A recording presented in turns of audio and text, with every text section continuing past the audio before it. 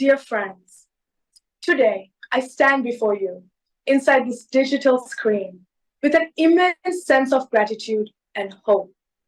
Gratitude for the remarkable individuals, both women and men, who have come together to make this moment possible, and hope for the transformative impact we can collaborate and create together.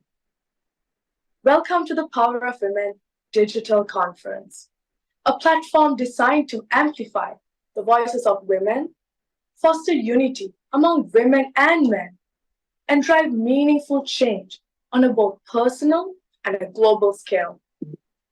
This conference is the culmination of a vision that has been nurtured by countless individuals who came before us, who believed in the power of collaboration, balance, and a sense of peace and well-being that is now passing on the torch for us to step up and take this forward. As we embark on this journey together, I want to share a fundamental truth that has guided us from the very beginning, and that is love and compassion. Love and compassion knows no boundaries. It transcends gender, age, geography, and all backgrounds. It's a force that has the potential to shape peaceful societies, redefine norms, and inspire generations to put the well-being of ourselves, our loved ones, and the planet at the forefront. Our topic of this conference is the power of women.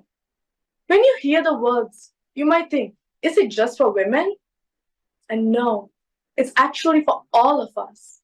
We all share one relationship in common.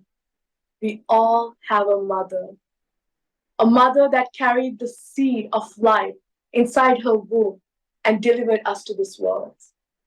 I always like to say, every king is born out of a woman. But let's not forget, in order for a woman to give birth, you need a man to give the seed of life so she can nurture it within her. That means we need each other to form life. We need each other to come to existence. And that is why our underlying three principles of action are reflection, recognition, and resolution. Let's begin by reflecting on the objective truths that extend far beyond our personal feelings and emotions. Let's reflect on ourselves and our relationships with each other. Let's reflect to become aware of our actions and behavior and taking accountability for ourselves.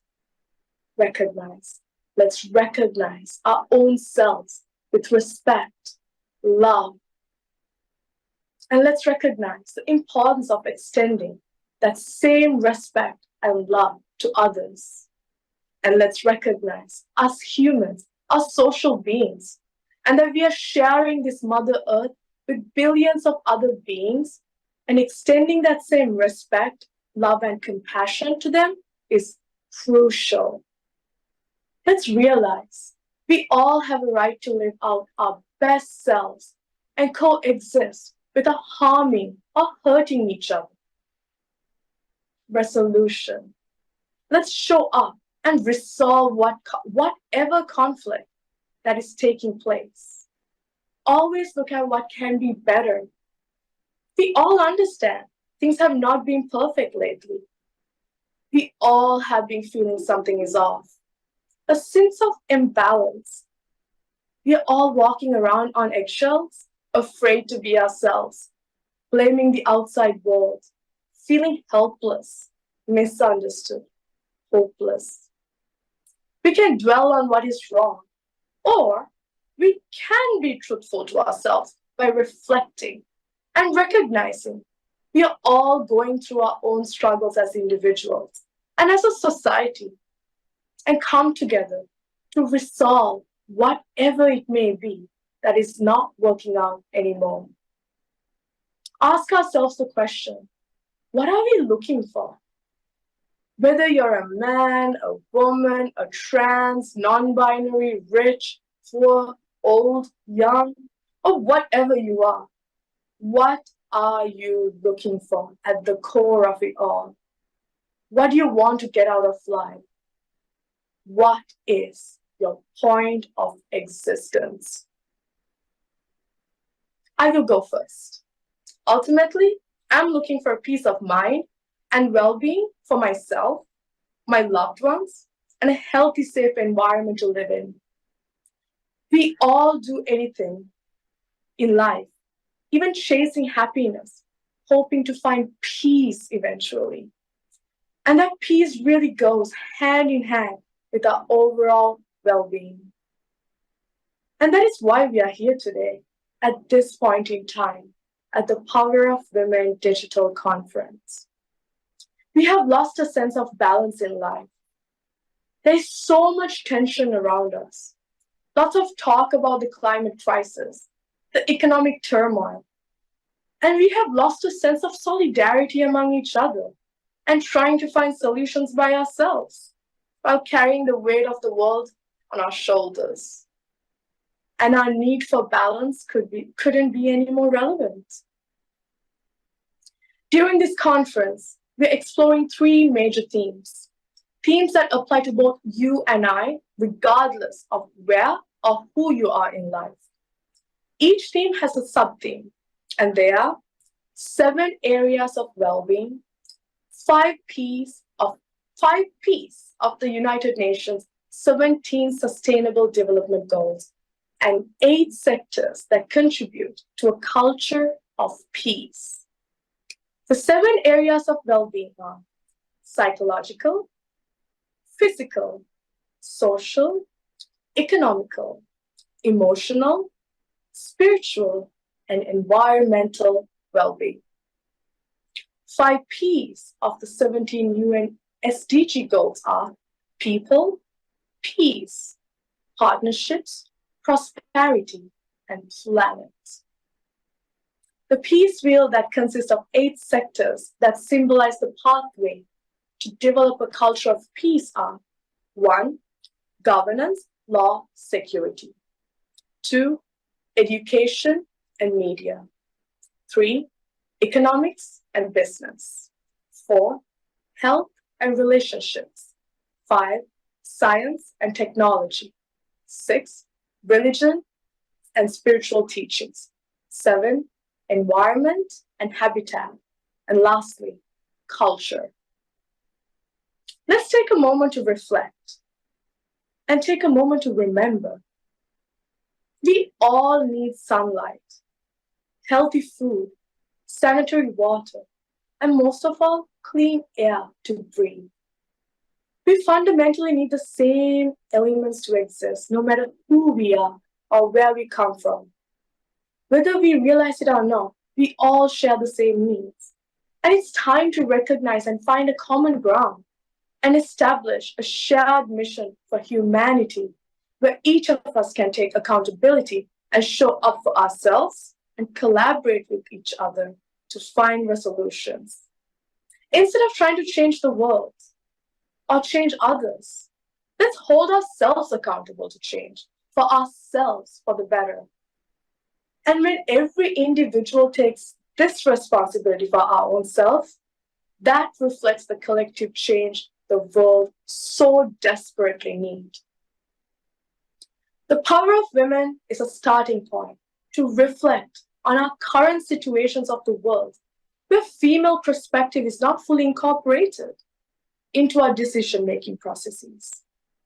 We all have both masculine and feminine energy within us that transcends our biological sex and the sociology of gender roles. We have been accepting and living in a world that has been heavily operating on masculine tendencies. But it is time to align ourselves from inside out to accept both masculine and feminine energies within us so it can reflect in our world. Power of Women is the evolution of the women's movement, changing the view of demanding or granting equality to recognizing and embracing the strengths of women so we can come together in a safe space where we are all respected, loved, and given the space to bring our best selves to each other. At the heart of this conference is the belief that there needs to be a cultural shift that broadens our current perspective. Music, media, arts, and entertainment are constantly shaping our worldview. And that is why we're focusing on edutainment, which is a combination of education and entertainment to use the power of storytelling to shift the current narrative to enlighten, engage, and empower with wholesome contents. Content, experiences, and events to be the catalyst that broadens our current perspectives. This cannot be done in a day or by ourselves. We have to come together. And to do this for ourselves and our loved ones. Do this for our mothers, fathers, brothers, and sisters, and most of all, for ourselves, to find inner peace of mind and well-being for all. Throughout the next few days, we will explore a range of critical topics, from women in leadership to gender balance, from environmental leadership to storytelling for positive transformation. We are here to start a conversation together. We will hear from renowned leaders, experts, and visionaries who have dedicated their lives to creating a more equitable world. Let's come together with an open heart, an open mind, knowing we may not have all the answers, but together we can find solutions by collaborating. And let's also remember, the impact of this conference extends far beyond the next 48 hours. It's an impact that will resonate long after our virtual stages go dark. The true legacy of this event will be the rippling effects. As each one of us take what we learn and apply in our lives, families, communities, and beyond.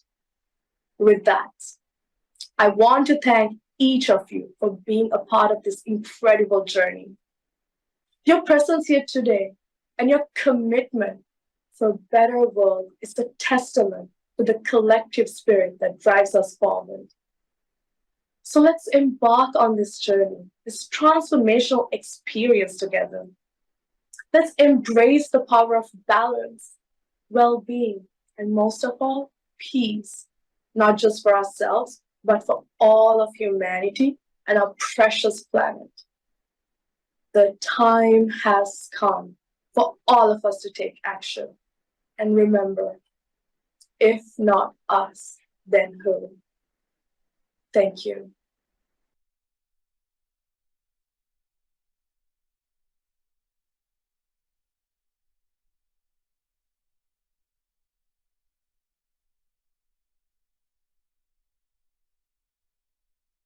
Hi, everyone. Welcome to the Power of Women Digital Summit, running in parallel with the G20 Summit out of India. Can you imagine this particular era that we're in, where there's a need for such an interior dialogue, for us to be able to see what's happening in our minds and understand what's happening in our hearts? Life is moving so fast, and I believe there's no other time in history that we have the resources that we have today. That means there should not be any abuse, lack, poverty, famine, violence. So what is going on? What is happening in our minds and in our hearts that we're not able to somehow express the divinity that we were born with? Our opening summit today has this beautiful, fragrant voice of a spiritual leader who I've had the fortune of knowing since I was a teenager. Brahma Kumari's sister Jayanti, who is a spiritual pillar of the Brahma Kumaris movement. It is a movement of men and women and over 1 million volunteers in 110 countries, with approximately 9,000 branches of people who are turning inwards to try to reconcile, try to purify, try to find clarity in their own minds so that they can bring harmony and peace to the planet. And who better to open our summit than with Brahma Kumari's sister Jayanti. Sister Jayanti, thank you so much for joining us today. And nothing would give us a greater pleasure than for you to open us up with a blessing, a meditation, a prayer for our conference, and to perhaps get some tips from you into how can we make the world a better place. Thanks again for joining us.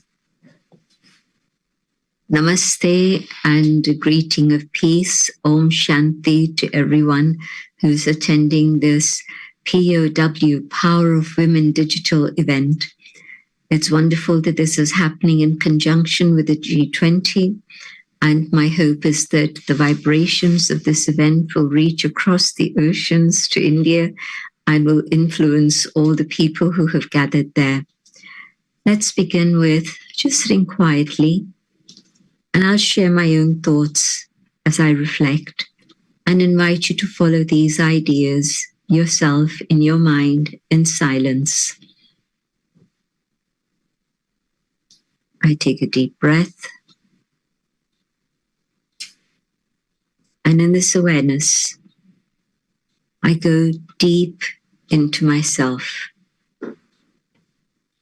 deeper and deeper, until I connect with the inner being that I am. Once I accept this inner being,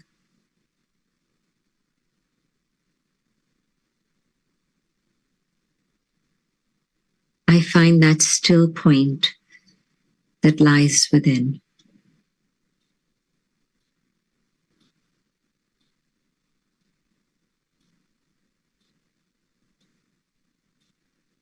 And when I do that, I recognize that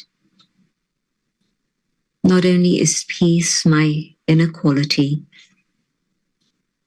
but it's also the gateway to love,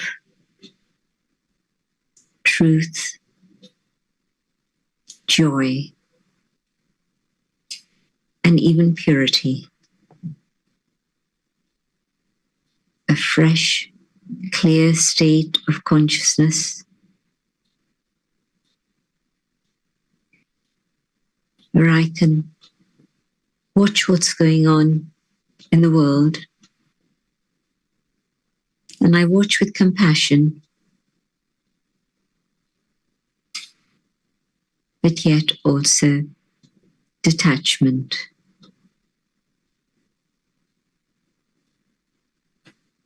I see indecision.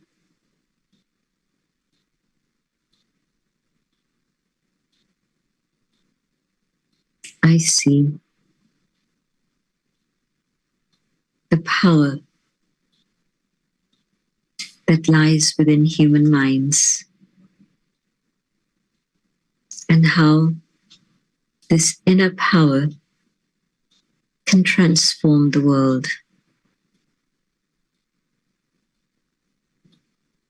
And I see the injustice.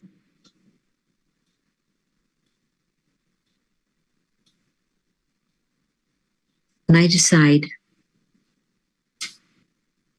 that with power from above, the power of the divine, I wish to send God's light and God's love not only to the whole planet, but also all the parts that haven't yet been accessed.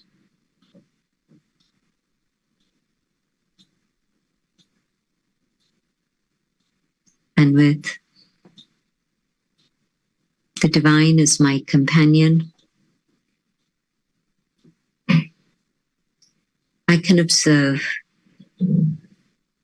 the light of the divine reaching out across the world, the light of truth, the light of wisdom, the light of love.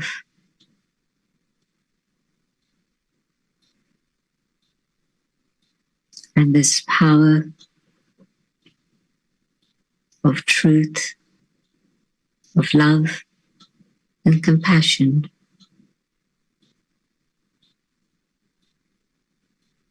are the feminine side of the divine. And these feminine qualities are truly what the world needs now, so that there can be justice again. Justice for all, so that together we create a better world for all.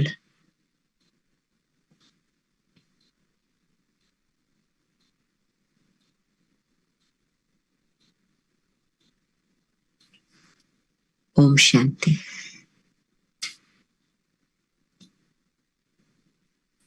Thank you. It seems so easy, Sister Jayanti, when we spend more time behind our eyes and use those inner resources for the common good. Before we come to a close of our time, I wanted to really ask you just one or two questions. Brahma Baba, who founded the Brahma Kumaris, someone that you met, someone that you knew intimately. My question for you and for our audience is, what do you think Brahma Baba recognized or realized in the 30s that he risked his life to empower women in those days? What do you think he saw inside himself that opened him up to just empowering women all over the world? What was it that you saw in him that took that step of courage? It was God's love that was shining in Brahma Baba's heart.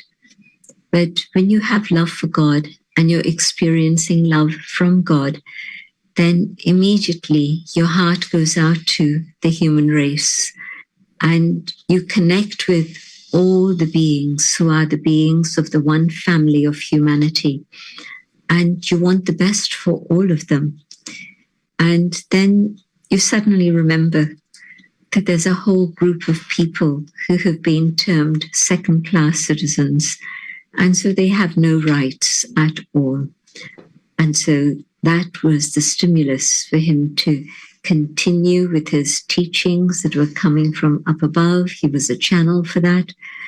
But he knew that it was important to continue as an instrument so that more and more women could come to recognize their own inner capacity and be able to develop it and use that to serve humanity. Did you recognize while growing up with Brahma Baba and the women that he was training or teaching or guiding, did you notice that they were struggling with believing in the high vision that God gave through him for them to see themselves? Because one of the things I've been observing in our generation is sometimes a woman is just, she's not seeing how worthy and capable and powerful she is. And I'm not sure if it's because she's just not been given that window of opportunity to keep seeing that. So while you were growing with these incredibly powerful women that we call the daddies today, did you notice that it took them time to recognize within themselves their worth, their value? I think the first step for them was to be totally detached from the body that they were born into. And they were trained to experience what we call soul consciousness. And so Baba reminded them, you are not bodies, you are souls. And the soul is a radiant spark of light. It's infinitesimal, no length, no width, no breadth, no height, and yet it's real, it exists. And Baba reminded them, you are the immortal, eternal soul, and your original state is that of purity and peace. And at some point in human history, you were the Shaktis who were able to vanquish the demons, the devils, and a better world was established. And so he spoke to them on this level. First, the awareness of the inner being, the detachment from the physical body, so that then there was no sense of being deprived of anything in any way, because everything was then available for them and available from deep within, not on an external level. And when they began to discover these treasures within themselves, then yes, they were able to give respect to each other and stay in harmony together for about 12 years.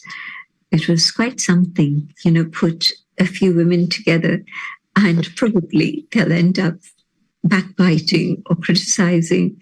And that's not just women, but it's human nature at the moment. But when you have time, that's what people tend to do. But Brahma Baba made sure that their thoughts, their ideas were filled with greater and greater awareness of the spiritual dimension, which included this concept of a better world, a new world, but that it could only happen if they could cooperate together. And the story in India goes that there was a mountain where there were a lot of robbers and nasty things happening, and some people wanted to turn things around. And so they were told, each of you can give a little finger. That's it. That's all you need to do. But when they all gave their little finger in cohesion, in collaboration with each other, and just a little finger, and the mountain could be lifted. So that's an incredible story that always sparks me, because today I might think I'm alone. There's nobody else to share these ideas with. But no, you have a big unlimited family that's there to support you. And I'm sure you'll get the phone number in just a minute. But whoever it is who's able to see this program, I hope that you carry away this inspiration that I am that inner being of light and I shine. And yes, we have to do things on the external level in terms of our roles of gender. But again, people living in their homes, their families, and yet coming every single day, whether it's to your Peace Palace in Washington or whether it's any other center anywhere in the world. And as soon as they come in, they feel a sense of peace, a sense of calm, because the vibrations are such. And so what we have to do is not just create vibrations like that for one house or one home, but we have to be instrumental in working together to create that better world by displaying the qualities that we've imbibed within ourselves and share those with others, not by preaching, but simply by being.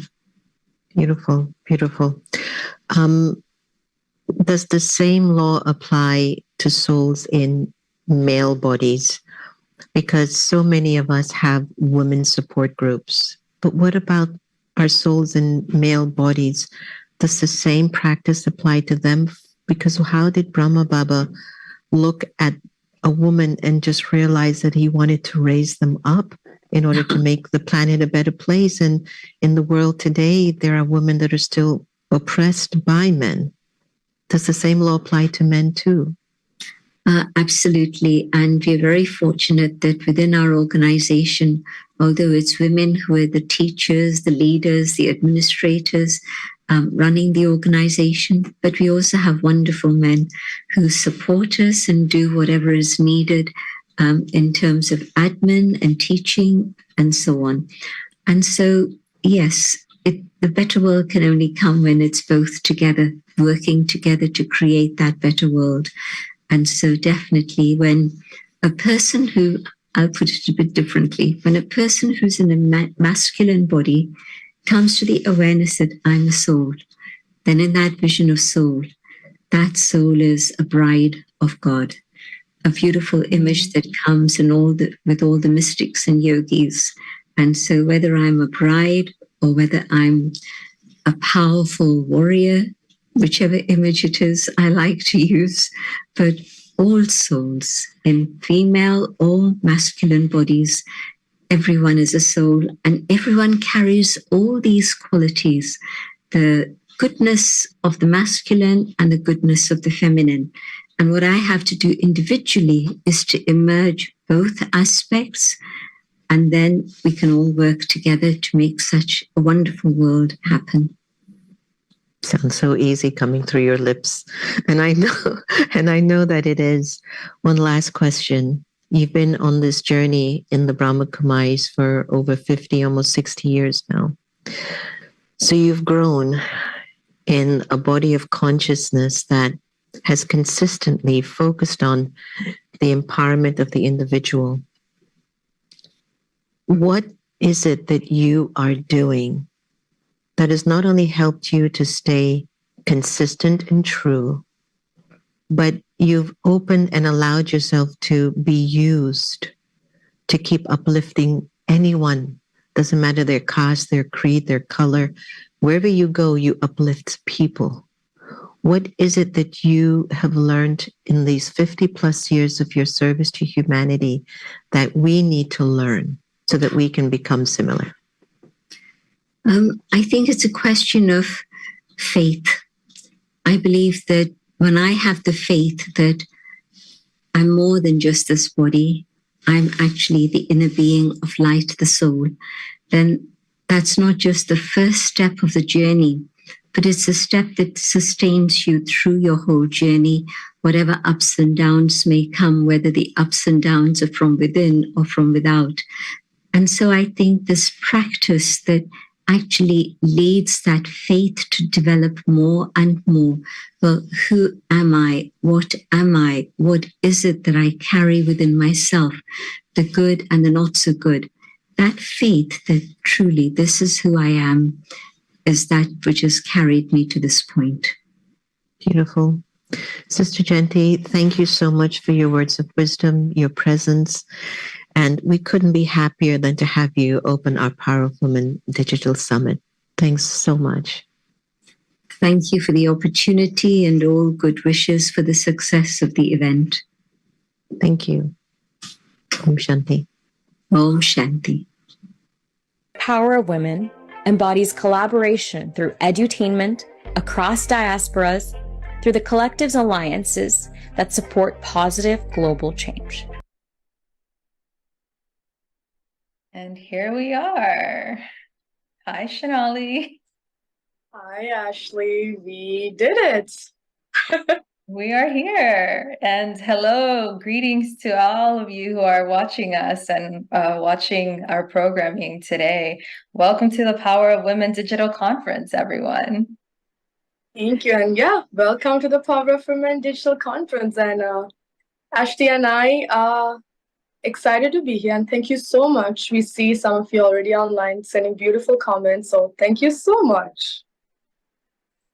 It's such a special day, such a special 48 hours that we have prepared for you all. And we wanted to come on live to first and foremost extend greetings and love to everybody, all of our supporters who have helped get us to this point. And we want to talk today about just holding space, this concept of holding space, which is really the essence behind the Power of Women Digital Conference. It is truly a place for all of us to come together as one, to have conversations, to hold a safe space for all of us to discuss different themes and topics that are pressing at this point in time. So with my POW sister here, Shenali, who is the founder of Power of Women, we would like to share a little bit more behind our motivation and drive for putting this conference together. I want to ask Shenali a couple of questions to get it started. Shenali, because she is what they call in the East, in Eastern traditions, the Shakti energy behind the Power of Women. So Shenali, what drove you to bring us all together? I think, Ashley, thank you, by the way. I think you're a Shakti too. Like Sister Jenna always says, we're all Shaktis coming together.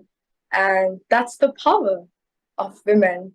And when we started the digital conference, I have to say, Ash, you have been my power girl always, my partner in service for more than half of my life. So when we talk about creating a space, holding space, you have always inspired me.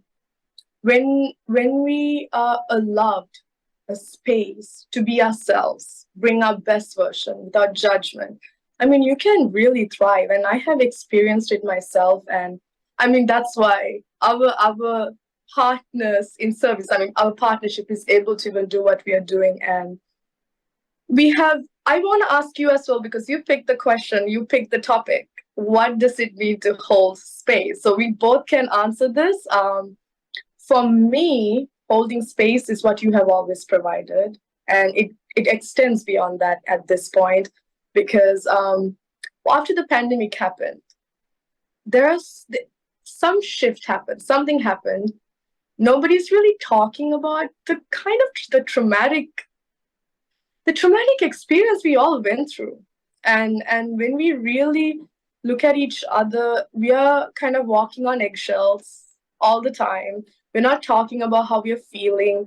And the truth is, I feel like everybody's going through so much, no matter what we see on social media or whatever we see. I feel like everybody's going through something inside. I mean, we wouldn't know because not a lot of people talk about it. I have been fortunate enough. I have a good foundation of people that gives me the space, so I can do things like this. And truly, I mean, we are two ordinary people. We realize this is a space that's missing. And for me, finding out, okay, G20 is happening, and this is about really global leadership, and how come we are not a part of this conversation? I have the passion, I am willing to take action, and I have a vision. How come we are really not a part of this conversation, although it's impacting all of us? And it's not to point fingers. Honestly, it is what it is. Things have been happening.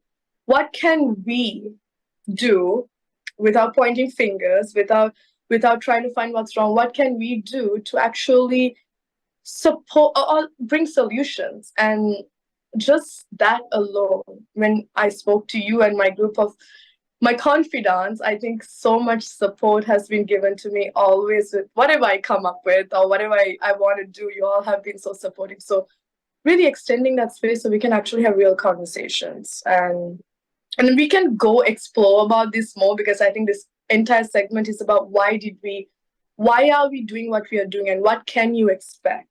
And one of the main things, before I let you, I'm going to ask you the same question, by the way. We talk like this every day. So I think one of the most important things for us to remember is every person that's watching right now, are you going to see it later when you watch this? Are we really having the space to really express how we are feeling? And are we able to actually have a discussion without feeling offended or being very sensitive about things? How about if we create a space where you can actually bring yourself, share your perspectives, not trying to impose your perspectives, but being accepted for your perspectives, at the same time recognizing we are working with a collective. I mean, humans, I feel like we are meant to be social creatures. We are not meant to be working in silos, which is kind of what has happened in this digital age. What can we really do when we come together, really give each other that space? So I will go into it, but I want us to have this discussion. So why did you choose this topic today? And tell me, what does it mean to be holding space? Because you do that so well. Well, that's what we're doing with this conference. It's really, how do we all come together and explore the different themes that we'll all have the pleasure of tuning into. But when I really think about a safe space, I come from a place of within myself. What does it mean to hold the space for myself, right? And at this point in time, there's so much going on. And you said it so well with regards to the pandemic. Are we even taking a moment to process what's happened to us at a global scale? Giving ourselves the space to understand what are the impacts to our lives at the macro and micro level. Are we giving ourselves that space? Are we having these type of conversations with our loved ones, with people in the workplace? We're carrying so much at this point in time. And that's what this conference is about. How do we open it up for everybody to feel included in these conversations? We're in collaboration with the C20, which is an official engagement group of G20. And through this weekend, they're going to have a conversation at the global leadership level about the economy and policies. How are these policies impacting our lives? We're just regular people, like anybody watching this. And what was our drive to bring this together? It was really, we took a step back and realized what is going on? What is going on in my life? What is impacting me in my life? And we decided to take action. We decided to take action because we want our voices to be heard, because there's a lot going on that we are not processing and nobody's talking about it. So that's really the drive for this conference. And I love when you say action, because we're going to have a panel later on with our Olympians, former Olympians and gold medalists, and it's going to be led by Marilyn King. Hi, MGD. One of the things she always says is the Olympian mindset. When you have a vision and you take action and it's driven with passion, I mean, there's nothing you can't do. And that's the Olympian mindset. And I think that's what really allowed us to do. I mean, before you and I found out that through her, I mean, this is one of the things I've always lived by. And I was taught by my brother, you know, and I think that's so important. When we started this, I mean, we decided to run in parallel to the G20. I looked at the leadership that was attending the G20 summit that's actually going to be arriving tomorrow for the summit. They already started arriving in India, Delhi. There were only 2 female leaders out of the 20. That's the G20 countries plus 19 countries plus European Union that was coming together. And I felt like it's okay as long as there's a balance of perspective. Are we really getting to share our perspective into this space? I mean, when we talk about the economy is actually something that really is tied into all other areas of well-being. I mean, the 7 areas of well-being we are covering, we are all going through something. We don't know how to pinpoint it. People, you know, the digital space especially, it was supposed to connect us, but I feel like now it's disconnecting us. And not to say that it's the most amazing, like, it's a great tool. I mean, we are able to connect right now from around the world. And the beautiful thing is, one of the quotes I love to use all the time is about electricity. Electricity can cook a man a meal or light up the room, or it can also cook the man by electrifying the man. So it's a matter of how we decide to use it. And I think the digital space was meant to bring everyone together, especially social media. But for some reason, people have really isolated themselves behind a screen. And we're not really talking to each other. We are just looking at each other from a distance through a screen, not really communicating, just putting up a facade through the reels and the highlights we post.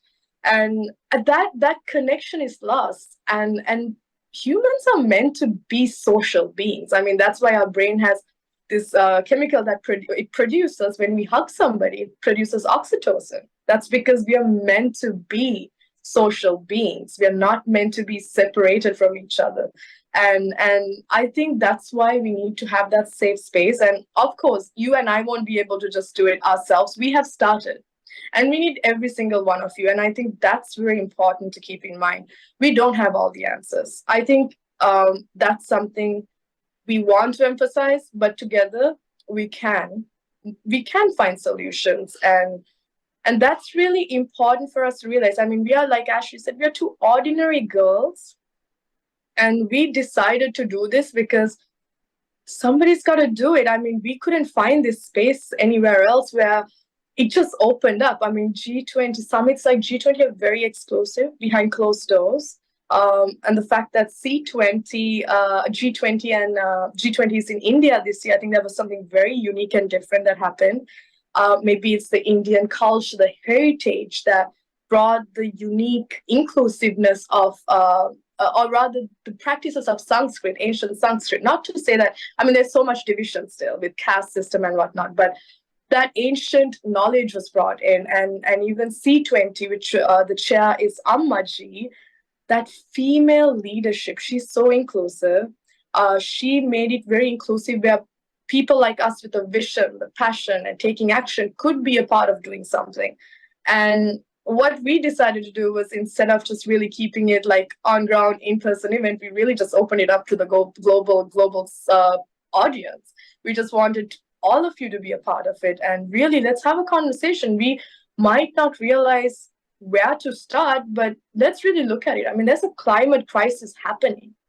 It is very scary. I mean, this is the first summer that nobody can deny what is happening in the world. It's really scary. I was traveling through London, Turkey, Greece, and now in Sri Lanka right now at the moment.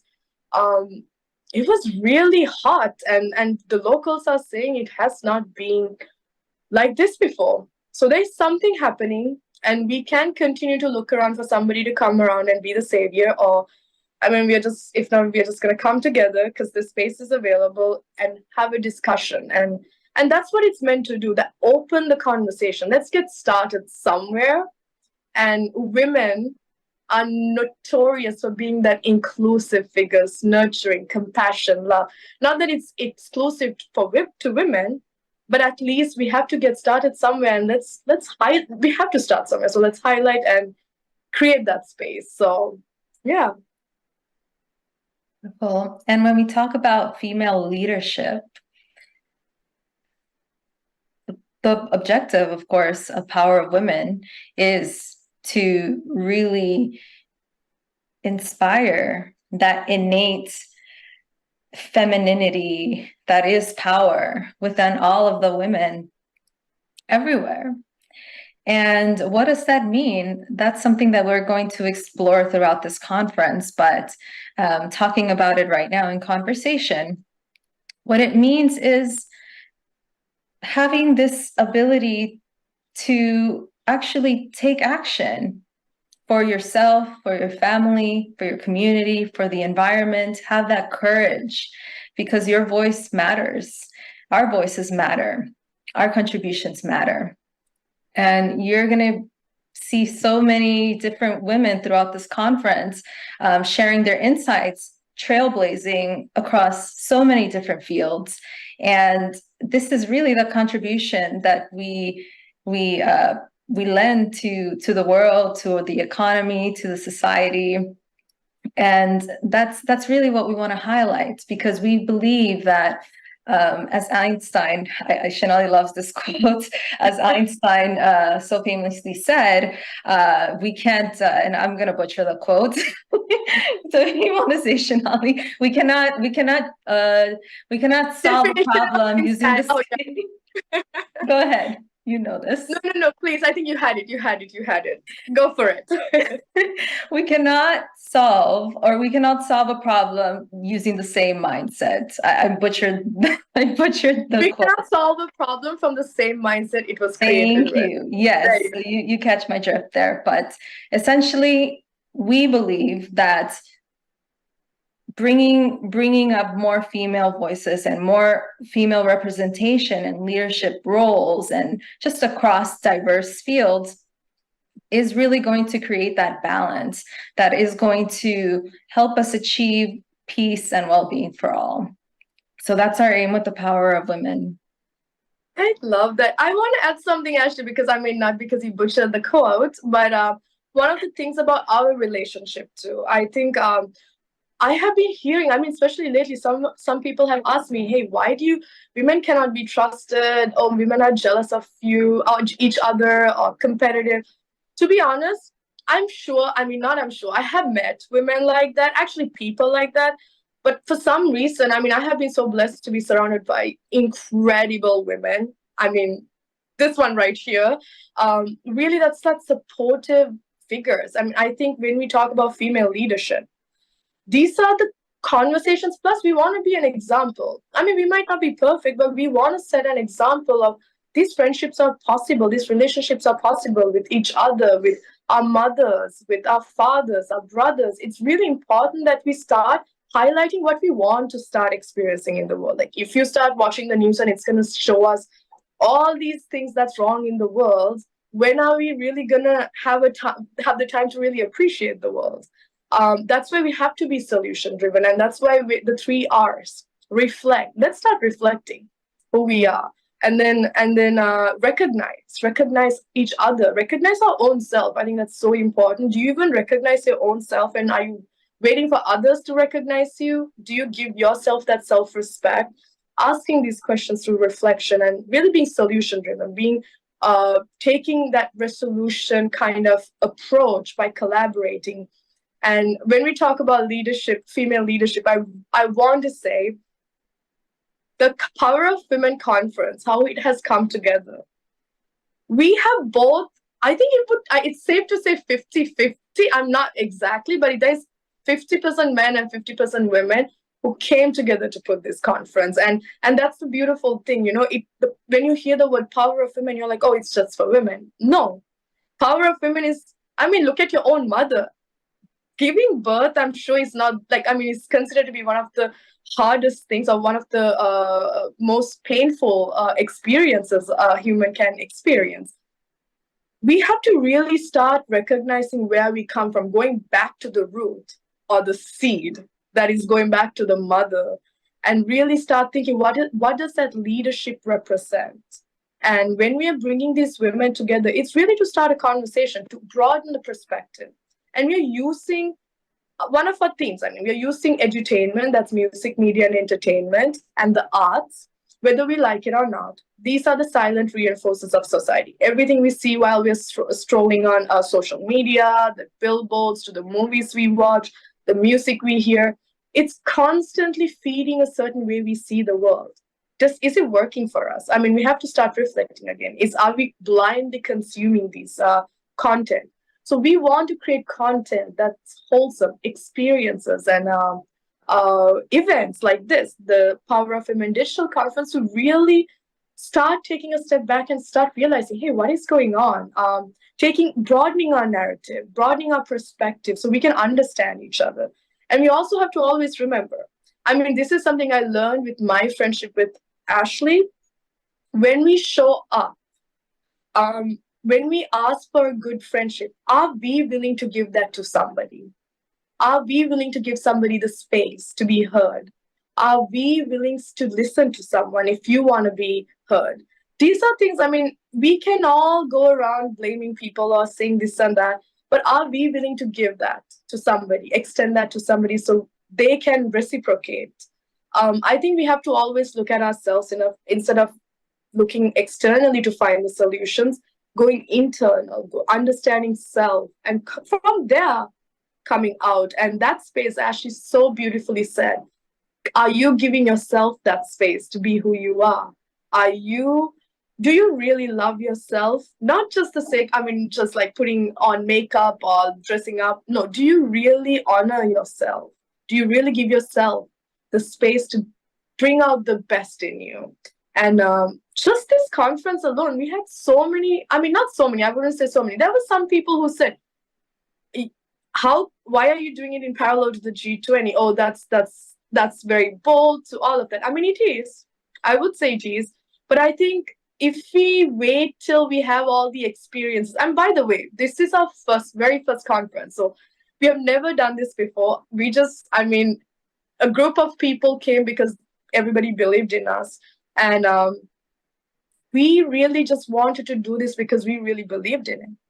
And if we were to wait till we had the experience of 15 years or putting up multiple conferences. I mean, when is that going to happen? That's literally half of my life when I was a teenager that I have to spend getting experiences. Are we really waiting till we are much older to do these things? And I think these are very important things for us to start thinking about. And I think that's why, and I want to recognize, by the way, when I said half and half men and women who helped us, it was really everybody coming together because this is needed. It is not because this is something we're doing because it's fun or we want to feel good. It's something that we really kind of, I mean, actually, you can speak for yourself as well. I mean, we were really pushed to do this. It's almost like we had to show up and really do this because it's time. Yeah, I resonate a lot with what you said, and I want to go back to the point of edutainment, because what do we mean by wholesome content? We have knowledge that exceeds our intellect.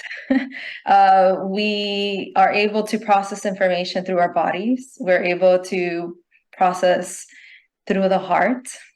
And it is our aim that with wholesome content in the form of edutainment, we are able to ignite this healing process that we need, that many of us need, just given what we're all going through, to really open us up at the heart level so that we are able to love the wholeness that we are, love our humanity, and realize that we are not that far away from these maybe abstract concepts of peace, world peace, and well-being for all.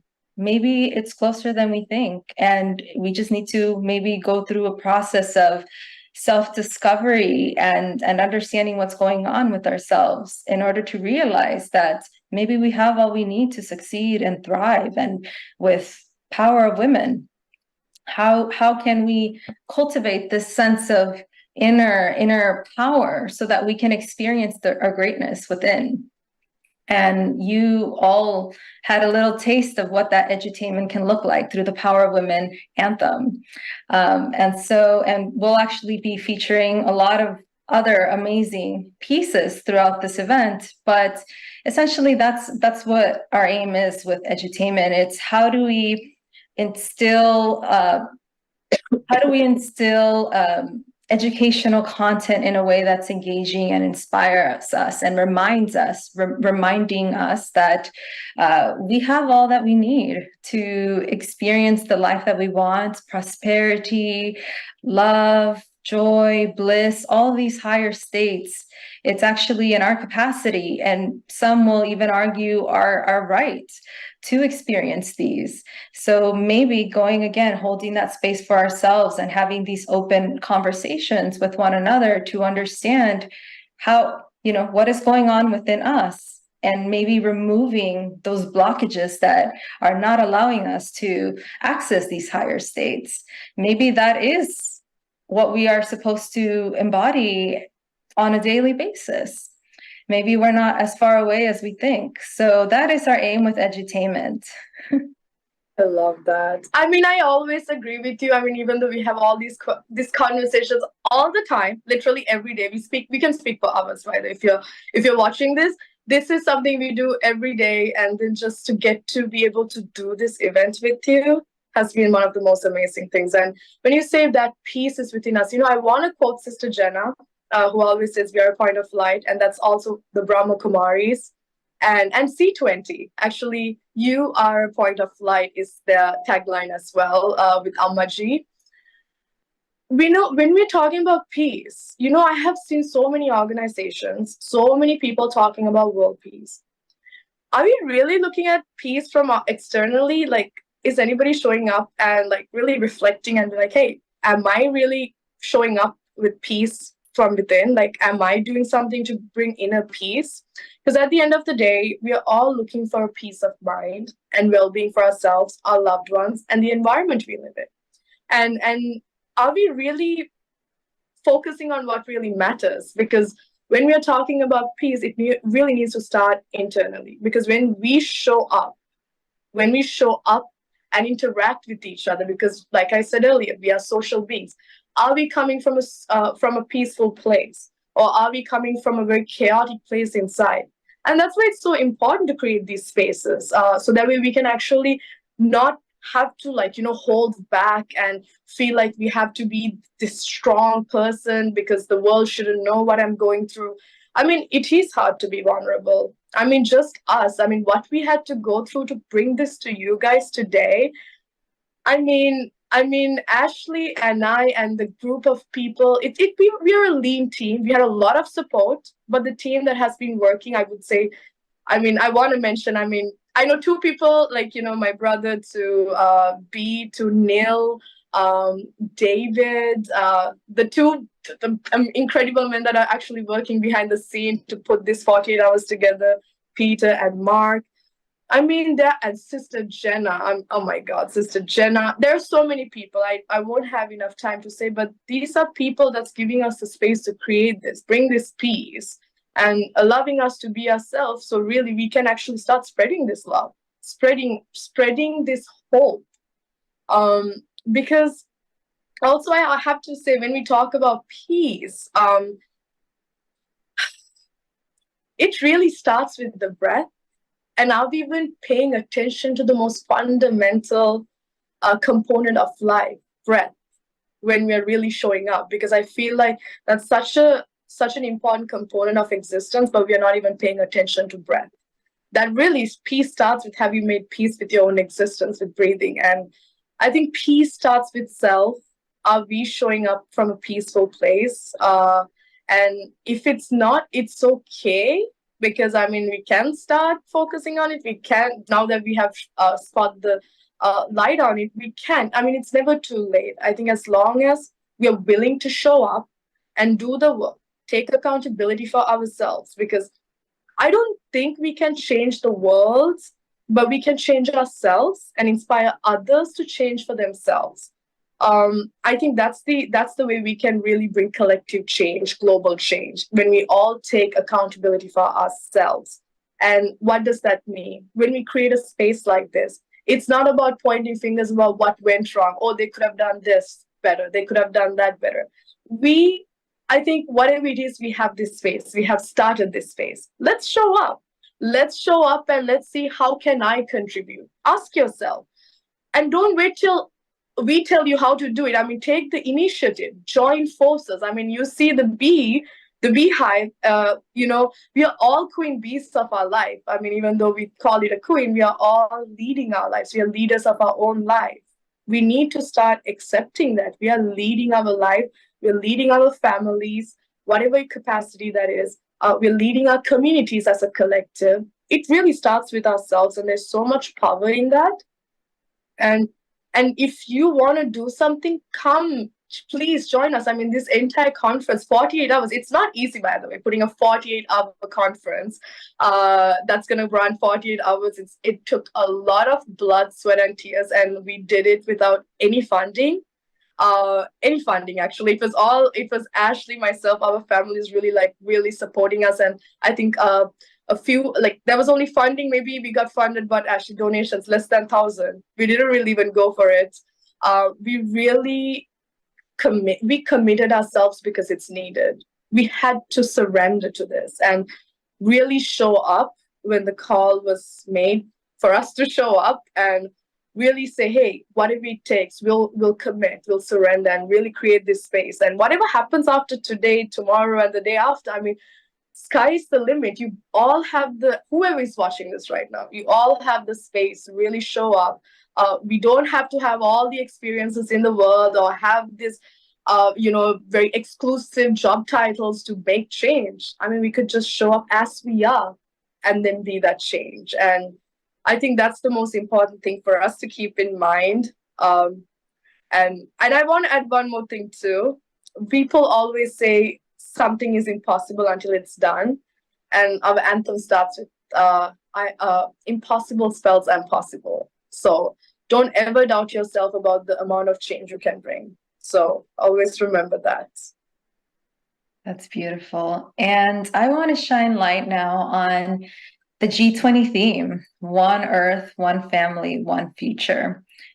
When we talk about holding space in the context of one family, one future, and I butchered that as well. But one Earth, one family, one future.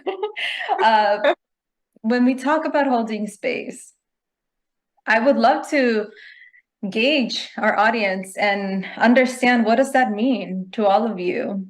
What does it mean to hold space, and what does it mean in the context of the G20 theme? And we're actually going to have some Zoom rooms available later on throughout this event that we would love to see you and participate. Hopefully we can get your participation, and we can have a discussion about it. We're also having polling integrated throughout the programming so that we can really engage in conversations and understand as a collective what does it mean? What does power of women mean? What does a woman mean? What does a safe space mean? Having these open conversations, and as part of having a safe space, it's also valuing everybody's perspectives. There's no wrong perspective, and just being respectful of everybody's perspectives, because we're all spread across the world, so we're all having different experiences, and it's important to respect everyone's perspectives. But yeah, we would really love to know, what does it mean with this G20 theme of one family, one future? What is it? One Earth. I'm not good with quotes. I'm sorry. You're getting to see a little bit about who I am. Shenali knows all the quotes. But essentially, yes, this is what we're talking about with holding space, right? Even accepting the humanity of forgetting quotes and laughing and just bringing your whole self to the conversation and in your relationships and in any setting, really embracing the wholeness of who you are. And so, once again, it's such an honor and pleasure to have you all tune in to this conference, and you're all in for a treat. And again, thank you so much for allowing the power of women to enter your hearts, your souls, your minds, and we look forward to having a conversation with you. That was so beautifully said, and you're right. That's a part of being human, forgetting quotes. Where none of us are perfect, and I think that's where we need to start recognizing and being real with ourselves. Don't expect somebody to be perfect every time. If somebody makes a mistake, be willing to forgive, be willing to forgive. And I think we should also have the habit of apologizing, saying sorry, putting your ego aside. If you really reflect and realize, hey, you did something wrong, or you shouldn't have done something, be willing to say sorry, and at the same time, be willing to forgive. If you want to be forgiven, you must forgive. And that's one of the most important things. And what we have created, like Ashley said, we have created polling, and we have Zoom rooms. With the polling, what we're doing is really, we want your voice to be heard. We are creating edutainment. This is a long-term initiative. We are not here to just do it one time and then disappear. No, we are here. This is a part of a movement that has been happening for so long, the women's movement. We are the next generation of leaders. So we have stepped up to really, take a new twist and a turn with the women's movement. Really bring the edutainment component, bring our men to the picture. It doesn't matter if you identify yourself as a man, a woman, or a trans. It does not matter. We are all human beings at the end of the day. That's the most fundamental thing for us to remember. And why do we say power of women? Look at us.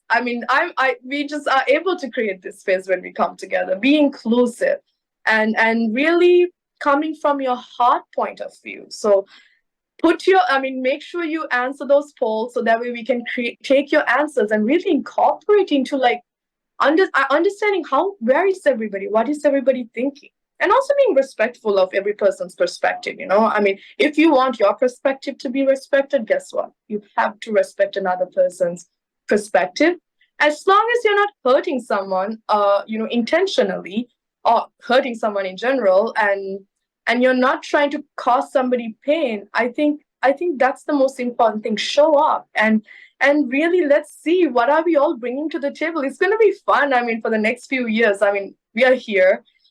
This 48-hour conference is going to be a starting point for discussions. There's so many incredible speakers with their wisdom. There are so many people showcasing their perspectives.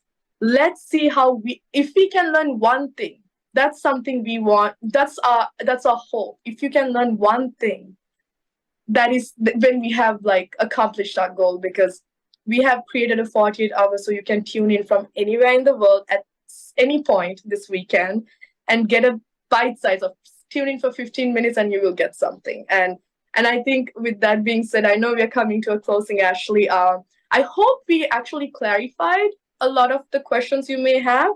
If not, please feel free to ask us. Go on our social media, powerofwomen.info on Instagram or TikTok or Facebook. Go on our website, email us. We are here to answer. This is really to make it more interactive. We will have Zoom rooms for you all to come in. And let's make it fun. I mean, let's stop thinking there's no hope. There is hope. I mean, we are here. Come on. There is hope. We have showed up. You all are here. So yeah, go ahead. I just want to say something real quick. We brought in the experts. We have over 100 speakers, and this has been so amazing. And just like all of you, Shenali and I are also on this journey. We're also learning still. We're going through our journey of growth and transformation, and becoming better versions of ourselves. So really, really, really, you're in for a treat with regards to the different speakers, touching on different themes.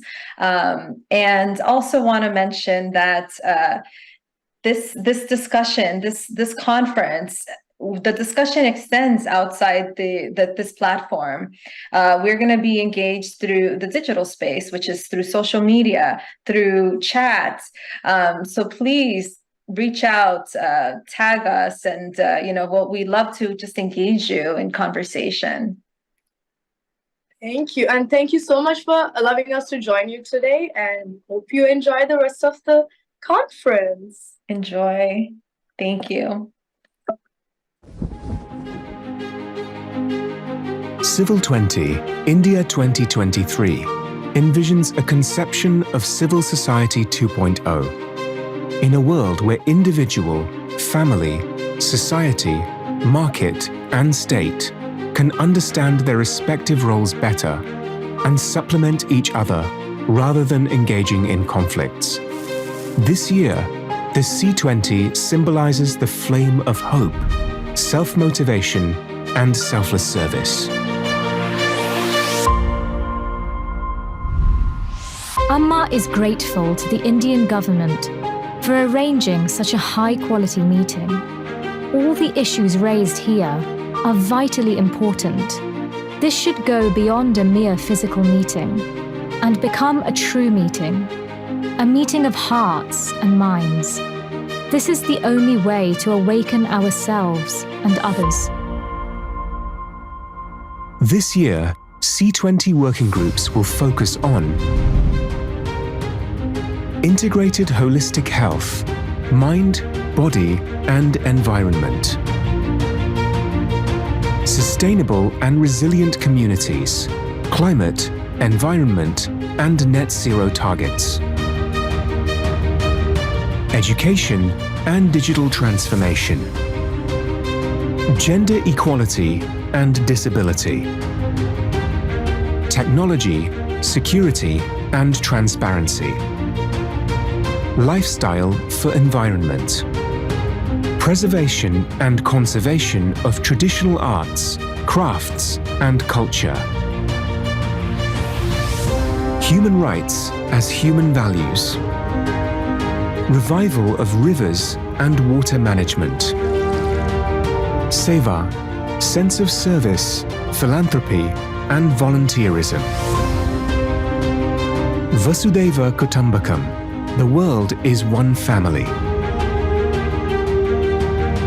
Diversity, inclusion, and mutual respect. SDG 16 and promoting civic space. Delivering democracy through participatory governance.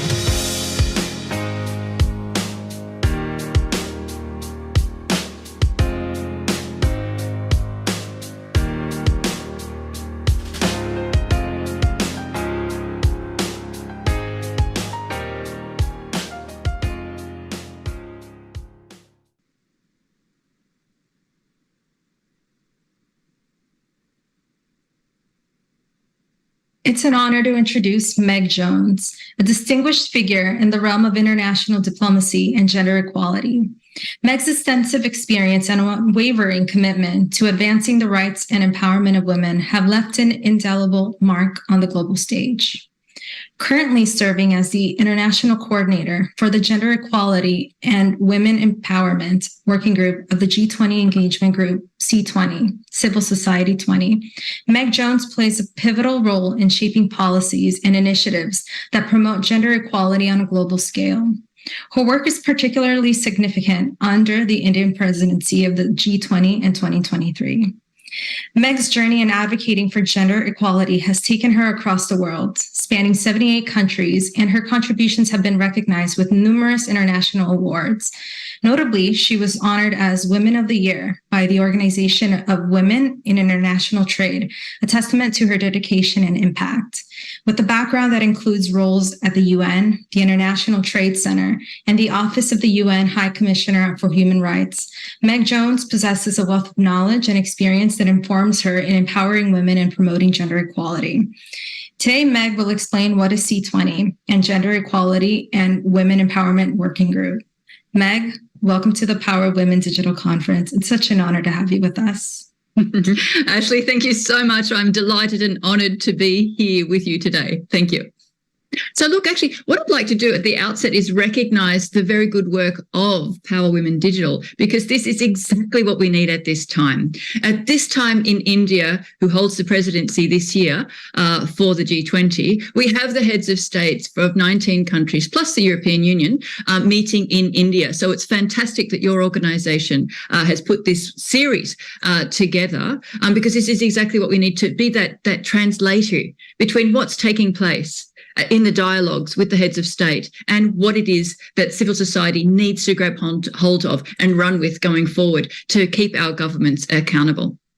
I mean, the C20, as you know, is Civil Society 20. We are one of the 11 engagement groups of the G20, which was set up to actually interact and advise those governments through a process on what the pressing issues of the day actually are. It's a big, heavy lifting task, and each government that takes it on each year needs to nominate a strong chair to bring civil society together. And we certainly have that. Prime Minister Modi, in his infinite wisdom, did actually appoint Sri. And I'm going to get her name beautifully correct because it's a little bit complex for those of us from overseas, but it's certainly worth looking up the extreme words of wisdom of our leader here, Sri Mata Amritananda Mayi Devi, otherwise known as Amma, who is the chair of the C20. Before I go into exactly what the C20 is there, Ashley, I wanted to take a step back and look at the G20 with those 19 countries plus the European Union. And let's have a look at why that's so important that civil society has a direct line of dialogue with the G20 and that's because of this reason. The G20 members represent 80% of global GDP, over 75% of global trade, and about 2/3 of the world's population. So it's got a significant power. And one of the advantages of the G20 countries coming together is that they can learn from each other in difficult times. In fact, that was why the G20 was established. Roots in the financial crisis, has worked its way through also in dealing with navigating the more recent COVID pandemic as well. So what the governments can learn from each other is best practices, which can be learned and reapplied in different countries. Now, the thing about government policy is that it does, of course, impact civil society, impacts individuals. And we as a voice, we need to have a voice to get through up to our leaders at the domestic level and then more broadly across this group. And that's actually what the C20 is. Now, in the context of the C20, under India's presidency, we have an unprecedented number of working groups underneath the focus of the work in the C20. And this is important. And I think the government of India, and in particular, Amma, this represents her understanding of not only the political issues of the day, but the social and environmental issues of the day as well. The mantra is one family, one future, one earth. So we've really captured that in the different engagement groups that we're looking at under the C20. So what I'd like us to do here, Ashley, if you wouldn't mind, is to put a little video together. We've put a little video together here to actually explain what the C20 is. And there's some key highlights in that in terms of the number, the breadth of the engagement we had this year, and also what the areas of the key policy recommendations. Within Civil 20, the Gender Equality and Women's Empowerment Working Group, formerly known as Gender Equality and Disability, is committed to holistically examining and addressing the multifaceted dimensions of inequalities and disadvantages experienced by people of all genders. We reflect the global commitment to ensure gender equality and recognize that this is a cross-cutting issue that affects all aspects of sustainable development. Under the guidance of the Honorable Chair of Civil 20, India 2023, Mata Amritanandamayi Devi, Amma, the Gender Equality and Women's Empowerment Working Group aims to reinforce an approach to equality and development through an understanding that mutual respect and compassion, regardless of gender, should be at the core of global governance for societies and the planet to flourish sustainably. Through this lens, the Gender Equality and Women's Empowerment Working Group's focus has been centered on 6 interconnected sub-themes that approach gender equality from the perspectives of economic empowerment and sustainable livelihoods, physical and mental health,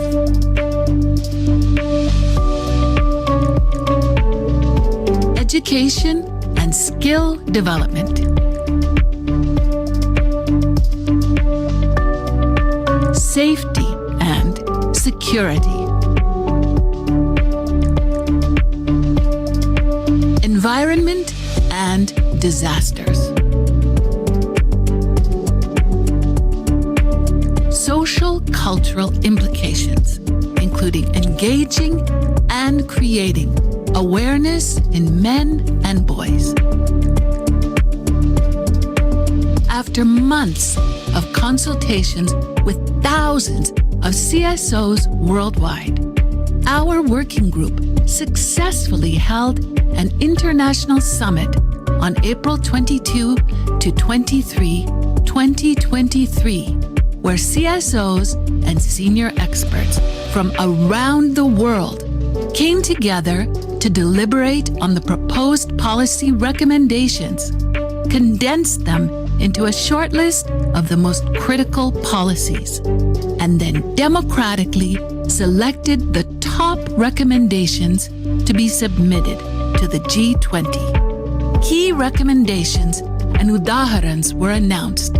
Among the most exciting achievements was the establishment of a separate working group focusing specifically and exclusively on disability, while our working group's identity shifted to gender equality and women's empowerment. The resultant policy pack on the theme of gender equality and women's empowerment captures the outcomes of this summit and reflects the most urgent and critical policies for the G20 leadership to consider.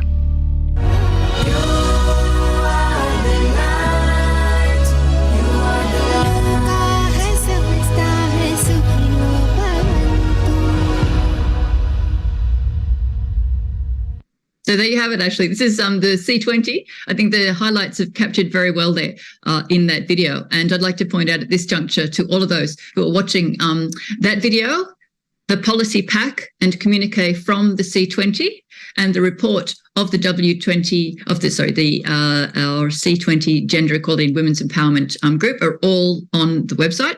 If you Google C20 Gender Equality Women's Empowerment, you'll be able to access all of those resources just there. And I would encourage those listening to do so because there, of course, you can find the policy recommendations. Now, what does that mean in the broader context? We are, of course, hoping that the G20 leaders who are meeting in India this week take note of those recommendations and do make commitments in that area.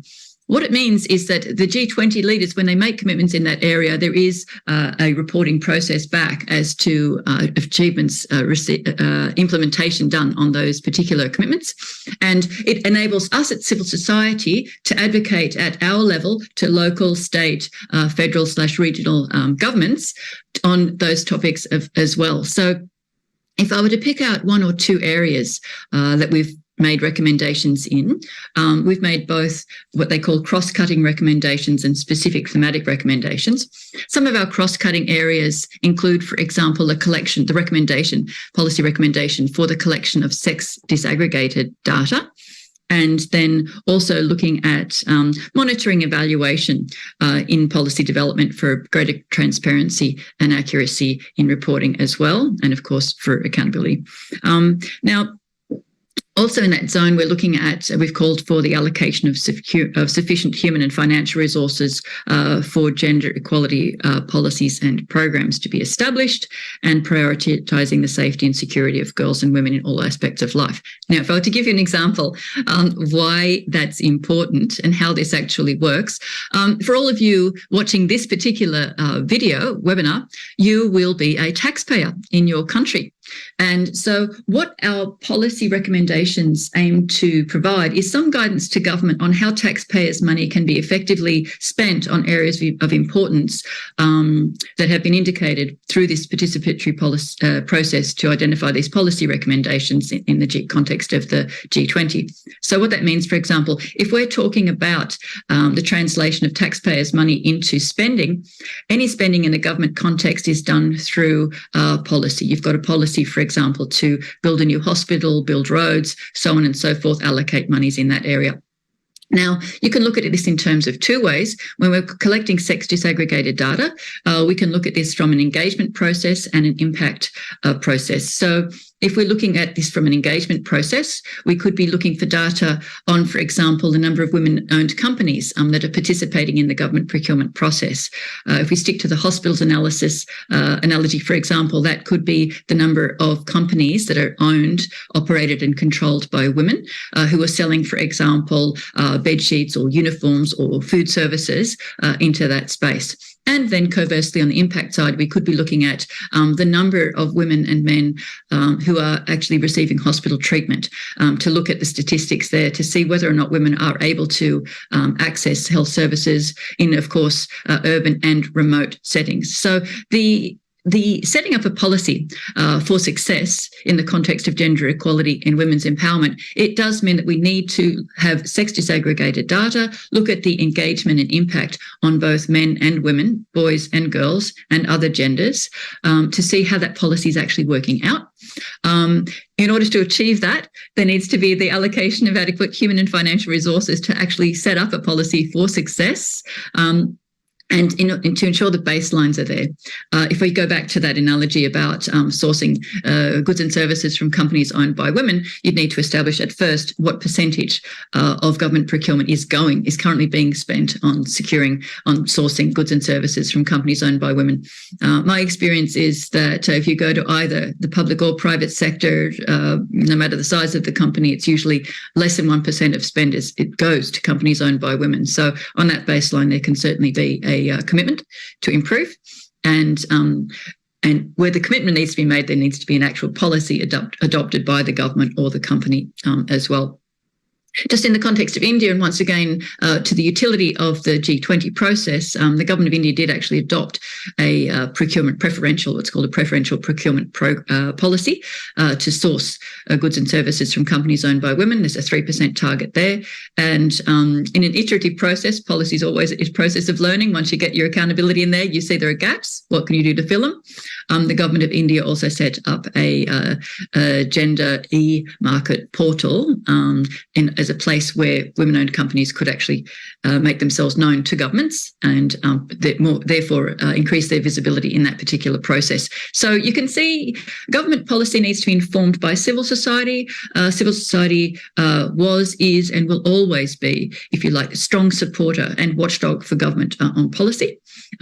So it's an iterative process. A policy is adopted. There needs to be the sexually segregated collection of data there, the monitoring, the evaluation of those policies, so that we can make sure that they are effective on the ground. And if they're not, why not?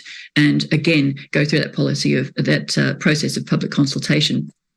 For improvement. So what you see in the G20 context has been, for each of those countries and civil societies that are participating, bring the knowledge and wealth from their particular engagement processes with government to this consultative level. We learn from each other, we make the policy recommendations, we help each other bring those to the attention of our governments and look to see that they're implemented across. And then between the different presidencies of the G20.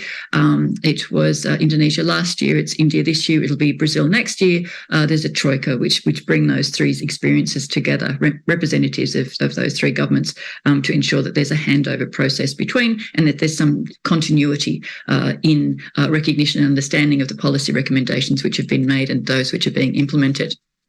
Meg, thank you so much for informing us on the significance of what it is for us, for the general public, to be aware of these policy recommendations and how it impacts all of us at a global scale. Thank you so much for explaining the significance of C20 in general and the Gender Equality and Women Empowerment Working Group. For everybody hearing, as Meg explained, the essence of C20 and the vital work of the Gender Equality and Women Empowerment Working Group. Hopefully everybody feels empowered with the knowledge and inspired. Meg, we thank you so much for gracing us today at the Power of Women Digital Conference with your insights and expertise.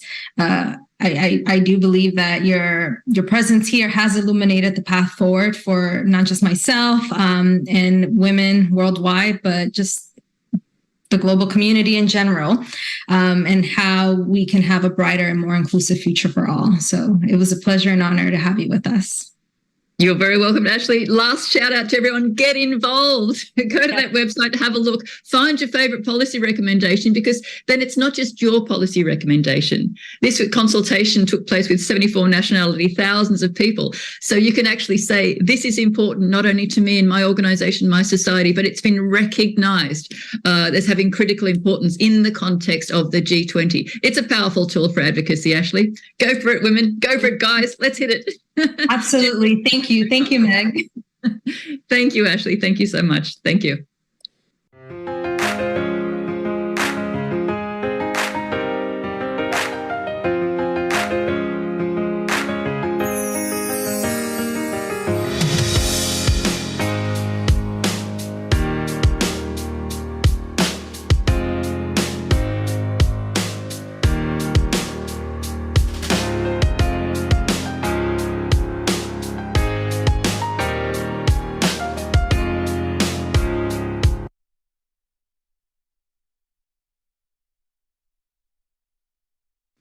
Hello, Miss Elisabeth Moreno. Welcome to the Power of Women Digital Conference. Elisabeth is a businesswoman and a delegate who served as the Minister for Gender Equality, Diversity and Equal Opportunities from 2020 to 2022, reporting to the Prime Minister of France. We are truly honored to have you be a part of the Power of Women Digital Conference, and we look forward to hearing what you have to share about the importance of women's role and participation in decision-making processes. Welcome once again. Shenali, thank you so much for having me. And more than that, thank you very much for this great initiative that your organization has taken, because this topic indeed is warm to my heart. But I think for the entire global population, I think it's a very, very important topic. And I'm glad that we have the opportunity to see how we can move forward and make real big changes. I'm very honored to stand before you today as we delve into this fantastic and immense topic because it concerns half of our human population. And speaking about women, peace and security, as a woman who has deeply been involved in this topic for my country in France, is really, really important to me. And I'm particularly enthusiastic about discussing how this critical aspect of human rights has evolved over the years. And if I'm correct, Shenali, in this session, we will explore the journey from 2002 to the present day, highlighting the progress we've made since then, the challenges we continue to face, and the road that lies ahead. And I'm going to be frank with you. I do not intend to consider the difficult situation women are living, because everybody knows that the situation of women across the planet today needs to evolve, and it needs to evolve quickly, not only in the interest of women and girls, but also in the interest of men and boys. Because everything that is done badly to women also impacts boys and men in our society. And we cannot imagine 1 second that mistreating half of the human population can go ahead without having an impact on the entire humanity. And I'm truly convinced that most of the difficulties we are facing in the planet today is because we are excluding women from the tables of decision, from the tables of discussions, from the tables of negotiation. I am very happy to realize that more and more global organizations, nations, NGOs, and governments are understanding that it is necessary to involve women in every single decision that has an impact not only on their lives, but also on the nations where they live. 2 years ago, I organized an event when I was a minister where we had more than 70 countries attending. It was with UN Women as well as Mexico. We did an incredible work with almost 50 countries across the world. Those countries all decided that it was time for their nation, but also for their companies, for their NGOs and every institution, it was time to give a better place to women. I remember the passion that was in the room. I remember the decisions that have been made. And 2 years after, I am so sad to realize that despite the commitment that had been made, we are still struggling on so many topics regarding girls and women across the world. So, I remember when I had some conversation with people telling me, oh, come on, in France, you don't need to have this kind of stuff because in these human rights countries, women are treated the same way men are treated. That's not true. Across the world, as it is the case in France, 1 woman in 3 is suffering domestic violence, physical violence, sexual violence by their partners and non-partners. So I am not going to share these data that you are all aware of, because everybody knows, whatever your expertise, whatever your experience, wherever you live, whatever your culture is, everybody knows that there is not a single country, not a single culture that treats its boys and men the same way it treats its men and girls. So if we say that, if everybody knows for decades that the treatment given to girls and women is different, that these inequalities do exist, we may wonder why 75 years after the Declaration of Human Rights was signed, why do we still have women killed by their partners? Why do we still have women that are raped? Why do we still have countries who are preventing girls from going to school just because they are girls? We may wonder why, despite the fact of our rights should be equal for every single human being, why women are still suffering so much inequalities. I have to say that my situation and your situation, Shenali, is much better than our mothers or our grandmothers. That's true. I have to say that the progress we have made over the past 30 years is just amazing. I can't count the number of laws, of dispositions, of declarations that have been made so we can see the situation of women improve. I have countless examples of decisions that have been made by countries to provide a better situation to their girls, to their women. But still, the results is so poor. And we can consider these inequalities that women are suffering like a kind of pandemic. But unfortunately, nobody has found the vaccine against these inequalities. So I'm not going to do what we used to do in these circumstances. I'm just going to tell you, as Einstein said, only insane people keep doing the same thing all the time, expecting different results. If what we have done for the past 50 years or so has not brought the results we were expecting, then it means it is time to change things. Maybe it is time now to give women the power they deserve. I do believe that women are powerful beyond what they believe, but they lack trust and confidence. They lack self-esteem because their education, because this patriarchal environment we live in, do not remind them every single day that they have intelligence, they have power, they have passion, they have ambition, they have willingness. So what is really preventing them from using this power to create a different world? Men have held the power for such a long time. And I'm not going to blame them because I think that they did their very best. I'm sure everything they do for their countries, for their organizations, they are doing it for the best.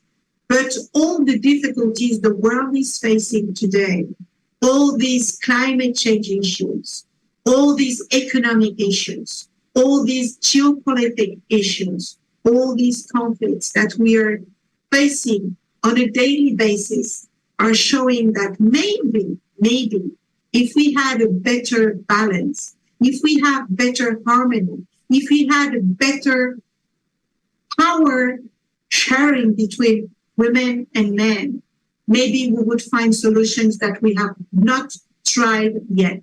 I know power is not something that is given. Power is something that is taken. So I urge all the women who are listening to us to remember all the power they have in their arms. I want them to remember that they give birth. When you give birth, you have all the power you need on earth to make the changes that are needed. So please, ladies, enjoy this power, recognize it, and play for the better, not only for you, but for your girls, for your boys, and for the men who are surrounding you, because they do believe that they know what needs to be done, but the proof is showing the opposite. We cannot continue to live in a world where half of the population is not considered for who she is supposed to be considered. We cannot accept a world where the entire power is on the hands of a few number of people. We cannot continue to accept a world where negotiation is only made by 10 or 20% of our population. We cannot accept a world where the money is shared by 10 or 20% of the population. We cannot accept to let humanity go into the direction it is going. And it is more than ever time to change.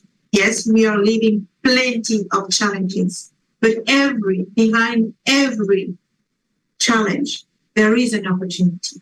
And I'm truly convinced that the coming century is opening the door to a true manner to do things, to eat, to sleep, to breathe, to do everything differently. And the only way human being can survive is to give the floor, to give the decision, to give everything needed to women. And you would see how this world will change. Wow, what a beautiful presentation. You know, Elisabeth, I think we have come so far, but there's a long way for us to go. And thank you for sharing such a powerful message with us today. And as the former French Minister for Gender, we're truly honored and grateful that female leaders like you are there to lead, and you really give us hope. So thank you so much. Very grateful for everything you do. Thank you. Shenali, I'm grateful again. You know, I'm sure that all the things I have said are things that everybody knows. All the topics you will be addressing during these 48 hours, everybody knows. Everybody knows that women are suffering because they are lacking economic power. Everybody knows that if we had more girls studying, we will get much more innovation, creativity. Everybody knows that it is unacceptable for every leader that will be listening to you. They have a girl, they have a boy. They wouldn't accept their girls to be mistreated as another girl may be. Nothing is new in what I'm telling you. What is new is my message to these women. I want them to know that they have the power in their hands to change this world. And it is time to use this power. Absolutely. I mean, we demand for something we don't have, but we already have the power. It's a matter of stepping into it and embracing it as women. Thank you for your powerful message. We have to be courageous. We have to trust each other. And you will see, because it's not a battle between men and women. I don't see it at all this way. I see it as a way to maximize our human power. If we give ChatGPT the power to change our humanity, we will all die. But if we decide that we have these women sitting next to us who have something to say, something to invent, then maybe we will see a big change in this world. Absolutely. It's about collaboration and coming together. This is time for all of us to work towards a shared mission for humanity. And here we are. Here we go. Thank you. Thank you very much, Shenali, for having me. And I hope, I don't know what kind of results you're going to get out of these 2 days. But I think it is time to stop speaking and acting.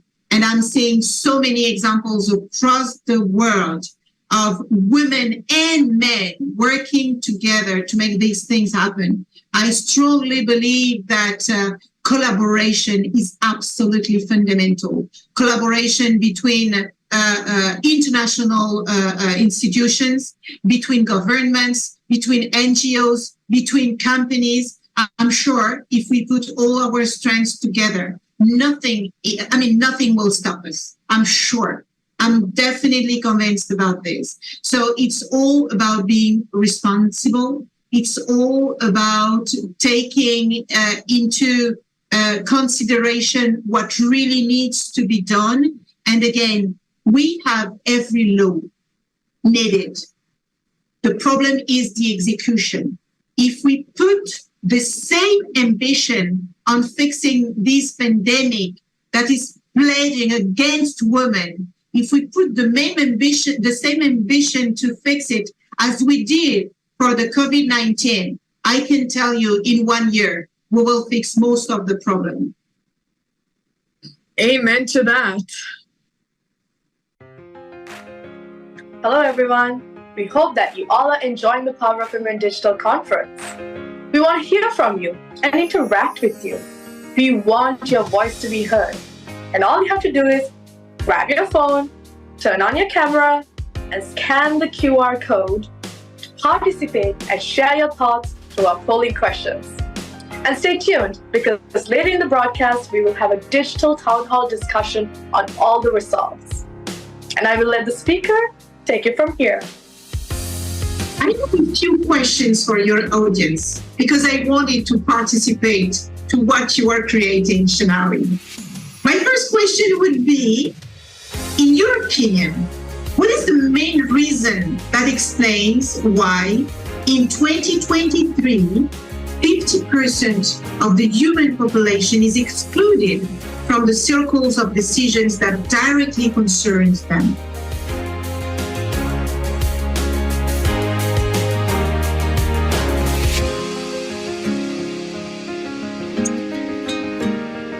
My second question would be the following. Lack of political determination, patriarchal culture, educational failure?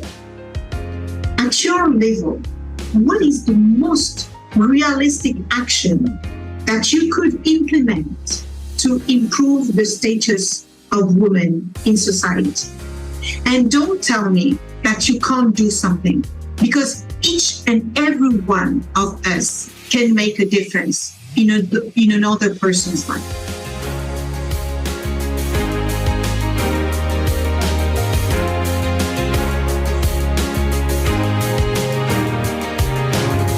And my third question is probably a bit more challenging, I may say. Which country in the world is the most respectful of women's rights?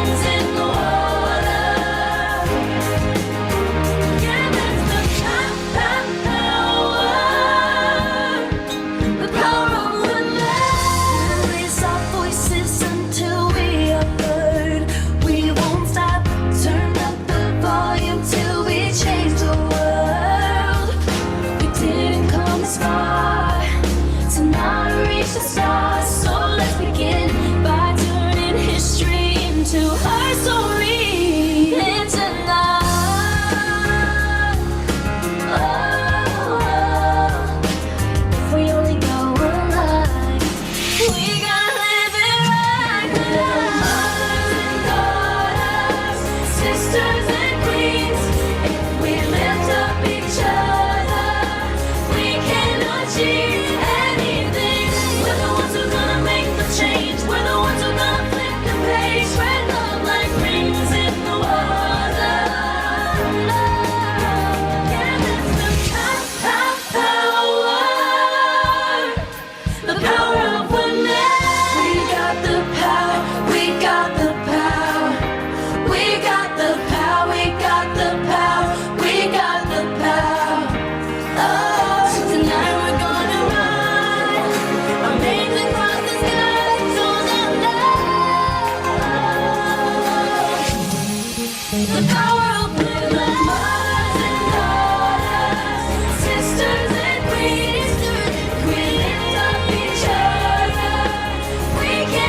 achieve anything. We're the ones who are gonna make the change. We're the ones who are gonna flip the page. We're gold like rings in the water. We got the power. We got the power. We got the power. We got the power. We got the power. Tonight we're gonna ride. I'll make it from the sky. So they'll know the power of women.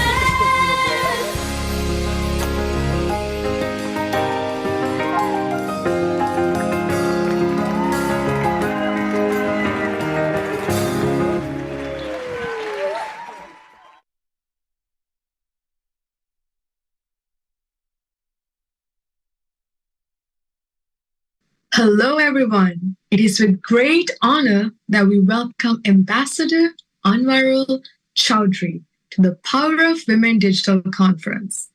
Ambassador Chowdhury is a distinguished diplomat and former Undersecretary General of the United Nations, and his pivotal role in championing the landmark UN Security Council Resolution 1325 on women, peace, and security has left an indelible mark on the world's commitment to empowering women's participation in decision-making processes. We're privileged to have Ambassador Chowdhury today and advocate for positive change with so much to offer. Ambassador Chowdhury, thank you for joining the Power of Women Digital Conference today to talk about Resolution 1325. Thank you. Thank you for that. Those kind words. My warmest greetings to all the participants joining at the Power of Women Digital Conference. In the first month of Bangladesh's joining the Security Council in January 2000, President Nelson Mandela was in New York to report to the Security Council in his capacity as the UN-mandated facilitator of the Burundi peace process. In an informal setting, he shared with us that his efforts to include women in the peace table were not working, as the participating men objected to women's participation as unnecessary, and as they cannot handle the seriousness of the issues. Eager to hear what women want to share, Madiba, as we are honored to call him, President Mandela would invite them to have tea with him in the evenings after the formal meetings were over. At next morning's formal meeting, he would present some ideas for discussion, and men around the table started praising him for those forward-looking ideas. He alerted them by saying that those were not my ideas, rather those were from the women whom the men are not allowing to join at the peace table. The key message here is that women add value and bring in positive perspectives to building peace, keeping in mind the best interest of their society. Women, equal half of humanity, bring a new breadth, quality, and balance of vision to our common effort to move away from the cult of war towards the culture of peace. Women's equality makes our planet safe and secure. Likewise, this is the core message of the United Nations Security Council Resolution 1325, titled Women and Peace and Security. And it is an integral part of my intellectual existence and my humble contribution to a better world for each one of us. More than 23 years ago, on the International Women's Day, on the 8th of March in 2000, as the President of the Security Council, following extensive stonewalling and intense resistance from the permanent members, I was able to issue an agreed statement on behalf of all 15 members of the Council, with strong support from civil society, that formally brought to global attention the contribution women have always been making toward preventing war and building peace. The Council recognized in that significant norm-setting statement that, and I quote, peace is inextricably linked with equality between women and men, end of quote, and affirmed the value of full and equal participation of women at all decision-making levels. That is when the seed for Resolution 1325 was sown. The formal resolution followed this conceptual and political breakthrough on the 31st of October of the same year, with Namibia at the helm of the Council presidency. After tough negotiations for 8 months, the unexplained silence of the Security Council for 55 long years on women's positive role was broken forever on the 8th of March 2000. The United Nations has recognized time and again that, unfortunately, overall progress towards gender equality had been unacceptably slow, with stagnation and even regression in some areas. Women's rights and equality are under threat from a backlash of conservatism and fundamentalism around the world. UN Secretary General Antonio Guterres said very succinctly that, and I quote, "The truth is that North and South, East and West, and I'm not speaking about any society, culture, or country in particular, everywhere we still have a male-dominated culture," end of quote. My work has taken me to the farthest corners of the world, and I have seen time and again the centrality of women's equality in our lives. This realization has now become more pertinent in the midst of ever-increasing militarism, militarization, and weaponization that is destroying both our planet and our people. Patriarchy and misogyny are the dual scourges pulling back the humanity away from our aspiration for a better world to live in freedom, equality, and justice. Men and policies and institutions controlled by them have been the main perpetrators of gender inequality, which is a real threat to human progress. The UN Charter has entrusted the Security Council with the responsibility of maintaining international peace and security.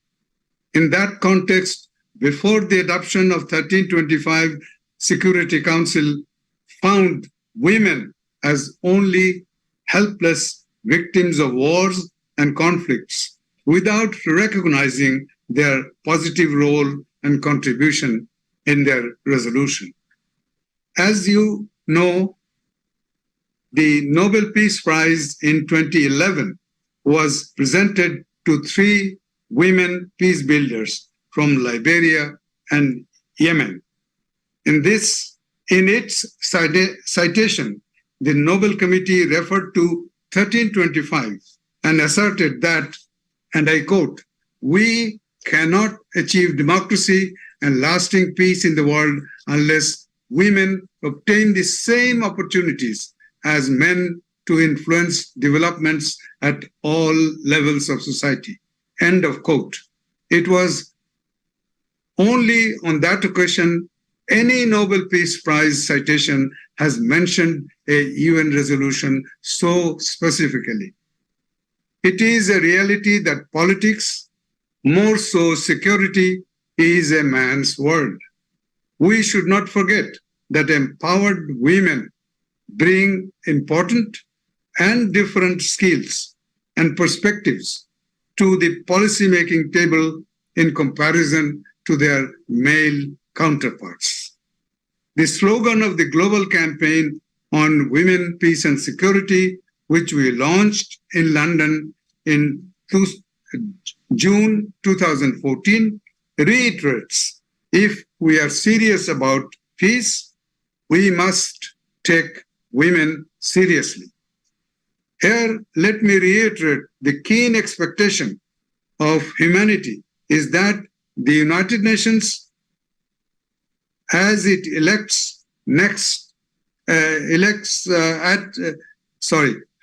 humanity, let me read again.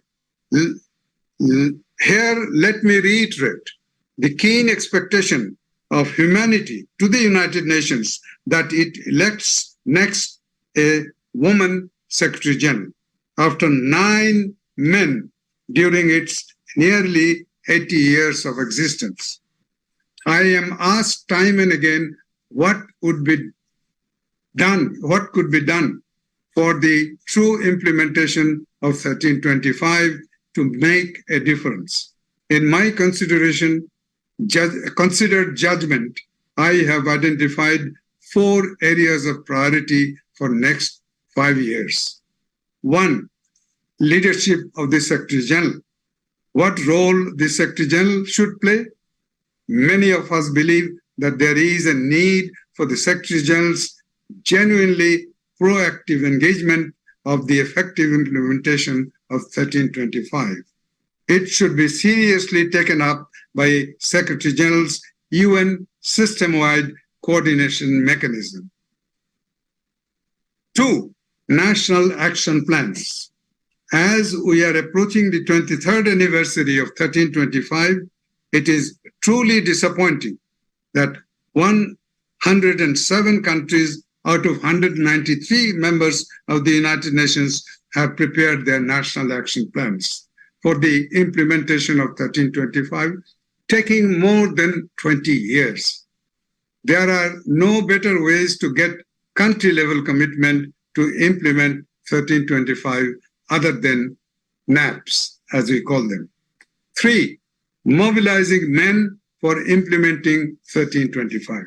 We need to recognize that women's equality and their rights are not only women's issues, but those are also relevant for humanity as a whole, for all of us. Number 4, direct involvement of civil society. Another missing element is a serious, regular, genuine, and participatory involvement of civil society in the implementation of national and global levels. The role and contribution of civil society is critical.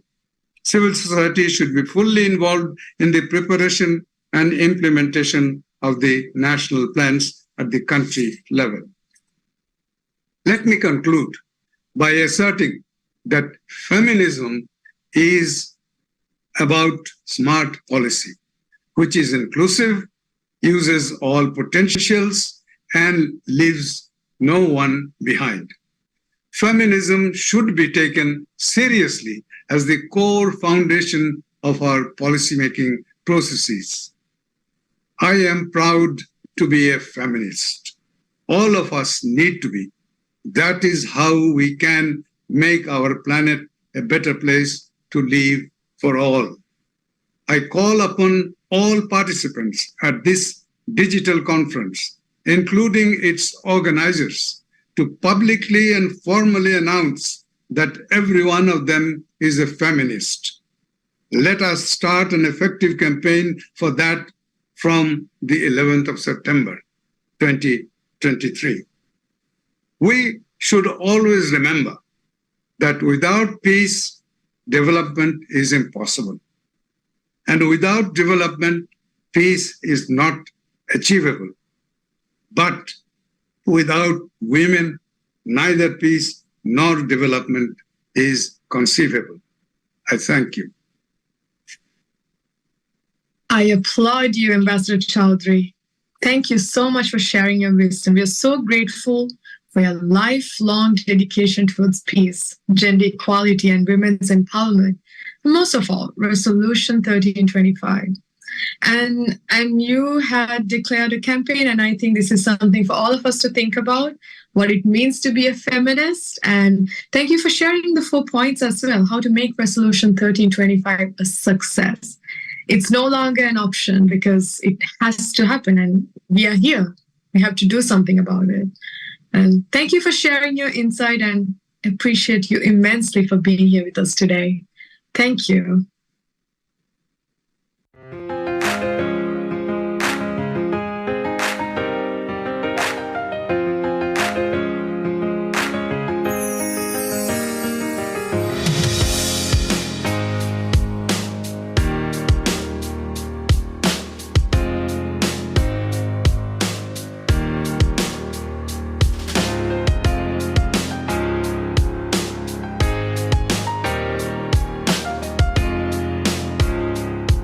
The theme of Power of Women embodies collaboration through edutainment across diasporas through the collectives alliances that support positive global change.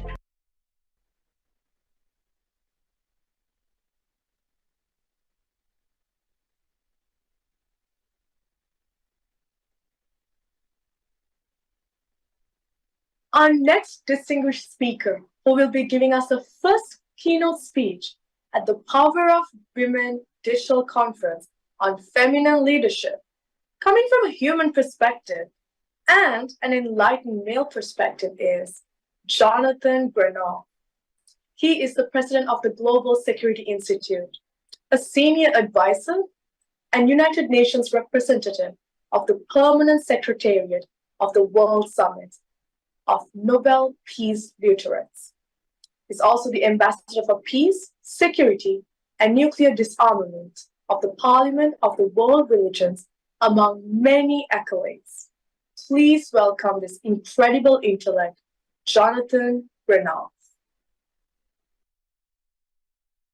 Hello, it's truly an honor for me to address a subject of truly important concern to everybody who cares about justice and who cares about making the world better, which is the importance of women's leadership and the full equality of the genders on the planet. So I want to begin by referencing a particular woman leader who is exemplary, inspiring, and created enormous change in the world. Her name was Bella Abzug. Bella was a congresswoman from New York, a lawyer, an activist, a visionary. And she was one of the leaders who helped create Women's Strike for Peace. And I want to begin with that because that was a movement led by women because they were frustrated by the inadequacy of the male leadership in addressing the extraordinary and present threat of the annihilation of the human species through the misuse of technology and the application of military expenditures and especially nuclear weapons. So in the 1950s, it became clear that because of nuclear testing, strontium-90 was appearing in mother's milk. It was discovered by looking at children's teeth. And a movement began in protest of this called Women's Strike for Peace. And in the autumn of 1961, over 50,000 women, which was quite a lot at that time, demonstrated collectively for an end to the nuclear arms race. They called it. They called for pure milk, not poison. And there was a joining of environmentalists, women's movements, and disarmament advocates, basically the organization SANE. And within a few years, it was enormously successful. It led to the Limited Test Ban Treaty, which ended any nuclear testing in the atmosphere on the planet Earth, dramatically lowering birth defects, cancers, and a whole range of horrible things that happened. And that was really important. The problem was that once the testing went underground, it was sort of out of sight and out of mind, and we haven't had such a powerful joining of forces since then. And that came about because of a very small group of women without the internet, using networks within a few months, put that movement together, and the demand was powerful. Their organizing was intelligent, and it was led by women. Bella Abzug, one of the people that did this, later on helped create an organization called Women's Environmental and Development Organization, WeDo. The other leaders that helped create that included the brilliant visionary Vandana Shiva from India, an intellectual and activist leader, and may she rest in peace, one of my very good friends, a Nobel Peace Laureate, Wangari Maathai from Kenya. Let me just say a few words about her leadership. She started the Greenbelt movement, which was a massive tree planting movement. I think they did it in over 6,000 villages in Eastern Africa. But she was a trailblazer of enormous courage, enormous love, enormous power, and enormous vision. And she understood that by organizing women to plant trees in the rural areas of Africa, that it would create a women's empowerment movement that would engage them in activism. She ran for president of Kenya, and the military junta people beat her with lead pipes and left her for dead when she came out of her coma in the hospital and called a press conference. She went public and said, "Well, finally I get a little publicity." She had a spirit that could not be beaten down. She had a strength that came from the roots of the earth and that stretched up to the heavenly blessings of God Almighty. She had no anger, she had courage, and she was incredibly effective.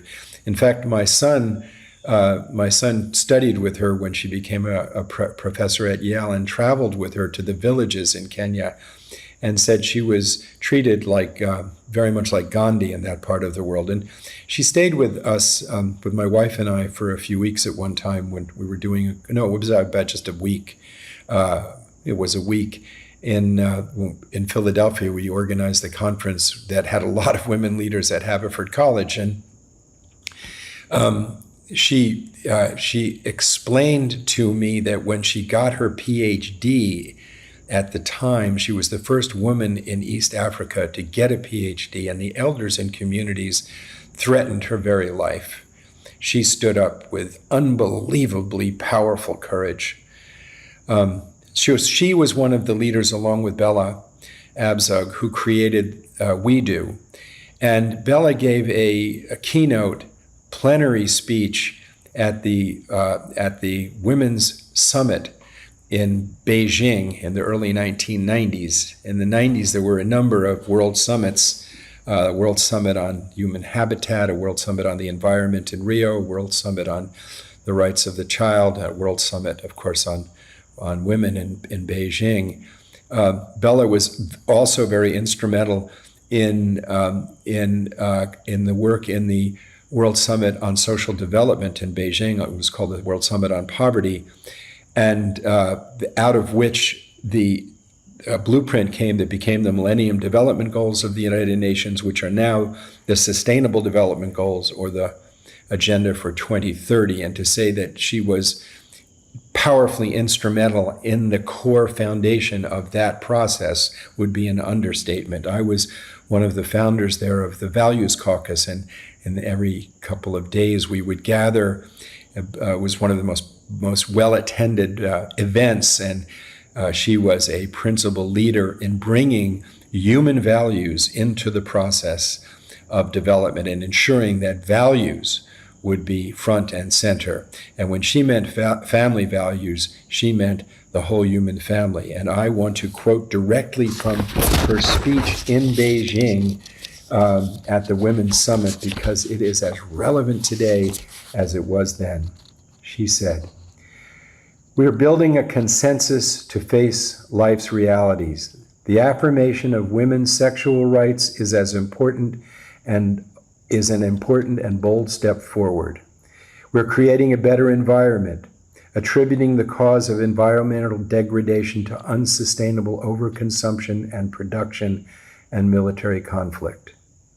We are affirming human rights for all women and girls, acknowledging the full range of diversity that exists and detailing actions to prevent violence. We're generating better opportunities for women who are living at the margins of life, women who are the majority of the world's poor, hungry, and illiterate, women who would transform the lives of themselves and their families with just 5%, a 5% slice of the military pie. That would be a banquet for the world's 1.3 billion people who are poor. We are strengthening all families by supporting their economic and social needs. We're fashioning new ways to involve women at all stages of negotiation and decision-making. From kitchen tables to peace tables, women propose to turn the tables on the status quo. We're challenging all corporations to play by the rules and all the governments to ensure that the rules are fair. We're moving a political, social, and economic agenda for equality and democracy. Democracy within homes, markets, and the state. From Beijing, the world will never be the same." She called it a revolution, a new partnership between men and women based on real equality. To say that clarion call has not created change would be foolish. Since that time, the world has changed, and it has changed for the better in that regard. As she said, we are bringing women into politics to change the politics, to change the vision, to change the institutions. Women are not wedded to the politics. Hello, it's truly an honor for me to address a subject of truly important. What separates us from other lives? Vanity, pride, arrogance, hastiness, lust, bigotry, prejudice. All of these characteristics separate us from one another. But not only that, they separate us from the harmony within ourselves. Whereas the qualities of compassion, empathy, love, patience, justice, tolerance, peacefulness, receptivity, caring for others, those qualities not only bring us together with others, they bring us together with the deepest roots within ourselves that stretch into the infinite source of our lives, the giver of life itself, the mystery that blesses us, because life is a blessing. And leadership that's connected to the blessing of life will always be positive, will always be nurturing, will always be giving, like a mother. And it will always be protecting and strong and caring for the well-being of others, like a good father. And these that we shouldn't have a military. And I'm not saying that women shouldn't be able to serve. But we need a far more robust diplomatic corps, and we need a far more robust approach globally to security that is rooted in qualities and characteristics that we identify as women's leadership qualities. So in preparation for this event, I took a sort of a deep dive into the literature on women's leadership to see what scholars and human resource people and people like that are saying about it. For me, I just look at the women leaders that have been an inspiration to the world. And I think I was, people like Bella Abzug and Wangari Maathai are just perfect examples. I am the president of the Global Security Institute, and I recall in the early 2000s when we gave our Peace Award to Nancy Pelosi, and at the time, no one expected it. And I said, she will be the first female Speaker of the House of Representatives of the United States. And I'm glad I was prescient, because she had all the tools needed to do it. And she highlighted the distinction between being influential and having power. Being influential is valuable, no question about it, but having the actual reins of power is really important.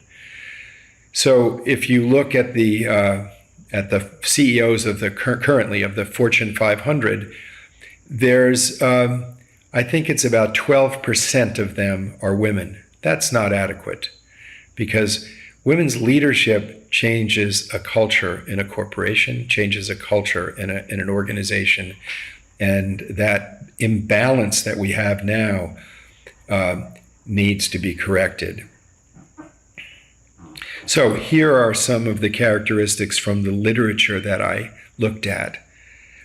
Strong female leaders find opportunities for improvement. Strong female leaders keep an open mind. This was obviously written as a pep talk, but it's good. Women leaders tend to approach things from both the large and small perspective. Female leaders are more mindful. Strong female leaders take responsibility. Female leaders aren't afraid to step out of their comfort zone. Female leaders conquer their fears. Strong female leaders make equality a reality. Strong female leaders treat others with respect. Strong female leaders trust their instincts. This is one I liked a lot. 17 reasons why women make great leaders. They value life-work balance better.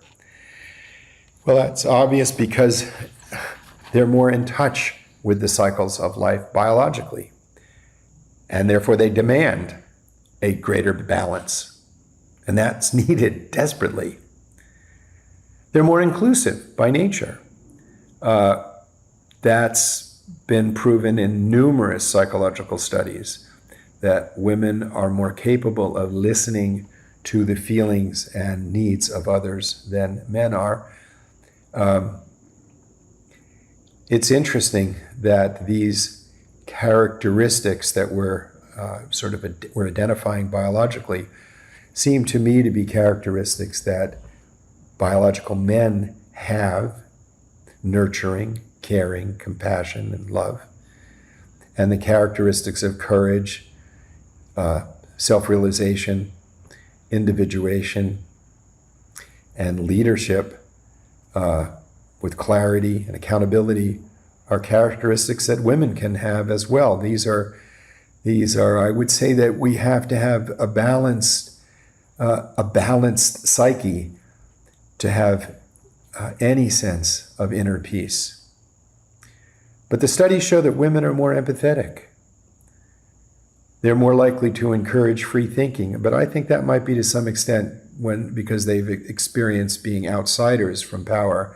Because once women become, what we've seen is that women can become very conservative in their thinking. If you look at some of the current leadership in some countries that are led by women, particularly in South Asia, we haven't seen real progressive thinking there.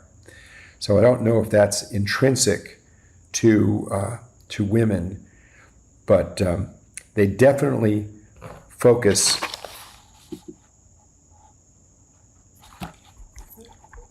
more intently on teamwork and building a sense of collective success rather than individual success, and individual ego-driven success. Women are obviously better at multitasking. They have stronger emotional communication skills as well as intellectual. They can handle crisis situations very well because, if you've ever seen what it is to raise children, it is in the early years are particularly demanding. The CEO of these are all quotes from various women CEOs, all of these 17 characteristics. And this one is, many women, especially moms, are trained caretakers and know how to deal with crisis situations at home with patience and compassion.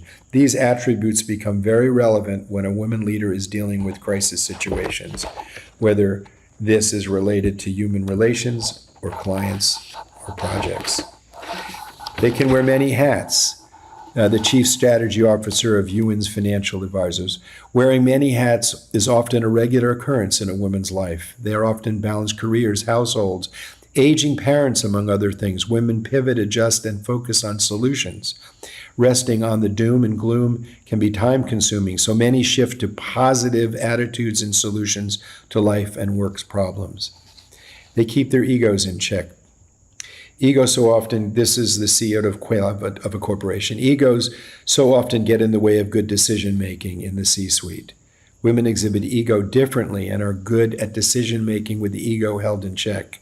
This is a key advantage in working with boards of directors, partners, and customers. They have higher emotional intelligence, no question. Emotional intelligence, the ability to recognize emotions in yourself and others and relate, is something that has recently gained momentum as an essential leadership behavior. I believe this is something that comes more naturally to women than men, and is something that I personally encountered in my career.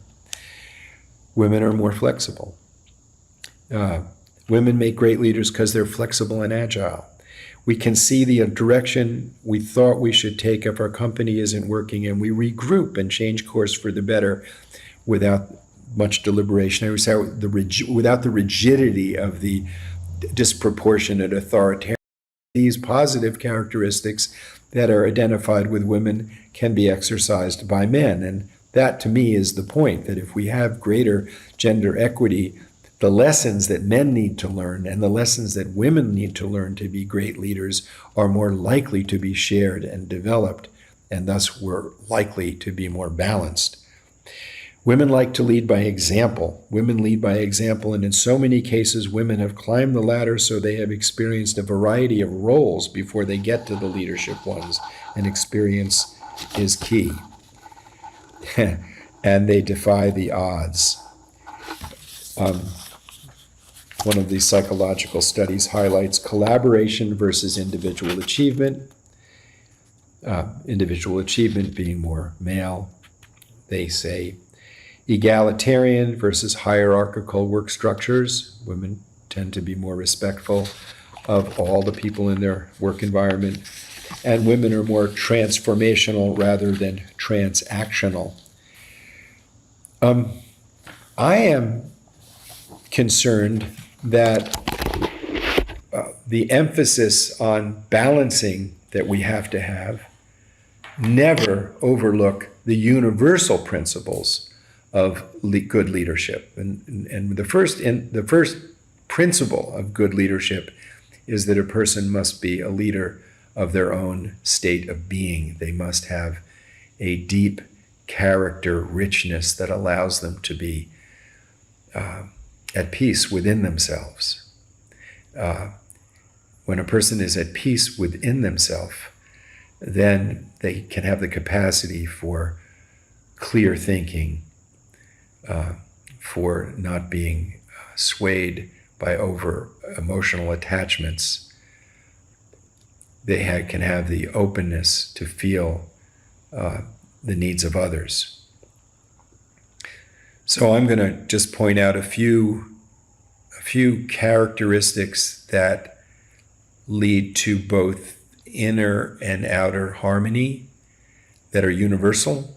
And I'm going to make a truth assertion that these principles that I'm going to lay out are true. They're not just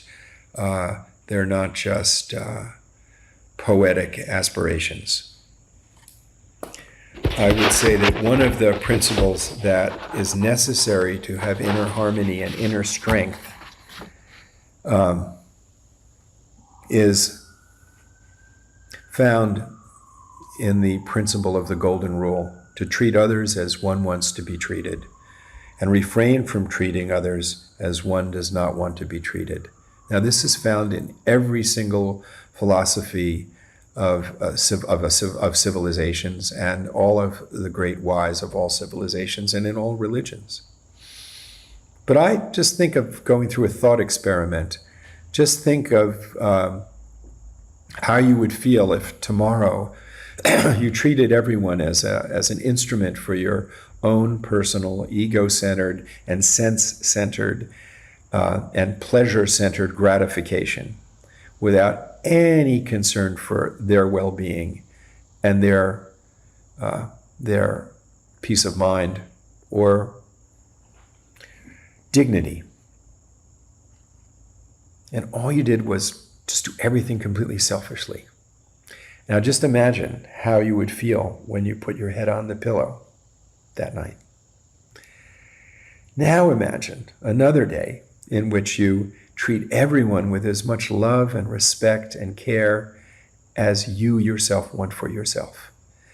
That every single person you meet, you realize is a gift within the short amount of space and time that we share on the planet, a gift from the Creator, another miraculous soul longing to find peace and love, longing to connect, longing to be respected, whether they recognize it or not. That you treat everyone as precious as yourself, as best as you can. In other words, you take your moment of life and fill it with love and expressions of love as best as you can. Not without discrimination, knowing that some people you can't express openly your caring, but in your heart, having a heart that is open and caring and full of a sense of the dignity of all lives. And then think of how you feel when you put your head on the pillow that evening. I think that when the golden rule is applied in a family, whether it's male or female applying it, in a nation to other nations, that harmony is achieved, because being human is having the characteristics of being human. And when we apply these characteristics, the consequence, when we put them into action, the consequence is a pillow called a clear conscience. And when there's a clear conscience, there's an openness and a confidence and a strength that comes to a person. And from that, there's a capacity of sharing kindness and love even in a more amplified fashion. And when that happens, that openness increases, that sense of receptivity to the blessing of life itself increases. And then there's a deeper sense of gratitude. And within gratitude, there's grace. And within grace, the most amazing things can happen. Within grace, there's insight. The women leaders that I was talking about, whom I personally worked with and knew very well, evidenced a strength that had grace, not anger, but a strength that had grace, and thus inspired others, and were generous in taking joy in the success of others as themselves. Treating other lives as one wants to be treated leads to being able to go to the first principle in depth within oneself, so that it's part of your DNA, part of your own character. And that leads to the second principle, which is separating from oneself that which separates one from other lives. What separates us from other lives? Vanity, pride, arrogance, hastiness, lust, bigotry, prejudice. All of these characteristics separate us from one another. But not only that, they separate us from the harmony within ourselves. Whereas the qualities of compassion, empathy, love, patience, justice, tolerance, peacefulness, receptivity, caring for others. Those qualities not only bring us together with others, they bring us together with the deepest roots within ourselves that stretch into the infinite source of our lives, the giver of life itself, the mystery that blesses us, because life is a blessing.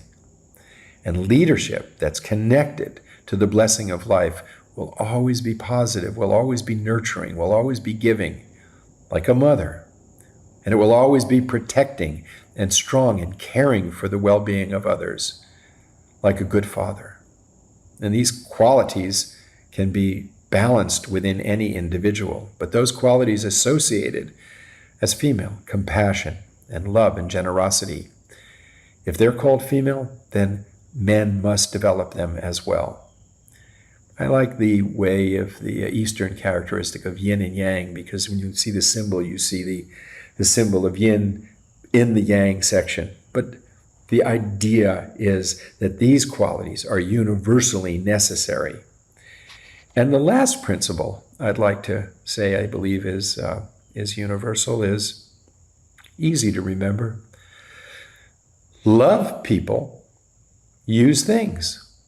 Never love things and use people.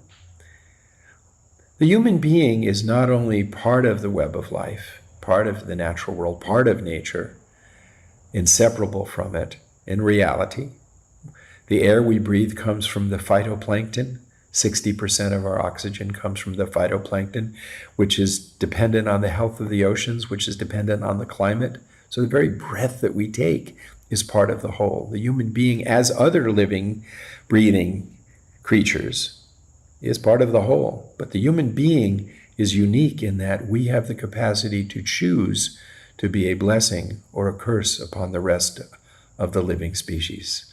We also have the ability to know ourselves and to make a choice to open ourselves to the energy of the blessing of goodness and love. We have a choice to use the wisdom inherent in our inner selves to understand the interconnectedness of all lives and the preciousness of our time together, and to celebrate and know in a way that other creatures can't.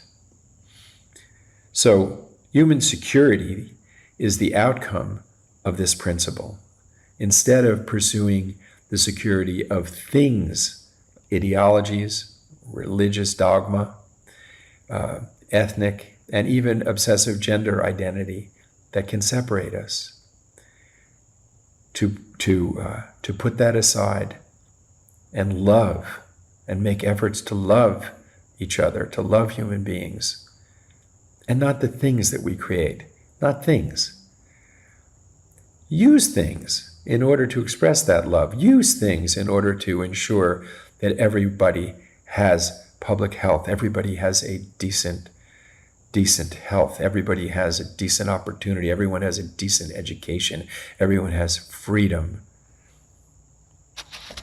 If these principles of the golden rule, separating from ourselves that which separates us from others, and there are things that we do that could be used for bringing us together or separating us, like religion. Religion can bring love and understanding, or it can lead to arrogance and war. Our gender identity can do the same thing. It can either lead to celebrating the diversity of perspectives and capacities, or it can lead to arrogance, pride, and separation. But it all depends on whether we identify with the thing, something that is temporal, comes and goes, like our ideas or objects, or the sacred soul and life within the human being, which is mysterious and, as the faith traditions say, made in the image of the mystery that gives us life itself. Now, it's interesting that wars are often fought invoking love of religion, love of nation, love of ethnicity. But what if we were to invoke the power of love for harmony and peace within ourselves and in all others? What if we were to invoke the power of love for other nations and families and the entire wondrous web of life of which we are but one thread? Does that mean that we do away with standing up to injustice with force when it's threatening lives? No, in the short term, we can't do that. But we have to have our eye on the compass of success. And the compass of success is bringing these qualities into action in our lives. The entire outcome is beyond our control. I want to end this with a wonderful quote on leadership I want to say that I met a saint from Sri Lanka who was found in the jungles of Sri Lanka, who had no differences of religion or no differences between himself and any other people. And he loved everyone himself. His name was Bawa, which just means father. But he had a complete, pure balance of the feminine receptivity and nurturing and the strength of a mountain lion. And he was the happiest human being I ever saw. Now, the happiest politician I ever met in the United States was Senator Alan Cranston, who, along with myself and Mikhail Gorbachev, started the Global Security Institute. And Senator Cranston, when he passed away, we found a poem that he kept in his wallet. And I want to end this with a wise admonition of leadership, really useful for all of us. It's from Lao Tzu, an ancient Chinese sage, who said, "A leader is best when people barely know that they exist. Less good when they obey and acclaim him. Worse when they fear and despise him. Fail to honor people, and they fail to honor you. But of a good leader, when his work is done, his aim fulfilled, they will all say, 'We did it ourselves.'"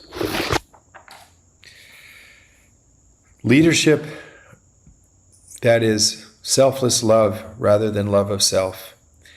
Leadership that is fearless. Leadership that is grounded in inner harmony and peace. Leadership that brings virtue into action.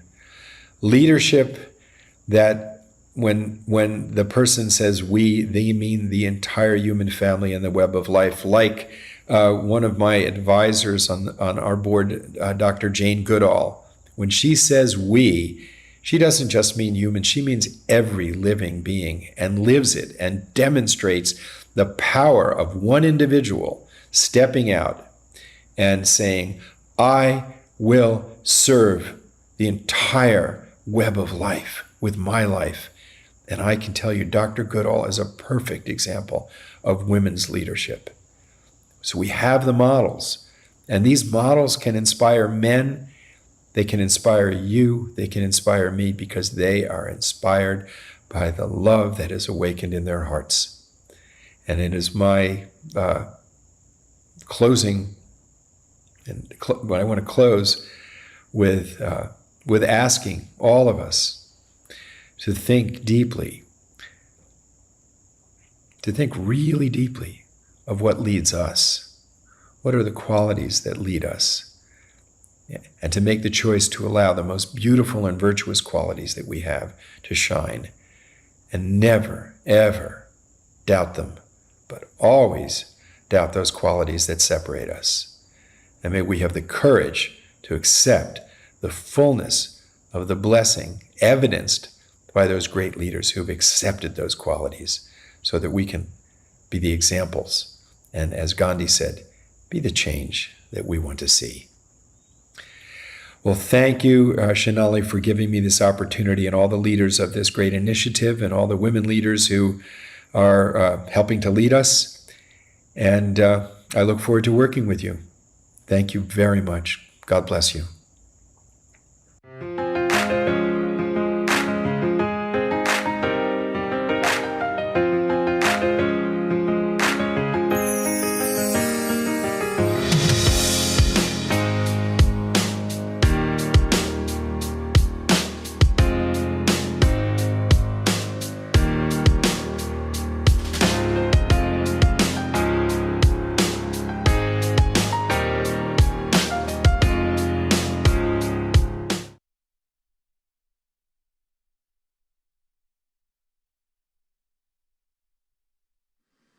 Hello, my name is Kyoko Kimura. I am a certified healing herbalist and also a meditator and practitioner of Raja Yoga meditation with the Brahma Kumaris World Spiritual Organization.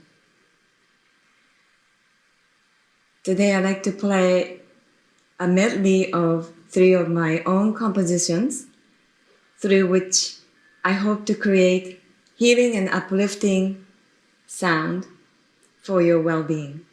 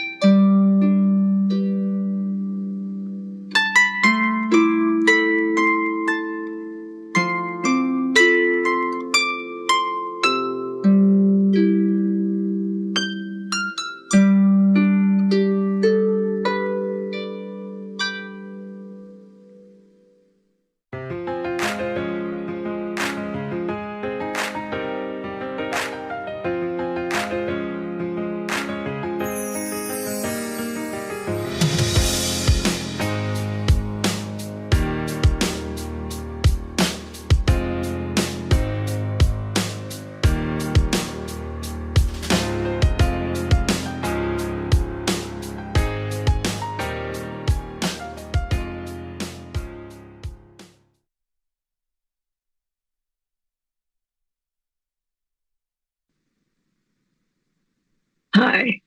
How to use what you've got to get what you want. My name is Marilyn Tan, and I'm here today to share you how I use what I've got to get what I want. And I'm here to show you how you can do that same thing. I am an unlikely candidate for that to happen because ever since I can remember, I was told I was worth less than dirt and a poor excuse for pregnancy. This is what my family told me because of my gender and my positioning in the family. So how did I become the vice president of Nike, president of Reebok, CEO of Aveda, built 4 startup companies and a nonprofit? But most of all, I am a happy, healthy person and at peace with myself. That's what we're going to hear talk about today, because what you think you have is all you need to get what you want. Here you see a picture of my family. I was born second daughter in a very traditional Chinese family in Hong Kong. That little girl with the giant bow in her hair, that's me. I thought it was pretty cute, but obviously not cute enough because my birth was followed very quickly by the birth of my younger brother, who cemented my position as being unwanted and, as my mother frequently told me, worth less than dirt and a poor excuse for pregnancy. I was abused physically, obviously mentally, and at age 7, they gave me away to my aunt and uncle who didn't have any children in hopes that they would keep me forever because they didn't want another girl.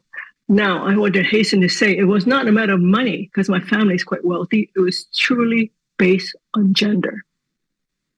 So I went to live with my aunt and uncle in a place called Tai Po in the New Territories in Hong Kong, a fishing village. And there I lived a completely different life from my previous life. I played, or I should say worked, with these fisher children. The one in the middle carrying her younger sibling is about my age 7. And I learned something that we now have a name for. At the time, there was no such name for that, and that is child laborer. I assembled plastic flowers and embroidered the background of these embroidery handbags. Life wasn't so bad because I still was able to have a life, and nobody told me that I was worthless and nobody was beating me. So life went on for a few years like that, and I thought that was going to be my lot in life, so to speak. And then at my age 11, my aunt and uncle had their first child. It was a boy. So the next thing happened. I was moved back to Kowloon, where my family lived, my birth family lived, and my life changed again. Obviously, this shakes a person up quite a bit to go from one to the other with no understanding. So what did I learn from this experience? I learned that hard work pays, because obviously embroidering background of handbags and doing assembly plastic flower work is hard work, especially for a little kid. But it paid money.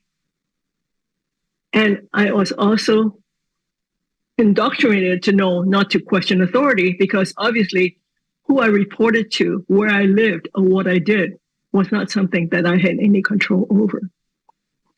And then there is an upper limit to how far a person can rise in life. Now, I ask you, if I believe these things still, would I be talking to you now about what I'm talking to you about? You have to say, no, obviously not. I must have changed my mindset. I must have changed what I believe to be something else so that I can rise in life and really attain what I want. Now, I'm asking you, are you holding on to anything that's keeping you back from being everything you possibly can be? So now, living with my family at age 11, I was sent to a very good private school because, as I mentioned, my family is quite wealthy. They don't want to be embarrassed to have a child that was not educated. So I went to a beautiful, well-respected private school where my life changed again because I met somebody who changed my life. Her name is Rebecca. Rebecca, my classmate, who was a scholarship student. Rebecca lived in this area. Very congested, very crowded, very packed with all of the things that we know happens when a person doesn't have everything that they need to live a life that is totally fulfilling. This is one of the places like what Rebecca lived in. They shared a room. Rebecca, her father, mother, brother, and sister, all 5 of them shared a room in a small apartment with 2 more families. And the front of the apartment was converted into a little sundry store to help bring in some income. But still, by the end of the month, Rebecca oftentimes had to go hungry because there just was not enough money to go to the end of the month. Now, my life was pretty tough, but I always had enough to eat. I could not understand why 2 working parents working full-time could not afford to feed their family. I was filled with outrage, and I was going to do something about it. But I was still 11 years old. How do you go from your dream, your purpose, to making a difference? So I had to figure out how to use this new thought in my head of why I was put on earth. My life purpose now was to make a difference in people's lives, people like Rebecca. Because the north point of your personal and company compass is what is your life passion. My passion was to make a positive difference. And that is what is going to help you navigate towards your goals and help you adjust and leverage the changing environment. So what does that mean? I always had this giant purpose, but I didn't know how to go about it because my family didn't speak to me very much. I grew up kind of alone in my own weird way with all these people around me. But I had a reference point, and you have a reference point too, and that determines your life. My reference point, since I grew up a long time ago, way before the internet, what I had to learn was my reference point made the difference, and it was National Geographic. I used to read those magazines and look at the lives of the people in those magazines. And a lot of them were from Africa. And they looked like they needed help with both feeding themselves and running their government, because both seemed to be in need of some positive support. So I made a decision at age 11, I was going to transform the lives of these people who needed help. I was going to make a difference in the lives of people in Africa. I was going to grow up and work for WHO, World Health Organization, helping people in Africa. Now you might think, how can a person have such a big goal when they're given nothing and told they're worth nothing? It's because if you take the same situation and reverse it and say, what if they expect nothing of me, what can I do to transform that? Because I cannot fail. I am already, nothing expected me. I can only get better than that. So I went to Oregon halfway through high school, taking early acceptance, and did my undergraduate and graduate there, working part-time jobs and struggling through, but I had my purpose and my goal. Your life purpose makes you feel happy and at peace. It makes you feel fulfilled. It makes you know what you want to be remembered for. It fulfills your dream. And you have to ask yourself, is your work now fulfilling your life purpose? Because this is how you move forward and how you're committed to participating and contributing to where you are at this moment in time. If not, what are you going to do about it? So let's define your life purpose. And after you define it, you have to research and make it actionable, as I did. Taking some concept and making it so that it's livable and actionable and taking the steps to achieve it. Then follow through. And then with that, you have to keep assessing the course along the way because nothing stays the same. But you have to adjust knowing what it is that you have to move forward on each step. Because for sure, you will have obstacles along the way. I'm going to share a couple of stories from my time in Reebok. I accepted the position to be president of Reebok Apparel Retail and Retail Group. I did not know as much about sports as I do now, and I wasn't as interested. But now I know I'm taking on a position that I need to know everything about sports, and I have to love it. Don't look at that as an obstacle. Don't look at that as an opportunity to grow and to learn. So I subscribed to Sports Illustrated. I read all the sports pages. I even joined the sports pool at work because you're going to have to adapt and move forward with what it is that you have in your core, your life determination and your purpose and how to make a difference. Because in that position, I helped change the labor standards in all the countries we had apparel manufacturers. Because if you have a position, if you have purpose, you can make a difference. So use what you've got to get what you want, because you already have inside of you all you need to get what you want. Just remember, you have the determination, you have the energy, and you have your purpose. With that, you can achieve whatever it is that you want. And I'm here to support you in every way. Good luck, and thank you for being here.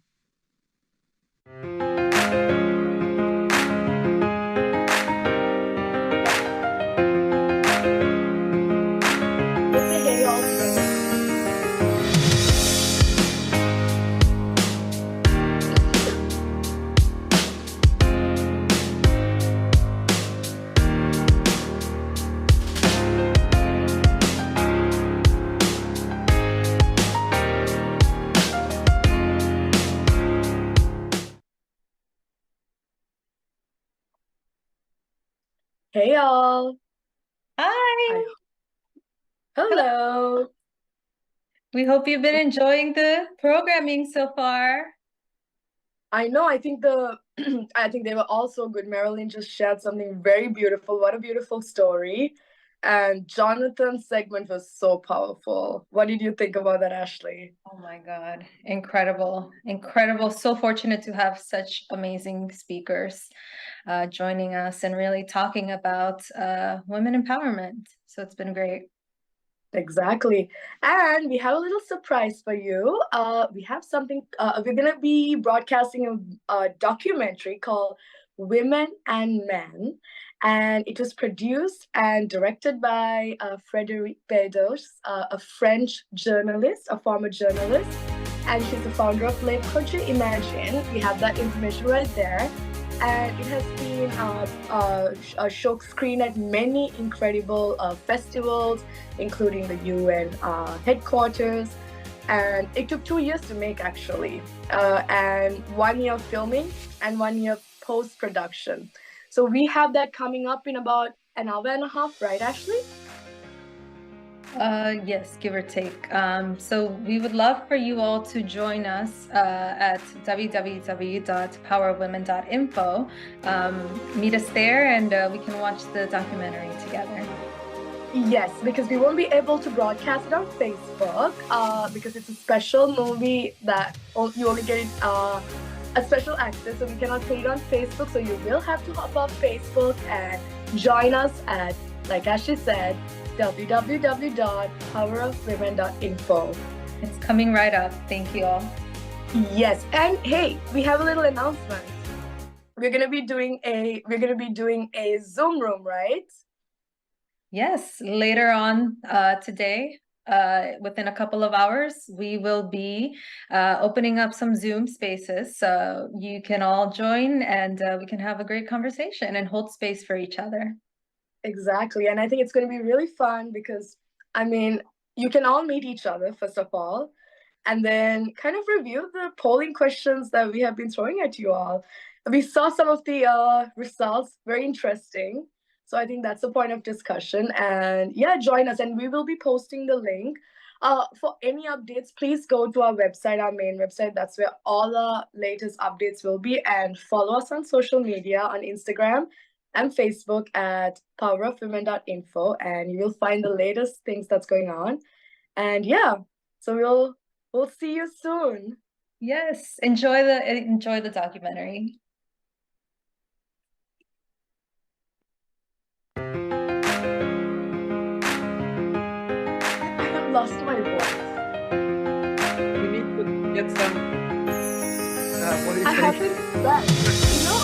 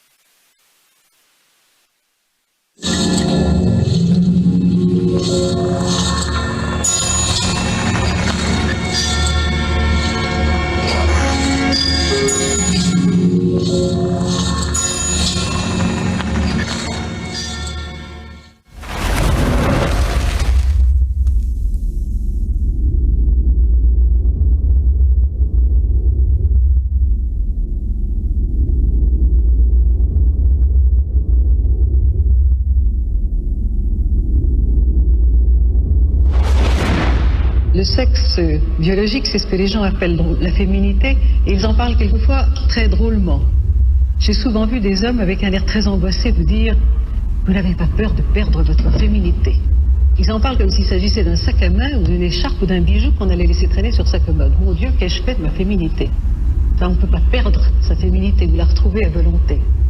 Et puis il y a le sexe social, c'est-à-dire tout ce qui est plaqué sur la féminité, qui a été plaqué à travers les âges. Et ce sont là alors des différences véritablement artificielles qui continuent depuis très longtemps. Je ne vois pas qu'elles aient tellement diminué. Je vois bien que la situation des femmes a changé, mais je vois qu'il reste un écart très grand entre la situation des femmes et la situation des hommes. Ce sexe social, il nous colle à la peau.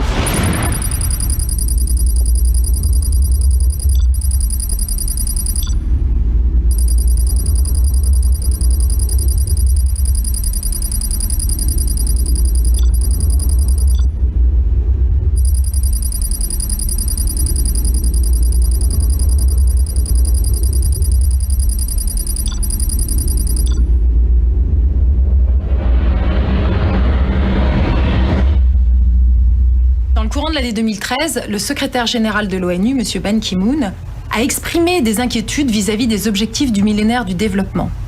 Il soulignait le risque que ces objectifs ne soient pas atteints en 2015, notamment parce que les droits des femmes reculent un petit peu partout dans le monde. Quand j'ai entendu cela, j'ai été fortement interpellée. Bien sûr que la question des droits des femmes n'est pas résolue, loin de là, mais tout de même, j'avais la sensation qu'on allait dans le bon sens, qu'on progressait. Et voilà que j'apprenais que sur le terrain, de façon globale, eh bien en fait c'est tout le contraire qui se passe, on recule.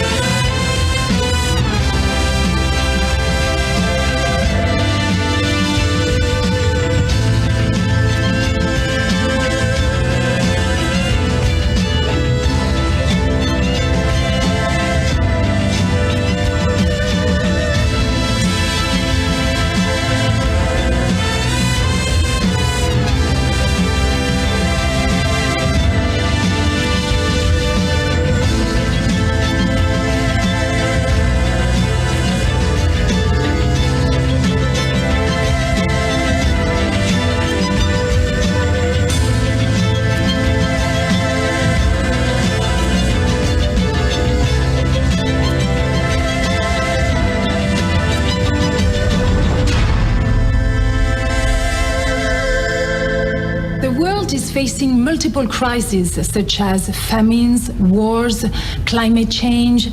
Why is gender equality such an important issue for the United Nations? For the same reason that the world is facing all of these 21st century problems, I would include poverty, inequality, peace and security. All of those big 21st century challenges cannot be solved without empowerment of women and gender equality. Because in order for the world to address poverty sustainably, the lives of mothers have to improve because they are able then to address the quality of life of their own children, and they are able to give a better life to their offsprings and the next generation. If you don't address that with women, women will give birth to the next generation of poor people. And in that way, we're not going forward, we go backwards. Alors toutes les études montrent qu'il y a une pauvreté spécifique aux femmes. Alors au-delà du différentiel de niveau de salaire, où les femmes peuvent se retrouver avec des contrats fragmentés et avec peu d'heures qui leur offrent un niveau de vie économique qui est très faible. Donc on observe de manière constante et de manière aggravée avec la crise des situations de précarité importantes chez les femmes qui ont des conséquences directes pour les enfants dans le niveau de vie et jusqu'à des conséquences graves qui peuvent aller à ce que des femmes se retrouvent à la rue avec leurs enfants, ou même si elles ne se retrouvent pas à la rue, des femmes qui ne peuvent plus assumer seules leurs enfants. Et on a observé dans le champ de la protection de l'enfance un nombre grandissant de placements pour des raisons économiques. On est dans un cercle vicieux de la stigmatisation, mais on est aussi dans un cercle vicieux de la reproduction. Ces difficultés rencontrées par les mères depuis 2 ou 3 générations exposent les enfants à des dangers, à des mises en danger quasi automatiques, simplement pour des raisons économiques. Et c'est regrettable de constater que malgré les progrès sociaux, que malgré l'évolution de la société, on n'arrive pas à enrayer ce phénomène de reproduction. Quand on a des chiffres aussi frappants d'une femme isolée sur 3 qui vit en dessous du seuil de pauvreté, on prend conscience de l'ampleur de ces difficultés. Aujourd'hui, dans un pays développé comme en France, on sait que parce que des mères sont en dessous du seuil de pauvreté, leurs enfants n'accèdent pas à la santé. Quand on se projette au XXIe siècle, pour moi, c'est proprement scandaleux.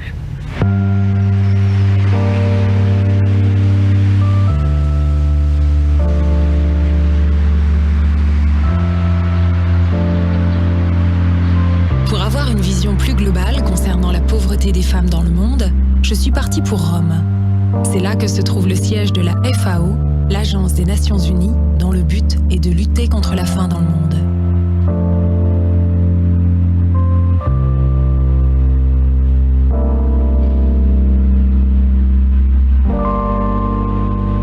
Within every single culture, you see that there are huge gender inequalities. At the same level of education and experience, a woman will have a salary that's significantly lower than a man's salary. This is not only an issue of the poor countries, it's poor countries and rich countries. This is all over the world. Another big body of evidence shows us that women tend to use their income and their earning in a much higher way, much more significant way, to feed their homes. The proportion of a woman's salary that goes for food is higher than the proportion of a man's salary. So if women's salaries or in general their income increased, we know that a lot of that increase is going to go into their children's health, their well-being, their nutrition, and therefore, basically, it's an investment in a society's future.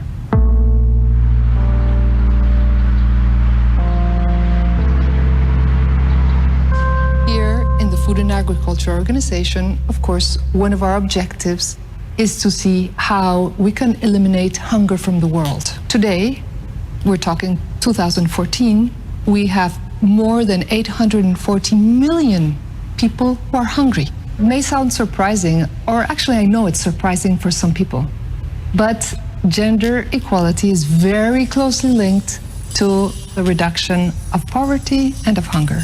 Our statistics show that women are 43% of the agricultural labor in the whole of the developing world.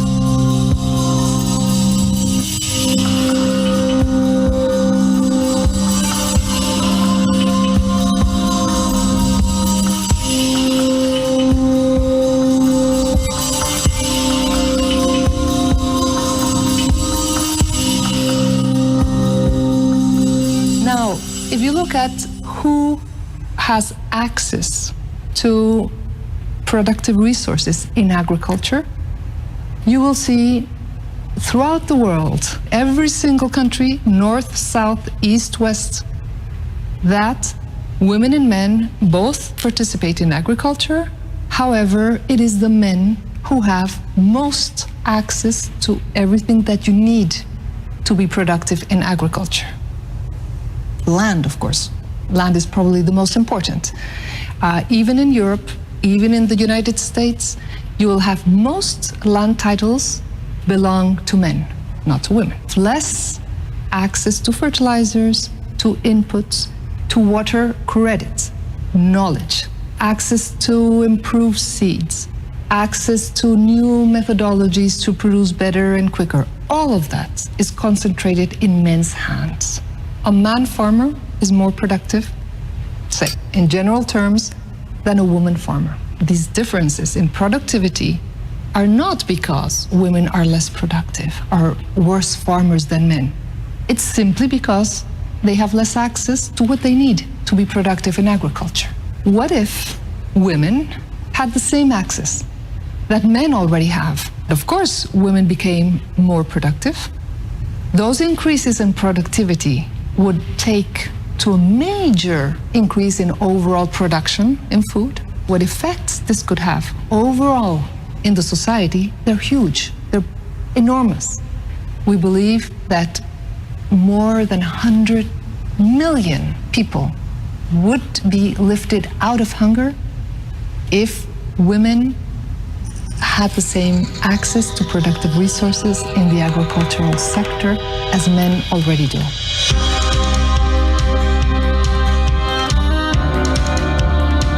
Je réalise à quel point le sujet est bien plus vaste qu'on ne l'imagine, et il n'est pas d'ordre idéologique. Je décide de monter plusieurs équipes de tournage, caméraman, ingénieur du son, chef opérateur. Toutes et tous répondent à mon appel et décident de m'accompagner de façon bénévole dans cette aventure.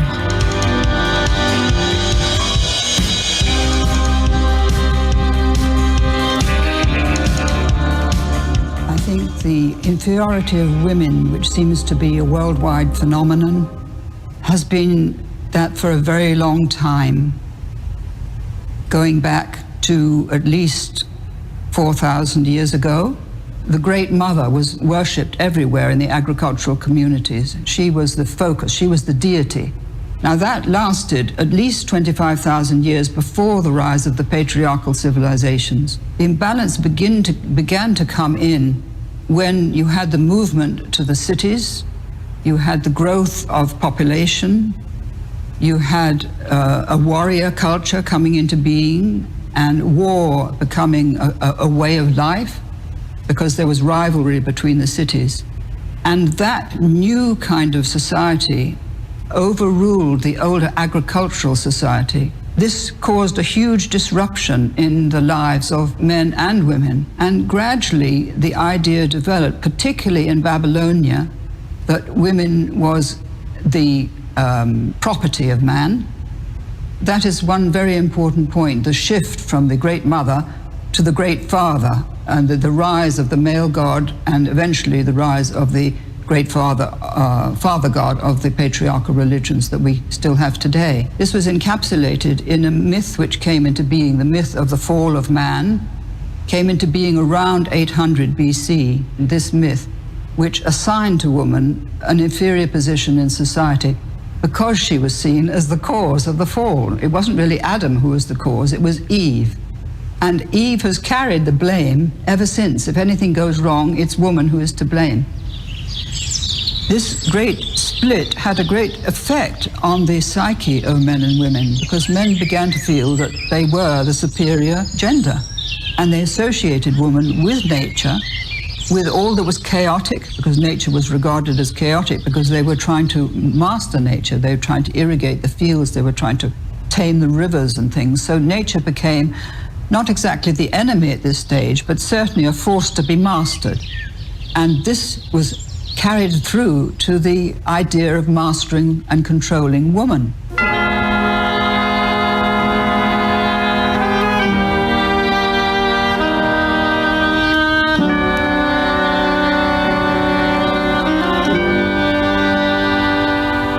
Le fondement de l'inégalité entre les hommes et les femmes, c'est que dès la naissance, les garçons sont dirigés vers des destins de garçons, tels qu'on se les représente, et les filles vers des destins de filles. C'est-à-dire que leur corps est forgé affectueusement, amoureusement, par leur environnement, dans une direction ou dans une autre. On ne tient pas les bébés garçons et les bébés filles de la même façon. On ne les allaite pas de la même façon. Les mères, elles ont tendance à allaiter ou à donner le biberon aux petites filles à heure fixe et aux petits garçons à la demande.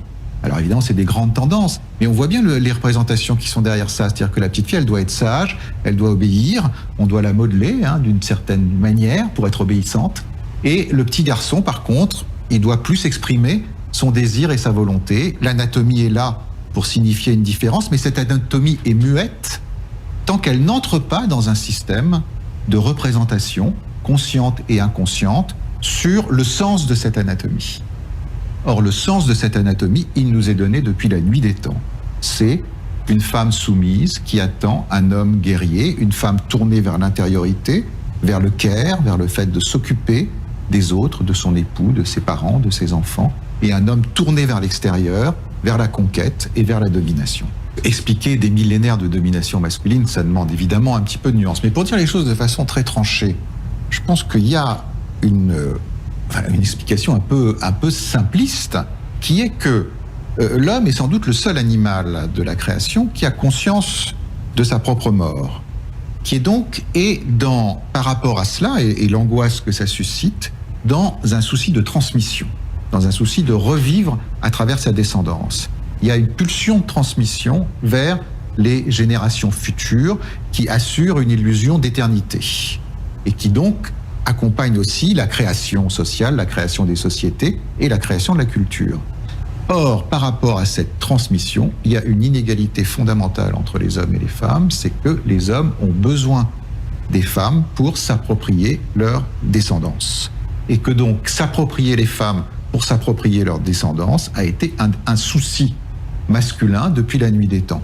Je pense que c'est à mon sens l'explication la plus rationnelle sur le fait que il y a une terreur ancestrale à revenir sur les conditions de cette domination. La démocratie telle qu'elle s'installe à la fin du XVIIIe siècle, en France, en Angleterre, dans un certain nombre de pays occidentaux, la femme est une mineure civile.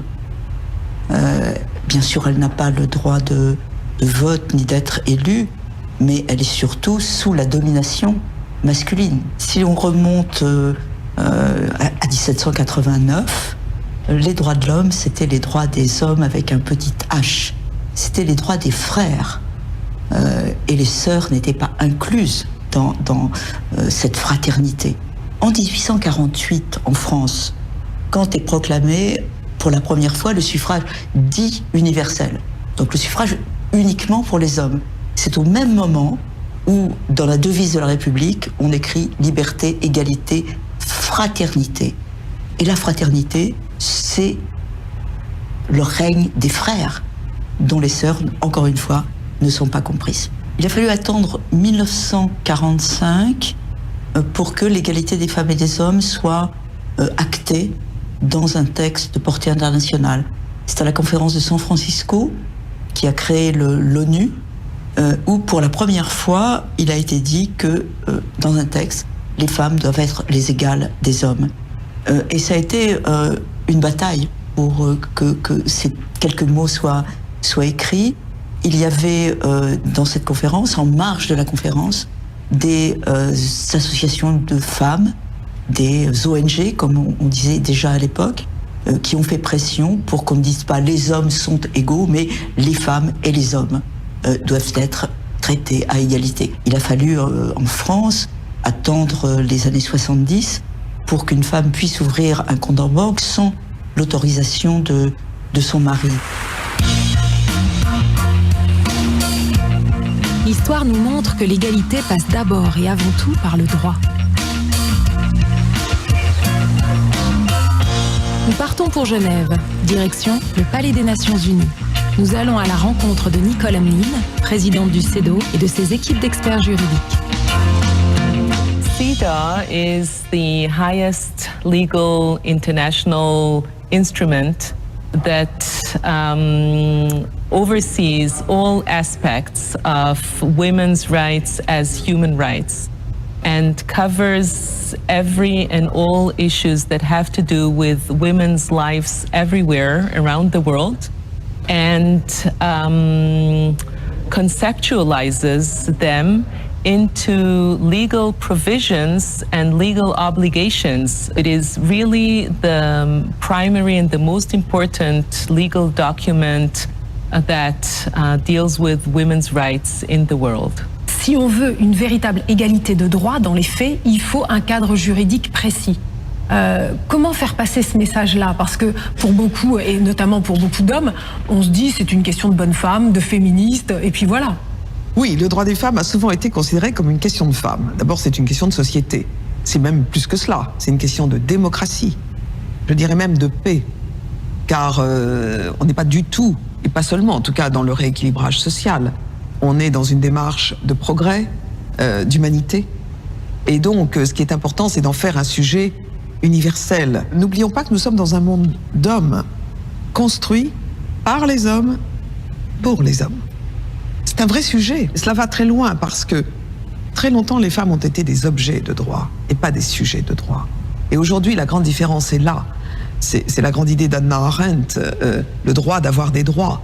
Et cette conscience d'être un sujet de droit n'est pas encore, malheureusement, assez ressentie dans le monde.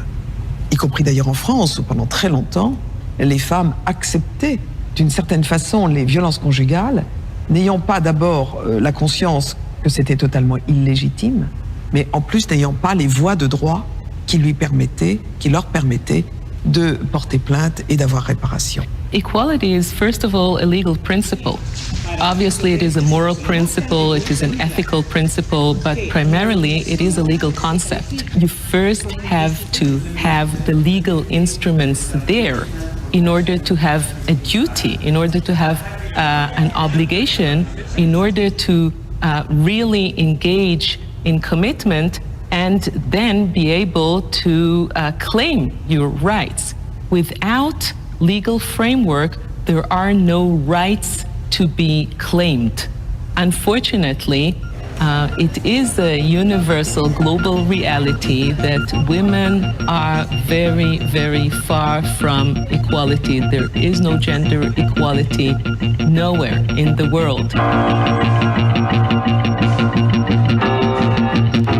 Pour pouvoir tenir la promesse de l'égalité, il faut faire changer les esprits.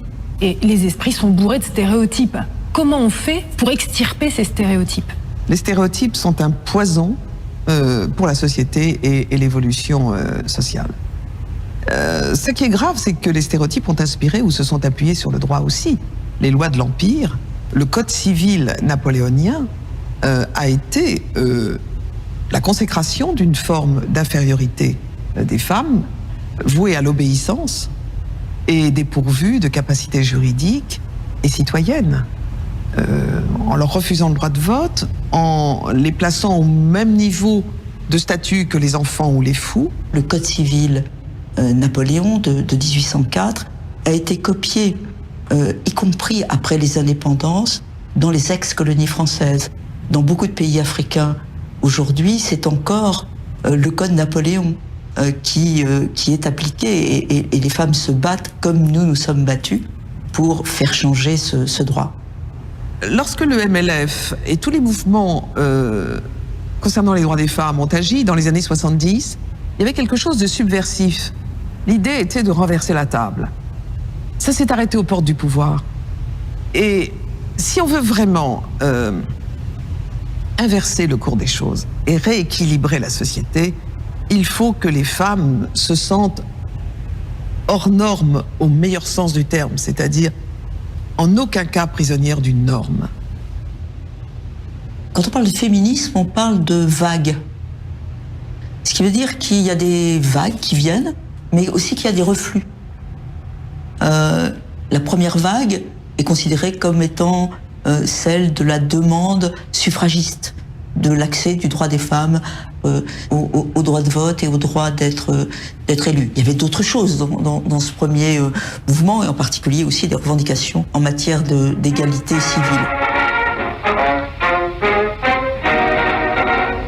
À un poste officiel, Madame Louise Weiss préfère l'action.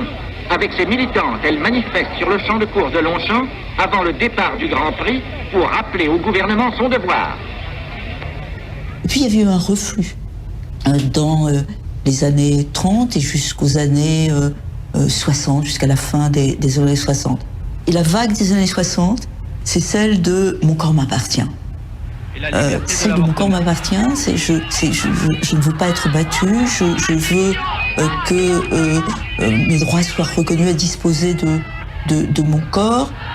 Mais ce qui est très intéressant de voir dans cette deuxième vague du féminisme qui a été formidable, c'est qu'il y a un aspect qui n'a pas du tout, en tout cas en France notamment, été revendiqué. Les droits politiques, par exemple. La parité, c'est en quelque sorte, la demande de parité, c'est en quelque sorte une troisième vague. Cette demande d'égalité, pas seulement d'ailleurs dans le domaine politique, mais de la parité dans toutes les sphères de décision. Et ça, c'est aujourd'hui le mouvement qui fait bouger la société. Pourquoi est-ce que c'est un enjeu si important de réussir à avoir des femmes à des postes de gouvernance? Parce que le pouvoir est déterminant. C'est la dernière Bastille à conquérir, mais c'est la plus importante. Que ce soit d'ailleurs à la tête d'une entreprise ou d'un pays, il est essentiel que les femmes soient présentes. Et moi, je fais de la représentation politique un point absolument central. Il faut que les femmes se disent que le pouvoir, c'est pour elles. C'est par elles que les choses vont changer. Si elles se contentent d'avoir des postes, y compris importants, mais pas décisionnels, nous ne changerons pas durablement nos démocraties. Le pouvoir doit être aussi féminin.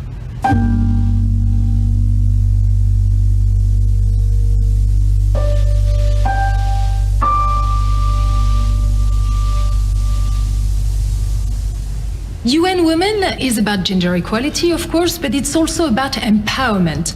Can you tell us what is this empowerment question all about? You know, empowerment is about those rights that are entrenched and intractable. Education, for instance, is empowerment because once you have it, no one can take it away from you. Not a man, not a government. It belongs to you. Rights are empowering because if your right is being compromised, you've got recourse. So empowerment is about something that fundamentally changes your life, your status, and enhances intrinsically, the quality of your life. Most of the time we say that have the knowledge is also to be able to have the power. Yes, absolutely. And also economic empowerment is about owning your own economic resources. If women do not have their own bank account, if they cannot sign contracts, if they cannot own land, they are not empowered. Whereas if they have all those things, they can make independent decisions. So an element of empowerment is also the independence to make your own decisions. Par rapport à ce système de quotas et de discrimination positive, certaines personnes finalement le prennent comme une humiliation. Des femmes sont capables de hurler par rapport à ça.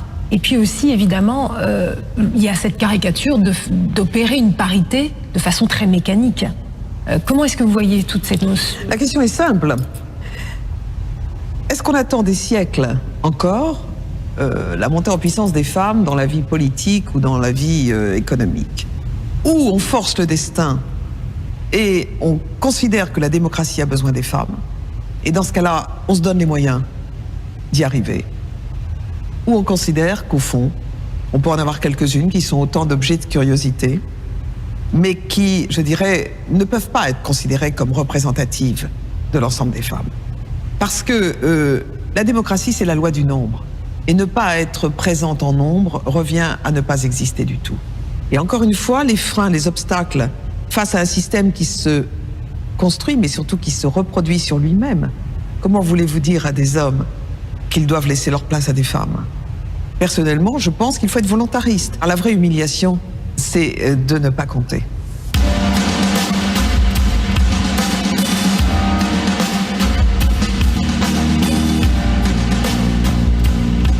Arrêtons-nous sur les deux pays les plus peuplés du monde, la Chine et l'Inde. Ainsi que sur le continent qui, de l'avis de tous, représente le réservoir humain de demain, à savoir le continent africain. Qu'en est-il du destin de ces centaines de millions de femmes?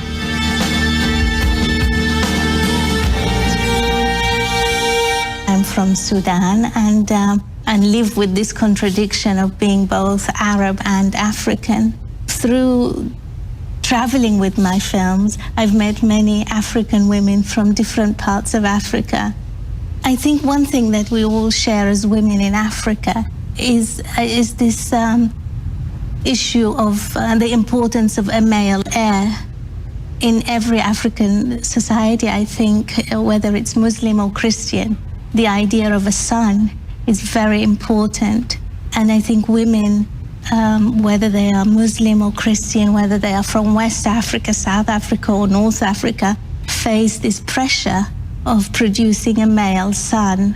And I think this is something that is damaging to families. This pressure damages families, damages communities, and it is something that we should interrogate more. She may feel compelled to continue having children, even if physically it's not productive, not healthy for her. Some women have to have cesareans and continue in search of a male child. And so, you don't feel you have become successful as a woman until you have achieved this. It's another reason why her husband could take a second wife if she is not able to produce a male son. I think as African women, we all share the experience of male dominance. As you know, China is a Confucius society, and Confucius has said altogether about two sentences about women. One is that an intelligent woman is an immoral woman. The number one, that's number one. Number two is that women and children are just difficult to deal with. Given the fact that China is a Confucius society, it more or less culturally lays the foundation of gender inequality. What happened in 1949 when the communists took over China was the fact that Mao, at least administratively, believed that women should be equal as men. So this was a tremendous change in China in the fact that Mao had said women can hold up half of the sky. But I think it stopped at culturally changing. Deep down, culturally, there's still this huge stigma against women and equality of genders. Although structurally, China has, since 1949, placed women on an equal footing as men. Since Deng Xiaoping's reform, we have imported the market economy in the West. Unfortunately, when we imported the market economy and accepted the fact that capitalism is not all bad, it's just democracy that's bad. And so ever since then, there's been a backlash in some ways against women. The fact that, once upon a time, men and women earned the same pay in China is really in past tense. It's no longer in present tense. Chinese women have a very clear glass ceiling when it comes to boardrooms and when it comes to especially high government positions. Chinese government does a very good job in window dressing, in packaging women and gender issues and so on and so forth. But basically, if you look at the real power base in China, for example, there's no women in the Politburo. There are 7 members in the Politburo, and these 7 members are 7 people who decide on the most important things in China. And below that, there are various committees and ministries and so on and so forth that are at the policy-making level. And you find very few women. The only women, most likely you will find women a lot in execution level. For example, as bank branch managers and executives. I think the female voice is not heard enough in Chinese politics. It's a tragedy that India, my country, even though it's the one where for thousands of years women were considered the center of society, we believed in the primordial goddess, Shakti, which means, as a word, energy. The paradox is, in every kitchen, in every house, on every street, women are being killed, tortured, burned to death for dowry-related reasons. Now we have a new phenomenon which did not exist even 20 years ago, and it's female feticide. The leading security organizations are beginning to recognize that what they call evicide, literally murdering a genocide of women before they are born, and we realize that this was pervasive across classes, across castes, and across religions. What I find particularly shocking about the problem of female feticide in India is that one would imagine that it's the poorest people, the least educated. And what we find is it's in the rich neighborhoods. It's amongst educated middle-class people, amongst, for example, school teachers or government workers, where you would not expect to find it. The figures are shocking. 37 million more men than women in the country now. 10 million fetuses aborted in just the last 10 years. Think of the consequences. It's like thinking of a country of 37 million with only men. Can you imagine what that means in terms of the prospects for life? What are your chances of finding a girlfriend? What are the chances of getting married and founding a family? India is as bad, if not worse, than China. For Chinese families, there's something called passing down the incense of the family. And it can only be passed down through the male line and not the female line. So it is so important for Chinese families to continue to have a son And that has traditionally been that way for thousands of years. And it continues to be like that. In the countryside, there's this horrible situation where during the one-child policy, if you have a girl, people will try to have a second child in order to try to have a boy. Now, if the second child happened to be a girl, they either have an abortion, if they can bribe the doctor to find out, or they refuse to pay the fines for having a second child, which means that baby will be not allowed into school and medical systems, and they will literally be a second-class citizen. Or sometimes these babies are just thrown away.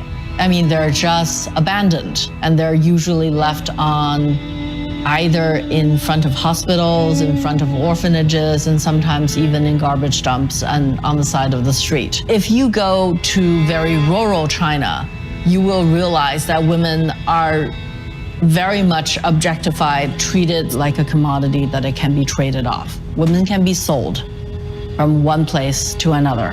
The fact that if you live in a very far remote area or you're a coal miner, you can actually buy a wife. And in that sense, women is still at the bottom of the totem pole of Chinese society.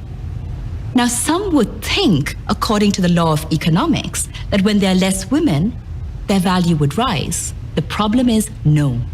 Because there are less women, they're being treated in worse ways. Women are being abducted from tribal areas, from poorer countries. One woman is forced to share, is shared between 5 or 6 men. And this is a horror. Women are being kept as captives because of this reason. And this is only going to multiply over time. I, as a security expert working in international security, from my side was beginning to realize this is actually a major security threat. Because if you start eliminating women in all these ways before they're born, you are creating a disequilibrium in society. And it starts manifesting on the streets in terms of violence, within society in terms of economics, at every level, politically. So there are major factors that make us aware that we have to treat this as a security issue. Culturally, there is no gender equality in China. I mean, culturally, I think Chinese women is still suffering. Culturally, I think both men and women believe that the most important job for Chinese women is to please men.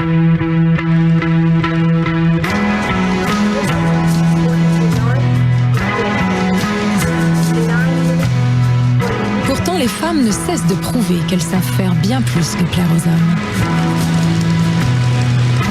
Elles excellent dans bien des domaines où on ne les attendait pas.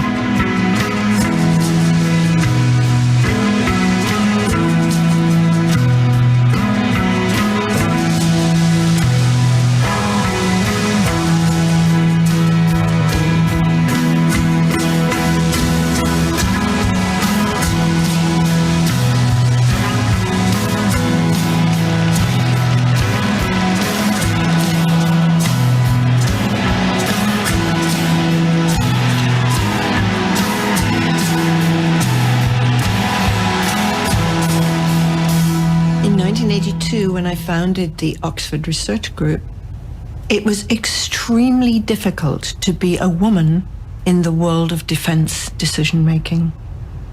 I often found myself the only woman in a room full of 200 men, many of them in uniform. The job that I set up for myself was to understand how nuclear weapons decisions are made, who makes them, and why. I had to earn my credibility. And it also, I have to say, helped quite a lot to become Dr. Elworthy. Because if you're just Miss or Mrs. In 1988, we published a book called Who's Who in Nuclear Weapons Decision Making. And of those 650 biographies, only 5 were of women. And when I interviewed those 5 women, decision makers, I found that they had completely taken on the ethos of the male environment in which they worked. In other words, they were completely indistinguishable from their male colleagues in their attitudes. And that is very different from what one finds in the world of peace building. From 2005 and 2008, you were Deputy President of South Africa. You were the first woman to hold such a high position, and at that point, this is the highest ranking position in the whole history of South Africa. So was it easy to be a powerful woman in Africa today? And also, was it easy to be respected, to be taken seriously? Of course, you have to assert yourself. Don't give people an opportunity to treat you differently. If you're hesitant about utilization of power, man or woman, people will actually take chances on you. So I did not give people a chance to take chance on me. I used my power, I used my authority, not in a pushy way, but in a very assertive way. And I think this is something that I want to emphasize, especially to younger women, be assertive.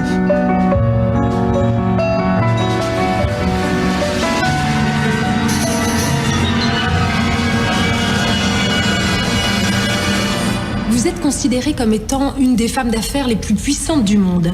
Est-ce que vous avez conscience que vous pouvez certainement, pour de nombreuses femmes qui ont une certaine ambition, eh bien, être une source d'inspiration pour elles? Et dans ce cas-là, est-ce que vous avez des conseils à leur donner? Alors, je pense que ces classements sur la puissance sont à prendre avec beaucoup de modération. J'y vois l'effet de la longévité de ma carrière et du fait qu'on était très peu nombreuses et que finalement on est resté très peu nombreuses. Donc c'est ça qui donne un peu le côté un peu singulier. De savoir ce qu'on veut, ce qu'on peut faire et de ne pas avoir crainte de le dire.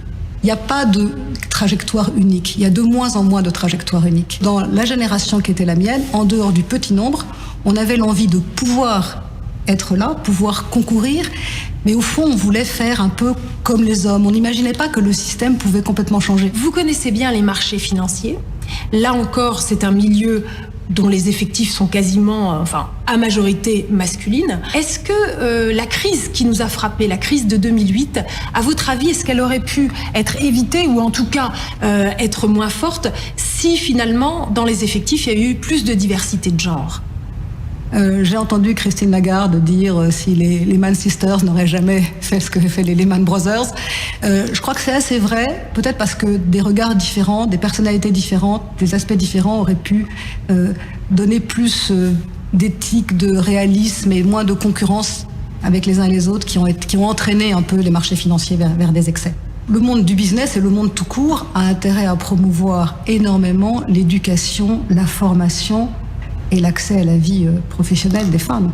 Si les femmes japonaises se mettaient à travailler, je crois que la croissance japonaise repartirait, ne serait-ce que par l'apport que ça représenterait.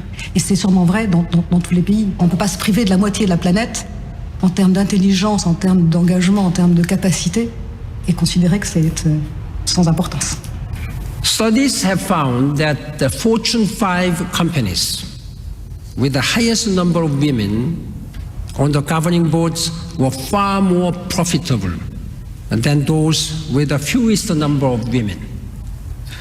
That's you can check with the Fortune 5 companies. Today, many look to the world of social media. The majority of those who use it are women.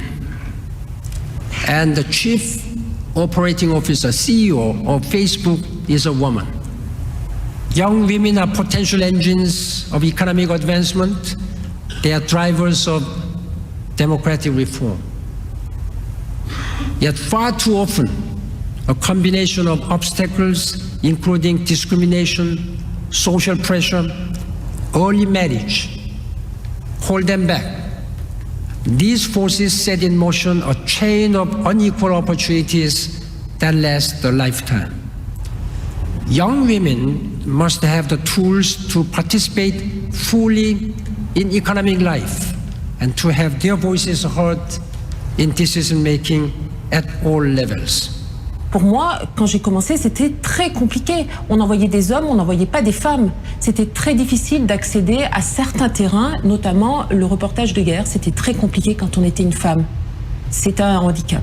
Les femmes sont très courageuses. En tout cas, moi, je trouve qu'elles sont très courageuses et elles travaillent énormément parce que nous, les femmes, quand on est sur le terrain, pour gagner notre place et nos galons, entre guillemets, il faut prouver 2 fois plus qu'un homme pour nos rédactions, envers nos confrères. Et donc, on en fait 2 fois plus. Et on va, j'allais dire, on y va, quoi. On a moins peur, on n'a pas peur. On peut pas se permettre d'avoir aussi peur. Être une femme, c'est important quand on part en reportage comme ça dans des pays en guerre et notamment dans des pays musulmans.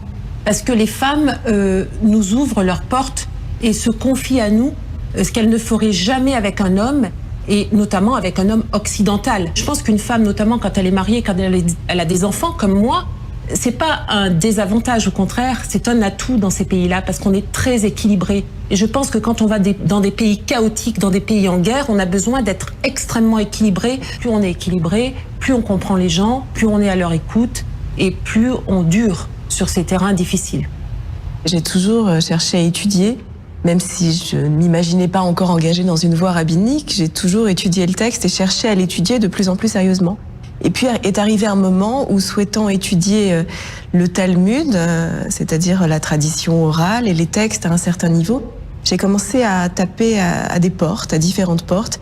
Et bien souvent, c'est la même réponse qui m'a été donnée. On m'a dit, il y a certes des cours, mais pas pour vous en tant que femme.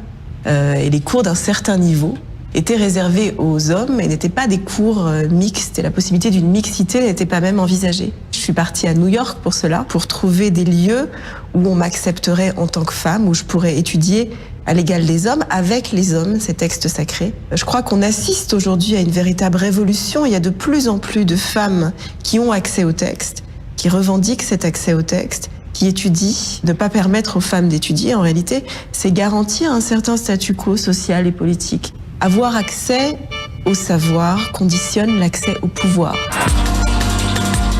Le pouvoir. Il y a le pouvoir politique, bien sûr, mais il y a aussi le pouvoir suprême, le pouvoir divin. Nous voici face à la question fondamentale de la religion.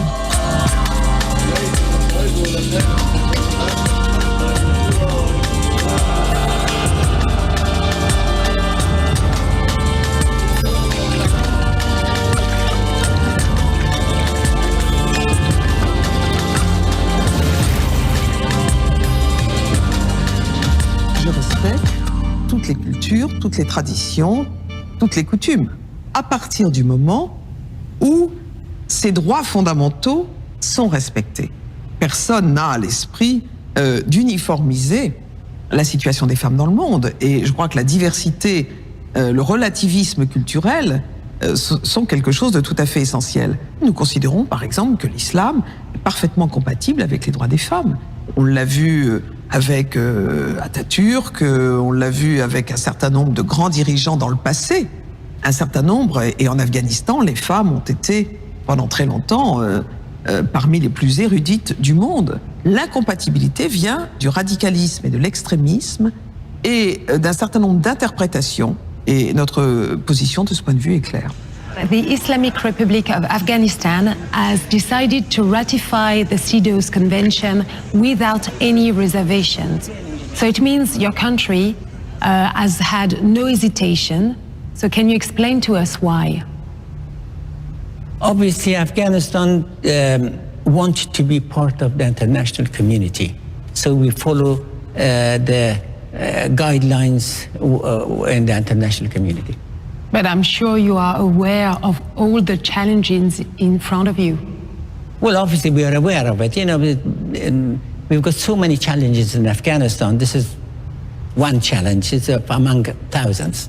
So we were tackling it. You know, we were just trying to find a way for the full implementation of CEDAW. The Islamic Republic of Afghanistan is an Islamic republic. And with many studies, we have noticed that question of culture or religions are very often obstacles to progress on gender equality.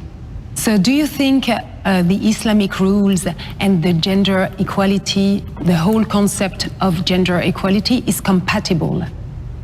Well, it depends with whom you're talking. There are various groups of people. Some people with but the moderate form of opinion. Some of them are rigid, some of them are very orthodox, you know. First of all, I should say that no provision of CEDA is in direct conflict with Islamic principles. Like, for instance, you know, that provision about determining the age of marriage. You know, I mean, there's a provision in Islamic law which is, in fact, goes concurrent with the provisions of CEDA.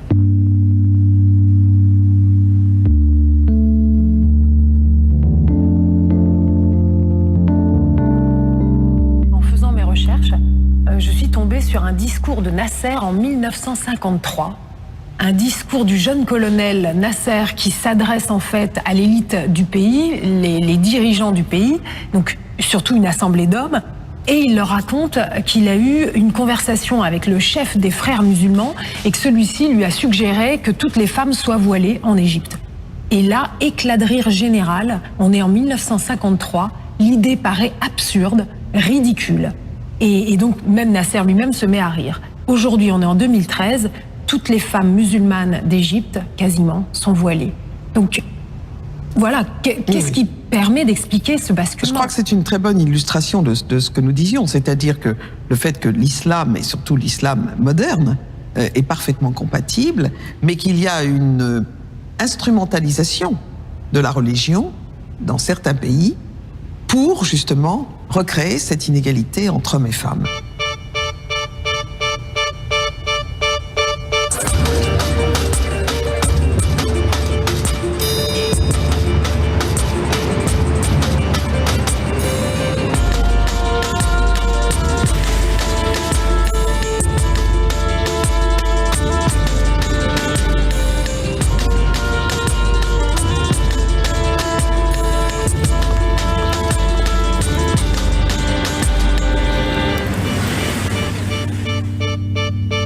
I'm struggling for equality and justice for Muslim women, and I'm struggling to end the use of Islam, the use of religion to justify discrimination against women. That's my big struggle.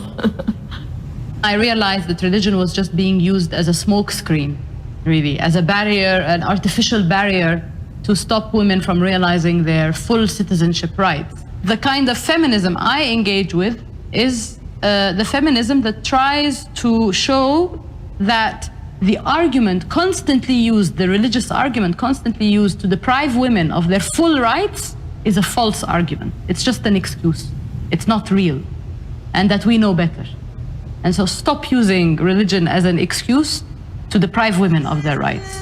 Sisters in Islam first began really because, as a response to the endless complaints and problems Muslim women face when they go to the courts, the Sharia courts, when they go to the religious department to complain about their marital problems. You know, their husbands have taken a second wife and they're told that's his right in Islam.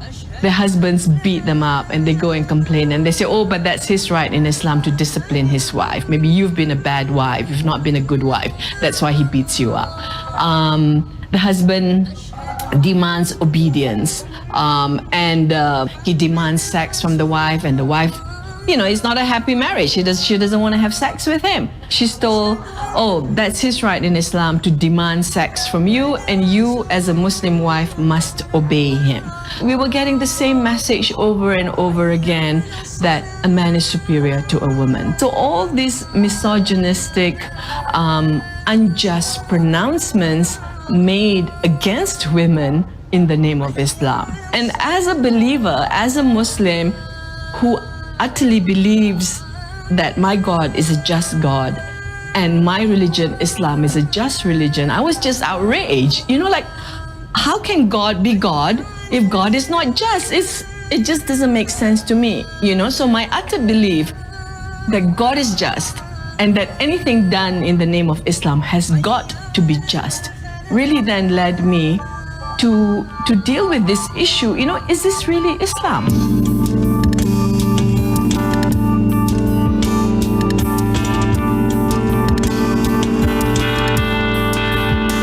The obvious next step is really to find out for myself whether what these mullahs, ulama, men are saying that they have a right to beat their wife, they have a right to four wives and all that, whether that's really in the Quran. So that's really how it began. And I wasn't the only one. When we opened the Quran again and read it with critical eyes, it is amazing. I mean, for us, it was actually the most liberating journey that we went through. It talks about the relationship between men and women as one of mawadda wa rahma, compassion and kindness, of men and women being each other's garment, as close as, the cloth on your skin.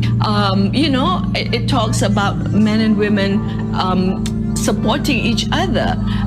It is amazing for us to find these wonderful verses in the Quran.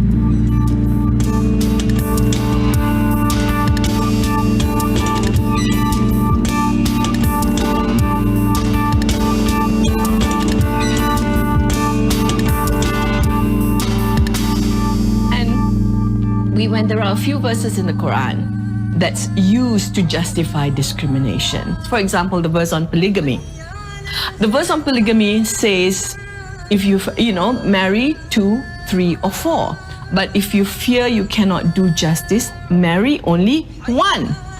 And that will be best for you. How come marry 2, 3, or 4 becomes a source of law and a practice? Who has the authority? Who decided? C'est pas intéressant de se demander si les religions sont misogynes. Ce qui est intéressant, c'est de se demander si les traditions religieuses sont misogynes aujourd'hui, au début du XXIe siècle. Eh bien, malheureusement, il faut être honnête et admettre que bien souvent, aujourd'hui, ceux qui parlent au nom de ces traditions, les représentants officiels de ces traditions, bien souvent, en 2014, le sont. En tant que rabbin, bien souvent, effectivement, je me demande pourquoi le domaine de la synagogue ou de l'église ou de la mosquée reste le seul lieu où on attendrait finalement que rien ne bouge. Il faut réhabiliter un sens d'un sacré qui serait un sacré qui accepte le changement, qui accepte l'évolution, qui n'encense pas la finitude, le figé, mais qui au contraire se perçoit à la manière d'un organisme vivant comme étant dans une évolution constante. So this whole issue of authority then, because throughout the history of Islam and Islamic scholarship, there's diverse schools of thought, schools of interpretation. We, as human beings, come up with different and diverse interpretations and different and diverse understandings of the Word of God. So it is an interaction. Imaginez ce qu'aurait pu être l'histoire si tout simplement on avait opéré des traductions exactes. Si la première femme est née non pas de la côte d'Adam, mais à côté d'Adam, eh bien on est là dans une possible interprétation première du rapport homme-femme radicalement différente de celle qui a été donnée à travers les siècles. Si le féminin premier est une côte du masculin premier, alors il s'installe dès les origines dans un rapport d'objet à sujet. Si on est capable de revenir au texte et de percevoir que la première femme est en réalité créée dans la Genèse à côté du masculin premier, alors on peut inscrire le rapport homme-femme dès les origines dans un rapport de face à face, dans un rapport d'altérité et d'égalité, et non pas de soumission, un rapport de sujet à sujet. Les traductions, tout comme les interprétations, sont éminemment politiques. If religion is going to be used in the public sphere to make public policy and public laws, then it should be available for everyone to talk about it, to contest it, to come up with new interpretations, but to say no, religion is one thing and feminism is another, and we can't, mix these two. I'm sorry, then take religion out of the public sphere. Ceux qui vous affirment que les femmes ont toujours porté un voile intégral ou une burqa ne disent pas la vérité historique. Qu'en réalité, il y a certaines traditions qui se développent assez tardivement, mais le discours religieux fondamentaliste leur donne un cachet d'ancienneté. C'est qu'au nom de la pudeur, on fait des textes une lecture obscène. Je crois qu'il faut revendiquer la pudeur, mais dans son sens véritable, dans son sens profond.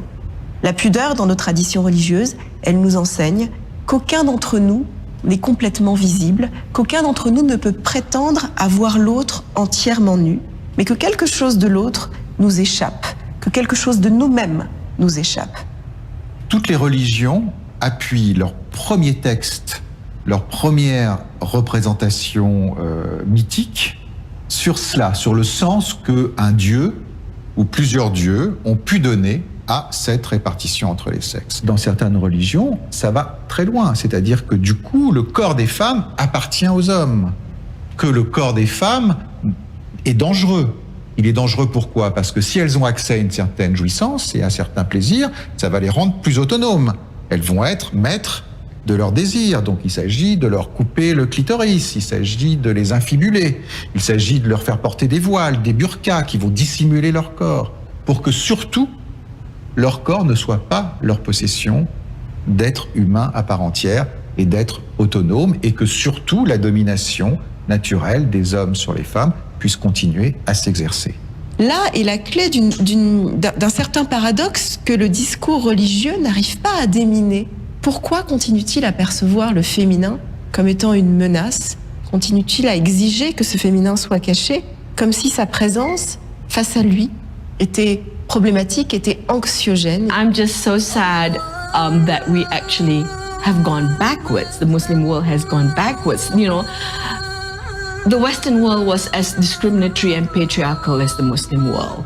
What has happened in the past, 20, 30 years with the rise of political Islam, when you see the Muslim world, that trajectory of moving forward in the Muslim world, going backwards because of the rise of political Islam, because of the rise of conservatism and the use of a very conservative interpretation of Islam, in order, to resist the changing realities on the ground. In a way, it is a crisis of faith when you are confronted with so many negative aspects of your religion. And statistics reveal that 1,500 babies are abandoned in the streets of Khartoum every year.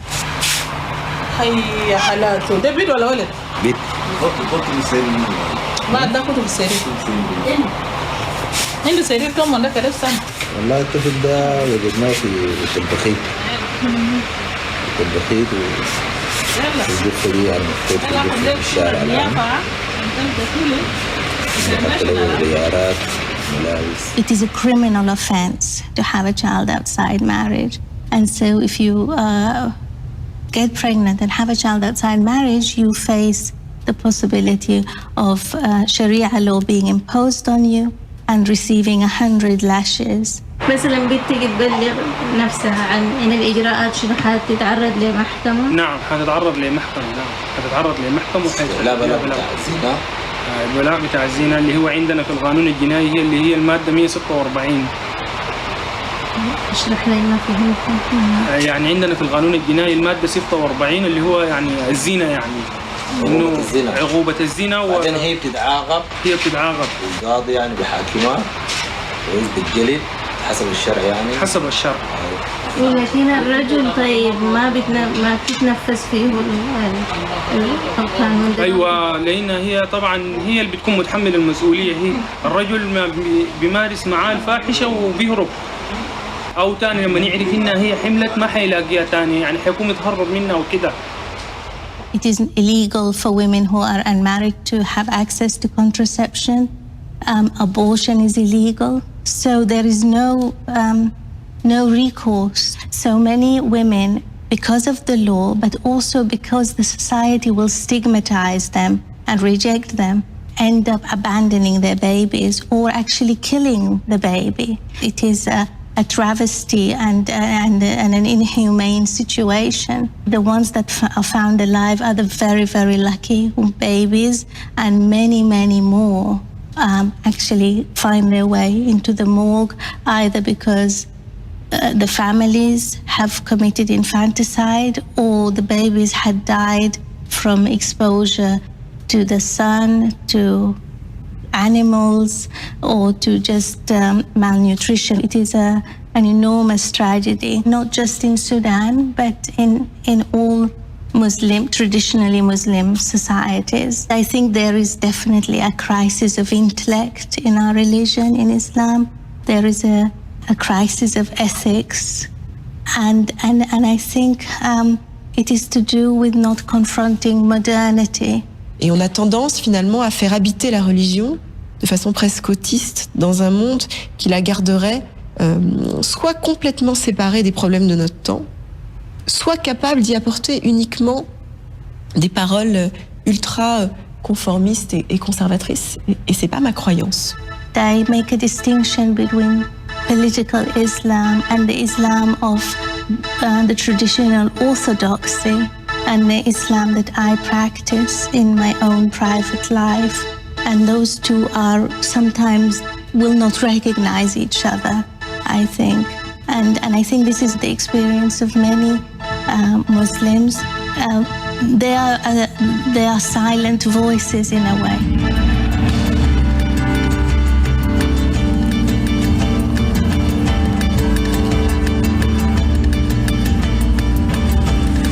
Tout va si vite autour de nous, le monde va si vite. Et pourtant, sur cette question des droits des femmes, de leur autonomie, tout semble si lent, presque immuable.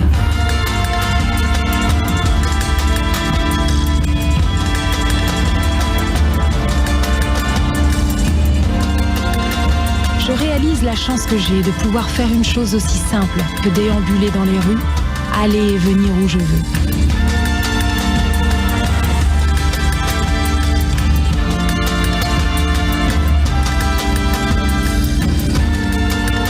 Je pense à toutes celles pour qui cela est encore impossible.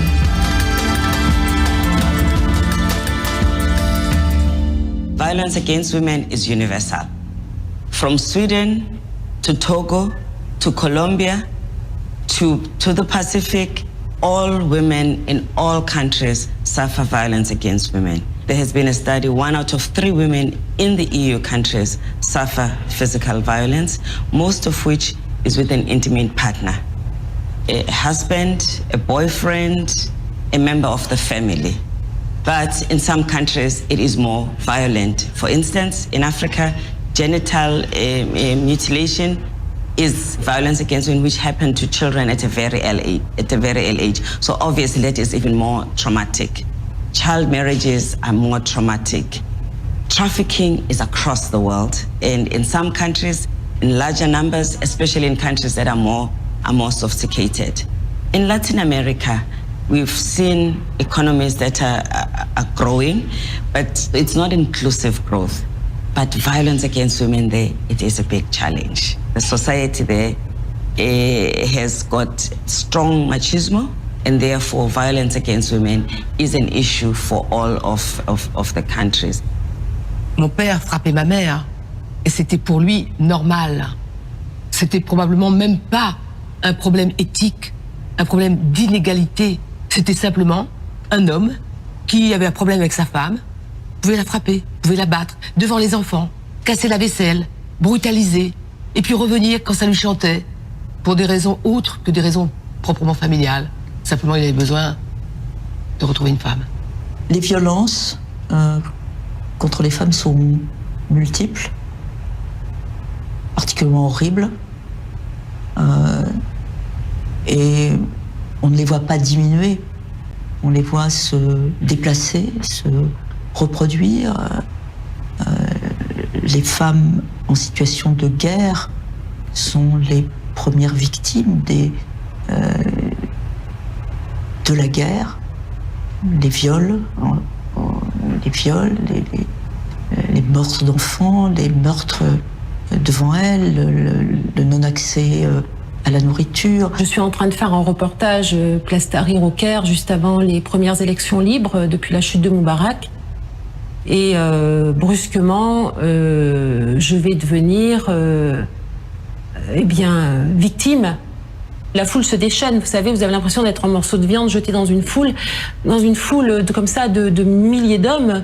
On n'est rien, on peut rien faire. J'ai juste pensé, il faut pas que je tombe parce que si je tombe, je suis morte. Et jamais j'aurais pensé qu'une chose comme ça m'arrive. Je vais penser aux enlèvements, je vais penser, bien sûr, les bombes, les tirs, les enlèvements, mais je n'avais jamais pensé au viol. Et en fait, ça m'est arrivé. Et j'aurais jamais pensé que ça m'arrive comme ça en plein jour et sur une place publique, en plein reportage. J'ai eu des accidents du travail dans mon métier de grand reporter. Une fois, j'ai été très près du précipice. Ma culture musulmane m'a aidé parce que ce jour-là, en Libye, j'ai dit à ce dictateur, et là encore, c'est sans, vous n'avez rien au dos. Vous êtes le mot dos au mur, mais peut-être que dans votre âme d'être humain, il y a des signaux et des feux rouges qui s'allument. Une idée m'est venue et j'ai dit en anglais, comme c'était hier, c'était en février 1984, I can't, I'm ill. Pour m'entendre dire, how many days? 2 days. Je ne peux pas, je suis malade. Et il m'a répondu combien de jours? J'ai dit 2 jours. Donc je n'étais pas, j'étais haram, péché, pas concevable.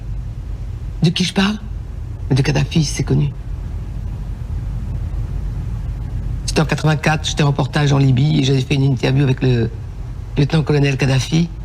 Et à la fin de l'interview, de fil en aiguille, avec la complicité de son interprète, il a cherché à m'égarer dans la caserne Azizia.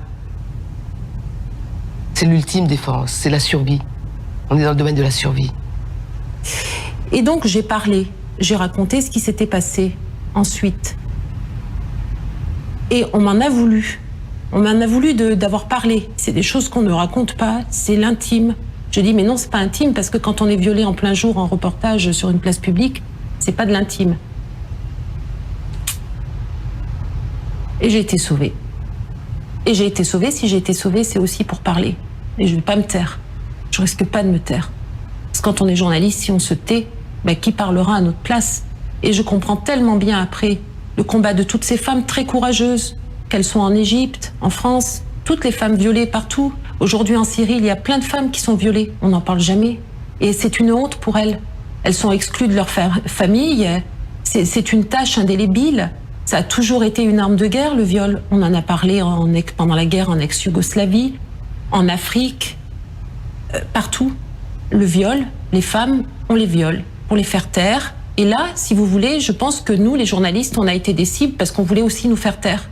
The international community has spared no effort to address the question of sexual violence, to address the gendered impact of conflict. The Security Council has come up with a large number of resolutions, one after the other, to address these issues.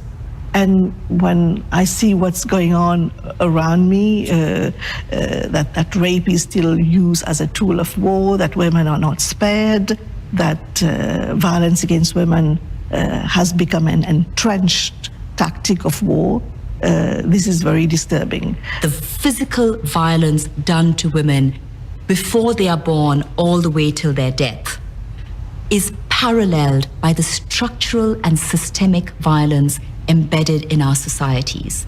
The fact that the richest countries in the world, the most secure and democratic, still have 70 to 75% of women who will experience some form of physical violence in their lifetimes, and at the same time will be earning 30 to 40% less than their male counterparts, will not have as many chances to be in the boardrooms, the CEOs, the heads of state. There is a direct relationship, and we need to look at the whole range of issues and the mindset that even in educated Western democratic countries holds women back, keeps them in the kitchen or in the lower echelons of power, and when they come home from work, beats them up. 1 woman out of 3 here in England, in Oxford, where we are sitting, across Europe, and in the world at large. So we need to look at these as parallel issues. So you've been fighting apartheid. Can we compare this issue to the gender equality? Because after all, gender equality is about social justice, human rights. Apartheid affected every aspect of one's life. It determined where you stayed, where you went to school, who you socialize with, what rights you have, and basically what kind of a life you're going to have. The same thing happens with gender discrimination. It permeates every aspect of life, and that is why, just like fighting apartheid, it has to be fought at all levels and by everybody. Fighting against gender inequality is not a responsibility of those that are suffering gender inequality. In other words, it is not just for women to fight. Just like apartheid was not just fought by black people, just like slavery was not fought by slaves. So it unites people who believe in the same values, who must stand on the same side and take on the fight.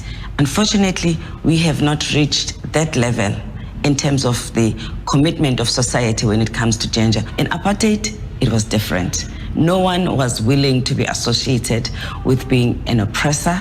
No one was willing to be friends of apartheid.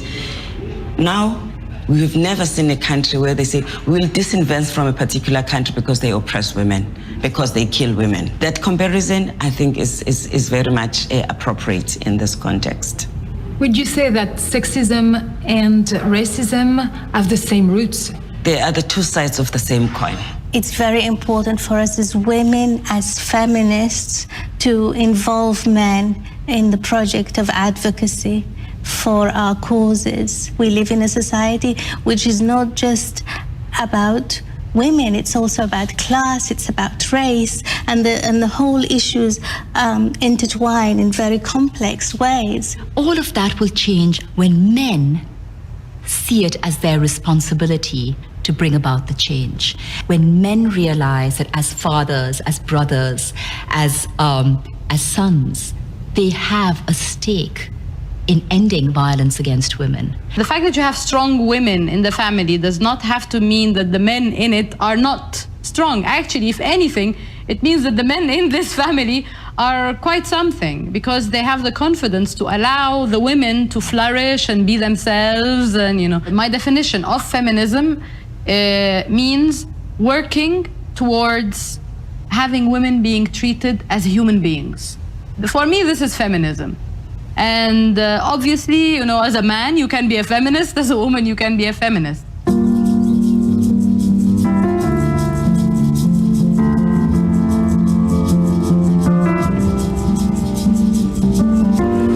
Si hommes et femmes unissent leurs forces pour endiguer la violence, alors peut-être pourrons-nous enfin envisager la paix.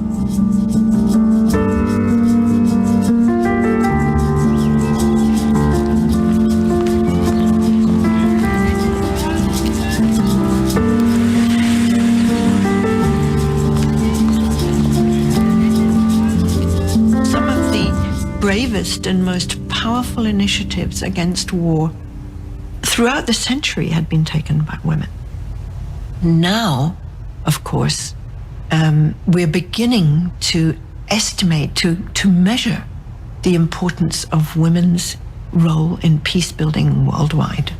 Women are most likely to be consensual and to be peacemakers than war makers. In Central African Republic, it is the women amongst the Muslims and the Christians who are working together, who are not interested in being divided, who are saying, you know, when we experience a crisis, when a rapist attacks you, they don't ask you that you are a Christian or a Muslim. We suffer the same way, and therefore we must be able to be together and not to allow ourselves to be divided. The same thing in Liberia, we saw that in Sierra Leone.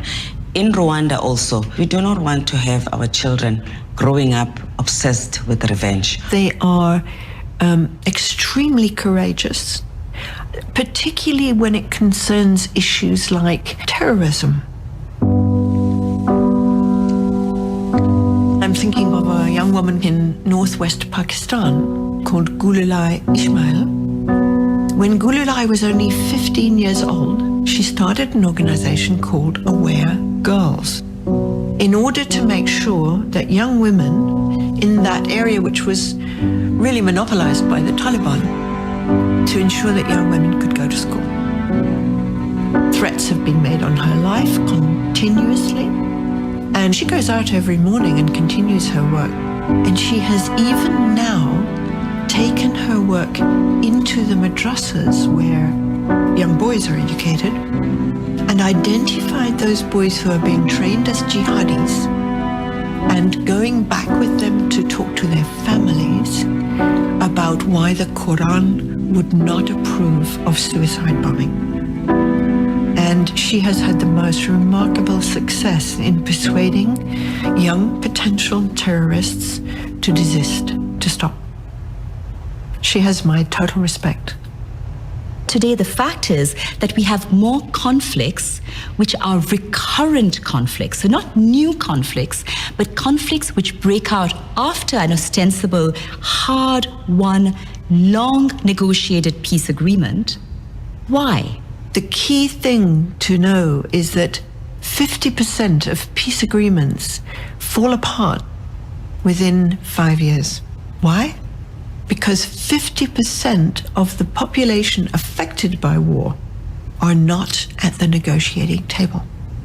This means that the experience of those who suffer most in conflict, women and children, is not brought into the discussion. And this is absolutely crucial. However, when men who fight decide to stop fighting and sit at the table to make peace, they prefer to talk amongst themselves. In other words, being a killer qualifies you to be a peacemaker. I mean, how bizarre is that? That those who don't fight, those who don't take an arms, are not trusted as the ones who can craft peace. And those who fight and those who kill are rewarded by being the one who must determine the destiny of everybody.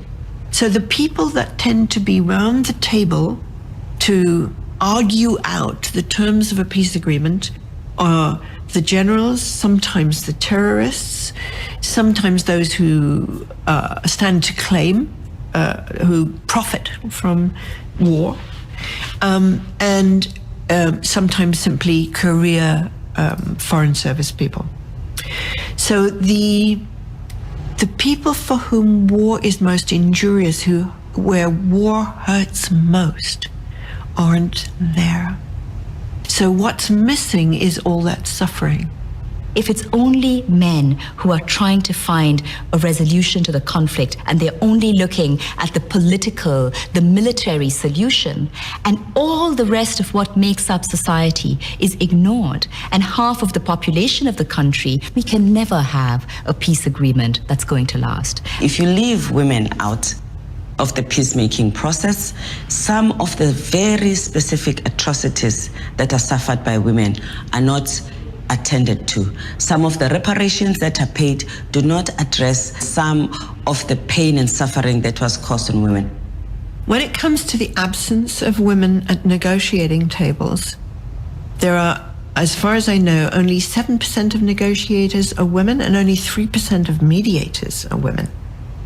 This is absolutely unforgivable because there are now women who are trained, who are able, women from Iraq to Afghanistan to Sri Lanka to Nepal to Pakistan, who could perfectly well represent not just the interests of women, but the interests of humanity at the peace table.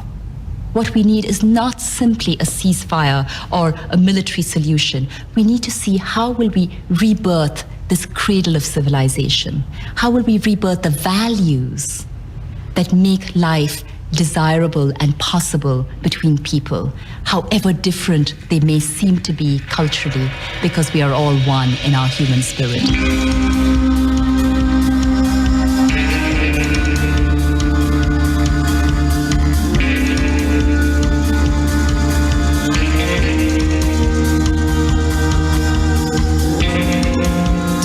Cette année d'enquête, jalonnée de rencontres, de questionnements et de découvertes, nous avons pris conscience, mes équipes et moi, de l'ampleur du sujet et surtout de sa gravité.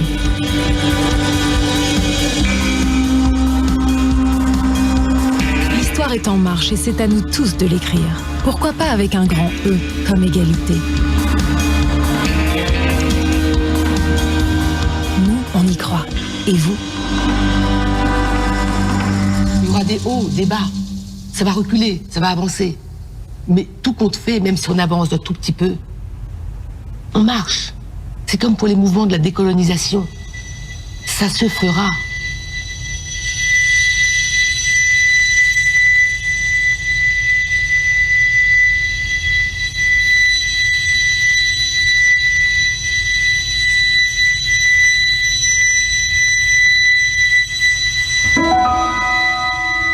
Ideally, I would like to have just maybe 1 year, just 1 year in China where the Politburo, the 7 members of the Politburo are still communist members party, but they're all women. I just want 1 year to see what would happen to China if we just had a Politburo of 7 female communists rather than 7 male communists. That's all.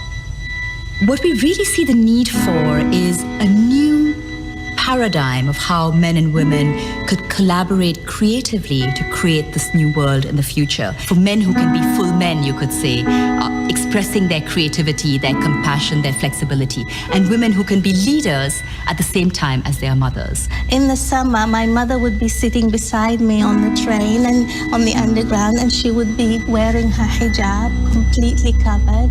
I would be in my little sleeveless top, and we would be sitting side by side, and neither of us is condemned. And really, that is my ideal world.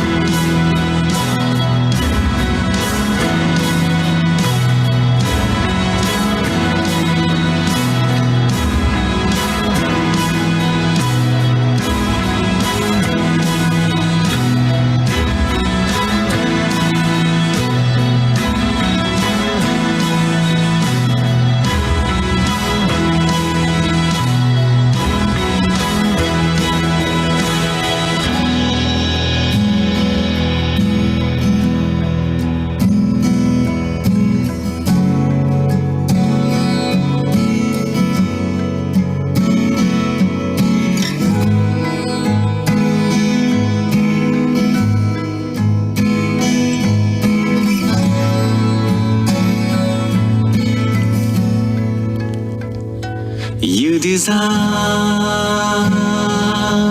it, and we deserve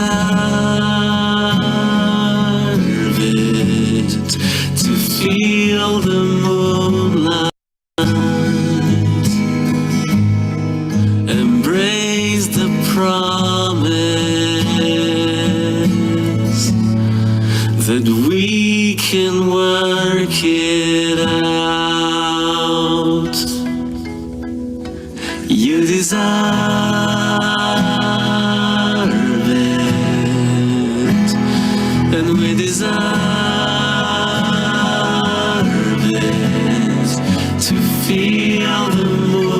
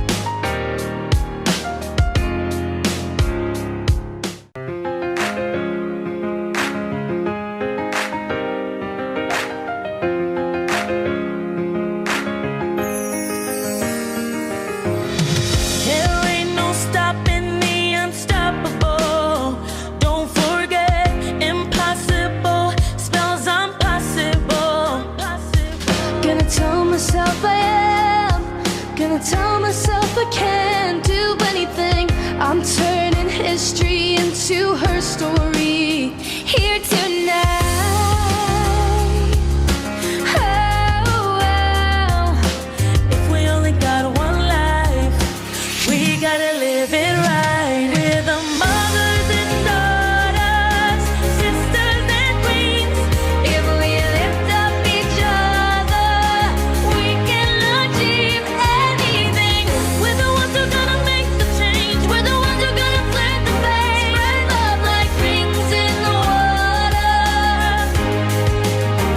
Yeah, that's the power of a woman. We'll raise our voices until we are heard. We won't stop. Turn up the volume till we change the world. We didn't come this far to not reach the stars. So let's begin by turning history into her story. It's enough.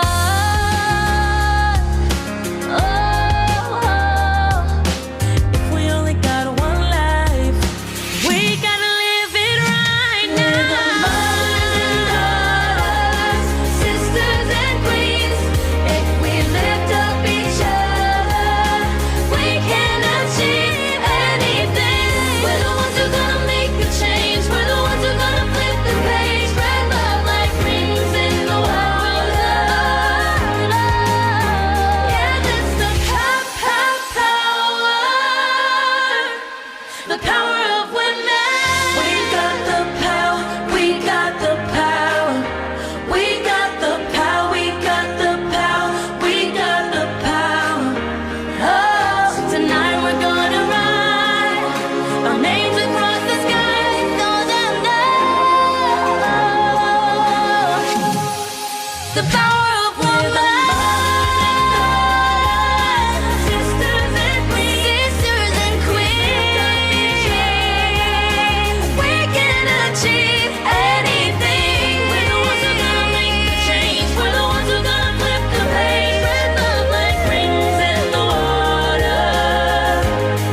Yeah, that's the power. We got the power. We got the power. We got the power. We got the power. We got the power. Oh, tonight we're gonna ride our names across the sky so they'll know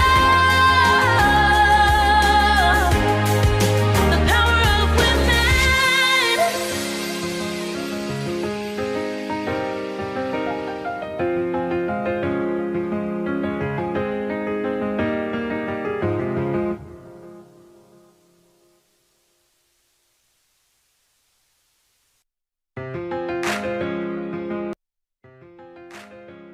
Hello everyone. We hope that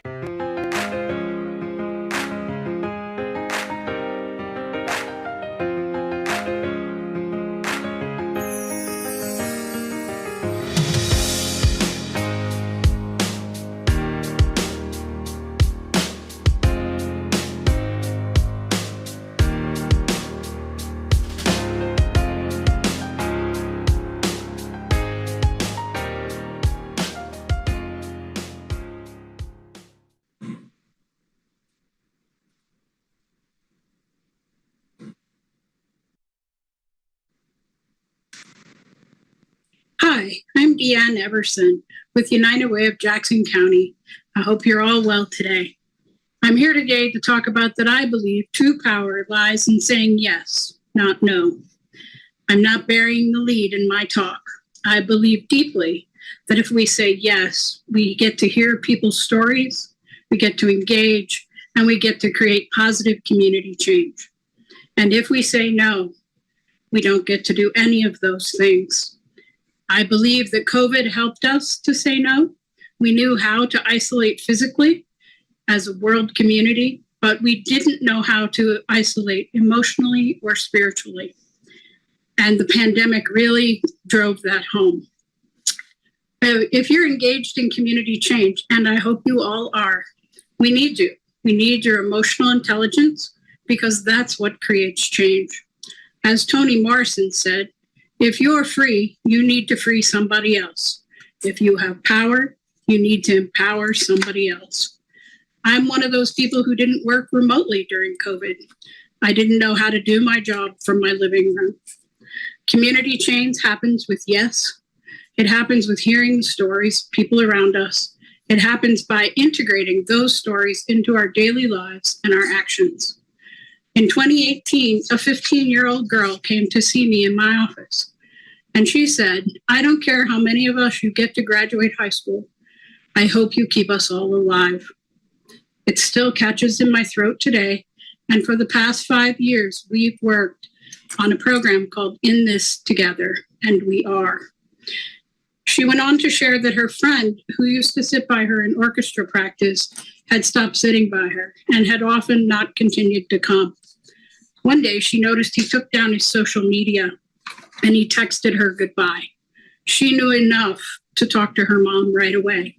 And it was a good thing because her mom knew enough to call his parents. That night, Zach attempted to take his own life, and he was saved. Unfortunately, his parents' reaction to all of that was to move away from our area. And so the young woman who visited me doesn't know what happened to him. But as a result of that moment, I knew I had to act. I had to listen. I had to learn about what was suicide in our community. What were the numbers? What was the data? And in 2017, Jackson County, Oregon had 53 completed suicides. And in 2018, it climbed to 64. I approached our community partner, KOBI, NBC5, because we have done a lot of great community service projects, including a project against the meth epidemic, a project on child abuse prevention, a project on youth educational success.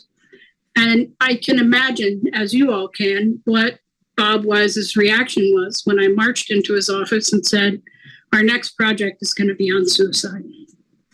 At the time, the media generally covered suicide by glamorizing it, and it was only about celebrities and methods they'd actually used to take people their own lives. And media didn't cover everyday stories within our communities where you live, and they may still not. But in our community, it's different. A young anchor stepped up to help us. Her name was Blakely McHugh, and she wanted to be the front person of our campaign because her father had taken his life when she was 17. We allowed her to be the front person, and we provided therapeutic support so that she could do it. It was crucial that we do this because we have to change the conversation.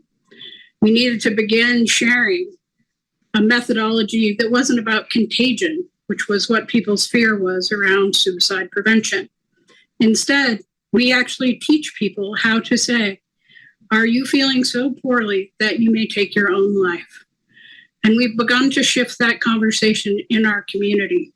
United Way applied for grants that we were successful in to teach mental health first aid to anyone who wanted to take it.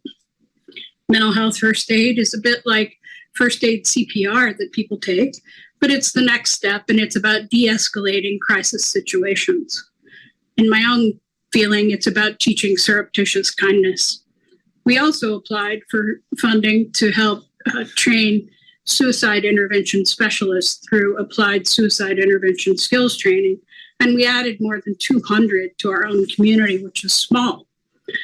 As Elie Wiesel said, always take sides. Neutrality helps the oppressor, never the oppressed. Silence encourages the tormentor, never the tormented. We can do better. We are doing better. We have to say yes, and we have to change this conversation. We developed spots in partnership with mental health professionals, public health professionals, and always worked hard with emergency providers to know that we were saying the right things. We've done spots on families, we've done spots on veterans and older folks, young people, bullying, especially cyberbullying, people of color, women, men, LGBTQ, IA+, and college-age students. The first 2 years of our campaign had many people come into my office, close the door, and share their own story, whether it was them personally or a loved one. I knew our campaign was working when people started dropping by and not closing the door to talk about their own story.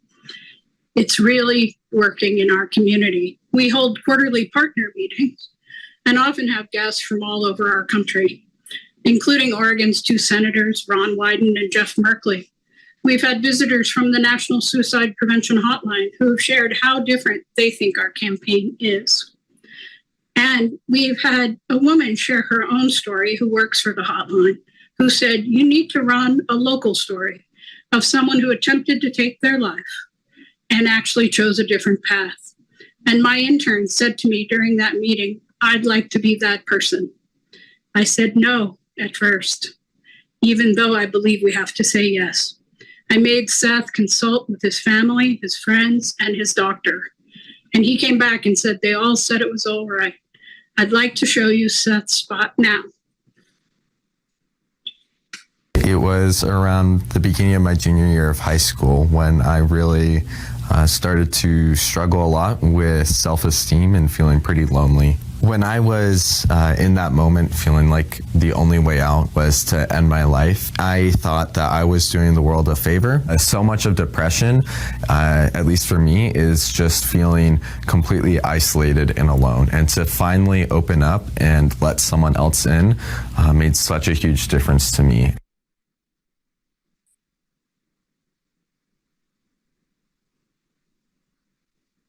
As you can see by the end of that screen, we have many partners in our community, hospitals, law enforcement, even local government, and some corporations, because suicides have impacted their workforce. So how's it going? Well, in 2019, our rate was still climbing and climbed to 75, which is well more than one a week. And our law enforcement officers in all of our jurisdictions were hurting from that as well. But by 2020, we dropped to 70 completions. And to do the quick math, again, more than one a week. And when people attempt suicide but are not successful, that also requires often law enforcement visits. But by 2021, our rate had plummeted to below 50 for the first time in many years. 47 people took their lives, which means a lot of other people chose not to. We are really grateful. In This Together last year won an Emmy Award for public service, and it also won the Service to America Award from the National Association of Broadcasters. This is happening because I said yes, because I listened, because I engaged and acted. And I want you to do that too, around things you care about. Listen, engage, and act. I saw a meme on Facebook last week that said, I hope beautiful things happen to you. And when they do, I hope you can believe that you are worthy of every single one of them. And in closing, I would say, rather than care about what you do what you care about. Thank you for having me.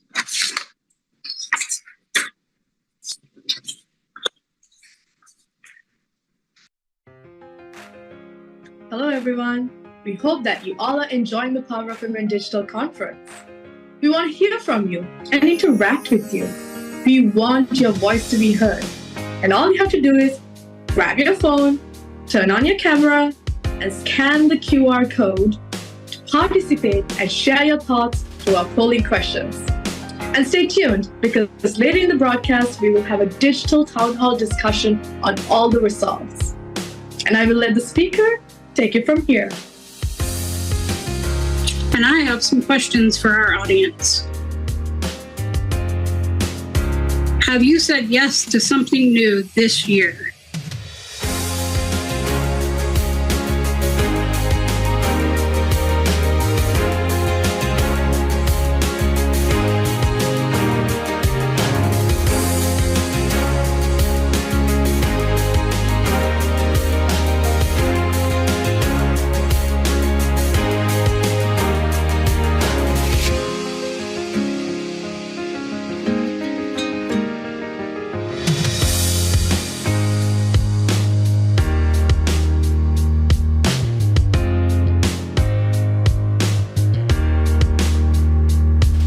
Have you said no to something new this year?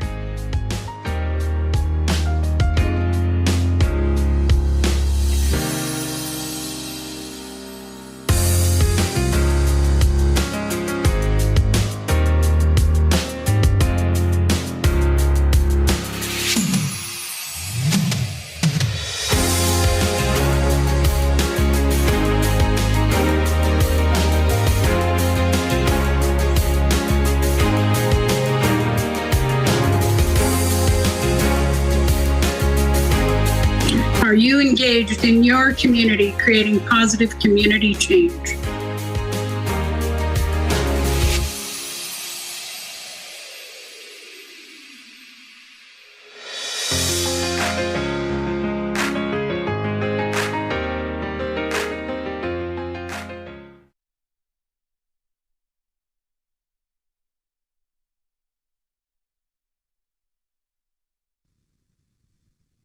Hello, Hanan. We are so thrilled to have you at the Power of Women Digital Conference. You are a force in advancing science, technology, and innovation.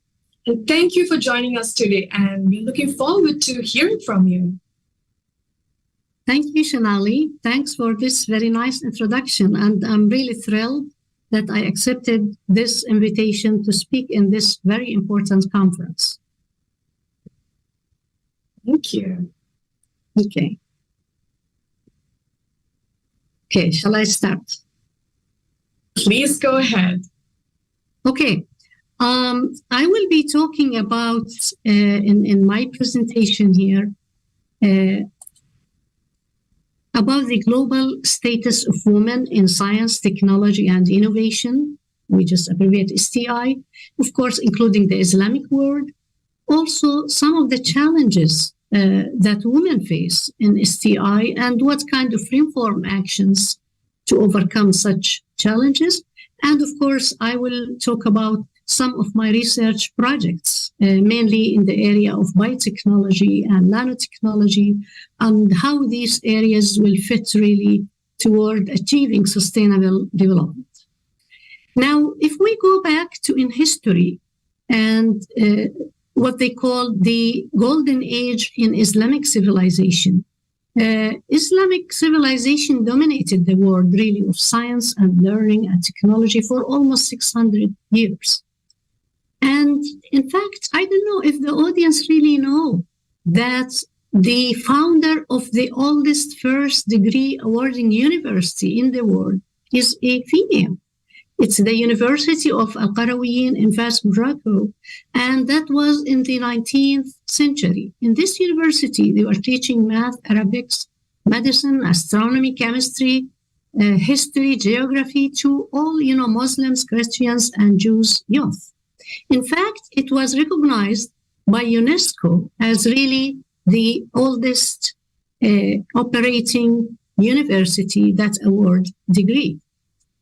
Now, there were some distinguished women, in fact, during the Islamic civilization that were really famous in science, technology, and innovation. Of course, this slide contains a list of them.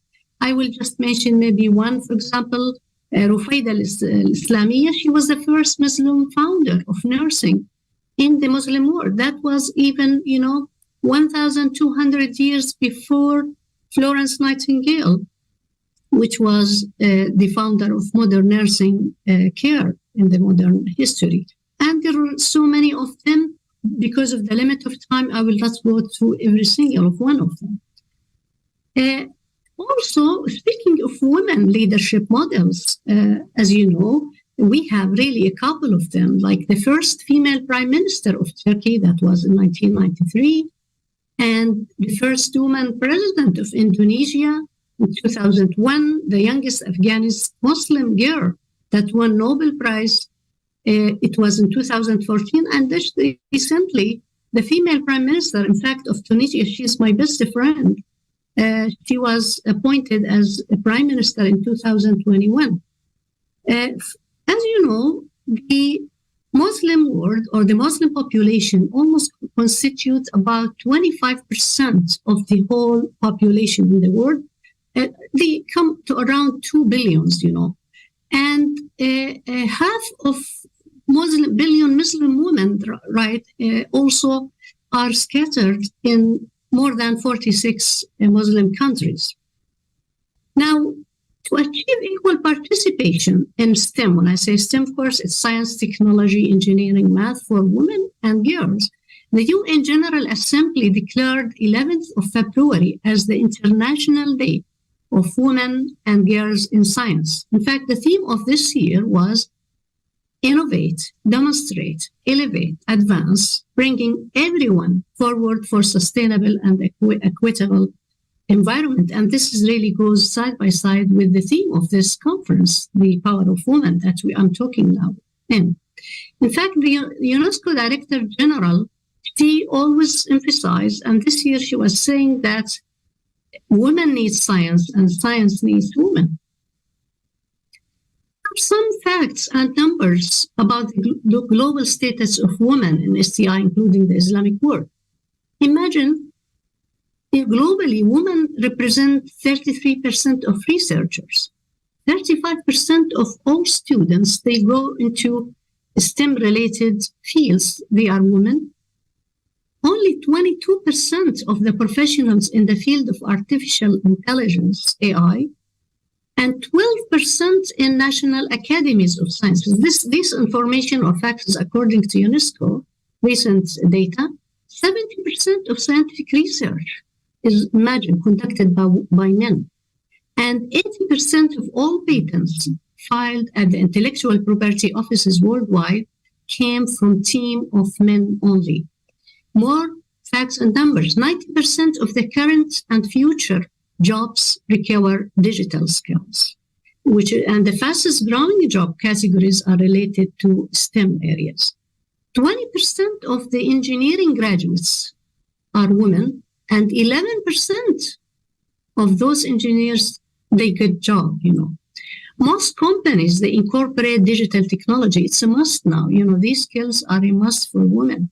And in fact, companies are looking to reach every talented woman in the STEM area to hook in these subjects.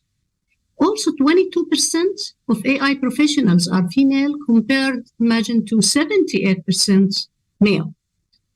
So women also, they own less, when it comes to startup also companies, they really are only 10%. In the low and middle income countries, women have 14% less access to mobile phones, 23% less access to internet. Also, 1 out of 4 jobs held by women in the IT industry. And 90% of IT licenses were made by male-only teams. Now, are there Nobel Prize winners? Where are women? Of course, the answer is yes, but as I say, they really represent very minor percentage of the whole, scientists in the world. This list here, I listed several of them starting from 1903 to 2020. In fact, we are really proud of these women. And also, when we talk about the Muslim world, there were some immigrant Muslim women that have really won a lot of international prizes in STEM areas or fields. I will not go into each one of them. I will mention, for example, there's a lady by the name Manhal Thabit. She was ranked among the 30 smartest people alive. She's from Yemen and immigrated to UK. She's a mathematician, engineer, economist, and she has her own companies and so forth. Now, are there challenges facing women in STI? Yes, of course, so many challenges. And how could we really suggest reform actions for such challenges? I will mention some of these challenges. There is always misconception, and this is not just in the Muslim world, in fact, it's globally. There's a misconception about the job technical requirements in STI, career stagnation, lack of promotion, difficult access to research and funding, especially funding, no progress or advancement in the academic leadership for women, no recognition of technical qualification, weak linkage with labor market, okay? And of course, wars and political instability. It really was a big challenge for women, and also underrepresentation of promoting positive images of women in STI areas. Now, how could we really overcome such challenges? I will suggest, promote women participation in decision-making in STI policies, provide support for successful models through financial measures, and encourage private sector involvement, ensure women's equal access to resources, education, and financial services, increase their capacity, the women and girls, through mentoring, training. They really need a lot of training and enabling. Encourage and develop national, international partnership. And this is very important, in fact. And this is also is important, in one of the 5 Ps when we talk about the sustainable development goals, partnership and collaboration. It's important for women. And integrate STI mentorship and support networks for women in education and employment programs. Now, there were a couple of initiatives, in fact, to overcome these challenges and reform actions in STI in the Islamic world. For example, in Abu Dhabi Declaration, member states of the Organization of Islamic Cooperation, OIC, they gathered virtually in UAE in June 16, 2021, to review the implementation of the STI Agenda 2026 and reaffirm their commitment to take reforms for creating an enabling environment for advancement of STI in the OIC member countries. And in fact, one of the articles they demonstrate bluntly and obviously, which is Article 26, it says we are determined, the member and math and STEM education at the primary, secondary, tertiary levels, and to ensure it's accessible to all, especially for women and girls. Now I will talk briefly about some of my research projects, which is mainly in biotech, biotechnology and nanotechnology, and recently in space microbiology, believe it or not, science engagement and science for society. Now, one of the projects that I have is, it deals with bioremediation. It is an EU-funded project, and this is really the power of collaboration with so many international partners. In this project, we have 5 EU countries and 4 Arab countries. We already done this project now, and we have great results that we published. In fact, the main objectives of this project was to define a first map of microbial diversity associated with polluted sites in the Mediterranean Sea and Gulf of Aqaba, which is in Jordan, and to establish collection of microbial isolates that have biodegradation potential to clean up the environment, and to develop novel processes for marine bioremediation.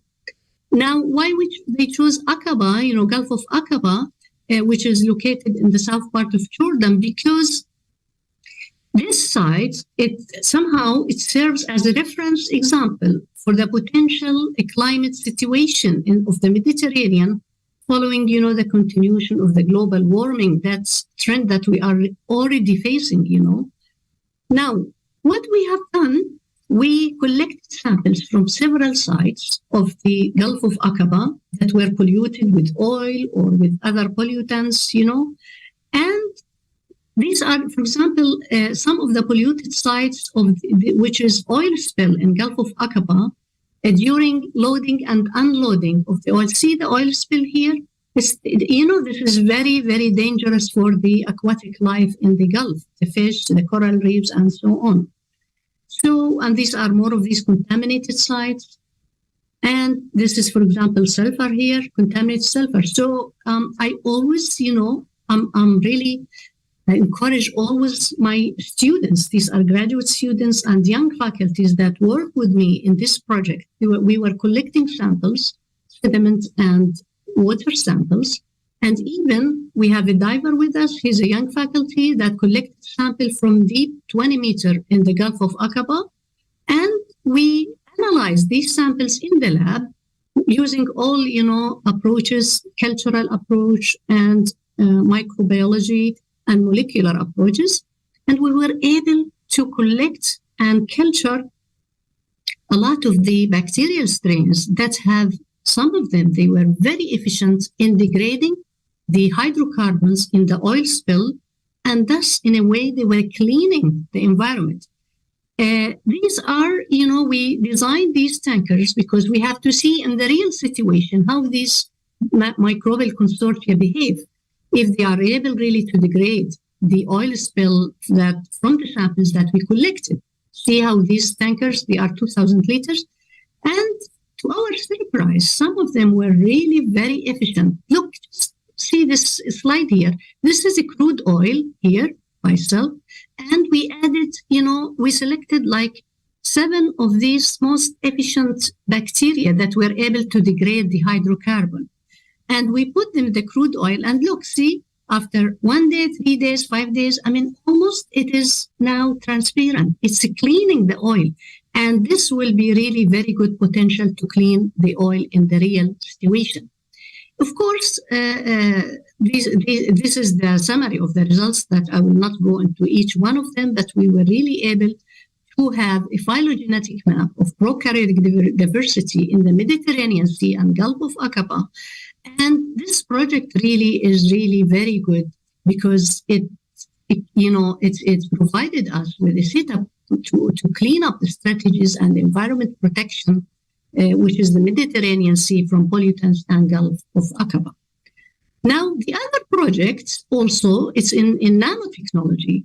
It's in useful application in water quality. In fact, I have registered a patent with my wonderful team, research team, where we prepared magnetic nanoparticles for the use in fast detection and removal of pathogenic bacteria from water resources.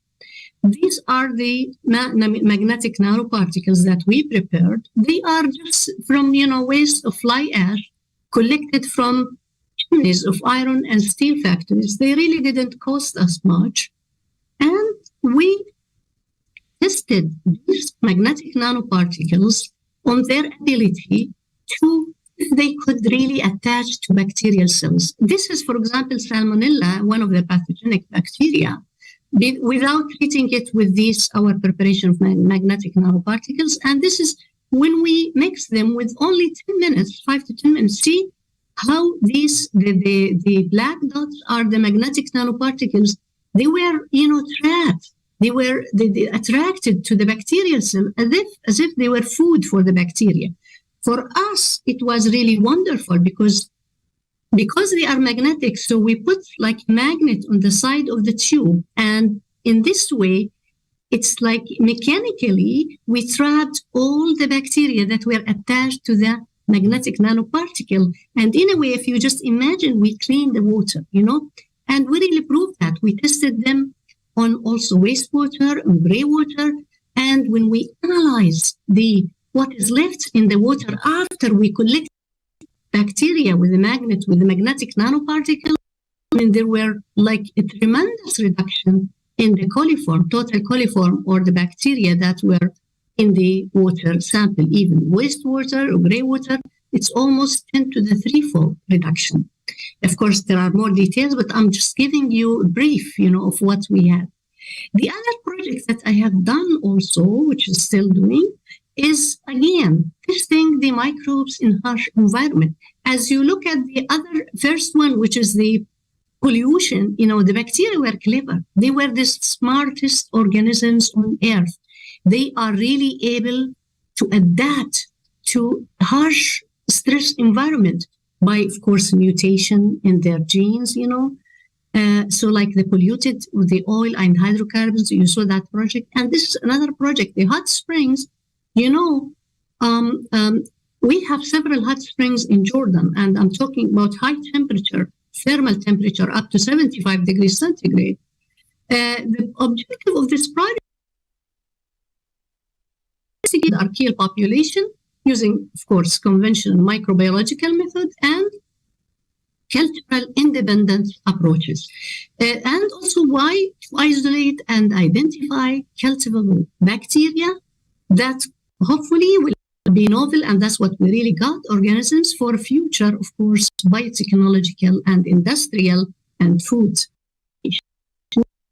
With again samples, math samples and water samples from these hot springs. We have done chemical, physiological, microbiological analysis, see, this is what we've got. Some of them are a beautiful color. I consider them my baby. They are not harmful, by the way. They are not pathogenic for the human. We tested these.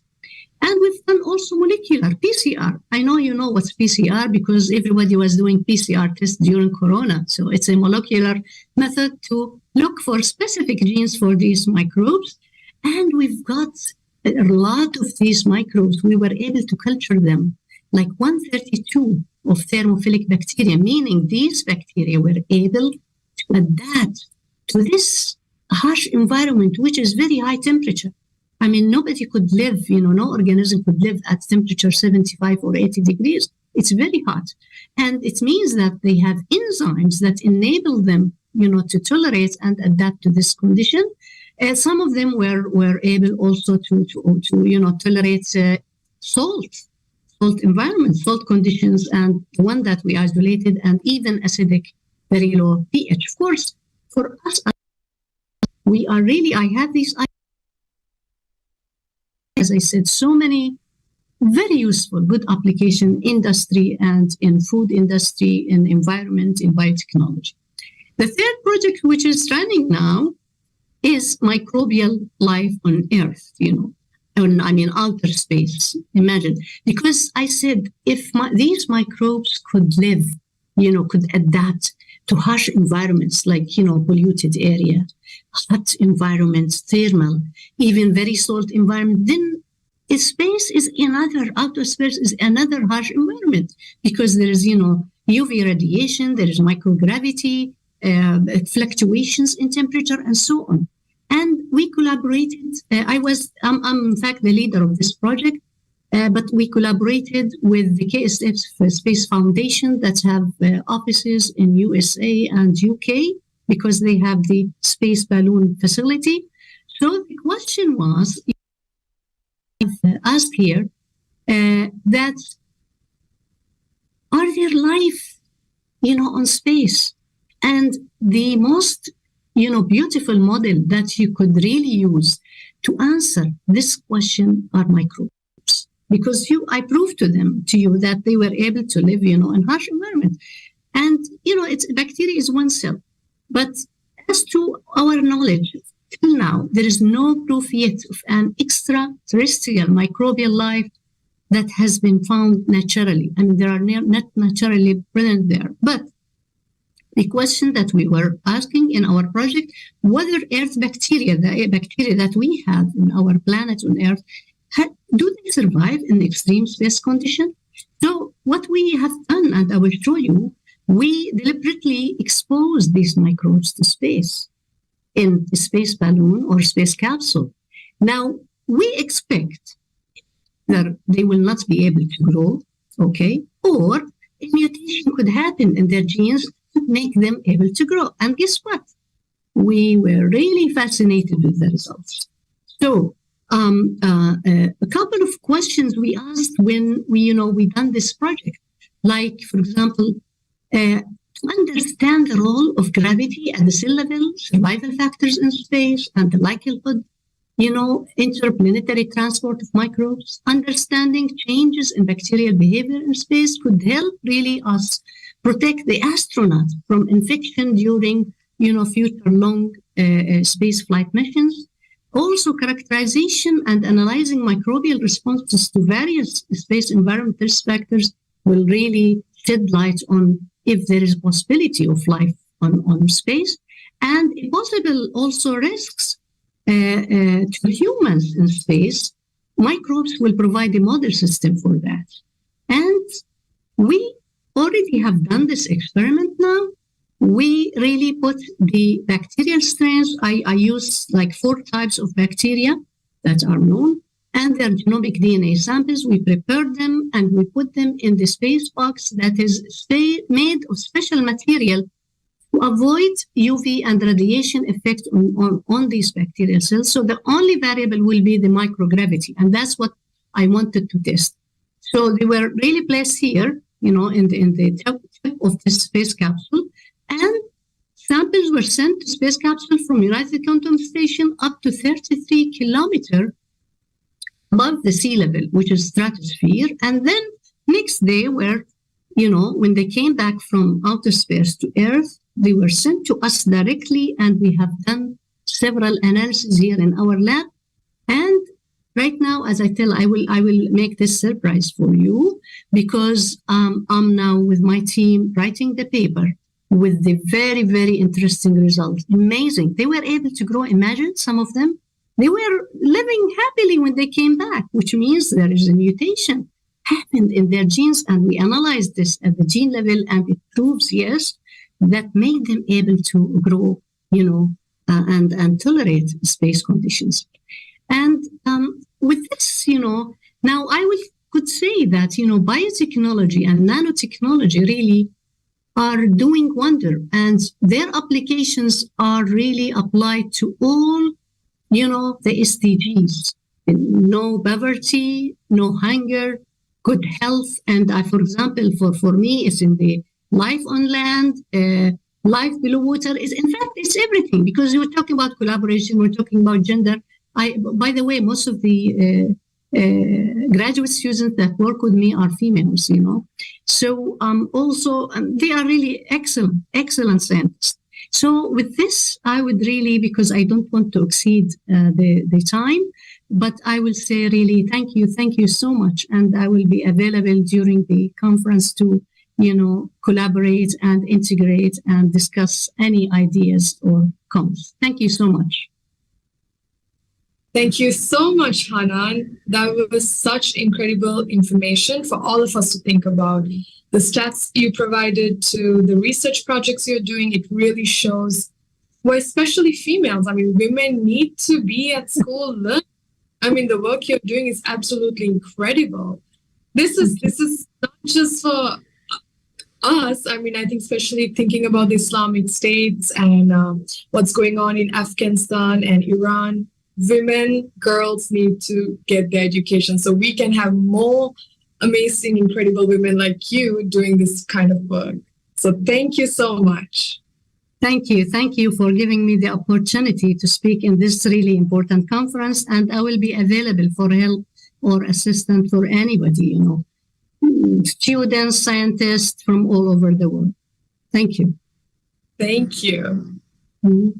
The theme of Power of Women embodies collaboration through edutainment across diasporas, through the collectives alliances that support positive global change.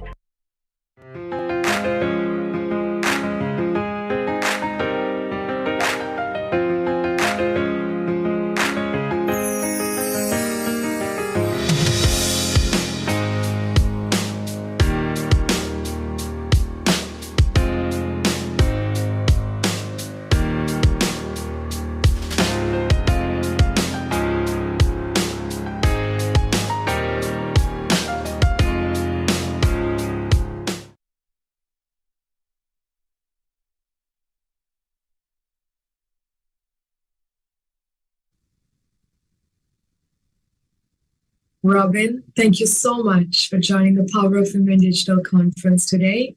And thank you for being here and guiding us. You're going to be guiding us through a breath work. And please take the floor and please set us up for the rest of the International Digital Conference you're going to be hosting for the next 48 hours. Thank you so much, Shenali. Yes, warm welcome to the international human family of conscious co-creators for this movement. It's an honor to invite us into our experience with our breath today.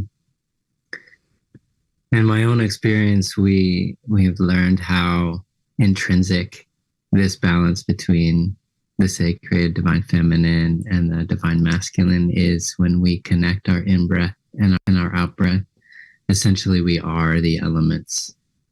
And we are this alchemy of the co-creation of life itself, the regenerative power of nature herself. And so I just would like to remind us of some of the intrinsic qualities and the science of our breathing.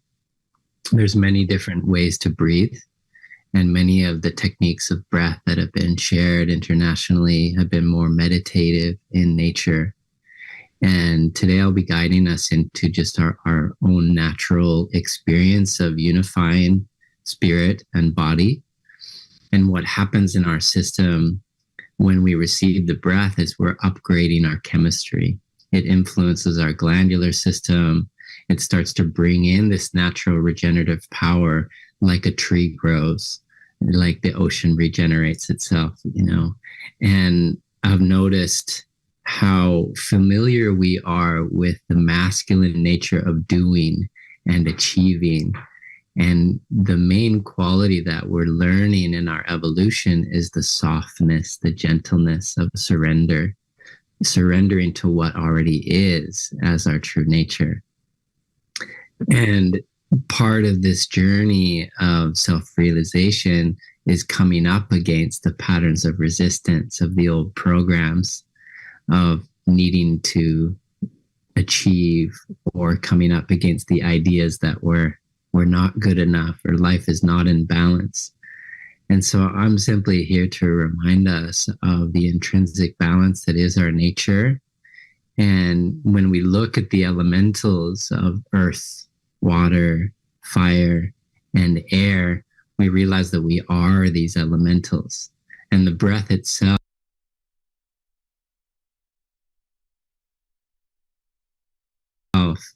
brings this alchemy back into harmony in our system. So the main quality that we've discovered in nervous system regulation particularly is the quality of the relaxation response. And many techniques of breathing are intrinsically training us to control in some way. There's a mistranslation that if we control the breath, we control the mind. And what I've noticed is that there is plenty of unconscious control happening in our bodies. And so if we can actually relinquish control and free up the breath in a very natural way, we find that there's a much more gentle, relaxed unification that happens where we're not manipulating or getting in the way of this intrinsic nature. And so it's quite simple, but it can seem like it's not easy when we're coming up against some of these unconscious qualities of how we live, because our breath is our fundamental relationship with life. And so as we drop into this fundamental unifying force of receiving and relaxing, we might start to feel some fear or some agitation. And to be able to allow for our feeling nature to continue to upwell. And when we come up against this resistance, again, the main quality is acceptance of what we are feeling. And as we use our attention to continue to unify these forces, the main quality of relaxation is really also about coherence between the frequencies and the speed of the brain, the vibrational frequency of the heart, which is interconnected with the Earth's electromagnetic frequency that essentially is pulsing at the Schumann hertz, which is around 7.5 cycles per second. And generally our brain is very fast when we're focusing outwards. We're in more of a beta frequency in the brain. And so it actually takes a very short period of time to self-regulate in a way that slows the brain down. So we can simply come back to our true nature of balance and harmony. The other invitation that we like to bring that you're welcome to explore as you drop into your breath today is the sound healing nature of our voice. Because everyone has a harmonic instrument of resonance in their voice. And if we come up against anything that feels dissonant in our electromagnetic field, to use our voice to tone or create the sound of God in the many cultures, the ah sound of the heart, for example, whether it's Yahweh, Krishna, Buddha, God, the sound of ah is the vibration of the heart. So at times, if you feel any dissonance, just feel free to express yourself.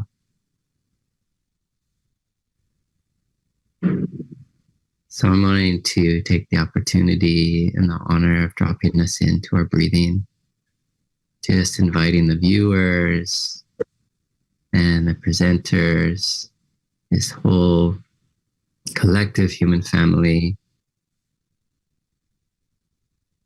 to find a relaxed place and settle into the body.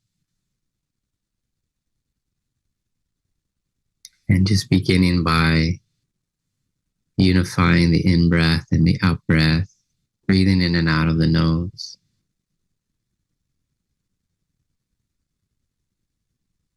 Placing attention here on the natural upwelling, the tidal rhythm.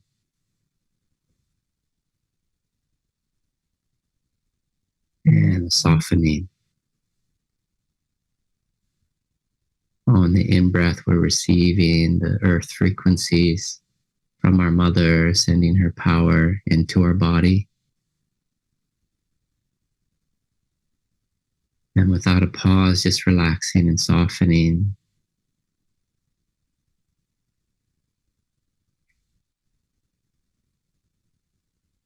Inviting freedom in the throat and in the jaw, so there's softness in the body.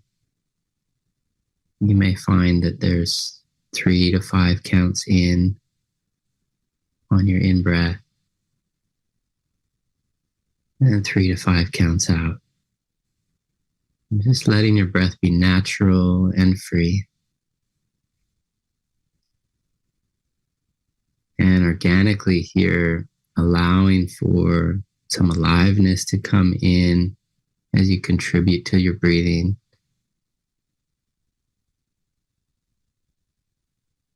And surrender and trust to soften the body on each out breath.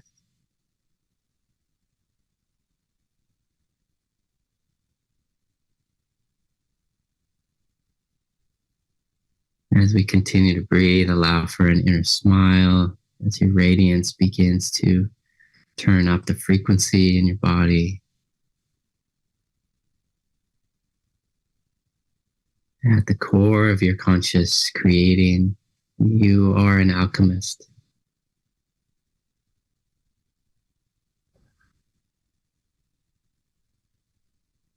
Just simply receiving to be fulfilled by this regenerative power of the mother herself, nature herself.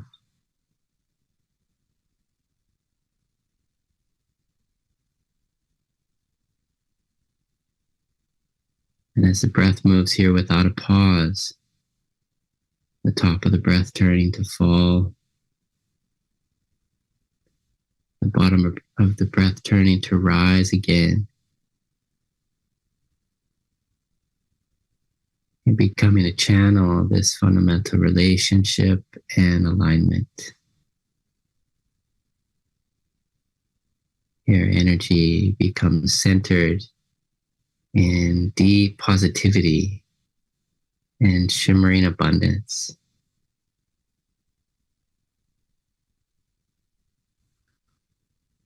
Allowing for this alchemy and alignment with these elementals, synchronizing with the Earth's electromagnetic field.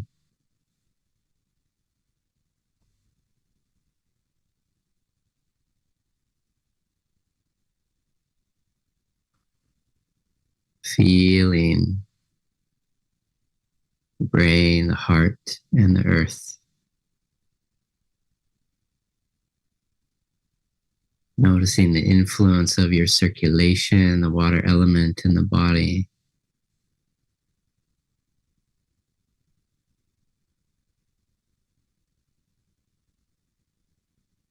Receiving the fullness of whom and what we really are. We feel the prosperity of our own co-creative choices and how we deserve these miracles. We know this, we feel good about this.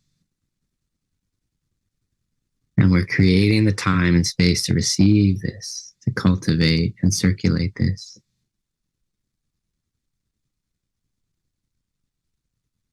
In giving out our breath, we're receiving. And in receiving, we have more to give. This is the perfect circle. This is the only guidance you need for what you're becoming. Continue to receive it and relax into it. Giving thanks. Becoming the evolutionary impulse of this forever now as our future. A future of right relationship and sustainability. Regenerative harmony and balance between all nations. This is our life. This is our living, evolving prayer made manifest. Can you notice how available this regenerative power is and accessible to all beings? We belong to life and life belongs to us. And we simply breathe what we already are, what's already the case. Continue to place your attention here just on receiving and relaxing. An upwelling and a letting go. The in-breath sustains life. The out-breath purifies life. This is how the oceans and the forests, the trees are in continual renewal.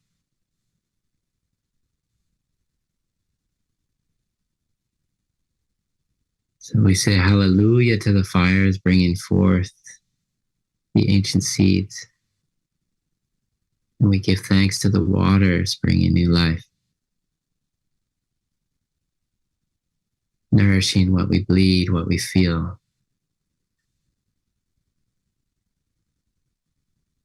Bringing a new time of peace, purification, and awakening.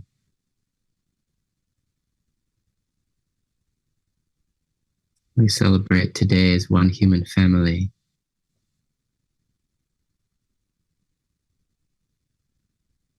Continuing to breathe, feel the joy of the Great Mother who establishes our shared foundation, constantly giving,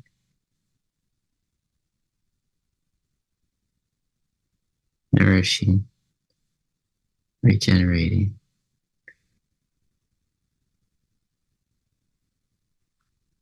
Notice if you feel your breath deep in your belly, rising into the chest.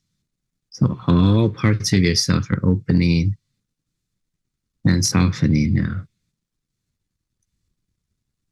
Unifying in breath and out breath. We unify above and below, male and female. Returning to oneness, to wholeness.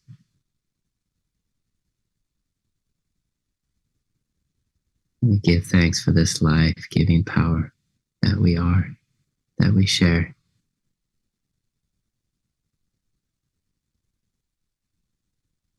Just enjoying a few more deep breaths here.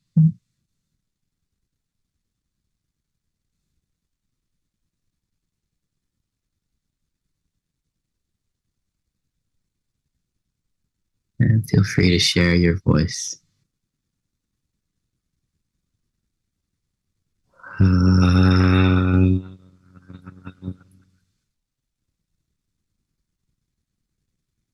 All our relations. Thank you, thank you, thank you.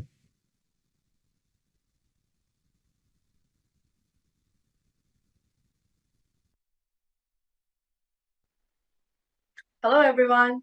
We hope that you all are enjoying the Power of Women Digital Conference. We want to hear from you. and interact with you.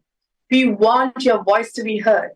And all you have to do is grab your phone, turn on your camera, and scan the QR code to participate and share your thoughts through our polling questions. And stay tuned, because later in the broadcast, we will have a digital town hall discussion on all the results. And I will let the speaker take it from here. Now I have 3 questions for you. Question 1. What does the next phase of our sustainable existence look like on this planet? Question 2. How can you contribute? And question 3. Can you see the breath? Can you see that the breath is an unlimited resource that is accessible to all beings, and what does that mean for you?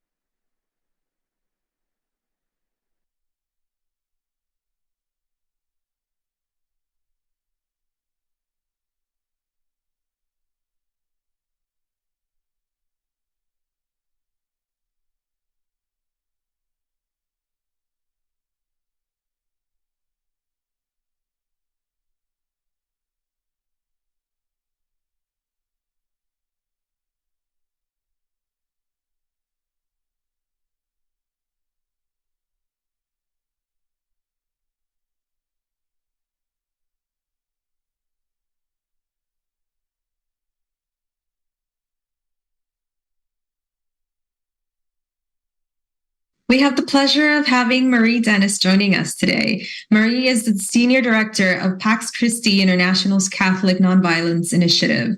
Marie will be speaking to us about peace and nonviolence through her work with the Catholic Nonviolence Initiative. Hi, Marie. Welcome to the Power of Women Digital Conference. It's so great to have you with us. Thank you. It's nice to be here. By the end of 2022, 108.4 million people had been forcibly displaced worldwide, displaced by the violence of war and terrorism, the violence of unjust economies and poverty, the violence of environmental destruction, and on and on. That is an increase of 19 million compared with the end of 2021, and 2.5 times the number from a decade ago. They are on the move in droves, claiming their right to a more dignified life, opting for the profoundly nonviolent action of moving on, and yet encountering unrelenting violence every step of the way. One immigrant from Venezuela who recently stayed overnight with the community where I live told us about a family he met crossing the Darien Gap from Colombia to Panama. As they crossed a dangerous river, their young child slipped from their arms and drowned. In despair, the parents ended their own lives. The United Nations reminds us that structural injustices, inequalities, and emerging human rights challenges are putting peaceful and inclusive societies further out of reach. To meet Goal 16 of the Sustainable Development Goals by 2030, a shift from the logic of violence that is provoking such deep human suffering to a logic of nonviolence is urgently needed.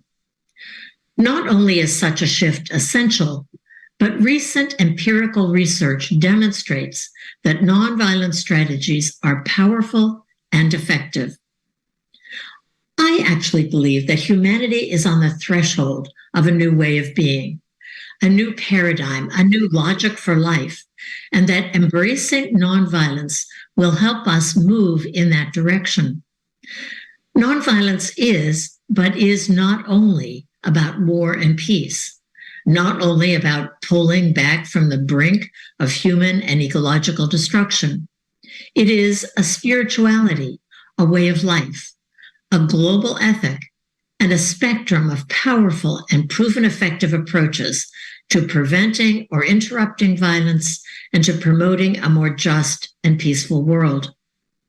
This new nonviolent paradigm is based on a completely different understanding of our place as humans in the whole Earth community, latecomers as we are to the spectacular cosmic reality that we are just now beginning to see, thanks to the Hubble and the Webb telescopes and other amazing scientific discoveries.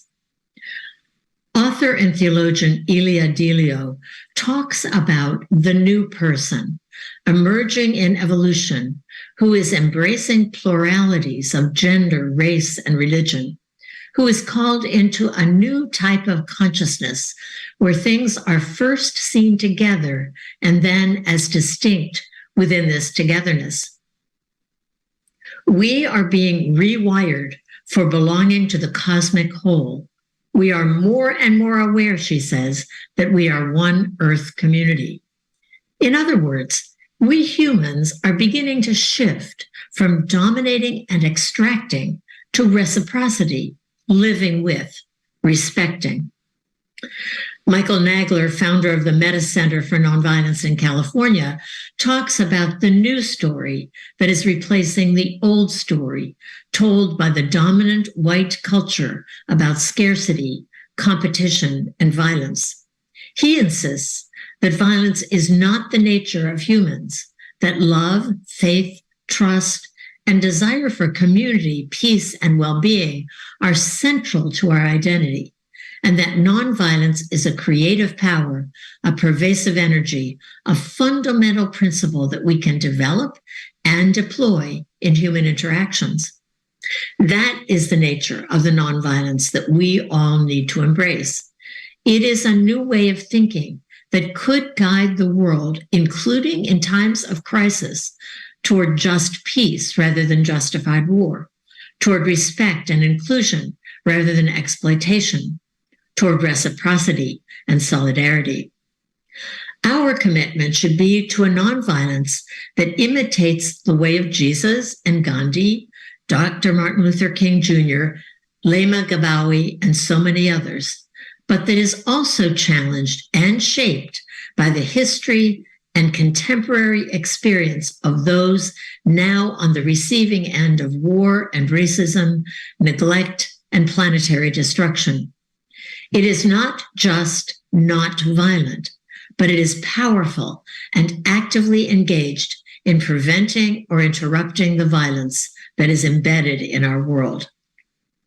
The nonviolence that I'm describing is a more accurate, expanded, and evidence-based as well as comprehensive.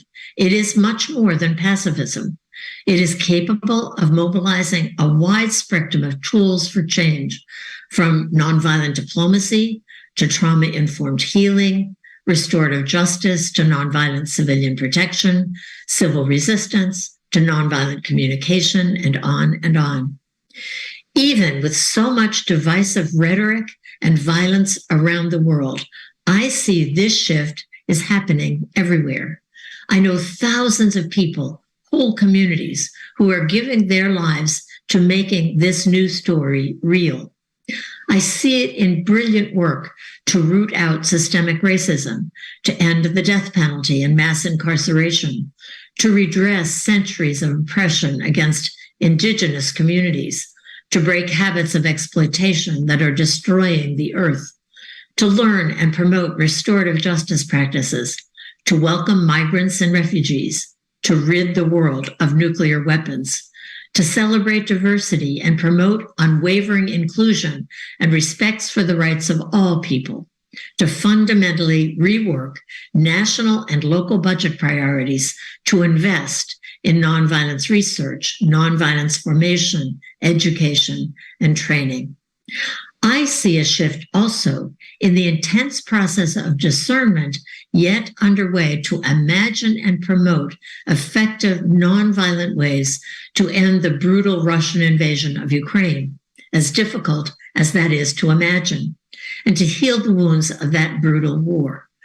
I see it in courageous, remarkable nonviolence in action across Ukraine, where many Ukrainians have been demonstrating clearly and with great courage that nonviolent defense can be effective and could be much more readily available with significant investment in resources, training, and research. An astoundingly widespread interest in nonviolence as an orientation and a universal ethic is beginning to come into focus worldwide. We see less of an inclination to dismiss nonviolence as naive, unrealistic, and a more serious effort to imagine a shift from the logic of violence to the logic of nonviolence. We are seeing more clearly that the cry of the earth and the suffering of the creatures living on this planet are intrinsically interconnected with human violence, including the cultural violence of indifference and domination, the direct violence of war and militarization, and the economic violence of destructive, unaccountable extractive projects or unsustainable consumption-driven lifestyles. Nonviolence is much more than a political strategy. It is a spirituality through which we see and interpret life, a set of virtues and principles for personal and social transformation. But it is also a political strategy. The issues we face, the challenges we face are intertwined, interconnected at a root-deep level. For example, persistent poverty and the huge gap between the very rich and the many impoverished are connected as cause and consequence to war and violent conflict, and both are connected, again, as cause and consequence to environmental destruction and climate change. Either we will continue to live our way into the new story of right relationships and commit to developing and scaling up diverse, powerful, nonviolent tools to provide protection and genuine security, or we will remain stuck in the old story that violence and war are inevitable. Marie, thank you for reminding us that we are one Earth community and that love, peace, and well-being are essential to our being. Indeed, we must cultivate a new way of thinking and reshaping the current narrative of humanity. Our commitment to nonviolence is imperative. Thank you so much, Marie, for sharing your insights and your work through Pax Christi International's Catholic Nonviolence Initiative. It was a pleasure, Marie, to have you with us today. Thank you so much. You're very welcome. Thank you. Hello, everyone. We hope that you all are enjoying the Power of Women Digital Conference. We want to hear from you and interact with you. We want your voice to be heard. And all you have to do is grab your phone, turn on your camera, and scan the QR code to participate and share your thoughts through our polling questions. And stay tuned, because later in the broadcast, we will have a digital town hall discussion on all the results. And I will let the speaker take it from here. I do have some questions for the audience. What examples of nonviolence can you describe from your own experience?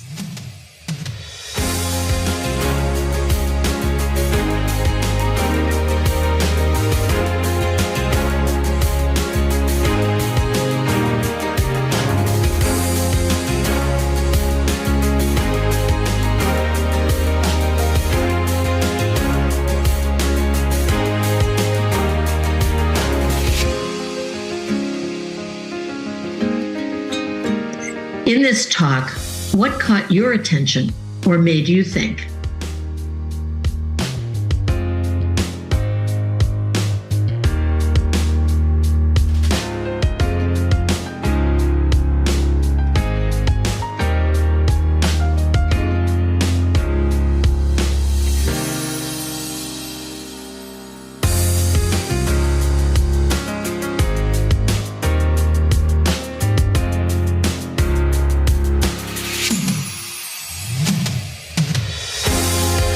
Do you agree or not that humanity is on the threshold of a new way of being, a new paradigm, a new logic for life that embraces nonviolence?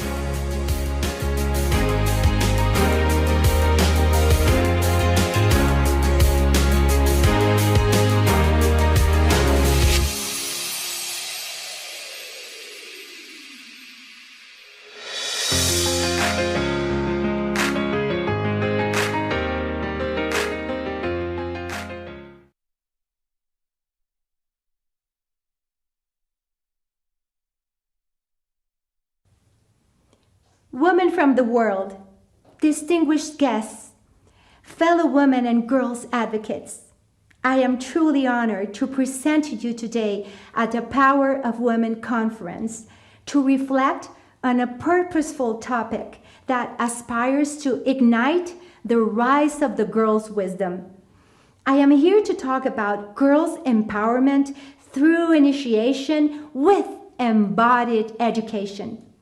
I'd like to invite you to explore the power of girls' initiations through a transformative coming-of-age experience enriched with an embodied education, an education that integrates body, mind, emotion, and spirit. Do you know the power of initiation? Throughout history, cultures around the world recognize the significance of the transition from girlhood to womanhood. Initiation ceremonies, often celebrated at the menarche, the first menstrual period, marked a pivotal moment in a young girl's life, a passage into maturity, responsibility, and a deeper connection with her own self. In various cultures, these sacred spaces were designed to nurture and guide young girls towards becoming women. Through, for example, the initiation in a red tent, a girl learned from older women about the blood mysteries and received a deep understanding of her place in the world. And at the Apache sunrise ceremony, which persists in our days, a young girl is engaged in deeply symbolic and ritualized activities, and it is believed to be provided with special blessings. But where are the initiation spaces in our modern times? In Mexico, with the syncretism of indigenous and Catholic influences, young women celebrate their quinceañera celebration when they turn 15.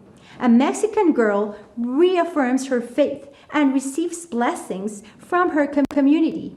Although, due to the stigma that surrounds menstruation and women's sexuality, she would likely stay unaware of the nature of the changes she is experiencing and disconnected from the hormonal awakening taking place in her body.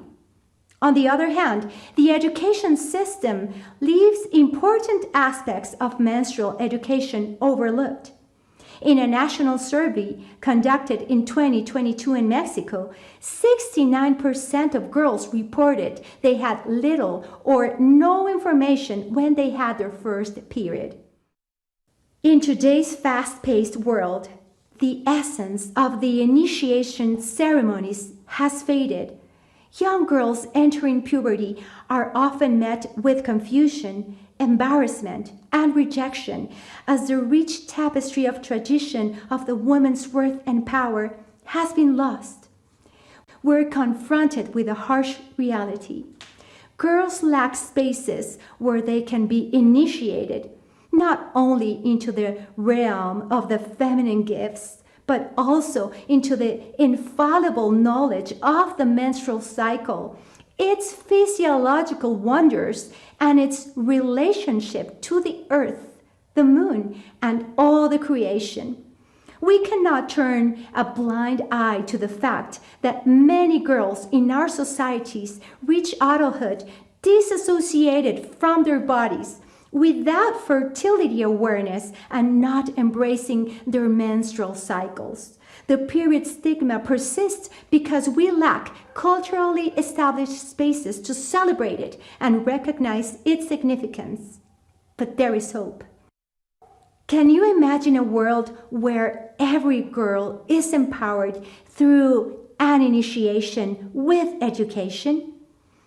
I began my journey teaching menstrual education in local schools in 2016, and I soon realized that I needed more than a class to offer girls not just important menstrual health and anatomy knowledge, but to open the doors for them to their own inner embodied wisdom. I'm thankful for my personal involvement through women's circles and for the traditional knowledge that has been passed to me by the abuelas, the wise ones. The woman's path gave me ancestral and valuable tools to create and hold a special space to teach, a girls' circle, an intentional container to bring to the present the lost rites of passage that celebrate girls' physical transformation and also to impart life-changing knowledge. Understanding the importance of embodied education, which involves experiential learning for girls, I created Wise Girls, or Niñas Sabias, and developed a 10-hour program for schools and communities to initiate girls into their worth, wisdom, and power. Wise Girls also train women to become Wise Girls teachers so the girls' circle can be recreated everywhere. In Mexico alone, over 3,000 girls have received this culturally sensitive education on menstrual health, body literacy, and cycle awareness knowledge. There are currently more than 100 Wise Girls teachers in Spanish-speaking countries, and the program is taught in rural schools and indigenous territories in Mexico and Costa Rica. Our methodology recognizes the importance of context, emotion, and personal experience in the process of acquiring knowledge. We adapt to each environment and honor its cultural wisdom, and we teach the incredible anatomical and physiological science of the women's bodies in an engaging, interactive, memorable way for girls to cherish throughout their lives. Here in Chapala, Mexico, I have become the menstrual fairy in my community. I love finding girls in the street and having them telling me their menstrual stories and give me the most precious love and appreciation. Last week, I stepped upon Dulce. She's now 17, but she was 13 when she became a Wise Girl with the program. We saw each other and hugged joyously. She told me she was beginning to study to become a teacher. She said, "I always remember what you gave us. Look at me. I have grown up. I am going to the university. I am so proud." I believe every community should have a menstrual educator, an initiation godmother for girls. Can you imagine what a Wise Girl circle would look like in your own community? During the Wise Girls workshop, we sing Wise Girl songs, we draw, we dance in circle, and we make a play about the menstrual cycle, where the protagonists are the 4 wise hormones that cause ovulation, or the jump of the chosen egg. We are recovering the initiation spaces to enrich girls' minds, hearts, and souls. We believe that this education forms the bedrock of self-love and self-advocacy and provides a solid foundation upon which girls can build their dreams.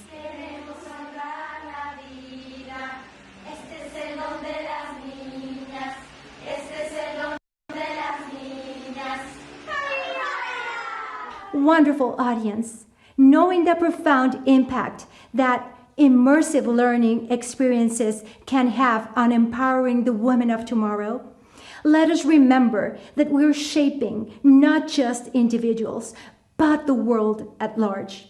Let's advocate for educational initiation spaces for girls as a crucial step toward their self-efficacy, their self-direction, and their embodied empowerment. Let us champion the awakening of girls' innate wisdom so that their light can illuminate the path to a brighter future for all. Thank you.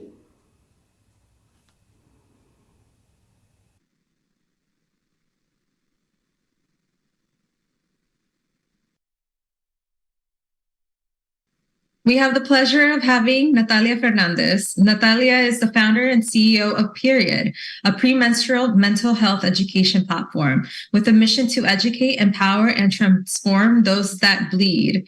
Natalia will be speaking to us today on health and healing around the world. Natalia, welcome to the Power of Women Digital Conference. It's so nice to have you with us. Thank you. I'm so happy to be here. Okay, so healing around the world. So this is my story of traveling the globe to heal the root of a chronic medical condition. So I'll get into exactly what that chronic medical condition is in just a moment. So the diagnosis. So back in 2020, I was living in Scotland, and I was in a beautiful countryside in the Scotland where they're, creating whiskey, and it's just an absolutely lovely place to be. And so because the nature of my work is digital, I was able to be part of the patient insight panel for the International Association for Premenstrual Disorders. So my advocacy role in the premenstrual health space enabled me to have this wonderful opportunity to contribute to ongoing research about PMDD. So what is PMDD? So PMDD is premenstrual dysphoric disorder. It was something that I was diagnosed in 2017 when I was living in Spain. And at that point, I had no idea what it was. I knew that it was severe PMS, basically, through a Google search, and that's how I found PMDD. But I didn't know a lot about how to treat it, right? And my dad, being a functional medicine doctor, I actually turned to him a few years after my diagnosis when I noticed that, well, he's kind of healing a lot of people. He has a background in fertility and OBGYN. And so anyhow, so this is how I was able to start treating it. But after the diagnosis and after having this experience in 2020 with the International Association for Premenstrual Disorders, there was this one survey that indicated to me that there was something more that I missed about my PMDD. And it led me to an incredible journey and discovery, not only of what PMDD can mean for many people, but how it's specifically related to me and my story. So premenstrual dysphoric disorder can oftentimes be triggered by trauma. And so what I realized in this week that they sent out trauma and PMDD, we had to fill out this whole survey, right? This was part of the research. And I discovered that there was this past trauma from a previous relationship of mine that actually was the trigger point of my PMDD. And this was something that completely rattled me. It was something that was right in our subconscious mind, but it didn't become conscious until that point in time. And it was very overwhelming. And for me, it made me realize, oh my goodness, like PMD, like it's not just about treating it through these conventional methods, right? Like we had to look more into these integrative and holistic ways because it was impacting more than just the physical health, right? PMDD is all about mental health and not feeling yourself 2 weeks out of the month leading up to your period. So as I had this diagnosis, I understood the traumas that were surfacing. I decided that I needed to leave Scotland and go to a place for more healing, right? So I went to one of the most famous places in the world when it comes to healing, and that was in Bali in Indonesia. So there I was able to create a whole new relationship with myself and with my menstrual cycle. So in Bali, it's actually quite common to ask your female friends, oh, what day are you on, right? And what are they referring to? They're actually referring to what day are you on in your menstrual cycle. Because the beautiful thing about women and those that bleed is that we are not the same at all given any day of the month, right? We are constantly shifting and changing. And because our moods can shift so severely with PMDD, you oftentimes don't feel yourself, right? So Bali was an amazing opportunity to see this action and practice, right? These people that have embodied this very mature, very, very developed sense of femininity. And so I decided to get off of birth control. That was a huge, scary thing for me, but I did it in Bali, and I was very well supported there from all of the people and all of the therapies that are available on that island. I also was embracing my womanhood. I also redefined a more sustainable, supportive, and holistic form of feminism. Because, I got my undergrad in political science, right? So I had a very specific idea of what it meant to be a feminist and what it meant to be empowering females. But again, with this more integrative and more gender equity perspective of things, I realized, oh my gosh, we are so different than our male counterparts. And that's something that should not only be celebrated and noticed, but something that we need to create even more of honoring of in our day-to-day. So as I gathered so many techniques and things that I could use to help me with my PMDD, now is the time for more integration and more healing. So after I was in Bali, a few months after, I went to Mauritius, which is an island off the coast of Africa. So part of PMDD and what can trigger it is stress, right? So I was able to establish these amazing morning routines, right? Like adding like a matcha tea ceremony in my morning routine. I was able to get active in the very beginning of the day instead of the evening to help with my cortisol levels, are also known as stress, right? So I was able to nourish myself with foods through an elimination diet, very non-inflammatory foods. I was able to really work and target and repairing my gut health, which is in functional medicine is known as if you repair the gut, you can help heal your mental health so much. And so digging into spirituality. So in Mauritius, they are so wonderful about celebrating Hinduism, right? So much of the population is Hindu. So also learning about different ways of holding ceremony, how we can create offerings in our day-to-day, and seeing that in this culture, I believe that I saw the world's largest Shiva temple, I want to say, and it was absolutely stunning. And so this is just another way of me finding more holistic ways to heal from this chronic medical condition, because I understood not only the mental and the emotional, but then I was digging into the spiritual side of functional medicine or integrative medicine. And then nature as medicine. I learned how to scuba dive. I learned how to surf. Doing these things that incorporated so much joy and finding things that for me brought joy was a huge, huge, huge aspect of my healing. And so a lot of people say, right, nature is medicine. And it is true. Like when you're looking at a blue body of water, that can actually help relax your body. It's scientifically proven, right? So nature can be so inspiring, and it can be so it's something that can ground us, right? And water is something that is very grounding as well. So turning to nature as medicine has been a very big part of my integration and healing process. And then so finding my life purpose. So after I was in Mauritius, then I started my European travels after some time. So I was in Berlin, I was in Dubai, I went to the homeland of my family, which is Cuba. And I was so honored to be stepping on the same streets that my father once stepped in when he was a child back in the late 1960s before he moved to the US. I also was in Switzerland. I was attracting these amazing healers everywhere I went. So of course I ended up staying with these amazing healers in this beautiful part of Switzerland. And I was again introduced to so many alternative therapies that really helped me heal from the root. I was also in Christiansfeld, and that picture there, that's in Denmark. I used to live in Denmark. And then one of the biggest parts of my travel was actually visiting India. It was quite spontaneous. I went on a Himalayan Kriya yoga retreat there. And what happened and why this title, why the slide is titled Finding My Purpose, is because through all of this and through all of my suffering, I understood that this suffering wasn't just for me to become more wise, right?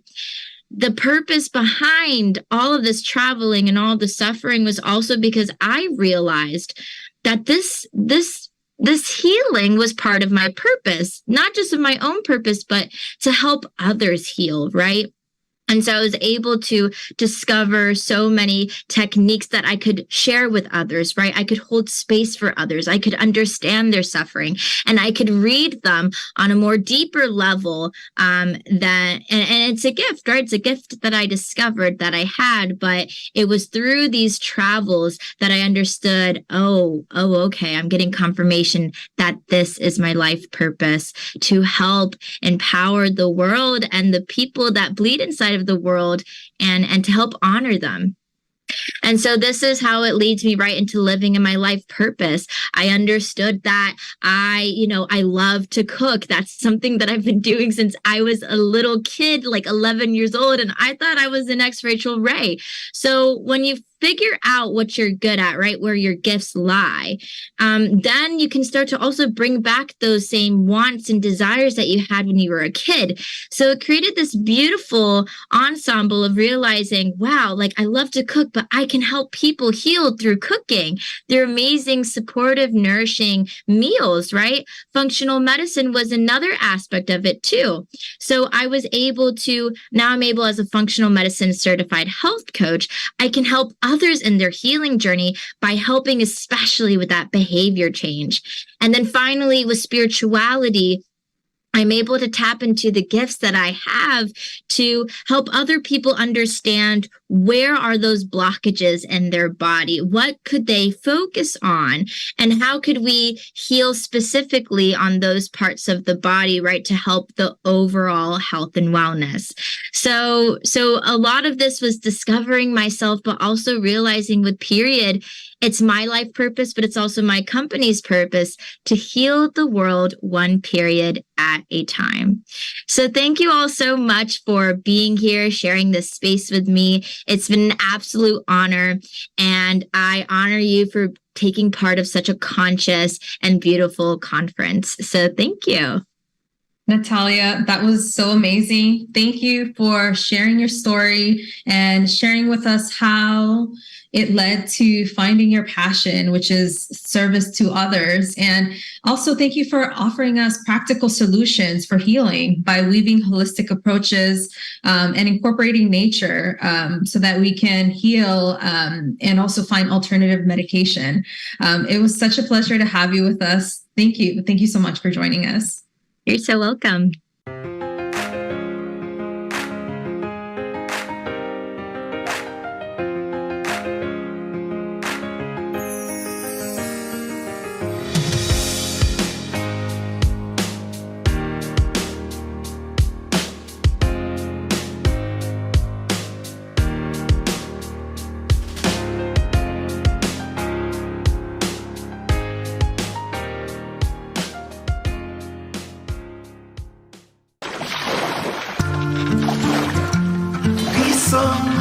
This song is for my mama, yeah. Esamba kichingo richi mama, kugira ngo umenye ishimwe riri mu mutima wanje. Ni byinshi wakoze kugira ngo mbaho wabwiwe nabi na benshi yuzura umunabi. Imbaraga z'umutima yo zirutisa amaboko yo, ko wicaye mu ntebe y'ababiri uyuzura muri umwe. Yari ifite amaguru abiri wayibereye ukwa gatatu, yicaramo sinayirima. Ayi mama, I love you so much, so much.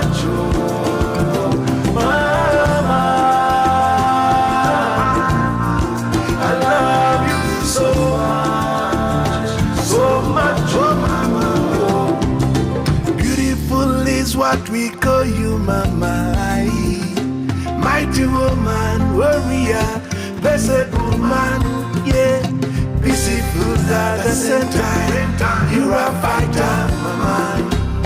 You're a giver, not a receiver. Forgiver, tell me, mama, how you do that? How you do that? Can I get more? Bless my mama. Igwe Oluwa, thank you for my mama. Oh, mama. Mama, so much. So much. Mama, mama. I love you so much.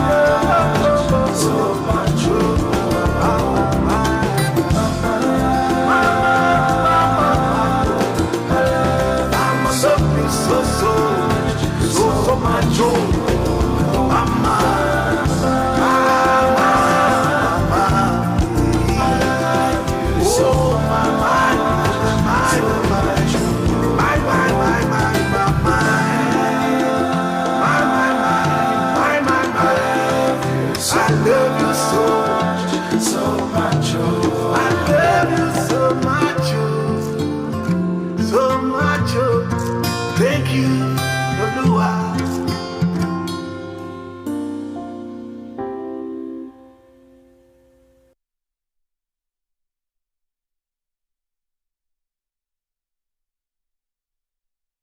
Today, we have the pleasure of having Dr. Joni Dietrich, also known as Rajashree Ma, joining us today. Dr. Dietrich is the founder and a master teacher of the Wisdom School, home of Kali Ki Reiki. And today she'll be speaking to us about psychological well-being, healing yourself, healing the planet, and how self-help helps all of us. Hello, Dr. Dietrich. Welcome to the Power of Women Digital Conference. We are so happy to have you here today. Thank you, Ashley. I am absolutely delighted to be here. And I extend a loving welcome to each one of you who's taking the time for yourself today to be here with us. Now, it's interesting, though. While I can offer loving greetings to you, the question is, can you greet yourself with love? Can you welcome yourself into being present here and now? You know, as women, we so often put ourselves out there to help others before we help ourselves. We're loving beings who naturally want to give, care for, and support those we love. We feel responsible for the well-being of our children, our families, our partners, our businesses, and our world. When we don't live up to our own expectations, we can become unkind, judging, and unloving to ourselves. Many of us have a long history of self-loathing, and we blame ourselves for not doing enough, not being good enough, and not deserving anyone's love, least of all our own. In devaluing ourselves, how could we possibly consider, let alone have time for, putting ourselves first and loving ourselves?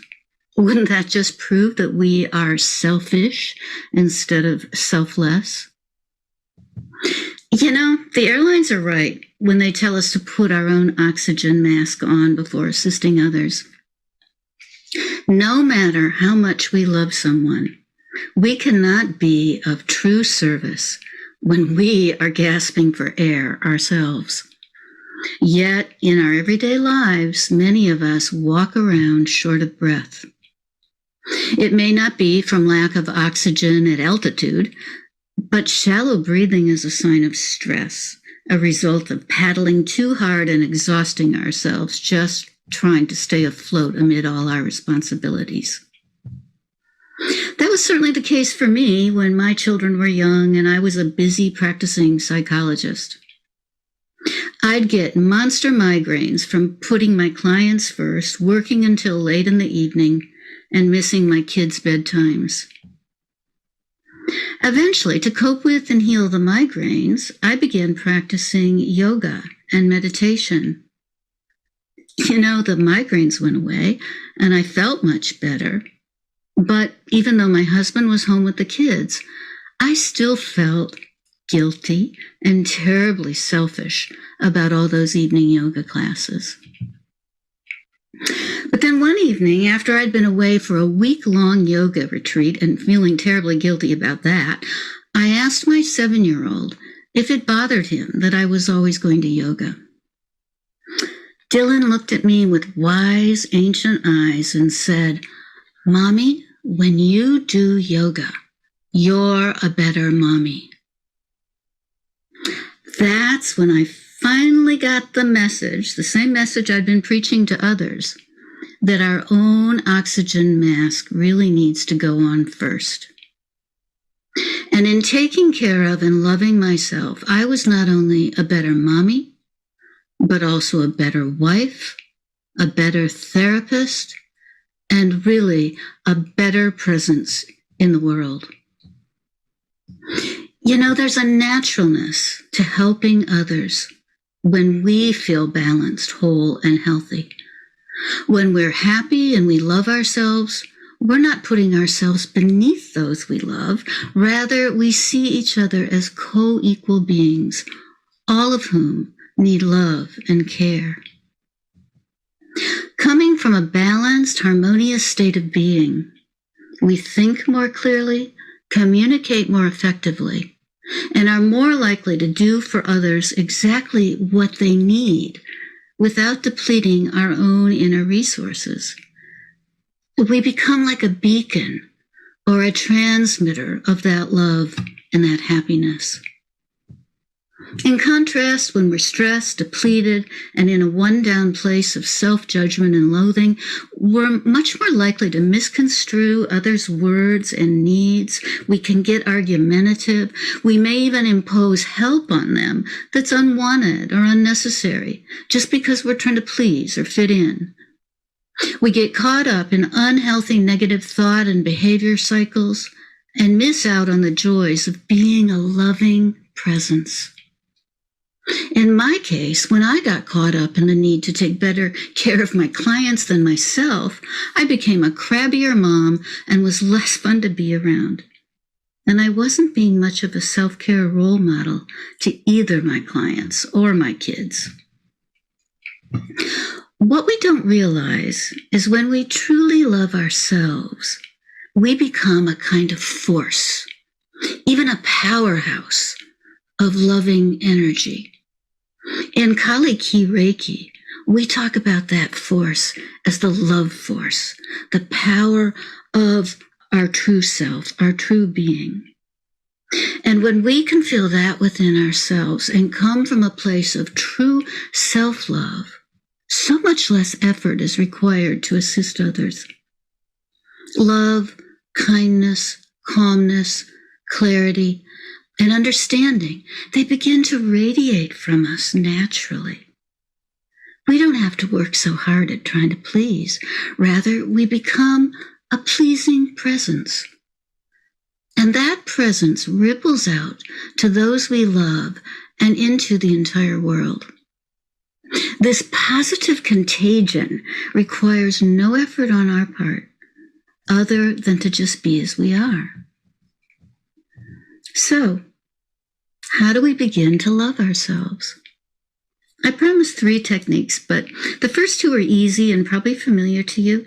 So for the sake of brevity, I'm only going to mention them.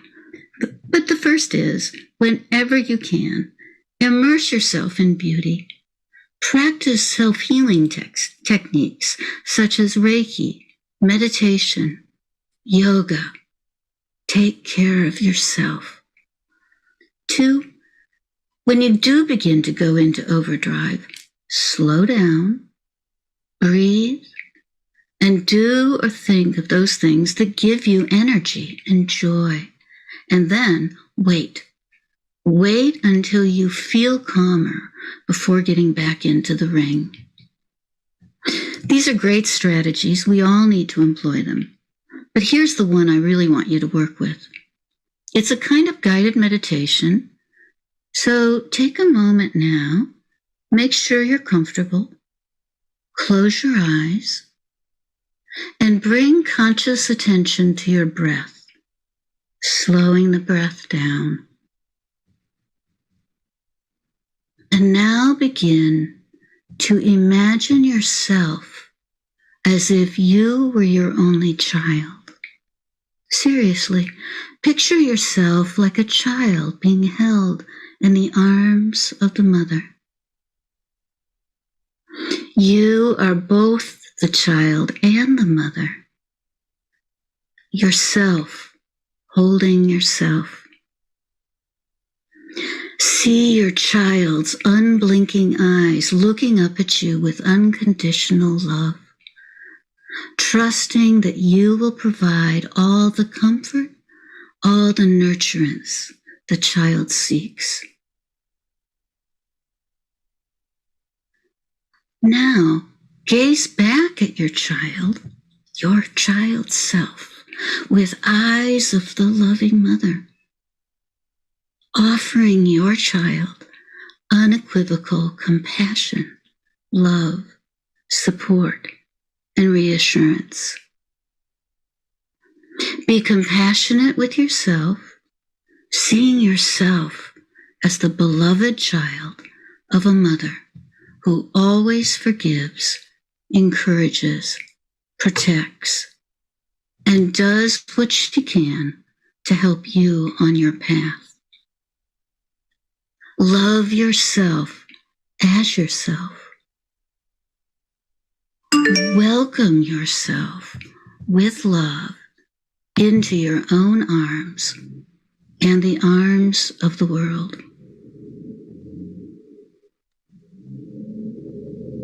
Wow. If this meditation is hard for you to do, I suggest that you practice it again, but maybe alternate between seeing yourself sometimes as the child and sometimes as the mother. Keep sending love back and forth through your breath and your eyes until you can experience you and your child self as one beloved being. Thank you so much. Okay, Dr. Dietrich, thank you for that guided meditation and for reminding us of the importance of being balanced and giving ourselves love, experiencing self-love. Thank you for pointing to simple and practical solutions to be a more balanced, whole, and happy being. And ultimately, thank you for all of your insights that you shared with us today and your story. It was a pleasure to have you today. Oh, thank you so much, Ashley. I really appreciate having this opportunity and to share what I can with those who are struggling sometimes with self-love and making it hard for people to be their true selves in the world. Absolutely. Hello, everyone. We hope that you all are enjoying the Power of Women Digital Conference. We want to hear from you and interact with you. We want your voice to be heard. And all you have to do is grab your phone, turn on your camera, and scan the QR code to participate and share your thoughts through our polling questions. And stay tuned, because later in the broadcast, we will have a digital town hall discussion on all the results. And I will let the speaker take it from here. Okay, so I have a couple of questions for those of you watching to ponder. The first one, describe a time when you got so busy helping others you forgot to put your own oxygen mask on. What happened, and what would you do differently next time?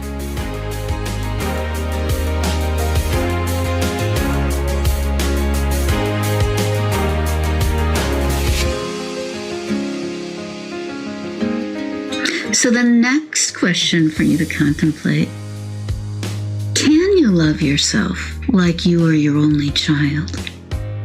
Can you love yourself like a child unconditionally loves their mother? If not, are you willing to slow down and practice self-love?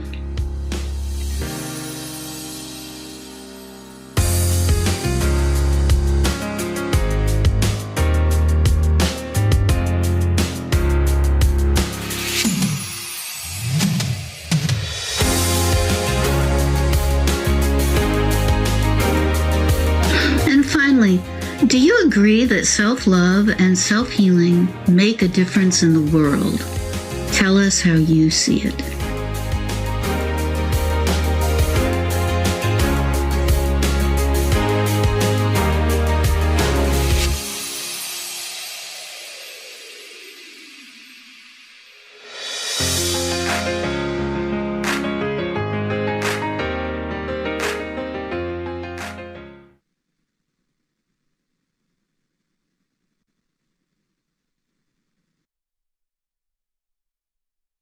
We have the pleasure of having Lori Ball joining us. Lori is the Executive Director of Senya International, a nonprofit organization advocating for inclusion by empowering educators, parents, and professionals through conferences and coursework. Today, she'll be speaking to us on education, championing inclusion, by sharing her story, a mother's journey advocating for schools to embrace learners with special needs. Welcome to the Power of Women Digital Conference, Lori. It's so great to have you today. Oh, thanks, Ashley. It's great to be here. So, hi, everyone. Again, my name is Lori Bull, and I am going to share my story of raising my son in an international school world and learning to advocate for our schools to become more inclusive. So, our journey starts as international school teachers. My husband and I started our teaching careers in Saipan, really small island near Guam. From there, we went to California, on to Saudi Arabia, to Indonesia, Colorado, China, Thailand, and finally now in Oregon. When I was a young teacher in Saudi Arabia, I had a young student, fourth grade student, who was performing 2 years below her peers in reading and writing. And this student was great. She was part of our class and we loved having her. I made the mistake as a very young, naive teacher in letting my administration know that she was performing this low. And the next thing I knew, she was kicked out. She was kicked out of the school. And that was a wake-up call for me, understanding that international schools had different rules to play by than our schools in the U.S. did. In the U.S., we have free and appropriate education for individuals with any type of learning needs, and we did not have those same rules internationally. In Saudi as well, I had my two children, Maddie and Braden.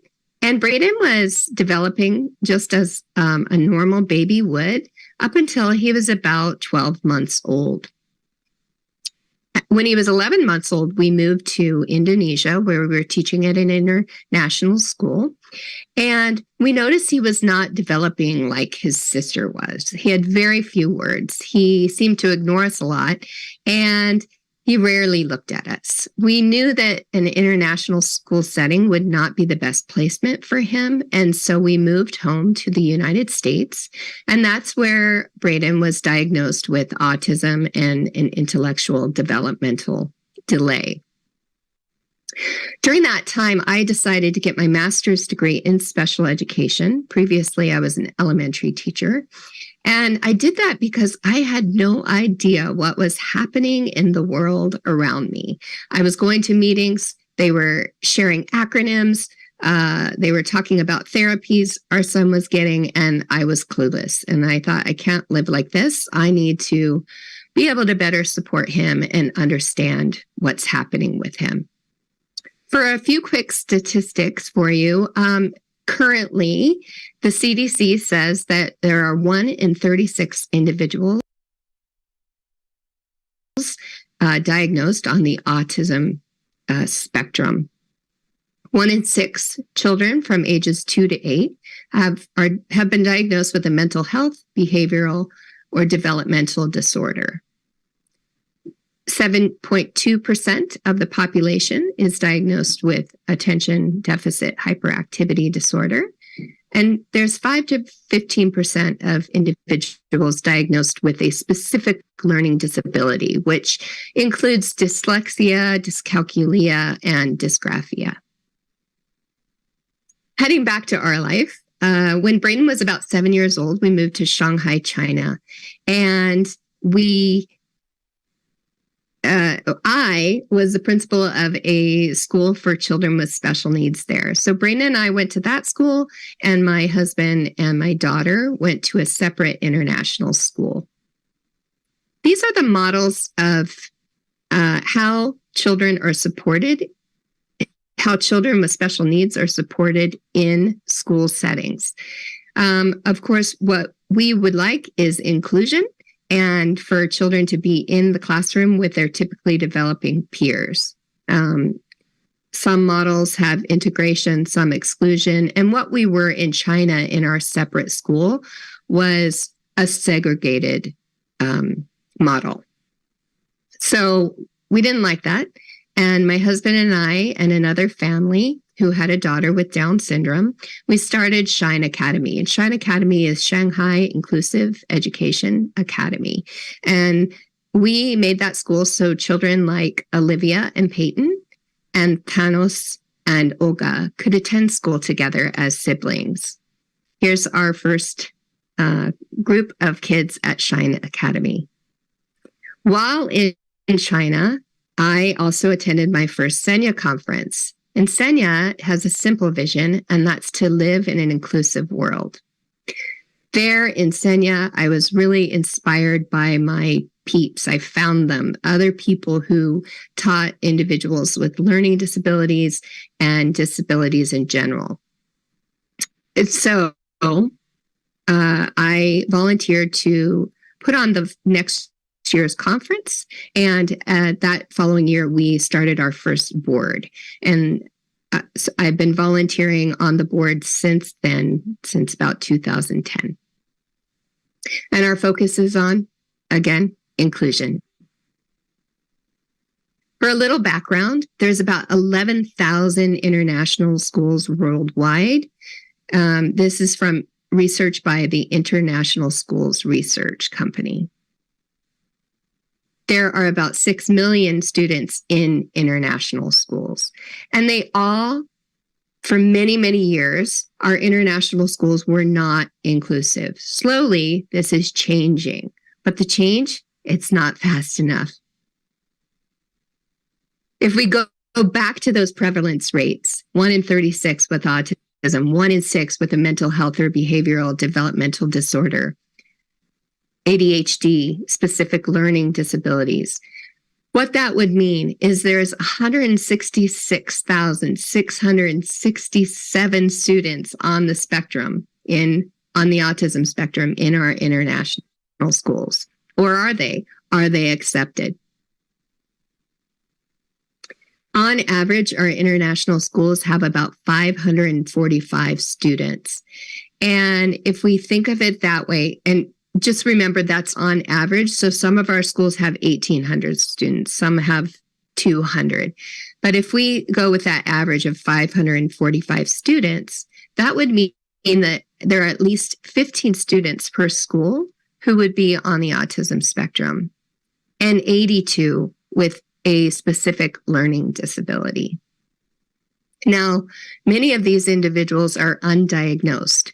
One, diagnosis may be difficult to obtain in another country, and 2, because some parents are afraid to share the diagnosis with the school, assuming the school will not accept their child.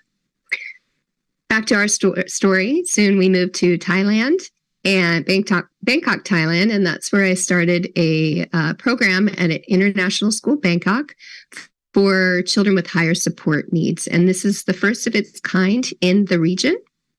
And since then, more and more international schools are serving this population of students. So it's been an encouraging trajectory to watch.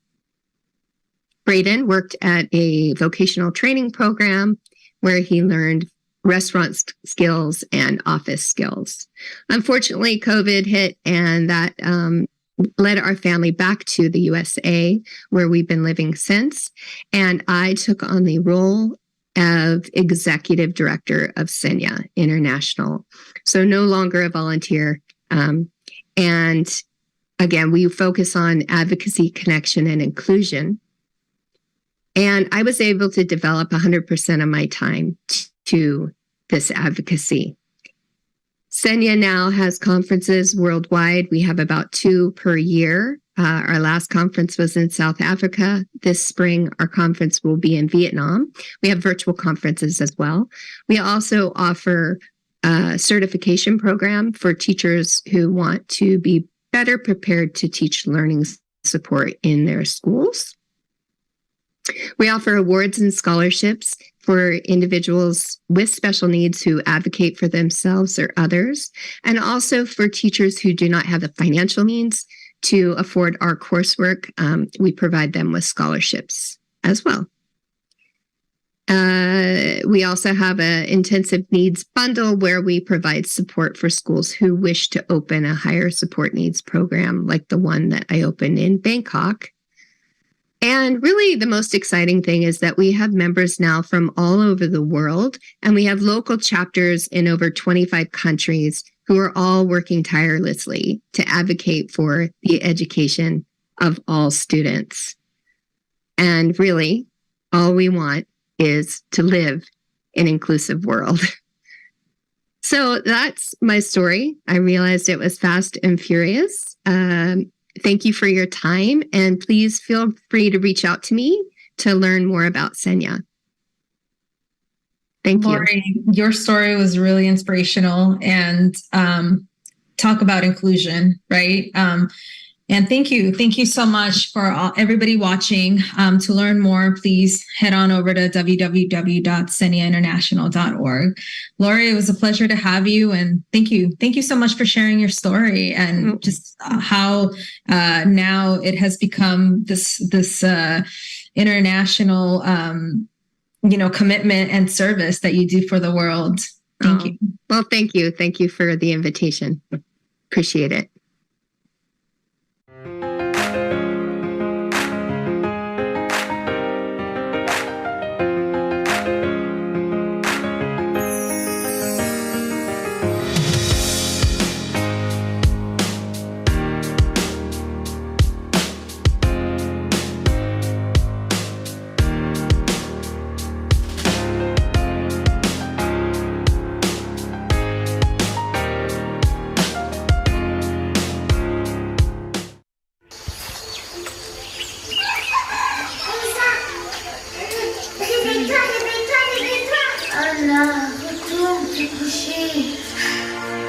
Hommage à celles qui ont changé l'histoire.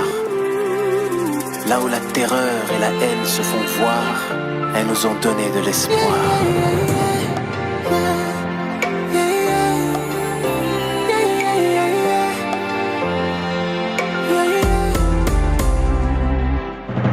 Motema nanga ibanda kubeta nakajali bungu nayo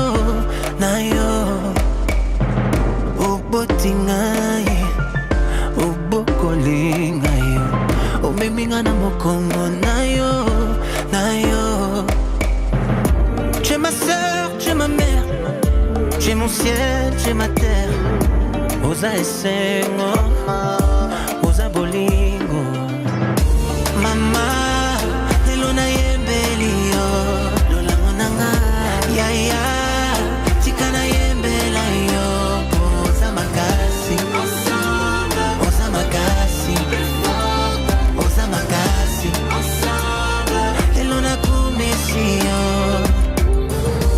Ensemble, plus forte. Ensemble, plus forte. Nengo zonyo kwa mama, pona libota na yo. Motoki na yo. Pena za kumona. Nengo za kukumba papase na yo. Pona bola mula biso. Mama, elona yembeli.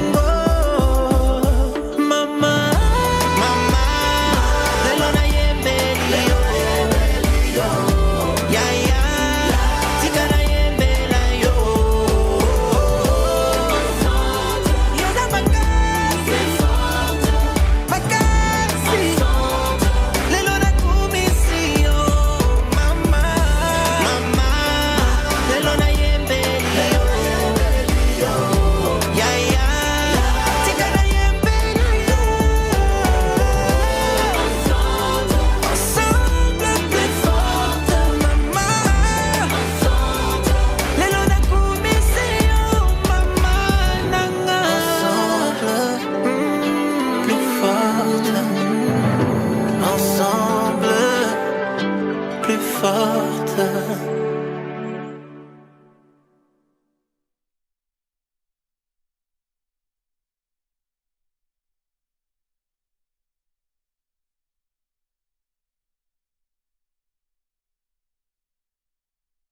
The theme of Power of Women embodies collaboration through edutainment across diasporas through the collectives alliances that support positive global change.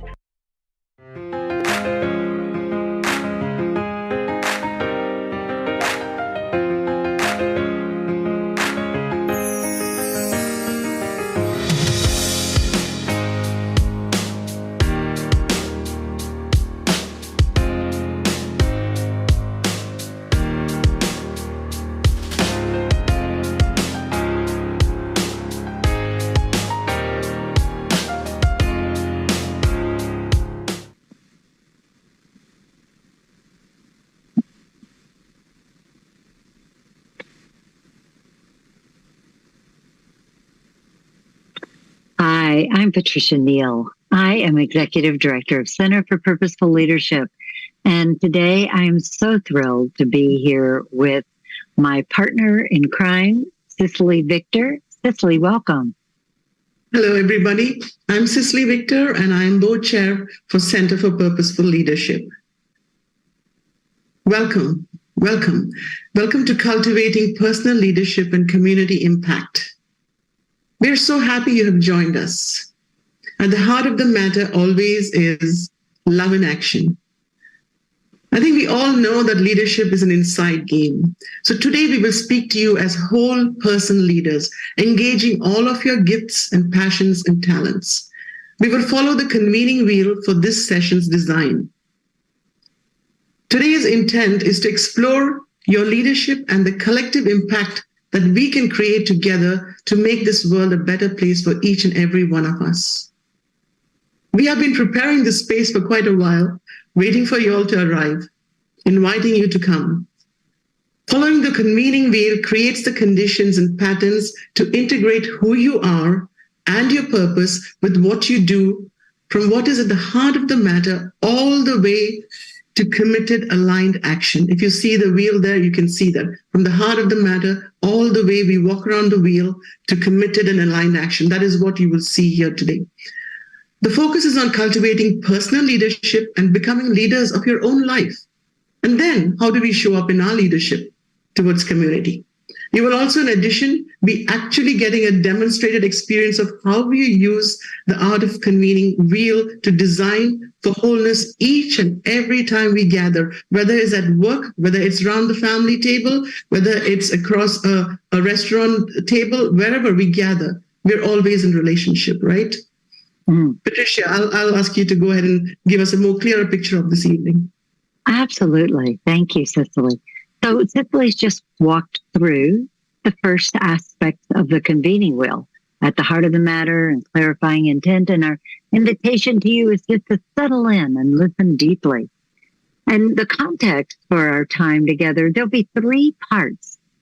Part 1 will be speaking to cultivating personal leadership, becoming not just leaders, but whole person leaders is really the context that we work with.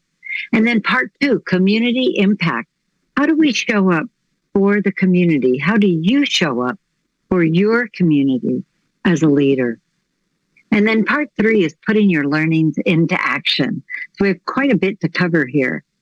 We'll explore the importance of convening, and convening is a way to get your purpose out into the world as a whole person. And what is convening? It's gathering and holding people for the sake of the most generative outcome that you can imagine, the sake of authentic engagement and the highest possible outcome for any meeting, gathering, or conversation. That's what we think of as convening. And we think of that as leadership. And there will be some journaling opportunities because we'll give you some tools. And so if you have the chance to have pen and paper or some other way to capture your thoughts, grab that right now. And then what's really important, we design any meeting, gathering, or conversation for what we call the conditions of welcome, safety, and belonging. because we all want to feel welcome. And we want to feel safety for ourselves, create safety for others. And who doesn't want to belong? Everyone wants to belong in some way, shape, or form. And the way we do that is we do something called creating the container, which is a way to establish the norms or agreements for whatever your situation is. The other day, we were meeting in person. We often meet in Zoom. So this applies to Zoom, hybrid, Teams, in person, wherever you are, is to create these conditions. So we were meeting in person, and we wanted to make sure that we knew what the norms and agreements were. But we do that in our virtual meetings as well. So for instance, some examples of that might be to ask people to be present to life, to listen deeply. Respect for all voices, that's a really important one. And to presume positive intent and acknowledge the impact. And we often ask for maintain confidentiality and take accountability. And we often ask for permission to convene, to be point, to let people know what's next, what's coming. So think about how you might create the container for any meeting or conversation that you have, because this is the beginning of creating the energetic feel for what you want to create when you're with the people that you care about. And we're assuming that the people that you work with in your community or serve, that you care about them, because that's why we're all here, is to bring people together in their purpose and our purpose as well. So thinking about the energy that we're trying to create here with you, what energy are you bringing to this session? And if we were live, we would call this Hearing All the Voices, and we would invite you to write it in the chat or write it on a piece of paper and share it. But we're virtual. And so I invite you just to take a moment to jot down, what energy are you bringing to this session? Curiosity, pleasure, whatever it might be. Just jot that down right now. And I could say the energy that I'm bringing, Patricia, today is one of an all-embracing love for all who are present here and now with us. That is wonderful, Cicely. Yes, it's love in action, right? And the energy I'm bringing is our vision, which is a just, inclusive, and interconnected world, a world that works for all. And the only way to get there is what Cicely just spoke, is an all-embracing love for whomever, whatever shows up, to know that all belong and all are meant to be here. So let's move to essential conversation. We're working our way around the wheel. And the first part is cultivating personal leadership, becoming whole person leaders. Cicely. In her book, Who Do We Choose to Be? Margaret Wheatley says that in the face of irreversible global problems and the devolution of leadership, she began to challenge every leader she met with this question of being and doing. Who do you choose to be for this time? Who do you choose to be for this time? This is a question that we frequently revisit in our gatherings, along with the favorite CPL one, who and how will I be in relationship with others? So who do you choose to be for this time is Margaret Wheatley's question, and ours is, who and how will I be in relationship with others? Before these questions, let's pause and reflect. What is my true relationship with myself? Heeding the inner call to be a leader requires a clear choice, the commitment to be authentically ourselves. Knowing who I am, acknowledging who I am, allows me to be in authentic engagement with another in a meaningful way. Being a mindful human is an ongoing and caring process. It requires practice, patience, and persistence on my part, a lifelong journey, as many of you all may be already experiencing and knowing. Thinking that we can connect with another just by imagining it can truly be labeled a figment of our imagination. There is leadership, the kind festooned with titles and positions, and then there is whole person leadership, the kind that begins within oneself, identifying what is ours to do, and then taking purposeful action for the world outside. Simply put, leading your life is leadership. Leading your life is leadership. It's simple and complicated. To see the whole picture, it is leading myself first and foremost, demonstrating what it is to be a leader by example, a way of being and leading life authentically with passion, purpose, and contributing my gifts as an offering to the world. Right, Patricia? Right. Yes, because just like Cicely has spoken, and just like this quote speaks to, it's about the being and the doing. So you might think that you don't have an impact on the world around you, but what you do makes a difference. You just have to decide what kind of difference you want to make. And that comes from the being part, the questions that Cicely just asked about who do I choose to be? And so one of the ways, a really wonderful way that we have to look at this, who I am and who is it that I want to make a difference as, is this wonderful thing, the gift that we received from one of our mentors called Richard. His name is Richard Leiter, and it's called the napkin test. And you see, he came up with a formula. He was sitting in an airport, and someone came up to him, had just heard him speak, and said, "Richard, how do I find my purpose?" And he jotted down quickly, G plus B plus P plus V equals C. Your gifts, your passions, your values equals your calling. And so we consider that this is how you get to what is your purpose or your calling. We use them interchangeably. So just again, if you've got something to jot a note on, take a moment and just consider, what are my gifts? What are my gifts? What are the things that I really, people would say, I am a gift because this is what I bring to the world.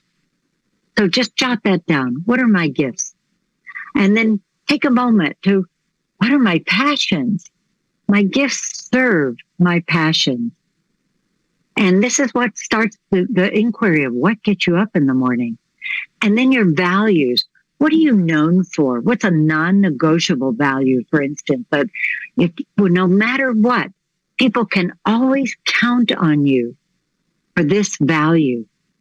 So you put your gifts with your passion and your values, and they equal your calling or your purpose. They equal what gets me up in the morning.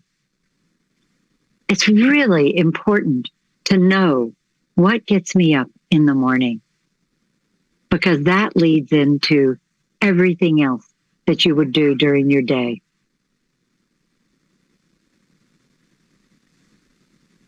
So just remember, you can't get through a single day without having an impact on the world around you. And what gets you up every single morning? Leadership is grounded in purposeful action. Purposeful action is motivated by your passion, and your passions are expressed through your values, and your calling is what it brings it all together. Cicely, we're going to move on to community impact, and how do we show up for the community as leaders? Yes, and I wanted to address the fact about how you emphasize the impact we have on the world. And I think even whether we realize whether we have it or not, we must acknowledge that we sometimes can have unintended impact. Yes. So it is better to knowingly go into every gathering with intention. So how do we show up for community as leaders? At every CPL gathering, we have a beautiful segment called Hearing All the Voices, a process of hearing each other into being. Since ancient times gone by, we have come together to sit in circles to have essential conversations about what matters. build communities based on relationships, and have come alive together as groups. As such, convening has always been known to humankind, but somehow along the way, agendas overtook people, projects overshadowed people, productivity became the sole value with which people were judged.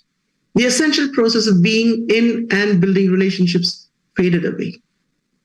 As leaders, we talk long and often about community and impacting and serving community, as if it were that we are being in service to another outside of ourselves. There is no other. I am community. We are community. We are the world. This leading the world together thing is very up close and intensely personal. Richard Leider, we talked about the napkin test, the same person, in his foreword to the book, The Art of Convening book, authored by Craig and Patricia here, says the book reminds him that each gathering is a sacred adventure where even our struggles can lead us into what mythologist Joseph Campbell called the rapture of being alive. Being a whole person leader is rapturous. It's a rapturous experience.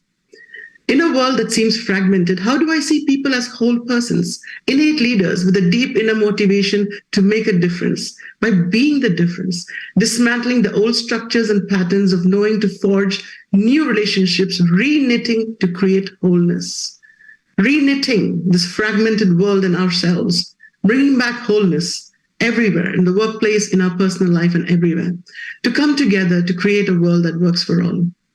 Patricia, we have had co-led so many gatherings now, I don't know how many years now. What are your thoughts on how we show up individually and in collaboration to serve our community? Well, this is so true.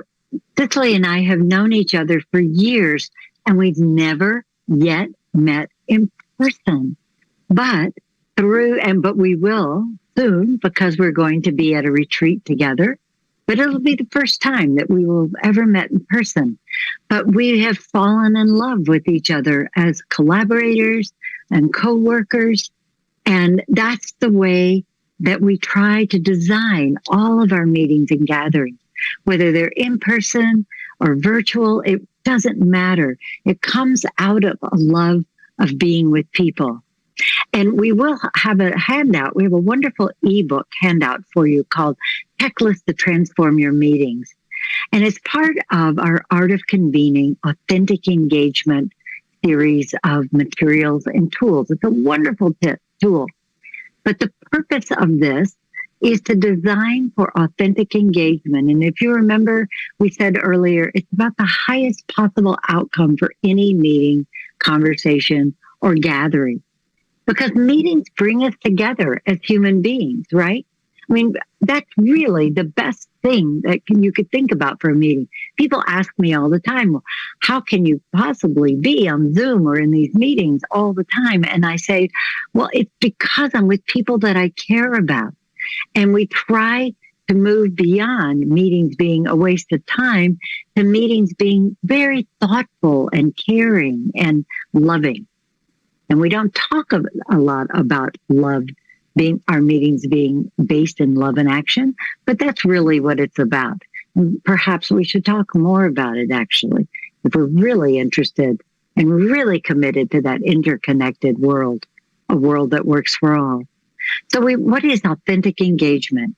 It's the way to design for meaningful impacts that we all really yearn for.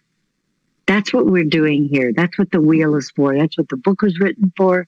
That's what everything that CPL is about, is to look at how to create authentic engagement and expression of what is true for us and an authentic, attentive listening for what's true for others.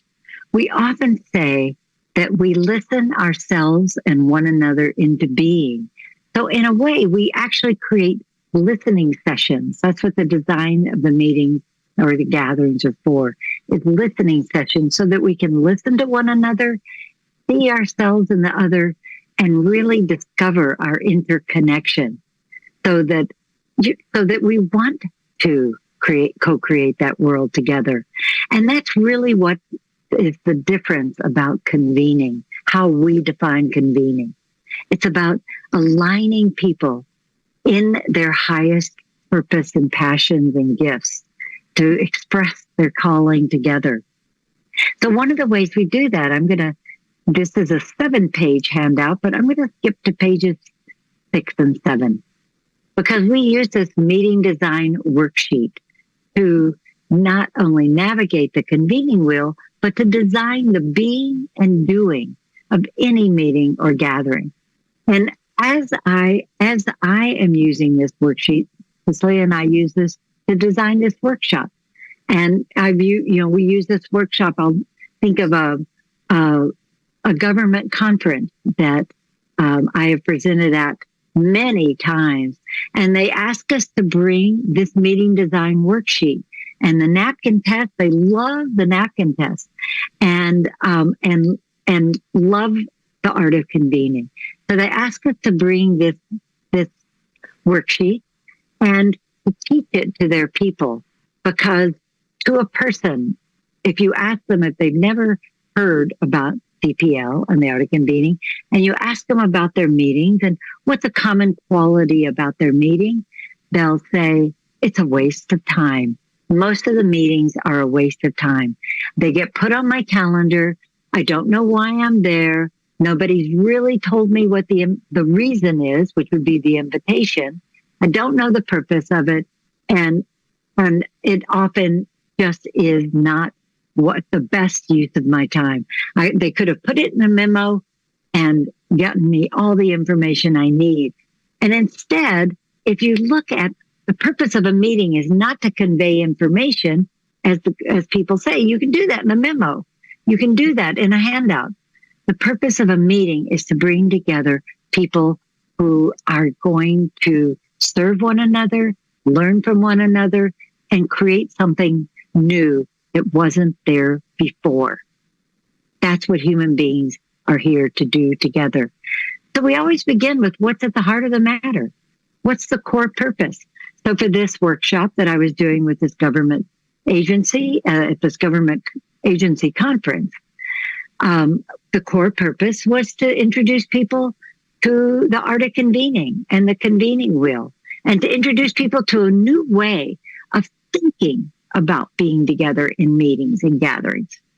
And that rolls right into the intent and the invitation. The invitation for them was to experience something that they hadn't ever experienced before, and that this would be a new meeting technology and some new ways of thinking about meeting and gathering.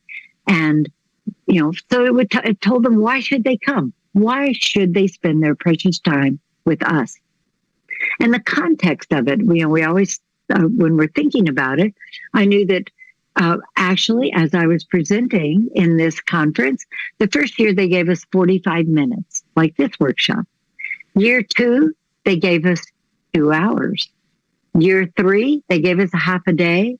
Year 4, they gave us a full day, because they got such high marks for being not only unique, but meaningful and delivering on the goals of the conference, which was to give people new ways of thinking and being and doing. The container that we were in was, a typical conference room, no windows, beige walls, beige carpet, all the desks and tables set up in rows.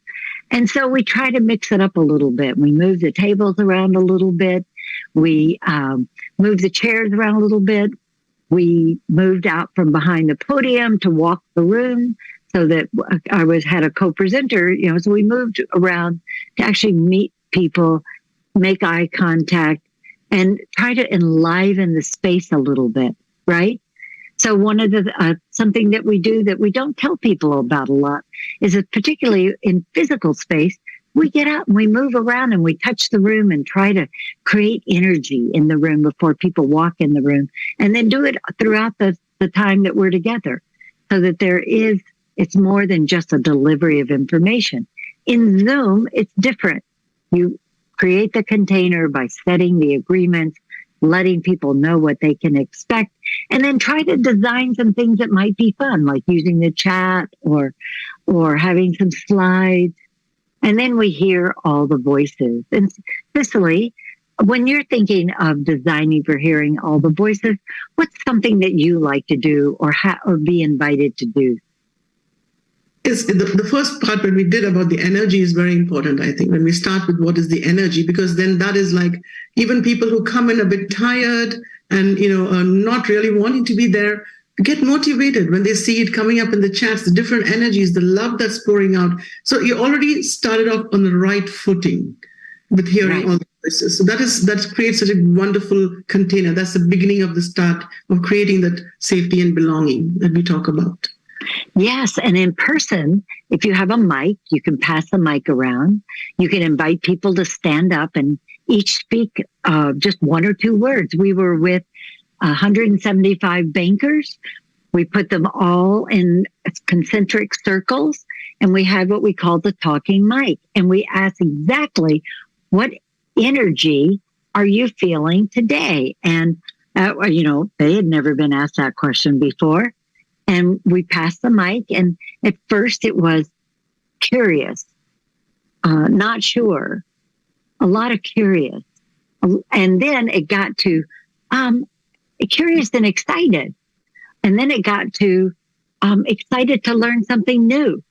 And then it got to this is going to be fun.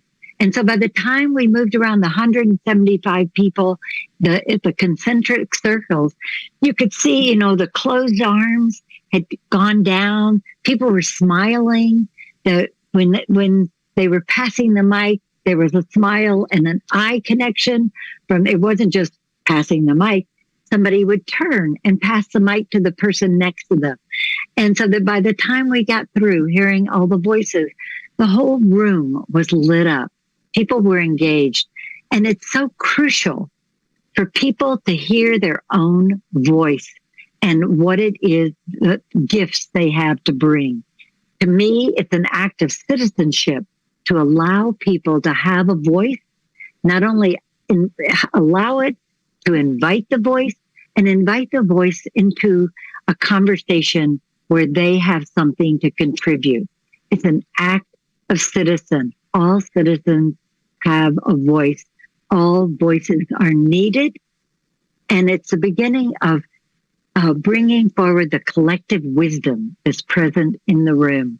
So we spend a lot of time designing for hearing all the voices in many ways throughout every single meeting. And if we were with you right now, we'd invite you to, as we said earlier, we'd invite you to put it in the chat. And, other ways to hear all the voices is to have breakouts. So small group breakouts in pairs or triads, and you can do that in virtual space, in personal or in-person space, and then bring people back. And you all know that the real gold in any meeting is when you put people into smaller groups, or where you have them turn to one other person and say and talk to the other person. That's really where the gold is. It's not what I have to say or what Cicely has to say. But then we move to something called the arc of recognition. And the arc of recognition is when we talked about earlier, we listen ourselves and one another into being. It's where I begin to see myself in you. And the real caring begins and the listening deepens. The listening really deepens so that we can move to this essential conversation. What does success look like? So think back to a meeting or a gathering or a conversation you've had recently, or one that you might be designing right now.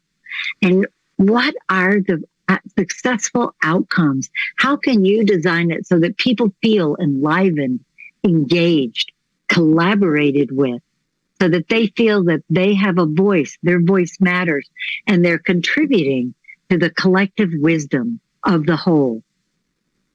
And that's what essential conversation happens. And you can see we're almost all the way around the convening wheel here. What needs to be in place for full engagement? And how will you know when it occurs? Will you feel it? You know it. And particularly if you are an experienced, whether you're an experienced convener or facilitator, you begin to feel the energy in the room in a new way so that you can move to creation What do you wish to create that's new or innovative?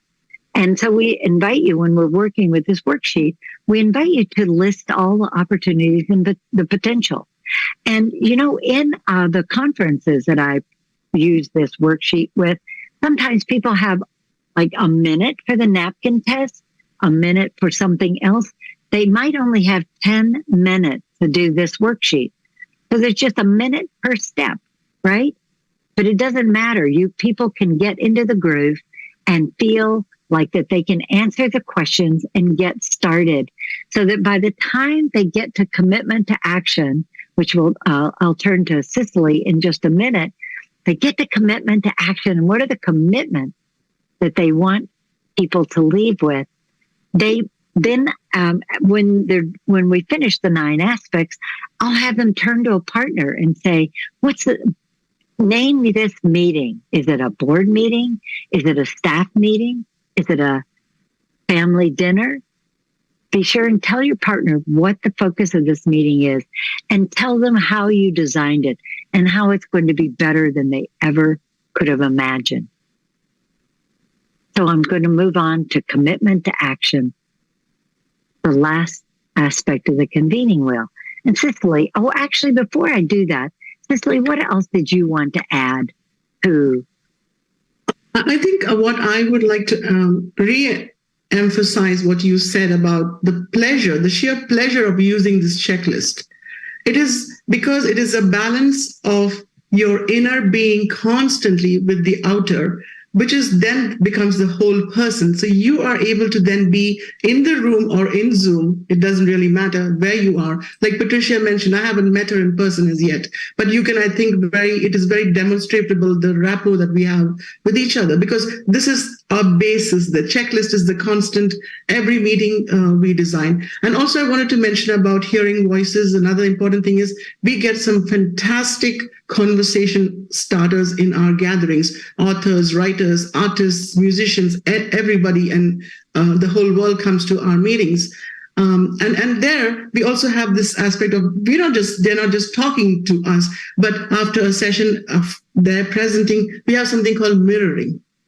So again, the people in the community who are present are able to mirror what that person said. So even the biggest of conversation starters melts in our meetings because he feels heard or she feels heard. So I think that is very important. We get a lot of joy as we did just earlier today, designing this session itself.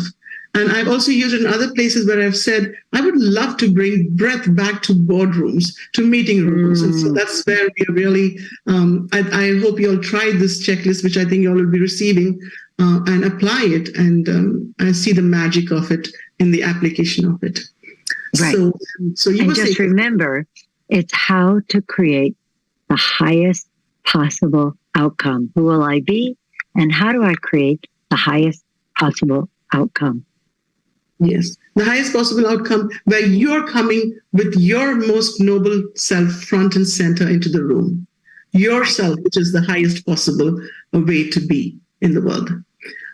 Okay, so commitment to action is, we have some questions here. The first one is, what is one highlight of this workshop that resonated deeply with you? We're going to invite you just to jot a couple of notes or thoughts.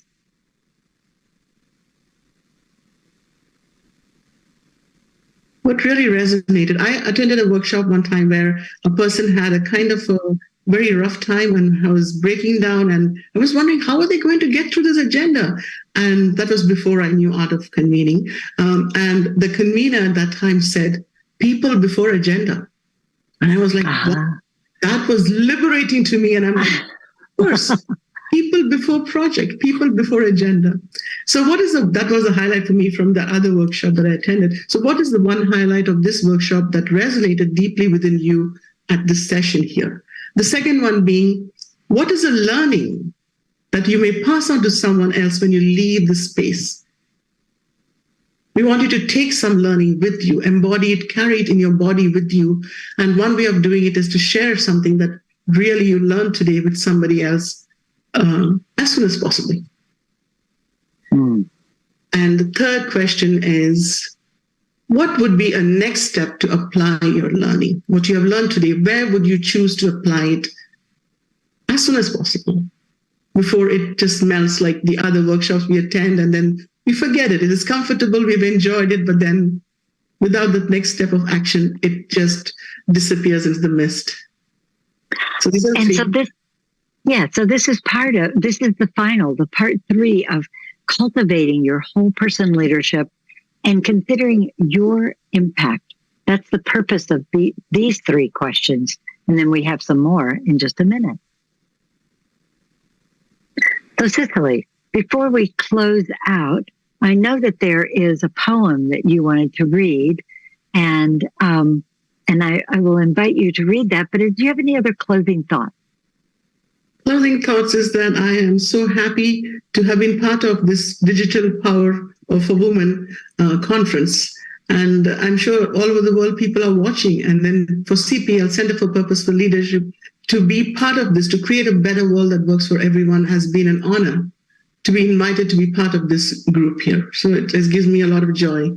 That's what I would like to say. Thank you, Cicely. And for me, it's that here we are at the end. We've walked the wheel. Thank you for being with us and listening. And that what we really yearn for is for all voices, for people to know they have a voice, to know that their voice matters, and for all voices to be heard in that valuing. And this is the time for women to be heard. We hold up 50% of the sky. We are at least 50% of every equation all around the world. And for women and girls, we do this on the behalf of all people, not just women and girls, but it is time for the power and the gifts that women and girls have to bring forward, to be honored and to be able to offer our best contribution on behalf of the whole. So we thank you for being with us. And Cicely, why don't you take us out with the poem, and then we'll hear what's next. Yeah, sure. So this poem is by Minx Boren, our longtime friend and a very, very, very dedicated member of the CPL community. And it is also in the book, The Art of Convening book. I picked it out from there to share. It inspired me. What matters and what counts are imagination and inspiration, a hail yes, we can attitude, and a roll-up of our sleeve movement of such magnitude that the future can hear us coming, with our heads held high, above cloudy predictions, our knapsack filled with our gumption and our grit, our gifts and our gratitudes, the new building blocks of new cornerstones of possibility. Thank you.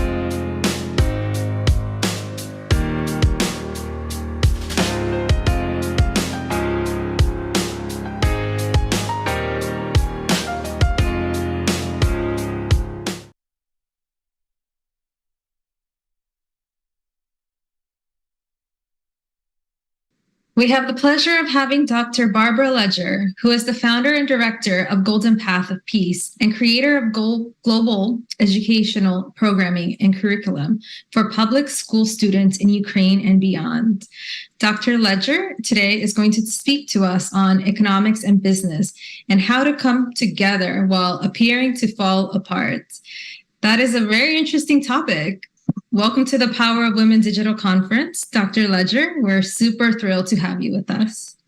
Well, thank you so much for inviting me, and I'm very grateful to be in such wonderful company and on this august moment with the G20. It's a very exciting time.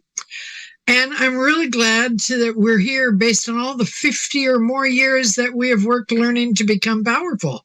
And So my talk today is really about the paradox, or my observations are about the paradox when things seem like they're falling apart. What if, in fact, it were possible that they were really coming together? So I just love paradoxes, and I love using all moments for good. My son, who's a great cheerleader in the family, he tells me that it's really important for me to put the bottom line up front. He calls it bluff. And he said, that way, make sure they know what you're talking about. So I wanted to just do that. I have proven that any one of us who wants to shift into a state of peace, whether energetically, chemically, imaginally, it is entirely possible to do so with one breath as your first step. So I invite you right now to step into the power of peace with me and just take one breath and feel the body center in. And then know that the body loves that attention. And unless the dragon is right on your heels, breathe 2 or 3 more times. And then you'll see what's next right thing to do. Instead of letting the amygdala or that old reptilian brain get a hold of you, you break that pattern. And the power of peace is in you. It's in us. It's in all of us. And so for me, my bottom line is that peace is the biggest power I work with. It's not my ego anymore, or how much I know, or how much I've done, and all the titles and all the wild experiences. But it's really the ability to take a breath at the first sign of distress. And so that's my bottom line. And when I was looking at the ideas of what to present today that were given to us by the producers, you know, I saw this intersection between education and peace and commerce, or business, economics. And that intersection is very compelling. And I've noticed that it's been around a long time in my life. It keeps showing up. So I wanted to look at it this way, that the amount of peace in any given situation will determine or affect the experience we have with it. And the same thing with the amount of education that we have, the amount of understanding that we have of who are we and what's possible, and do we have a worldview that's large, or, you know, is the universe friendly or not? The amount of education that we have, and I don't just mean traditional education, but that we've taken ourselves on in our own life journey, that education is in us. And education means to pull out, you know, to bring out what is within. So the amount that is within us will determine how we respond to any of those difficult situations that seem to be falling apart. And the same with the amount of resources and the way we use business and commerce. Resource and business and economics, to me, those are financial terms and financial vehicles, but for something else. Therefore, the way we allow ourselves to use all the goodness and all of the possibilities of life and all the avenues and the ways to do things. And so if we want to have a positive experience, and we're in the middle of everything falling apart, if we could imagine that it's possible for it to be coming together, I have a couple of tools for us. But what I know is the more peace you have, that's the starting spot.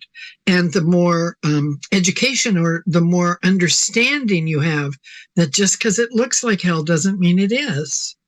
And the more willingness you have to use whatever you have as a resource around you, those 3 things become a powerful 3-legged stool. You know, the Buckminster Fuller's triangles that created the geodesic dome, because 3 is a powerful number. So we have these 3 tools.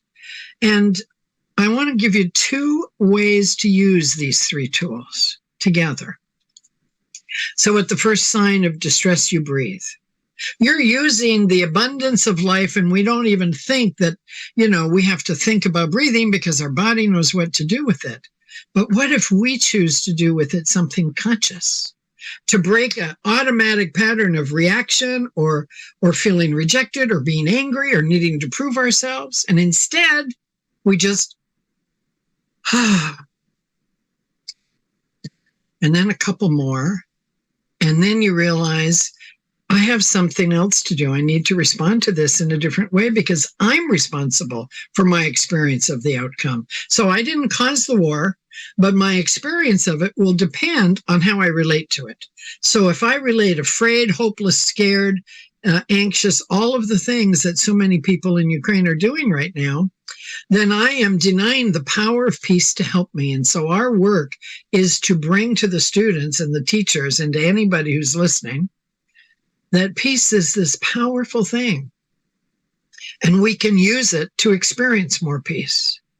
And education is a place where we ought to put more resources, because if we want this world to work for everyone, then we must learn to use the resources wisely. You know, Buckminster Fuller, who I had the joy of meeting a long time ago at New Dimensions Radio, he said that if we were to produce only things that were constructive, then there would be enough of everything that's needed for everyone all the time. And education is something that we are constantly availing ourselves of. But what do we teach our children? I used to say to the kids, be safe, be careful. If only I had known to say to them, find something new that makes you happy. Notice something that gives you a smile. You know, those things, we educate ourselves now. We are in the re-education process. And business, resources, it's about putting our attention where we want our life to be. How do we spend our money? How do we vote with our money? What do we spend it on? And do we spend it on stuff we really don't want to because we don't think we have a choice? Or do we give our attention to the same old narrative that everybody's talking about because actually maybe they wouldn't like to hear ours, or ours is a little bit too different? It's time for us to be bold. We're all people of power. Every one of us has power, and we can use peace and education and commerce in a more powerful way. And I invite us to do that. It doesn't cost any money. You know, I used to think that my power was based on whether or not I got that Buick Park Avenue I finally got, or whether I lived in a country club, or whether I looked like this, or had that client. It's not that. The real power is, can I be in this moment, in the chaos that the world is in? Can I be in that moment and be a peaceful person? To be an inspiration and a source of support for my students, my children. We have 9,000 students in the past 2 semesters in Ukraine, 9,000, learning to plant seeds of peace. And so I invite you now to think about what kind of world would peace be? If you could do something about it, what would be your piece of peace? We plant peace gardens in Ukraine, and I give them this little ditty. My mind is a garden. My thoughts are the seeds. I can plant flowers or I can plant weeds. We have the choice. The event we may not create or control, but the response to it is ours. And the outcome of it, it actually changes when our outcome changes. So we're all powerful because every one of our experiences goes out into the world. And so I am so grateful for the teachers and the students of Ukraine. They are my heroes completely. They are amazing, and they have used this moment to create a new relationship in the classroom, a relationship of peace. It makes learning easier. It's got their hearts open. The bullying has gone down. The classroom has gotten quieter, and everybody wants to do it. And that's the power of peace. That's the power of putting our attention where we want our life to be. That's the courage and the power to be ourselves, because each one of us has a great gift to give. Let's do it. Thank you so much. Wow, Dr. Ledger, your work is incredible, and talk about seamlessly weaving together education, peace, and economics. Thank you so much for the practical tools that you're teaching us on how we can respond while the world may seem like it's falling apart, like our lives may seem like they're falling apart. To learn more and to gain more information about these tools, where can we find out more? Well, first of all, listen to yourselves and listen to the wisdom within you. And this is something my daughter gave me years ago, 35 years ago. Guided means provided. And that, when you listen to that, it really helps. And if people want to learn anything about what we're doing in Ukraine and beyond, we're also in Africa, you can reach us at info@goldenpathofpeace.org. Our website is greatly out of date, but you can go there to www.goldenpathofpeace.org. And soon, God willing and the creek don't rise, soon it'll be all more beautiful. And I'm so grateful to have been here and being part of this amazing program that you're doing these days. Thank you so much, Ashley, and your whole incredible team. You're just doing us all a huge favor. We're very grateful. Thank you so much for joining us. It was really a pleasure to have you. Thank you. Thank you very much. The theme of Power of Women embodies collaboration through edutainment across diasporas, through the collectives alliances that support positive global change.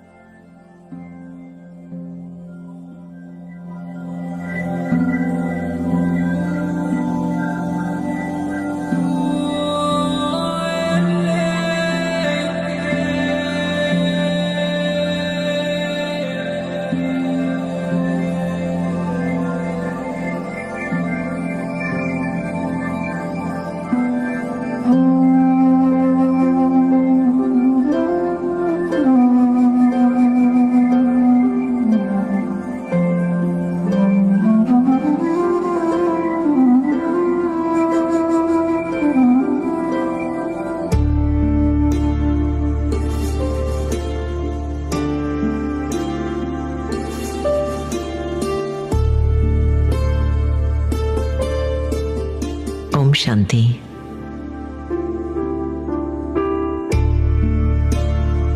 Om Shanti is the universal language of peace. It is what? It is who every soul is.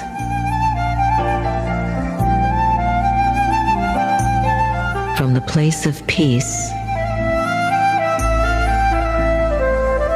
I can live out my fullest expression of life.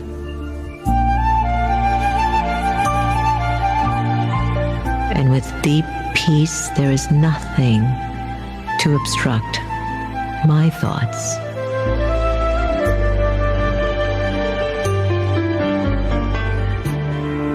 I am able to yield to what is and remain conscious to what can be. In peace, I understand you. In peace, you understand me. It is at the center of it all.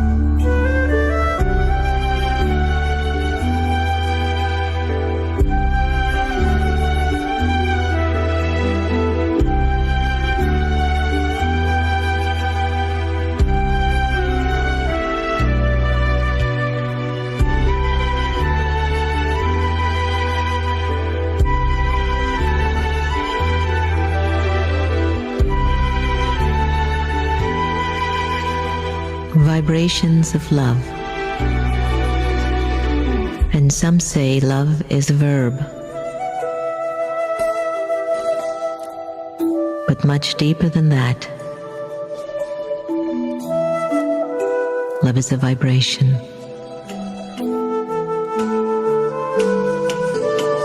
It is that energy that stirs the soul and opens up the heart. Vibrations of love call out to the divine that connects us with the beauty of life and the oneness of it all. I need not to say it with words, although it is always nice to hear, but greater still is to feel it. Vibrations of love lift me higher, and I fill the empty spaces within the soul. It is the divine in its purest essence. It is me at the height of my being. I am vibrations of love.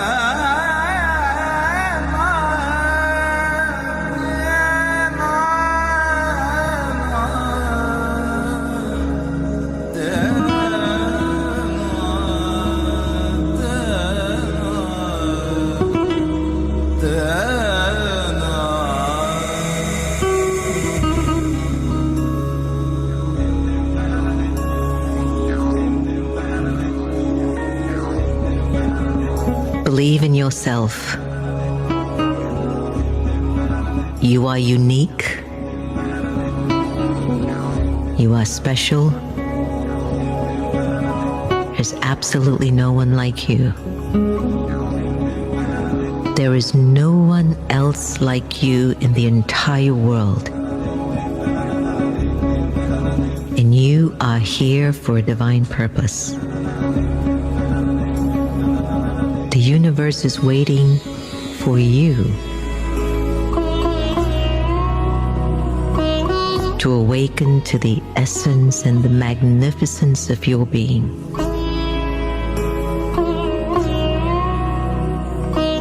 Believe in yourself.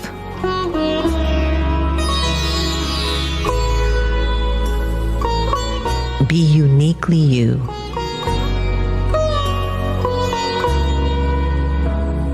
You are the perfect blueprint and image of the divine. Believe in you because the divine believes completely in you.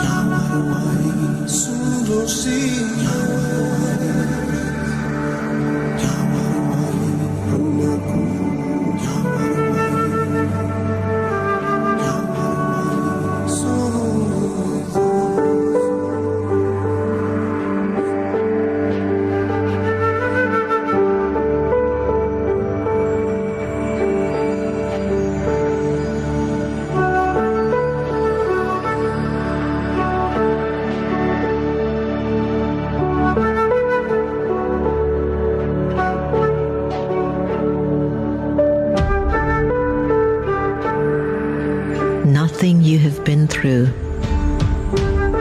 is wasted. Every experience, every circumstance, every scene offers a lesson and a blessing. Nothing you have been through is ever wasted. It all serves a purpose, if nothing more than to learn from our challenges and rejoice in our successes. Nothing you've been through is wasted. It's all come to teach us.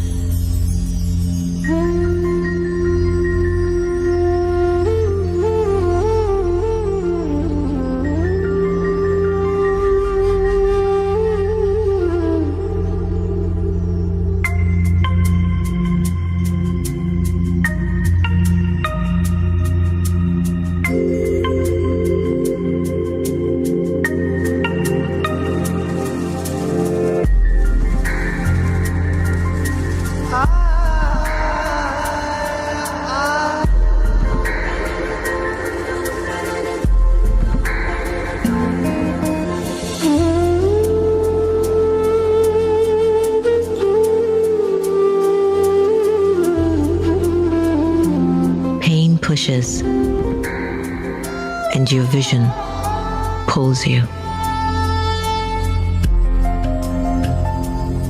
Pain is a great motivator,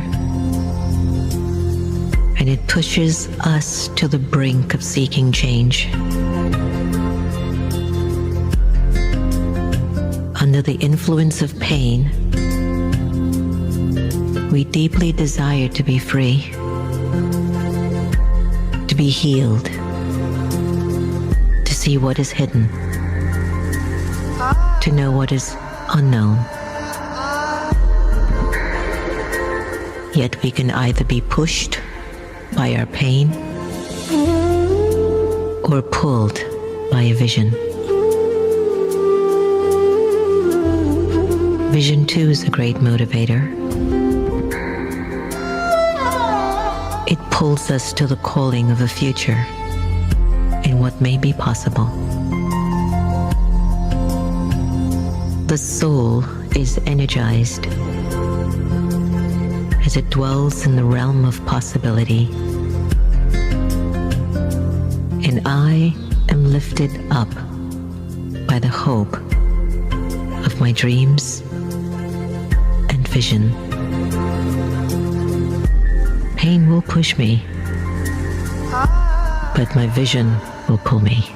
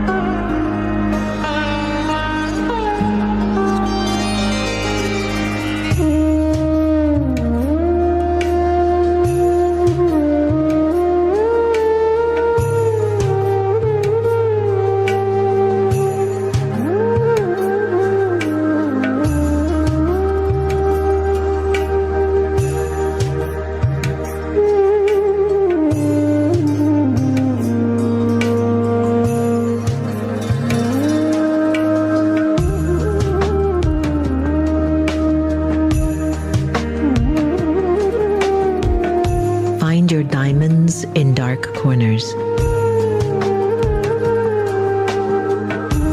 buried so deep beneath the soil of growth, and under the pressures of life, the beauty of the soul is born. I am a diamond in the rough. I, the soul, am multifaceted, and I radiate light from the many angles, situations, and circumstances. I do not fear the dark corners of my life anymore,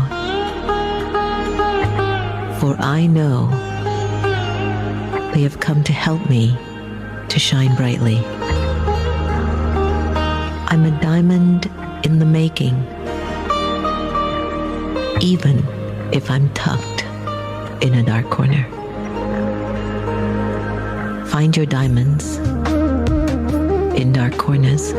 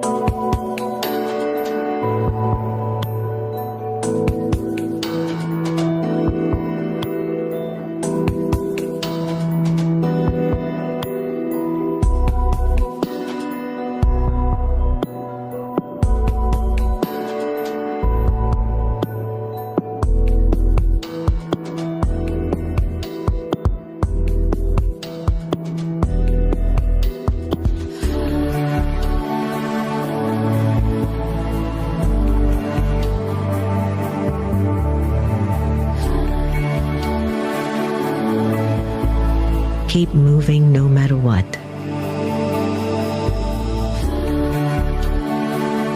There's a flow. This thing called life. It moves us ever onward, upward, forward.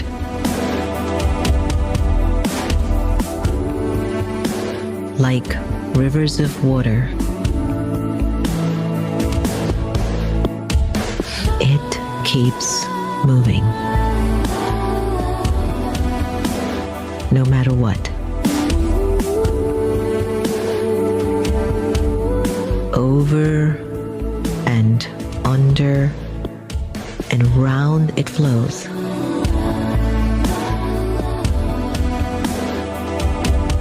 Let the currents take you on the journey of life.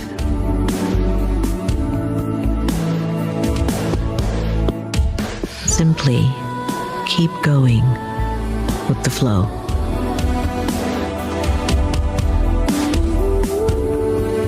Keep moving, no matter what.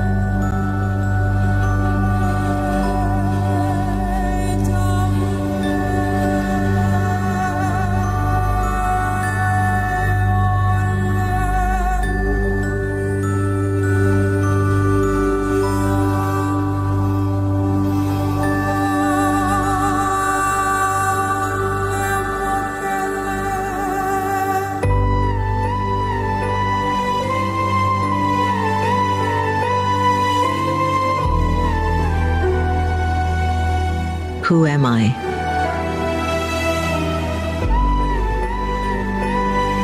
To think and to believe that I'm divine.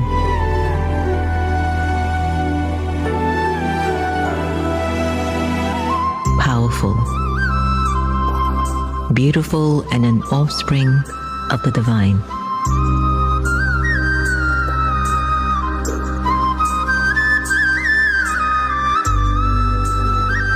I am the image and likeness of the divine.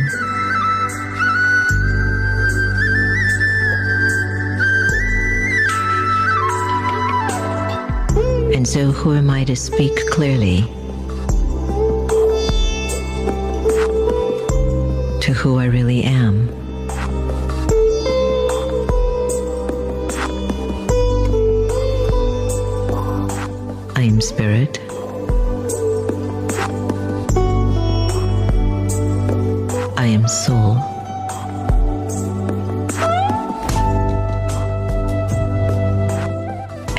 this physical form.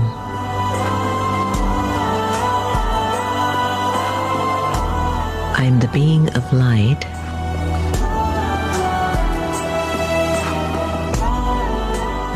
here to fulfill love that's unlimited.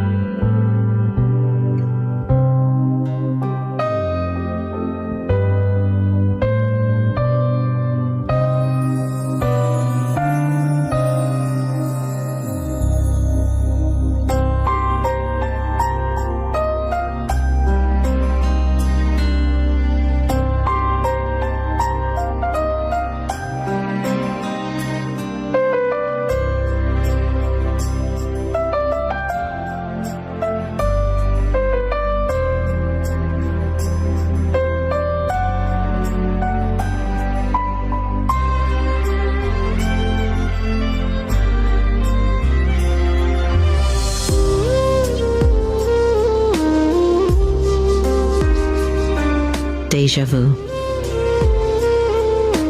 Living in the dream of deja vu.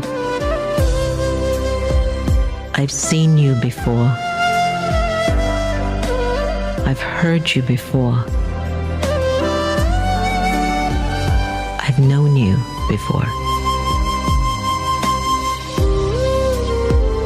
I now have the chance to experience life once again. I can feel it.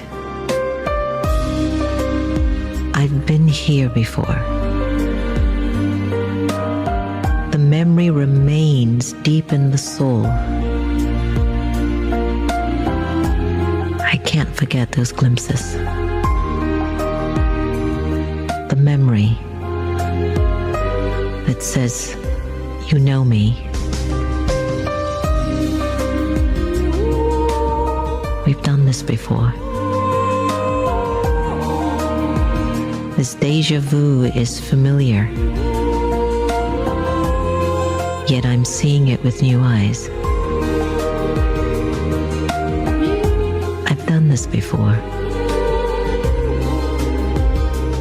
I've been here before. It's deja vu.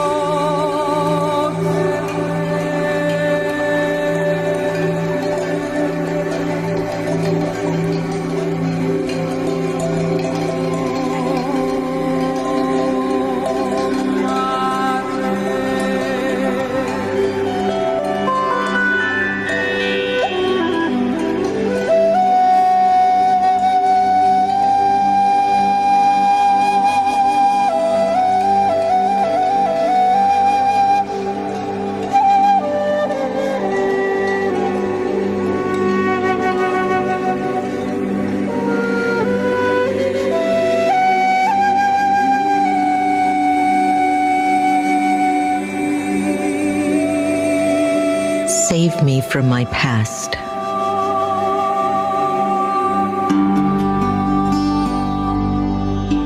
How much more can I bear?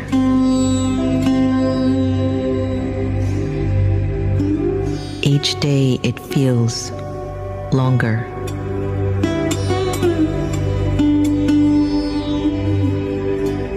And yet deep inside, I can see freedom.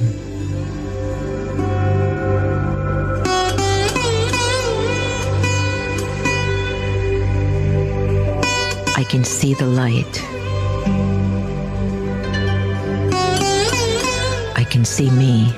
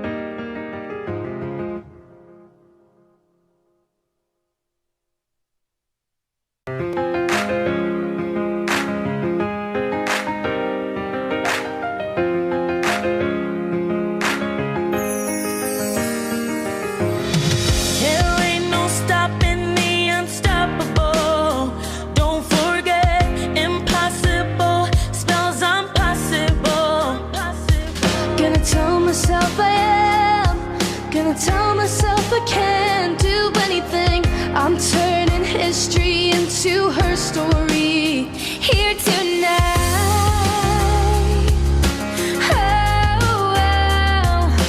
If we only got one life, we gotta live it right. We're the mothers and daughters, sisters and queens. If we lift up each other, we can achieve anything. We're the ones who are gonna make the change. We're the ones who are gonna flip the page. Spread love like rings in the water. Yeah, that's the power of a woman. We'll raise our voices until we are heard. We won't stop. Turn up the volume till we change the world. We didn't come this far to not reach the stars. So let's begin by turning history into her story here tonight. Oh, if we only got one life, we gotta live it right now. Sisters and queens, if we lift up each other, we can achieve anything. We're the ones who are gonna make a change. We're the ones who are gonna flip the page. Spread love like rings in the water.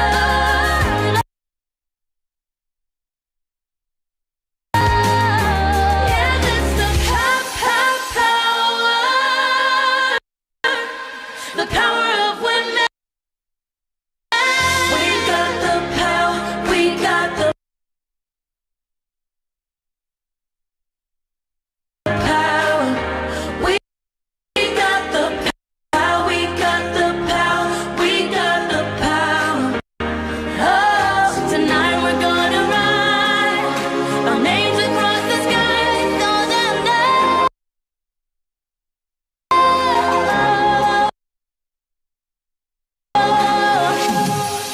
The power of woman. Sisters and queens. Sisters and queens. We can achieve anything. We're the ones who are gonna make the change. We're the ones who are gonna flip the page. Spread love like rings in the water.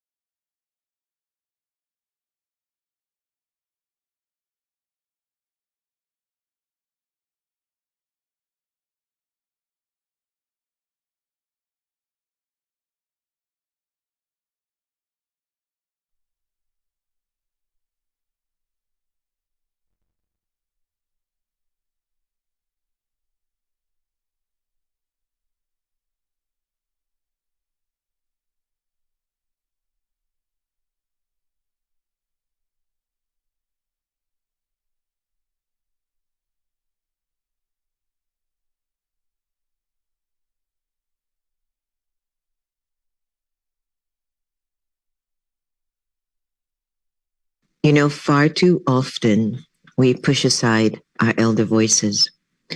Even nowadays, we're being told that leaders in particular political spaces are a little bit too old.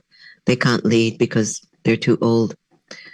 But I'm somehow being pulled back to even my tradition, where majority of the leaders are either 103, 96, 90.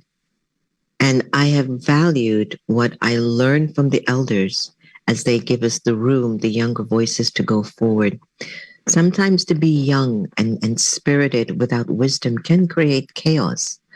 And one of the things that I'm wondering is, do we need to start to have a dialogue on the importance of listening to our voices of elders, learning from them, as well as we just moving forward with the wisdom that they impart? I'm so excited to be inviting Dr. Jean Houston, who she's been a dynamite over the years, someone that I've turned to for many things. And I'm happy that, Jean, you're joining us for the Power of Woman digital conference. I'd love for you to tell us a little bit. I know it's huge, a little bit about your first 30 years. And I felt it was just important, really, I felt it was important for the younger audience to just get an idea of the depth and the magic that you've offered in the last 8 decades. But what was Jean like in the first 30 years of her life, in essence? I was on the road all of the time. My father was a comedy writer, and he wrote the Bob Hope Show. And Bob Hope was giving his radio audiences in many, many, many different military camps. And my father thought that I should go along all the time, which I did. So I went to 20 schools before I was 12 years old. And my mother was from Sicily and was a fine Shakespearean actor.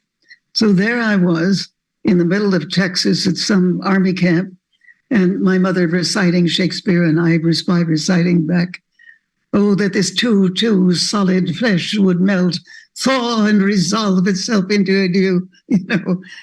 And my father was in the background laughing crazily like he always did. I think one of the most important things that I learned, because I went to so many schools, 20 before I was 12 years old, all over America. And I think one of the strangest things about it was that I began to notice that if I went to a place where I knew a very vigorous young boy, and I came back maybe 2 years later, he wasn't vigorous anymore. He had faded. He was rather gray. And I would say, "Jerry, what's happened to you? What's happened?" "I don't know, just going to school, I guess.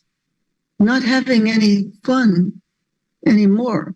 Whoa, I saw this played out over and over and over again. That you'd have people who were bright and shining and luminous in their spirit, these kids, and then a year or two later, they had faded. And I said, "Well, what is it, Jerry? What made it?" He said, "Going to school." And sitting in on their classes, I understood why. But it wasn't just children. I just have seen this happen so much. We come in bright, full, luminous beings, and then we begin to fade. And I said, I'm going to devote my whole life to not fading, teaching people not to fade, but also to look into the infinite varieties and vigor of their inner life, and from that inner life to create or recreate an emerging new humanity. And I was saying that at 12 years old. And it became my life, human development. But now even more urgent, human development in the light of so much social change. We have not been educated for these times. We weren't in the past, and we're not now. And so this work has taken me to, well over 100 countries I've worked in. And all manner of people to bring back the glory and what is it in Shakespeare? The glory and the freshness of a dream. What are the lines? things fall apart. The center cannot hold. Mere anarchy is loosed upon the land. The worst have all conviction, and the best are filled with going away. We can't do that. We are in an evolutionary time. And when you look at evolutionary times, be it for fish or animals or anything, or trees, you find that evolutionary times are always there in times of trouble, in which a whole different platform of latent possibilities begin to rise. And I took it as my lifelong job, to knowing that I was entering this kind of time, to help people, and now it's in the hundreds of thousands all over the world, to come alive, to bring the latency of the next stage of their evolutionary journey into their life, into their work, and into their souls. Because that's where we are. We are at what I call in jump time. Yeah, I can see that. I love your spirit. Everybody loves your spirit. I know so many young kids who can't even get out of bed. And just like, look at you, you're just like, let's roll. But how powerful of you to recognize at such a tender age that when you would go back to your old areas or old school or what have you, and you would look into the eyes of friends, kids who you knew, yes, who were vibrant, had just become so dead in life. And that was back then. And now it's even a completely different glow that you see in the eyes of the children. So as we're looking at human potential, I'd love if we could establish a foundation of what exactly human potential is, recognizing that it can have somewhat of different elements for each of us, including how you rate your potential in these times. Example, my potential could be that I live in a 2-bedroom, and I never thought that I could ever live in a 2-bedroom house, and look at how great I am, versus somebody who lives in a 9-bedroom and still feels, well, I want to live in a 20-bedroom place. What is human potential, Dr. Houston? What is it? I prefer to be called Jean. Okay. Human potential is the potency which the universe invests in us to become who and what we really, really can be in the given years of our lifetime. Everybody is different in the great process of potential. Mine, for example, was to be in theater. I did a lot of theater. Off Broadway. It was to be a serious scholar, and above all, it was to be fascinated by everything in the world, never bored. The human heart, and to have the human heart and the human compassion operative all of the time. Now, if I look at someone else and I talk to them at some length, I discover that their potential may be to be a great evocateur of children, or to be someone who can see beneath and beyond the dread and the fear of an elder and give them back the wisdom or the affirmation of the wisdom and the depth and the sheer luminous glory of who they are as an elder. My gift is to deeply see, as I saw that boy again, and he really came alive. That's my gift. And I've buttressed it up with all kinds of science. My late husband and I had hundreds of research subjects, and we would actually find all kinds of ways of helping them come alive again. And it seemed always to work. And then the UN got hold of me and wanted me to do it in different ways with people all over the world, different countries, and to learn so much. For that, I always had to learn a lot of languages, which is my particular gift, because really, if you're going to speak heart to heart, it's a very good thing to know, Turkish or Afghanistani or whatever it is you're going to speak. So I've spent a lifetime exploring the potential. Mostly people first they meet me and they want to know, we hear that you're 86 years old but you don't look to be more than 35. And that is true. I never aged. That seemed to be part of it. I mean, my hands are the hands of a young woman. And I mean, it's just the way I am. And I didn't realize I had this potential not to age, but that's what's happening. That's what fascinates everybody. I medically studied, why doesn't she age? Well, I think the reason that because although I am 85 chronologically, biologically, I'm maybe 37. Wow. That's your mindset, though, isn't it? It's the mindset, is it not? I think it is the mindset. And I had no concept of really dwindling away. And so I have become a piece of a study in the medical schools here because I can't age. That's fantastic. Yeah. Be careful, L'Oreal might give you a call, you know? They might want to bottle you up and sell you. Oh, but right. So why don't you tell us a moment? Tell us a moment when it was really clear to you that you had transcended institutional limitations and personal understanding. I mean, how did you know that, you know, you could go beyond the belief systems of things and not think the way the common man thinks? I think it is because having a very funny father who was a comedy writer. And comedy is a wonderful thing. It takes seemingly ordinary things, shakes them up, turns them inside out, and you have a new reality.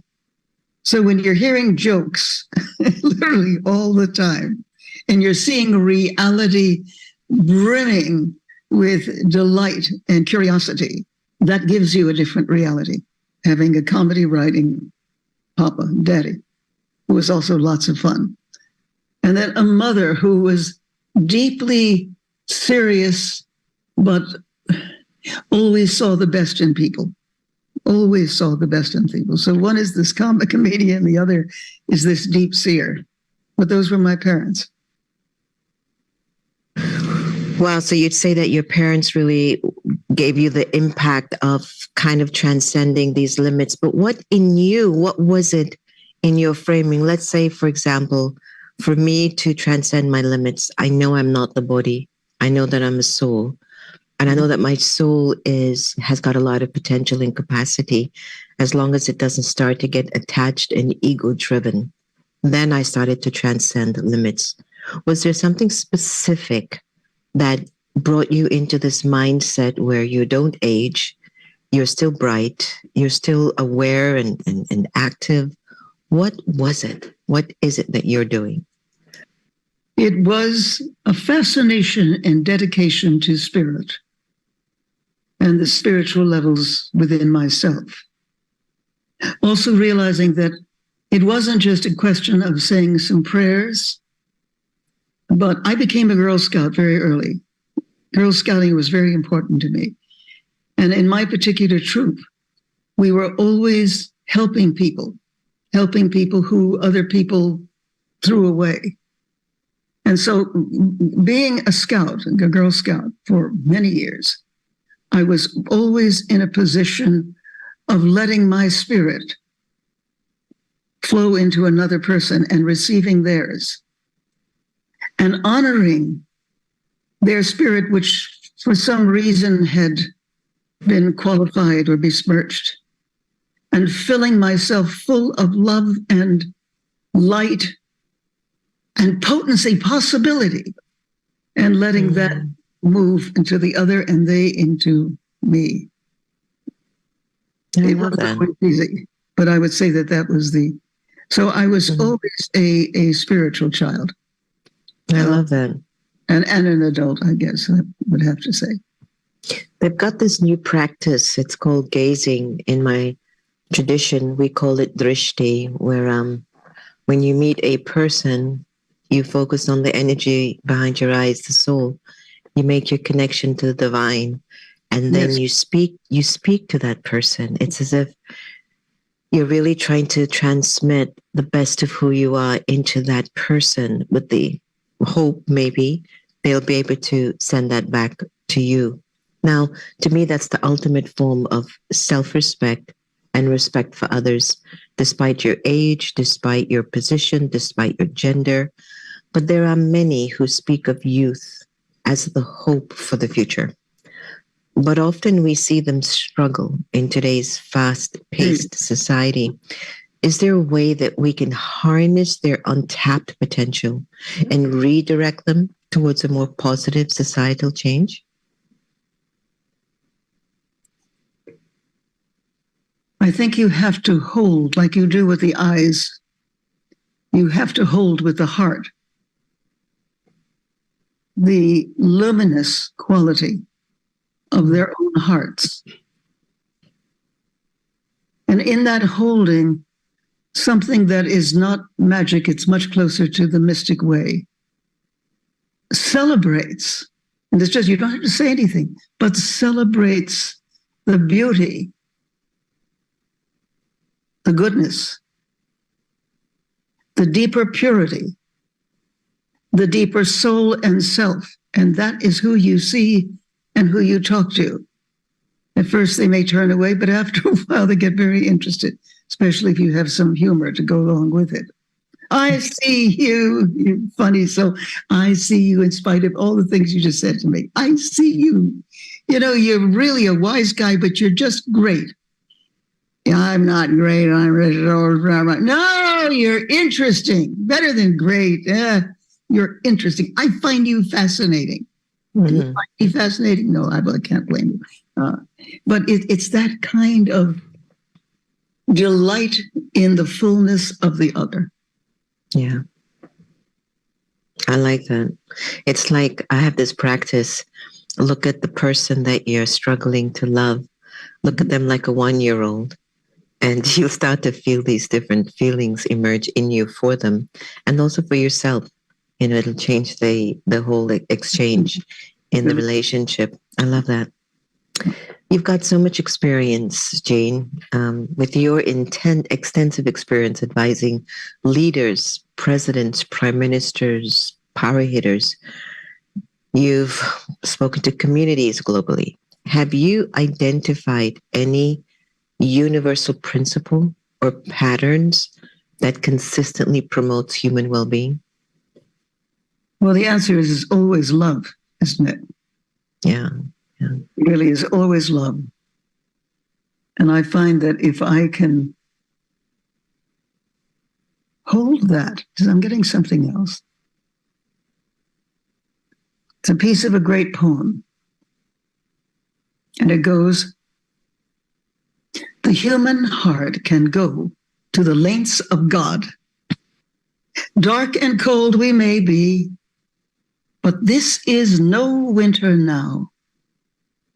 The frozen misery of centuries cracks, breaks, begins to move. The thunder is the thunder of the flood, the flow, the upstart spring. Thank God our time is now. When wrong comes up to meet us everywhere, never to leave us, till we take the longest stride of soul folk ever took. Affairs are now soul-sized. The enterprise is exploration into God. What are you making for? It takes so many 1,000 years to wake. But shall we wake for pity's sake? Those words. So beautiful.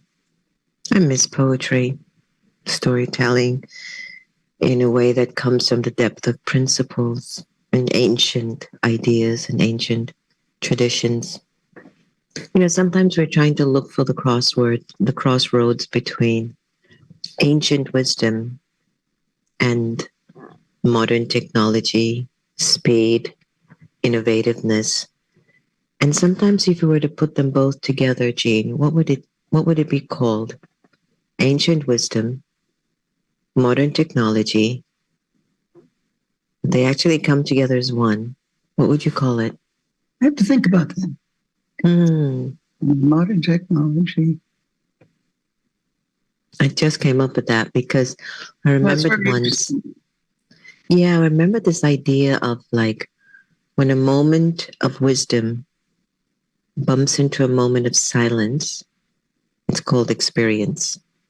And I sometimes wonder, what would ancient wisdom and modern technology together be called? Be interesting. So tell me, what are some of your daily practices or routines that individuals can adopt to nurture and unlock their own latent abilities? Well, when I wake up, I send my heart blessing to the world. That's number one. Then I walk the dog, which makes me very, very happy because I'm a big, big dog lover. And the dog looks up at me, hey, mama, let's go do this or that. And I follow the dog's wisdom. Dog's wisdom is very great. We end up in very interesting places. The other day, facing a bear lady who had a baby, I said, we're going to turn around now. And we creeped way back out. And then invariably, I have many people who trying to get in touch with me one way or the other. And I try to find the most appropriate one to. I work with people all the time. I mean, literally all the time. So that takes a good deal of the day. And then if my housekeeper says I really should help her clean up things, I do that too. But mostly it is, what can I do today to be a servant of this world and time? Servant and service. Again, that's my old Girl Scout. Is very important to me. Yeah, service is so important. I think in our younger generation, and for me, the younger generation is under 40. And I wonder if there is that sense of awareness of the power of service, and why being a servant in service to the bigger picture of humanity, if they've understood the power in that, and how valuable it is to live a life of purpose. Because this generation, some of the things I've observed, there's a lot of focus on the I and the me and the mine. And I'm not saying in my generation or older generation it wasn't there, but it's almost the norm. I, me, mine. I will not dim my light for you. And in the past, you'd be like, you dim your light because you're humble and they need that recognition, that acknowledgement. There's a lot of things that are breaking down, a lot of things that are changing. If you were to leave us with a key message or a piece of wisdom, what would you tell the world to remember from your extensive body of work and experience? Ultimately, we are all part of the great oneness. We are part of a unity of being. The fascinating things about the new quantum physics, which is very, very spiritual, by the way, is that everything is interlinked, connected to everything else. Occasionally, I come across a real pain in the neck. I'm sure you do too. And there's the first, but then I realized, wait. This is part of the same reality. We're sharing the same reality. We're just playing it at different levels and ventures. But to get to the ultimate unity, which again, quantum physics talks about, means everything is interconnected with everything else. And once you see it and really feel it, then you can bring in parts of your own quantum reality, compassion, deep seeing, understanding, and you shift the nonsense you were caught in, and you just send it forward. And it's not a question of whether it works or not. You don't look for that. You affirm the soul connection between you and the other or others. Yeah, so beautiful. Why does it seem so easy for folks like us to look at the cure to society's ills, and then you turn on the new station and then you're like, what did they just do to one another? And you wonder, what is it? And it is a soul ache. There's a soul ache in humanity, and that ache isn't giving them the clarity to see how much potential they have. But there's so much hope, because I could see programs like Power of Women in this digital conference.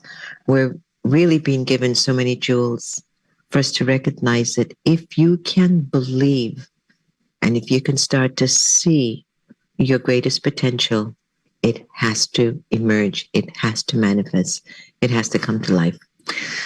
Dr. Jean Houston, I want to tell you thank you from the bottom of our hearts for you to join us today and share all of your insights, your lifelong dedication of understanding human potential. It just continues to inspire us all. Thank you so, so much. Thank you, Sister Joan. All the best. It's a pleasure being with you. Soul pleasure. Soul pleasure. Thank you. The theme of Power of Women embodies collaboration through edutainment across diasporas through the collectives alliances that support positive global change.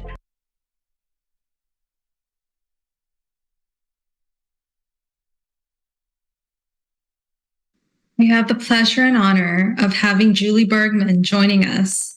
Julie is a Hollywood studio executive, producer, filmmaker, and writer. She's a producer of feature films and documentaries, and she's an Academy Award nominee, and she's creator of groundbreaking and innovative media content across multiple platforms. Julie has traveled to the Middle East through the U.S. State Department's Vital Voice program, speaking about the impact of women, technology, new media, and storytelling at conferences in Lebanon and the United Arab Emirates. And today, Julie will be speaking on Media for the Planet, empowering environmental awareness through content. Julie, it's so lovely to have you with us. Welcome to the Power of Women Digital Conference. Thank you so much. It's a pleasure to be here.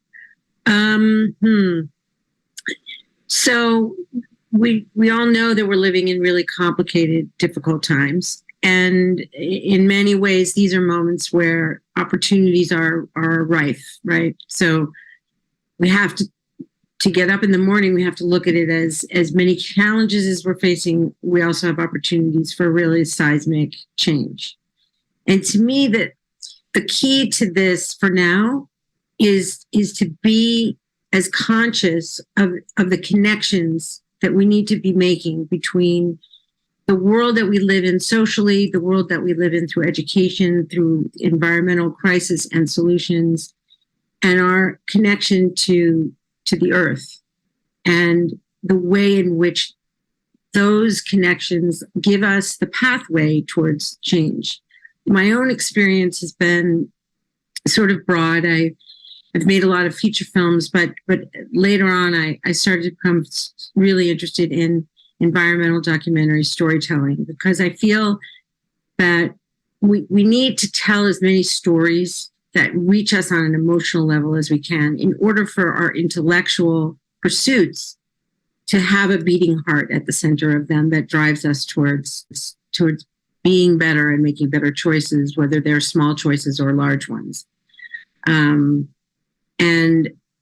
the film that probably made the largest impact on me in terms of storytelling that I would say is the trailer that we just showed you at the beginning, which was a film that I made with His Royal Highness, the then Prince of Wales, now the King of England, who is a very, very important environmental activist and has moved mountains literally for many, many decades. But it took me to places all over the world where there are exciting innovations happening, but also there are exciting people who are committed to telling the story of those potential seismic shifts that we as human beings really need to start to consider.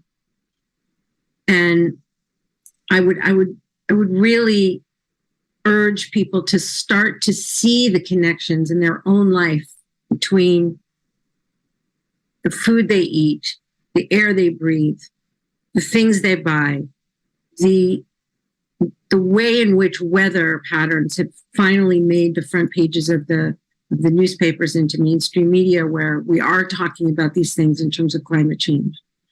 But the emotional stories that lead us to change are the ones that really matter. And I think that information is good, but the heart is the thing that allows us to find our way towards change. So education is super important. I'm not saying that we don't need to educate ourselves at all. I'm really stressing the need for bold, beautiful stories. For example, I'll give you another example. I saw a movie a few years ago that I never thought that I would have a completely different perspective on the octopus. But there's this incredible movie called My Octopus Teacher, which was nominated and I think won the Oscar that year. It's a beautiful story that, yes, it talks about the ocean and it talks about the importance of ocean life and what it's like to dive in the ocean, but it is a love story between the diver and this octopus, and you experience it through that love story. And it's so beautiful and so unexpected.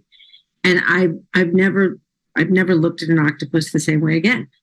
And that, I think, is the central theme here, which is we have an opportunity when we tell stories, whether they're film or books or television shows, or documentaries or narratives. We have an opportunity to bring people into a world that they otherwise wouldn't necessarily experience. And through that experience, they have an opportunity to see themselves, even in an octopus. And I think that might be all I have to say. Well, Julie, that's great. I was hoping that maybe you can speak a little bit more on your work more some of maybe your more recent or latest projects that you're working on that maybe our audience would be interested in finding out more about. Well, I'm really proud of this project that I worked on with the organization Amazon Watch and a group of us that call ourselves Artists for Amazonia. During the pandemic,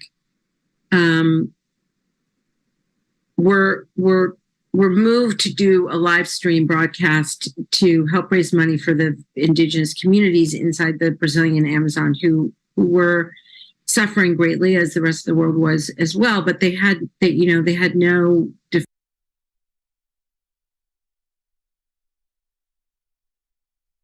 defenses against the virus, and the virus was brought into the Amazon by the deforestation projects and by the strip mining and all of the things that those of us who pay attention to the value of saving the Amazon rainforest understand the peril that faced these people. And, everyone was home, as we know, because everyone was on lockdown. And we had this amazing opportunity to bring musicians together, from Sting to Dave Matthews to Carlos Santana and on.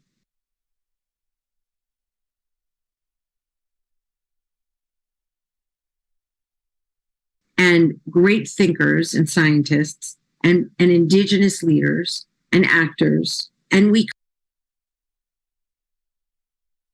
created a show that was hopefully entertaining and moving,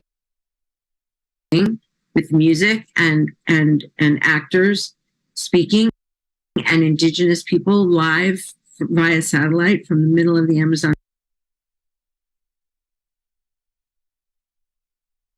rainforest.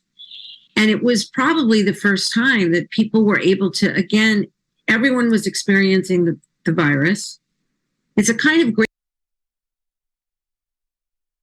metaphor for what I was saying earlier.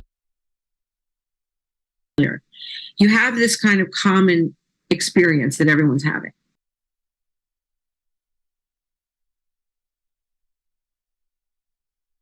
Whether it's climate change or in this case, it was the pandemic. You have the ability as influencers, some people call them, or artists, which is what I would prefer to call them, who are willing to support the voices of the people whose stories really matter. Not only was it an opportunity for those people to talk about their plight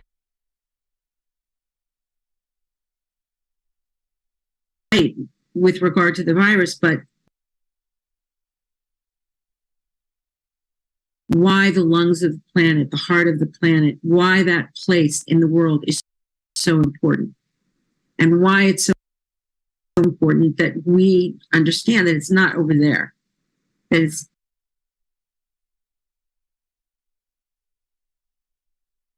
everywhere, that we are the Amazon and the Amazon is us. And so it was a beautiful opportunity to tell that story, sadly in the middle of a health crisis. But again, as I said at the very, very beginning, you know,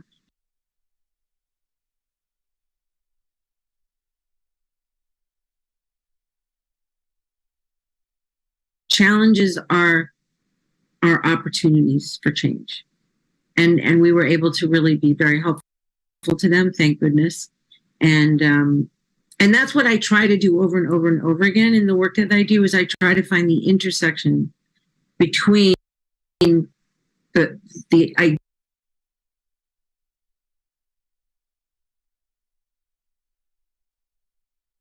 ideas and the issues and the stories that inform those ideas and issues, because that's where people start to really empathize, connect, and then make sure that once they're connected, then you give them an action that they can participate in, not in the sense of lecturing them, but in the sense of really giving them an opportunity to play sometimes,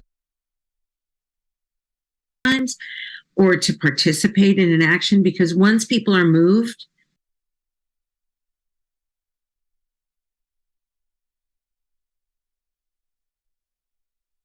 that's the perfect moment to give them the opportunity to engage. Absolutely. And my mind goes toward the works of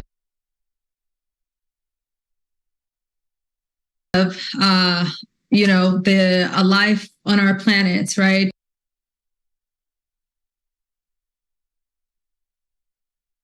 Narrated by David Attenborough, and of course your amazing feature films as well,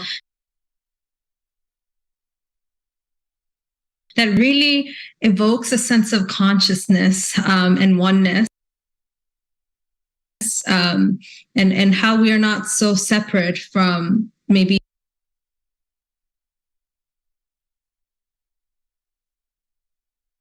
what we're watching on TV. And that's really the power of media and entertainment and music. It's how can we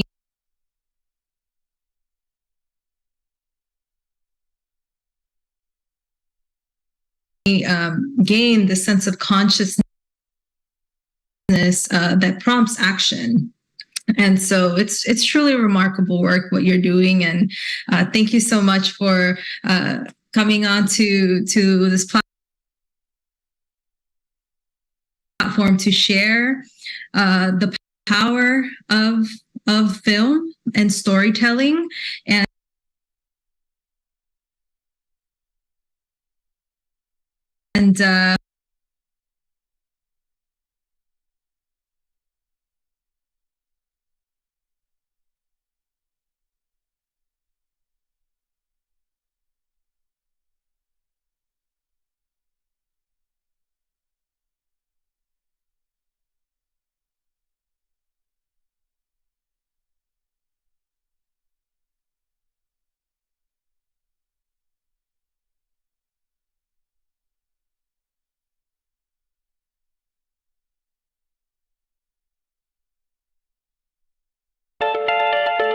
I could only somehow imagine that I found myself being born into this position for a purpose.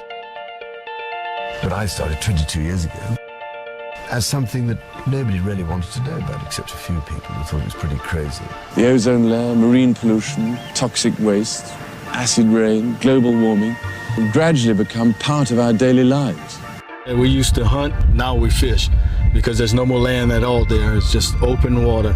This is an historic moment. Just as mankind had the power to push the world to the brink, so too do we have the power to bring it back into balance. The only way everything can work together is if you have the circle going. Everything is connected to everything. If somebody's left out of the circle, you're not going to have harmony in all this. Imagine a healthier, safer, economically robust world. We can do this. We can do this, but I don't think we can do it alone. How shall we live is the question that we're trying to ask. Remember that our children and grandchildren will ask not what our generation said, but what it did. So let us give an answer of which we can be proud.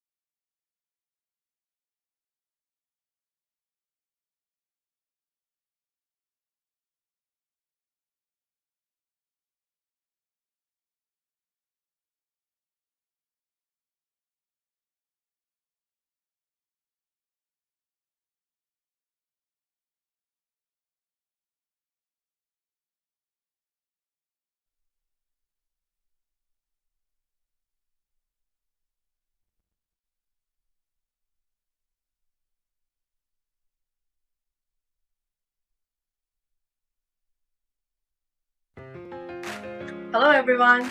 We hope that you all are enjoying the Power of Women Digital Conference. We want to hear from you and interact with you. We want your voice to be heard. And all you have to do is grab your phone, turn on your camera, and scan the QR code to participate and share your thoughts through our polling questions. And stay tuned, because later in the broadcast, we will have a digital town hall discussion on all the results. And I will let the speaker take it from here. So I have a few questions for the audience. I have this quote right above my desk, and I look at it every day. And the quote is this: landscape is our destiny. So I wonder, what does this mean for you?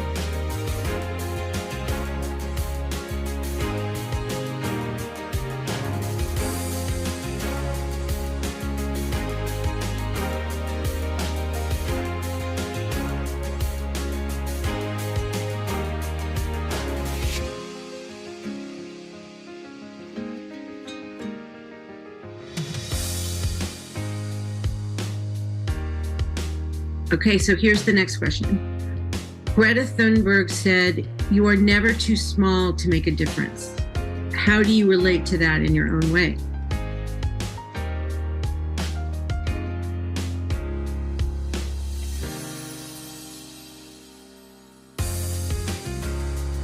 Okay, so My here's other the next favorite quote is Greta from Leonard Thunberg Cohen. said, There is never a crack too in small everything to make a difference. That's how the light gets in. How do you relate to that? So I way? wonder, what do you do when you see a crack in something?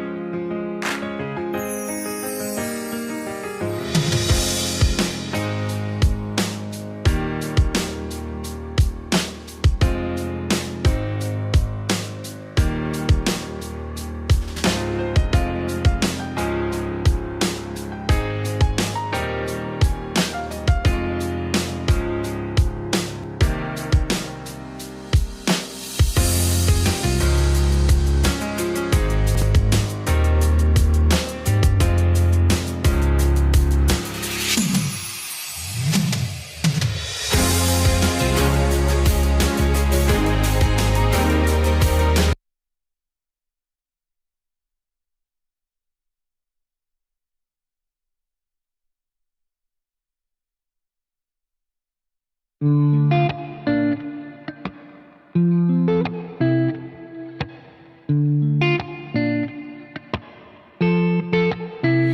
been thinking about lately, can't seem to turn it off. Only one that can save me is me, myself, and I. But my mother told me, if you're searching for perfection, take a look in the mirror and stare at your reflection.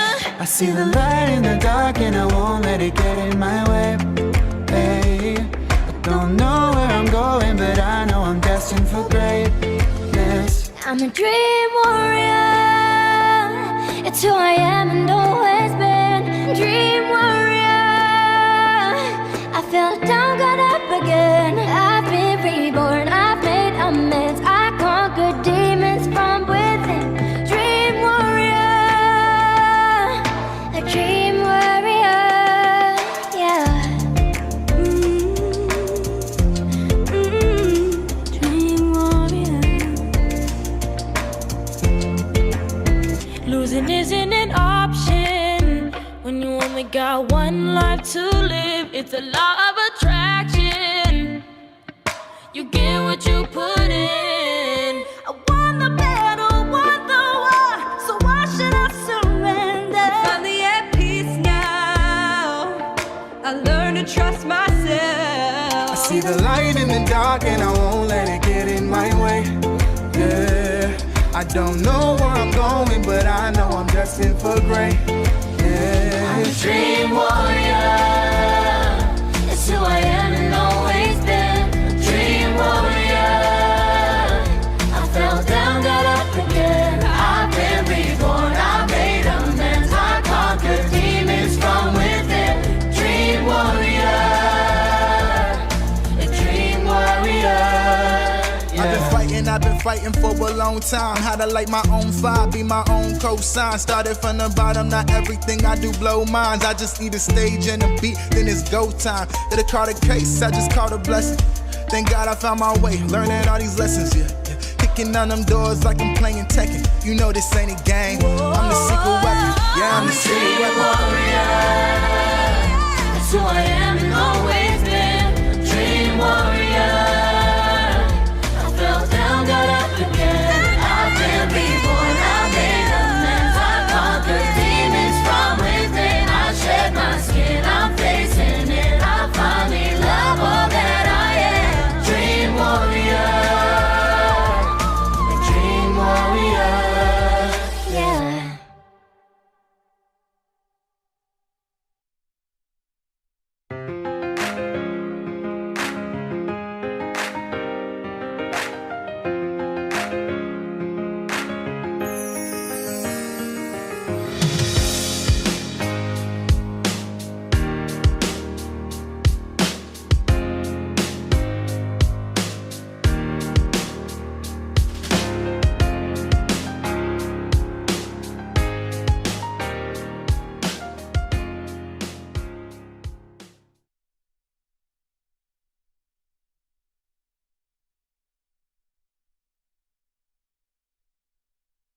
We have the pleasure and honor of having Jody R. Wise joining us today.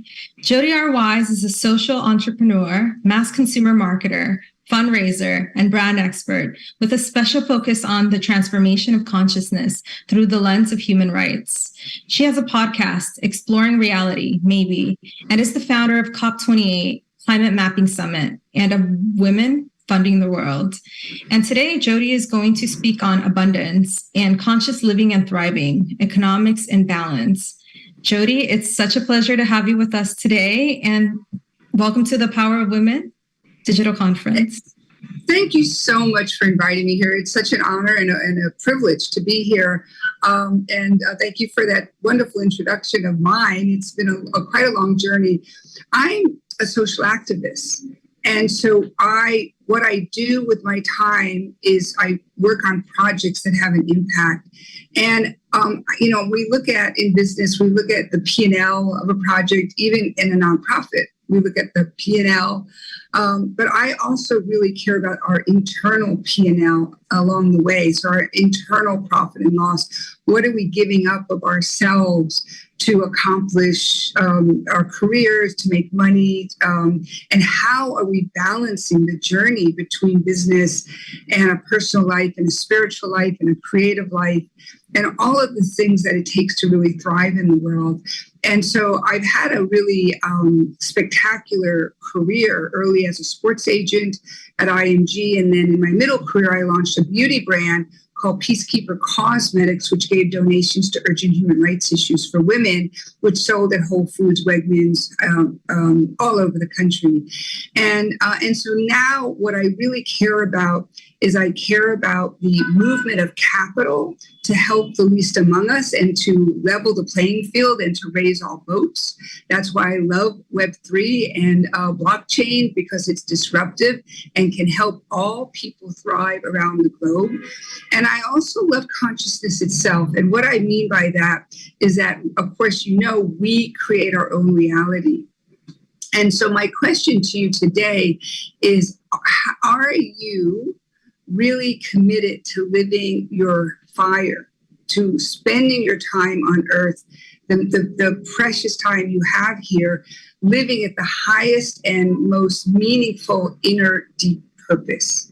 And so at times we can build an entire castle and climb to the top of it and realize that it's really not a place we want to live.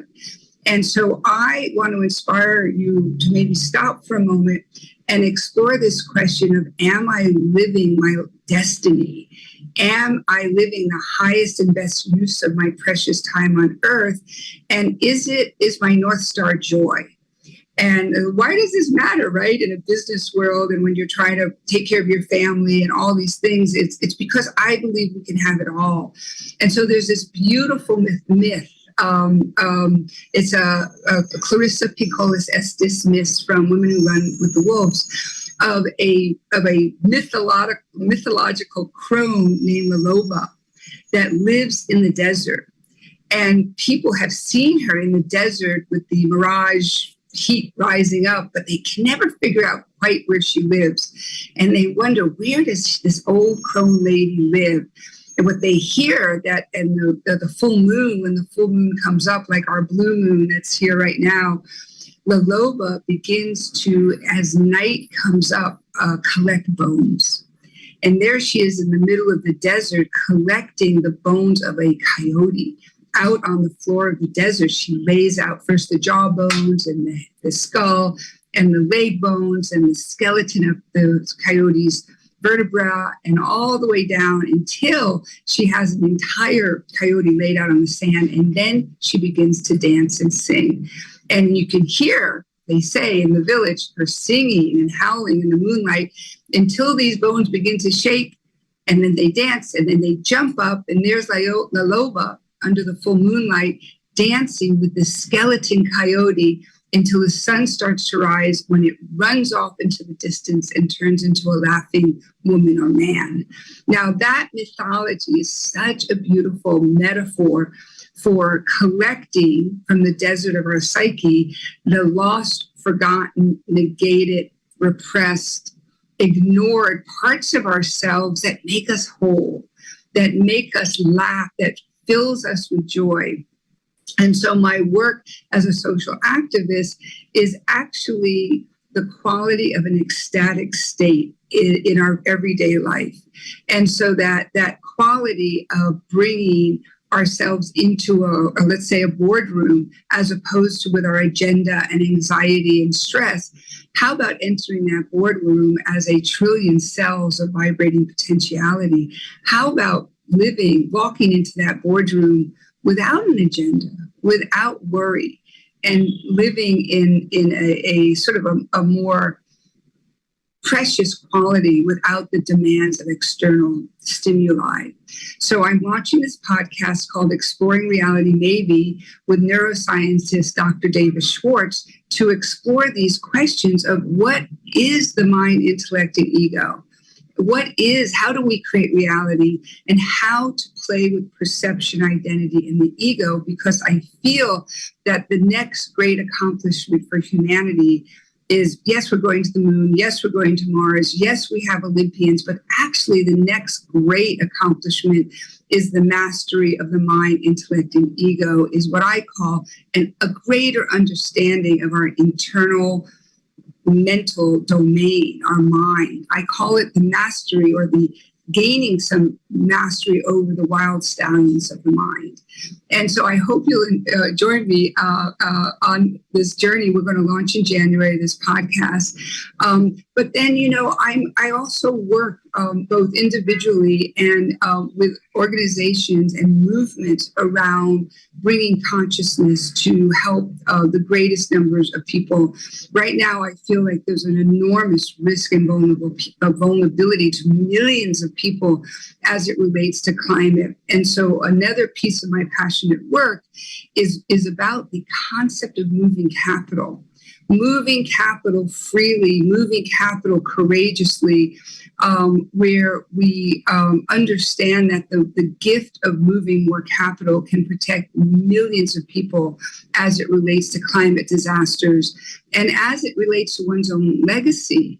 And the question becomes, how have we as a community taken a stance with our own capital to invest in and fund climate solutions and regenerative agriculture and all sorts of solutions that will help communities, that will help vulnerable people, that will help a society as we face this sort of next 6 to 10 years of climate issues.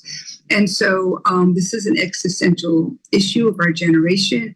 I hope you'll come and learn more about how you can get involved as an investor, as a philanthropic donor in this issue, around this issue.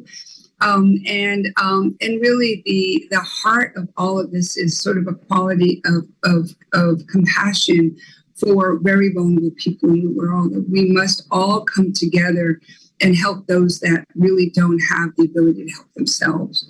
So those are some of the projects that I work on. And I just would like to say to you as I wrap up that I hope that you find that you're picking projects and work and the time you have here on projects that not only bring you fire, but are a legacy for yourself and your family that are deeply meaningful to you. So there you go. Thank you, Jody. Thank you so much for sharing how we can go about the mastery of the mind. I think it's a really interesting topic. If our audiences would want to find out more, where can they go? They can visit www.exploringrealitymaybe.org. And in the new year, I'll be teaching classes on non-dual tantra. And so non-dual tantra really is about a quality of feeling, a sensory, sensual feeling in the moment. We're sensory processors. So as our minds quiet down and our egos, we become more enlivened and expanded. And so I'll be teaching many wonderful techniques in this regard. Amazing. Well, thank you so much for sharing and for your time, Jody. It was a pleasure to have you with us today. Thank you. Thank you for the opportunity. Hello, everyone. We hope that you all are enjoying the Power of Women Digital Conference. We want to hear from you and interact with you. We want your voice to be heard. And all you have to do is grab your phone, turn on your camera, and scan the QR code to participate and share your thoughts through our polling questions. And stay tuned, because later in the broadcast, we will have a digital town hall discussion on all the results. And I will let the speaker take it from here. I have 3 questions for you. The first question is, what is your North Star motivation that just keeps you going, that is your compass? Mine is joy. I always look for it, and it is absolutely my North Star. I make my decisions from it. I choose everything to make sure joy is the clarion call. What is yours?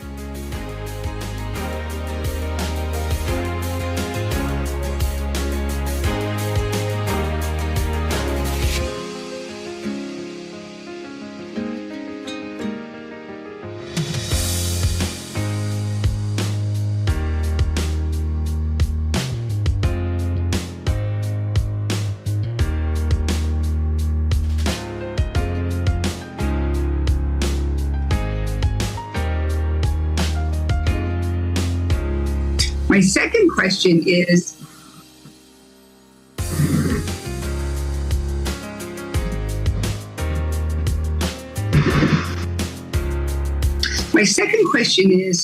are you compromising your precious time here on earth for things that are not your highest calling, that are not your soul's longing, that is not what you really want to be doing with your time on earth?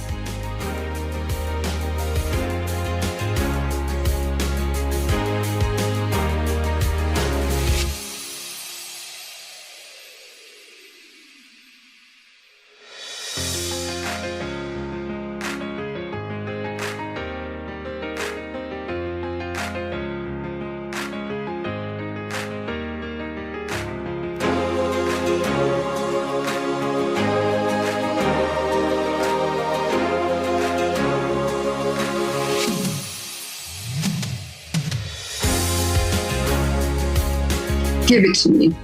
What is something that you want to do that's sort of a secret, that may be outside of the box, that may be outrageous, or it may be like a sabbatical where you just want to do something completely opposite of anything you've ever done? Come on, let's do it. Let's do it. What is that thing?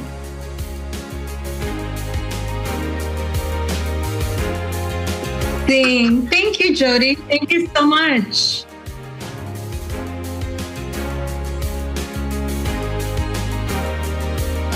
The theme of Power of Women embodies collaboration through edutainment across diasporas through the collectives alliances that support positive global change.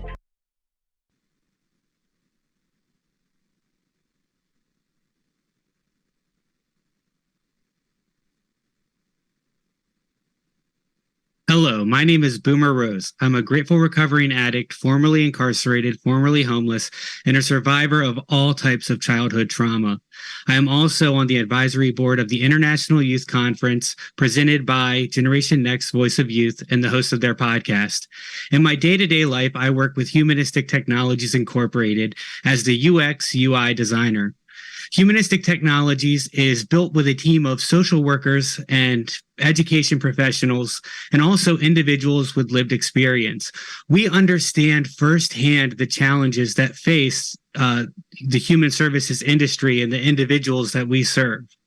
Our founder has a plethora of experience dealing with real-world issues in her day-to-day job.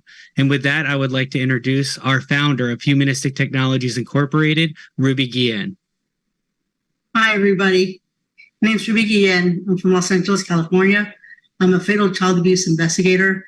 I provide services to police, fire, EMT when children are in imminent danger. I respond to child sex trafficking, cartels, you name it, anything that a child is going through it from an imminent perspective domain. I'm the respondent. And in doing that work, I have seen children as well as women suffer under amounts of pressure, violence. And so we wanted to create change using data science technologies and mobile technologies as well. So I was able to look at my workload as relates to response. And so what can we do better for the safety of our children and the women that the mothers of the children? And so I presented an idea to Joseph and Boomer, how we can make children safe from the get-go. So let me introduce Joseph, my other partner. Hi, my name is Joseph Powers. I'm a former social worker for level 12, level 14, special needs or needs children for the County of Orange. And for the past 23 years, I've been in education, looking at addressing trauma and family violence within the communities through the school system and supporting youth as they're going through their educational process. I focus on identifying needs and areas of resources and strengths within the community and within the family and within the individual to support them and help them be able to stand on their own so then they can help others.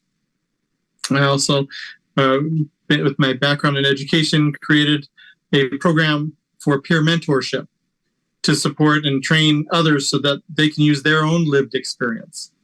So along with Boomer and I, we were able to run a program and run training courses where individuals were able to get trained to be able to help and learn how to identify those strengths within others, using empathy and their own lived experience to build hope and change.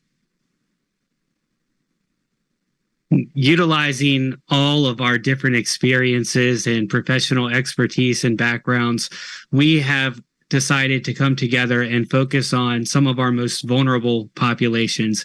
In and of that would be child welfare and specifically child fatalities. Our group at Humanistic Technologies actually participated in a hackathon at Massachusetts Institute of Technology, and we built an application that assesses child risk in real time, known as the Progressive Risk Matrix. We developed that application with the expertise of Ruby Guillen in her day-to-day job, and all of the experiences that she has seen, and with a deep understanding from our academic backgrounds and professional backgrounds that the current assessment tools that are utilized in the field do not generate the type of data that produces positive outcomes. One thing about data from a collections perspective is data is collected by the federal, state, and county. In the process of collecting data, they use the data to create change in policy. The problem is, what happens if the data is wrong? What happens is the technology creates a skewed result. Then that means my workload as a response, immediate response, is skewed and does not provide me with the guidance to properly do my job. So we decided, how can we make sure that children are safe? So we looked at the standard tools being used by government agencies for the response process. We reverse engineered the mathematical computation scores, and we created our own math or our own algorithm to have a cleaner, much more fluid approach. And we are able to synthesize violence in a much more condensed and comprehensive way. By taking that approach, we're able to now look at not only violence to children, but to individuals and to women. And by taking that deeper approach, by getting a deeper understanding, data in, data out, but if it's garbage data coming in, then any interventions, any resources, any supports that you're trying to provide are not going to be able to really hit the target, not be able to meet what's needed, as opposed to really getting an understanding. And through that algorithm, we're able to look at violence more at a deeper perspective. So besides having the broad perspective, we're having a deeper understanding, and then looking at more intimately of what that violence looks like and the impact. And through that understanding of the impact, we're able to now start perspective and generating understanding of outcomes. That's where then the work comes into looking at resources, looking at response to that violence, looking at interventions, and then eventually to prevention. But until you address intervention, you can't get to prevention. If you look at all the research that's out there as it relates to fatal child abuse and violence against women, homicides, you'll see a lot of materials based on prevention. However, where's the research for intervention? Where's the data from a granular sense of prevention from the intervention perspective? So we're trying to address that from a mobile-based technology. So we're able to create a construct that fits on your mobile phone, and you give it to first responders. As they respond in real time, they can use this mobile app to generate workloads from their perspective. And in doing so, you'll be able to capture data on the onset of violence in the response process. That creates the granularity to understand what a first responder does based on timestamps of the app itself. At the same time, agencies from the federal, state, county, and municipals will have a better understanding what resources are being consumed in real time when you're responding to violence against women and children. And we're, talking about data. And for those of you that aren't into data, right, let's give you a real world scenario so that we can kind of understand exactly what we're talking about. A child protective services worker walks into a scene to assess risk, right? They got a call and now they've come out to see what exactly is going on in the home. Well, they walk into one house and they see an individual smoking marijuana.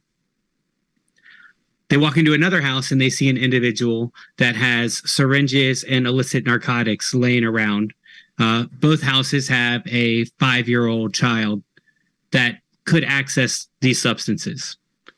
With the current standard tools that are there, both of these houses are going to get assessed the same amount of risk. But we know that illicit narcotics and marijuana do not have the same risk impact to the individual using them at all.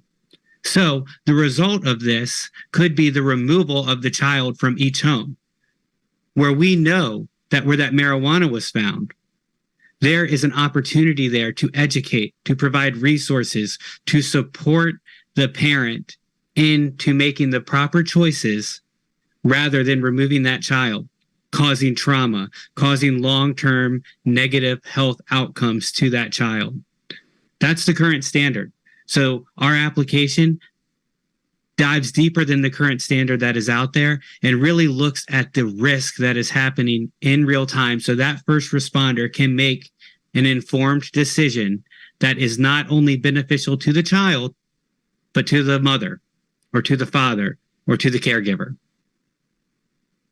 Right. That impact allows that family, given resources and supports that they actually need, to continue to maintain that relationship and the parenting skills that needed to make sure that that child is safe.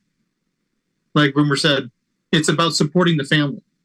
Where we are able to support, we know that a child is stronger if able in a safe way to be able to be kept in the home. Well, then that's where the child is already in the same school that they're attending. If it's a 5-year-old, they're going to preschool. That support, that network, that consistency reinforces their environment in a positive way. If it's even a little older child, same thing. If they're school age, that network of support, that's their support. Maintaining that environment for the child when safe, we're able to really reinforce that child's experiences in a positive way, getting the parents or the guardians help that they need to be able to make the changes that are appropriate when it's a low risk factor. Like Boomer was saying, when it's a high risk factor, like narcotics that are just laid around or needles, then it's a dangerous environment. That needs to be addressed immediately. Same thing with person that is actively suicidal and schizophrenic versus somebody that is experiencing postpartum depression. Yes, there's risks there, but it's a different level of risk. And the supports are different as well. And it's by accurate assessment and evaluation of those risks that we're able to apply the appropriate and proper needs for supporting the family and the child. And this all relates back to risk. And what we're talking about also relates to women and the risk that women are experiencing and exposed to and trauma that they're exposed to can be mediated when we understand what's going on in their life and the risks that are going on in their life to properly step in and support those incidents and those situations. That's where the tool really shows its value and its depth, because now we're having a more granular understanding of that one moment. Yes, a picture is just a picture, but when you put enough of them together, it makes a movie. But that one picture really does show a lot in that instance. That where that appropriate change can occur, then positive life changes can occur that really address for the entire family, not only the child, the woman, but for everyone. It does have a communal impact in a positive way, because then we're not just stretched on resources, stretched on social workers or respondents. We're able to meet the needs appropriately and go to those that are in great need and respond swiftly. Right. There's, as I mentioned before, I respond to fatal child abuse cases. And when I respond to fatal child abuse cases, I have access to records. I have access to the environment where the child dies. Most of the time I go to the ER departments and I'm at the bedside of the child. I've literally held the hand of a baby. Its baby's dying because of abuse. And I think back, why did this baby die?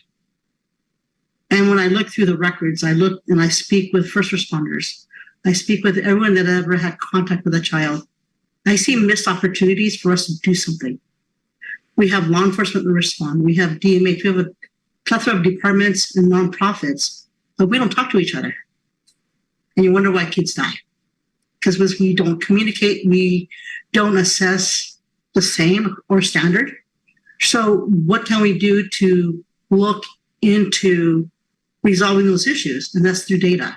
That's through timestamps. That's through creating an environment where we are able to share our response mechanisms in such a way that we're able to see the gaps.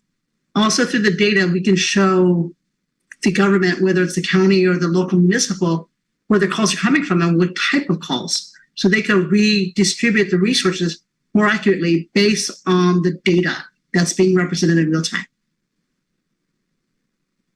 And when it comes to the data that Ruby was talking about and those missed opportunities, that's the incredible thing that also happens when you start collecting the right data, is that now you can see those gaps that are being missed. And then you can create training opportunities to better inform first responders of why these gaps are occurring, right? Why unnecessary removals are happening, how we can better educate. Is it a cultural issue, right? Is it just an opportunity for education? You know, there's instances where children are spanked, and then we look at that as child abuse, right? But if you have a first generation immigrant from Latin America, where that might be more standard in the way that they parent there, that is not an immediate risk. That is an opportunity to educate and to better understand with that cultural lens. Well, right now, the data that we're collecting doesn't look at that. It doesn't look for an opportunity to educate, to better inform. It looks for an opportunity to remove and create negative multi-generational impacts. And I think back to, my son and the fact that he was removed from my care.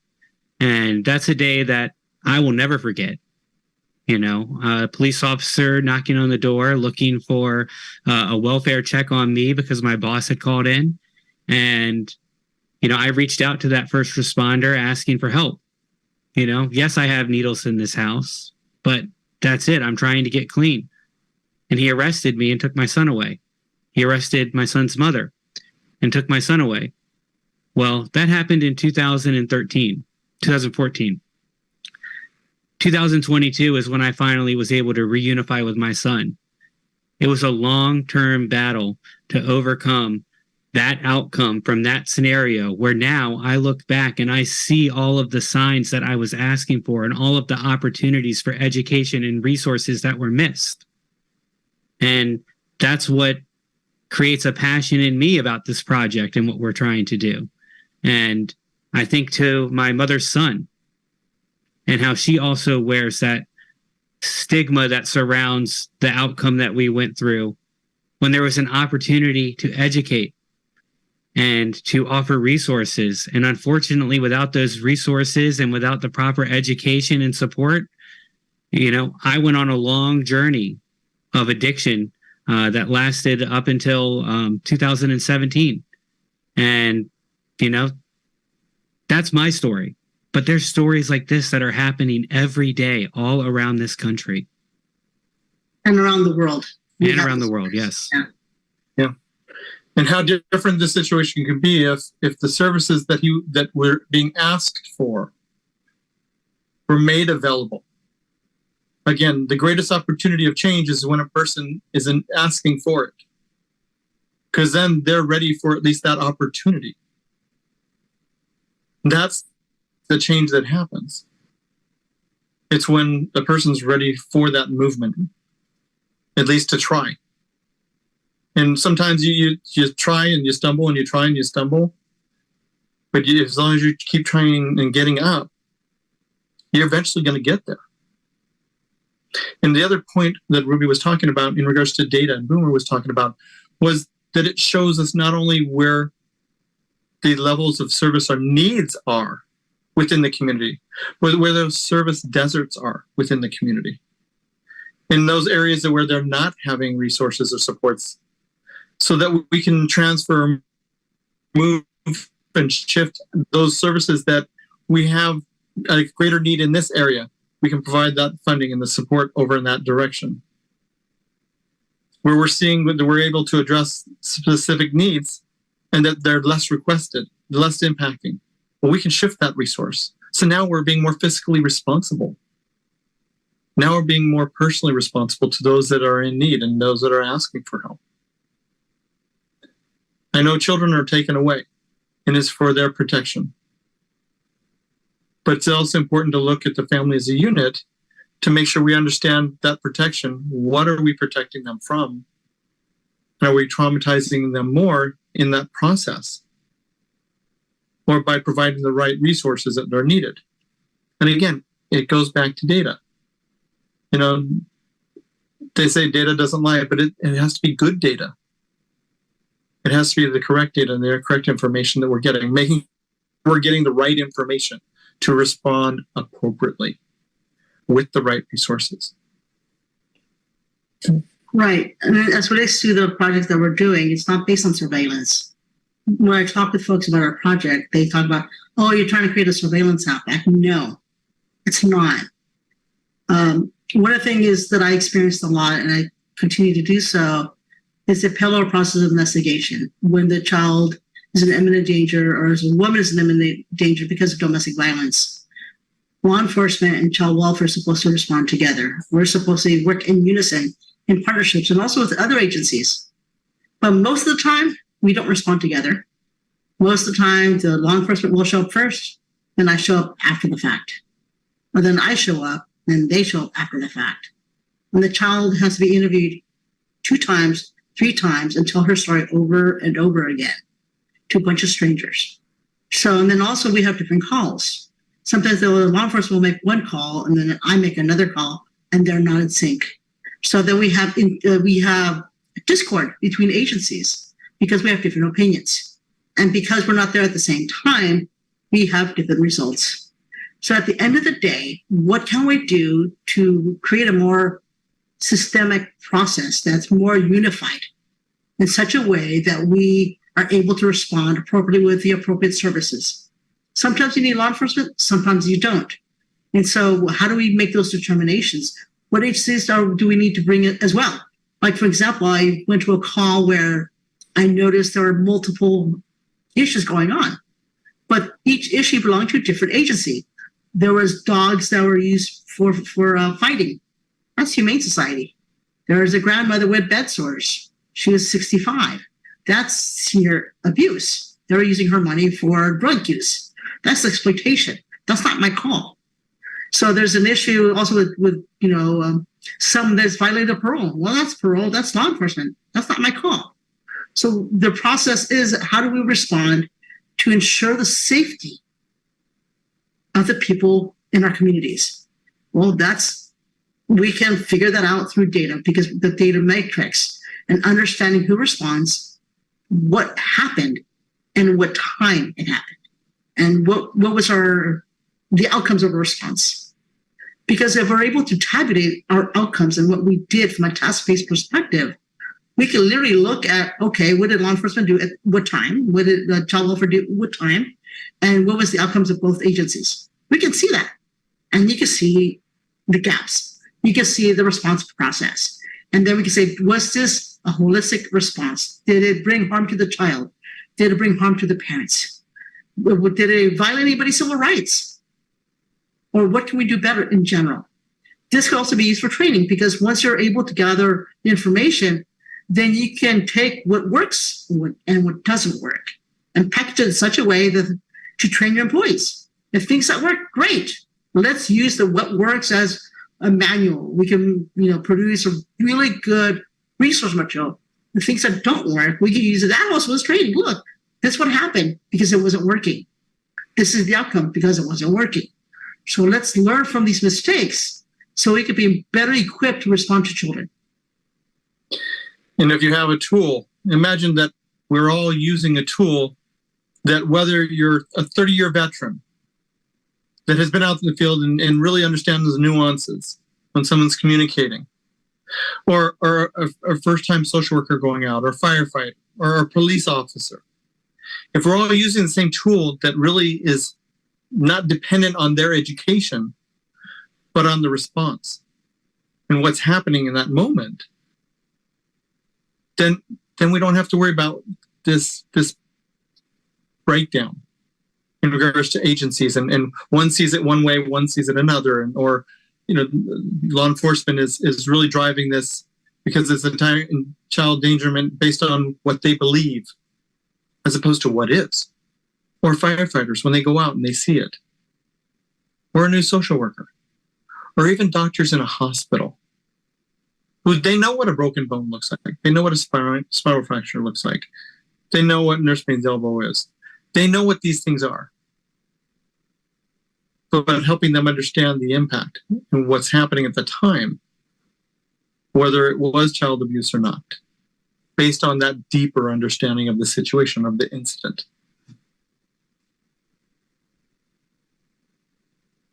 And really with the data that's collected, from these, various incidences, and as Ruby was highlighting the training, that's where we can, we incorporate in the application training scenarios, through, problem-based learning, where individuals that are on the application go through the case scenarios and read the facts. Look for the hypotheses, look for the hunches, right? And they answer their questions, and then they're able to see if they are on the right track or what they're missing, and they can be better informed for what that next decision might need to be. What agency do they need to respond to, refer to? And Ruby was talking about, the different agencies that, lend support and resources to the outcomes from these cases. Well, that's another area that we look at as well. We don't just focus on that initial, risk, but we also look at the agencies that lend the support and resources to the families, to the parents, and to the children. And how can we help those agencies create better outcomes? We have developed several different applications that also deal with working with the agencies and lines with case management, peer-to-peer mentorship, resource referrals. All of that also has to have data that is good coming into it to get the desired outcomes for success for the survivors, for the parents, for the individuals that might have gotten incarcerated from the incident and are re-entering society. Everywhere deserves to have good data inputs coming in so we can optimize the outcomes, not only for the agencies, but also for the individuals that we are trying to serve. What kind of support do they need? What kind of resources do they need? Are there, as Joseph said, resource deserts? Are there even resources near them? Well, this is all that we can look at with the data that we are collecting and finding throughout our various suite of technologies. Right. One of the apps that we're also building that we have is out of Florida, has to do with restorative justice. So we looked at the markers of why people go back to jail. And we realized that it's not because they're using drugs and whatnot. I mean, there's folks that do that, of course. But we looked at the tasks that people must adhere to, and there's a high failure rate as relates to that.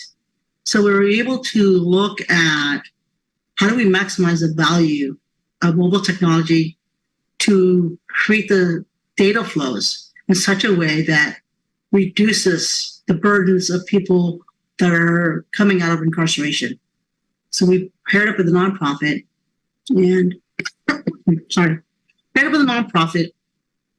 ETC, and they allowed us to build an app using their task-based process. And we looked at all the different paradigms. We actually met with the folks at court. And before the app, everything was done on paper. We looked at the failure rate of the clients coming in and out of the programs. And then we looked at all the variables that they collect and how they're being collected. We digitized everything for them. Wilmer, do you want to talk about the results?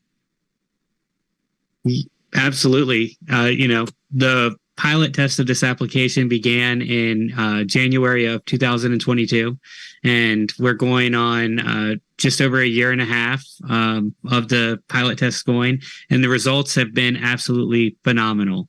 The program at any given time will have between 60 and 80 participants actively in the program and engaged on the app at any given time. In the first year and a half, we served over 250 individuals that had profiles on the applications. And with that number of individuals, we tracked over 6,000 recovery meetings. 400 employment applications, 75% of the participants became gainfully employed. And the most fascinating aspect of it is the fact that the graduation rate for the program increased by almost 50% once the app was put in place. Now, we always look for big numbers in data, right? And we want to see these big changes. But 50% is a big number. But let's look at that as the individual, right? Not just the statistic, but 50% increase amongst 250 participants. That could be 125 lives changed with a piece of technology with one program. This is a pilot program. Mm-hmm. What if we magnify that across the entire globe? Right? How many lives are we changing? Now let's look at that from a multi-generational aspect. How many lives are we changing 10 years from now, 20 years from now? How much less adverse childhood experiences are our youth facing because of the positive change that is happening from this technology? That is what blows my mind. That's what I think about. But yeah, I mean, it's an incredible piece of technology, and it really helps reduce the barriers that individuals face when they are re-entering from incarceration. Another interesting fact that came out by really looking at the program and the process that we did not anticipate was that the participants we looked at prior to starting digitizing the program and helping them and really putting in mechanisms that really reinforced the participants' choice to be successful. And that we found that even participants before that would normally fail out at a certain level at phase 1 or just before phase 2 were actually making it twice as far. So those that failed out, they weren't ready yet. And that's okay. Not everybody's ready. Again, sometimes we stumble and then we get up and then we keep going. But we found that those that were stumbling were able to go further before they were not able to continue in the program.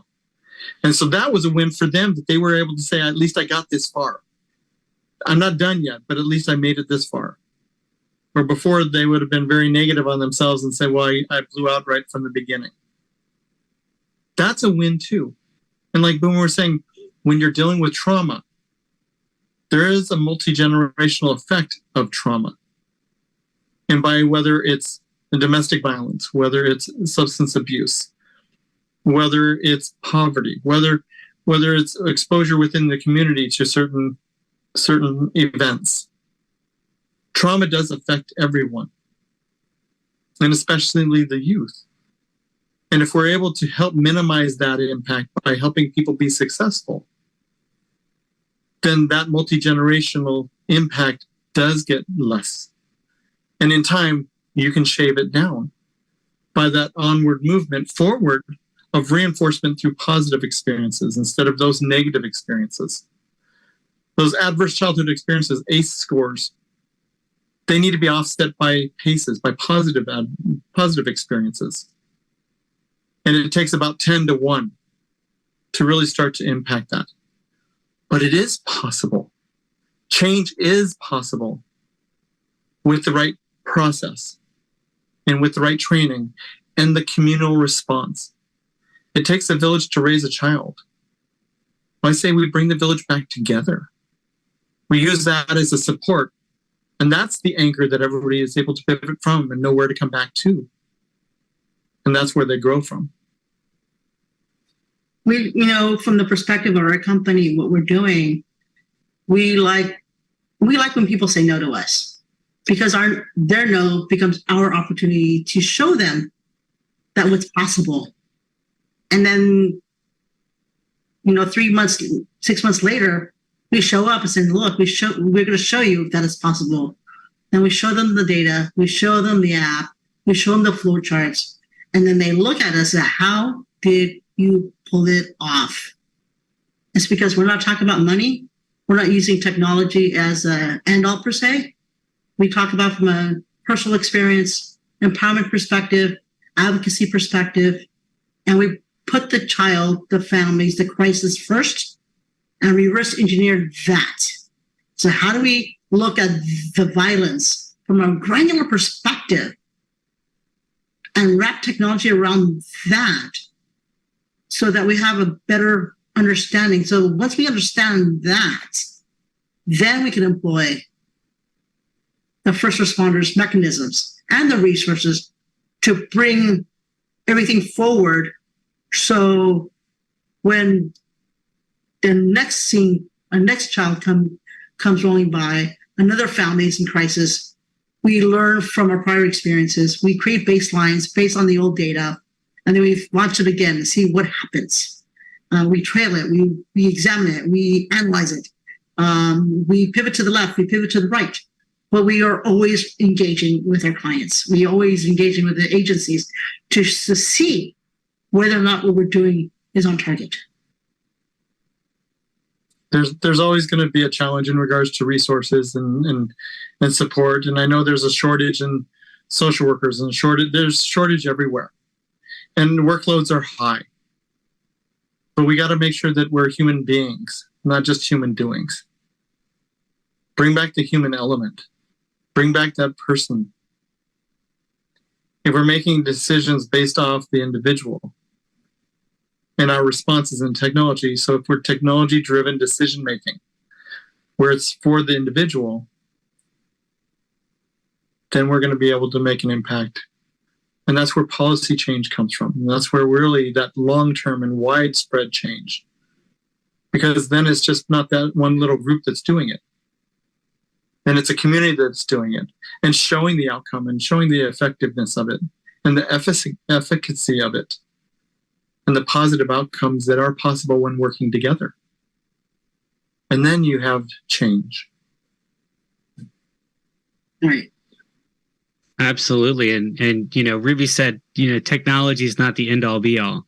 And it's not. You know, the technology that is, you know, there's a million people in the world that can develop technology, that can build mobile apps, that can develop programs. But what sets us apart at Humanistic Technologies is our professional experience, is our personal experiences, is our lived experiences, and our academic backgrounds. That's how we develop technology, with a deep-rooted understanding of the emotions and the barriers that individuals are facing in real time at that moment.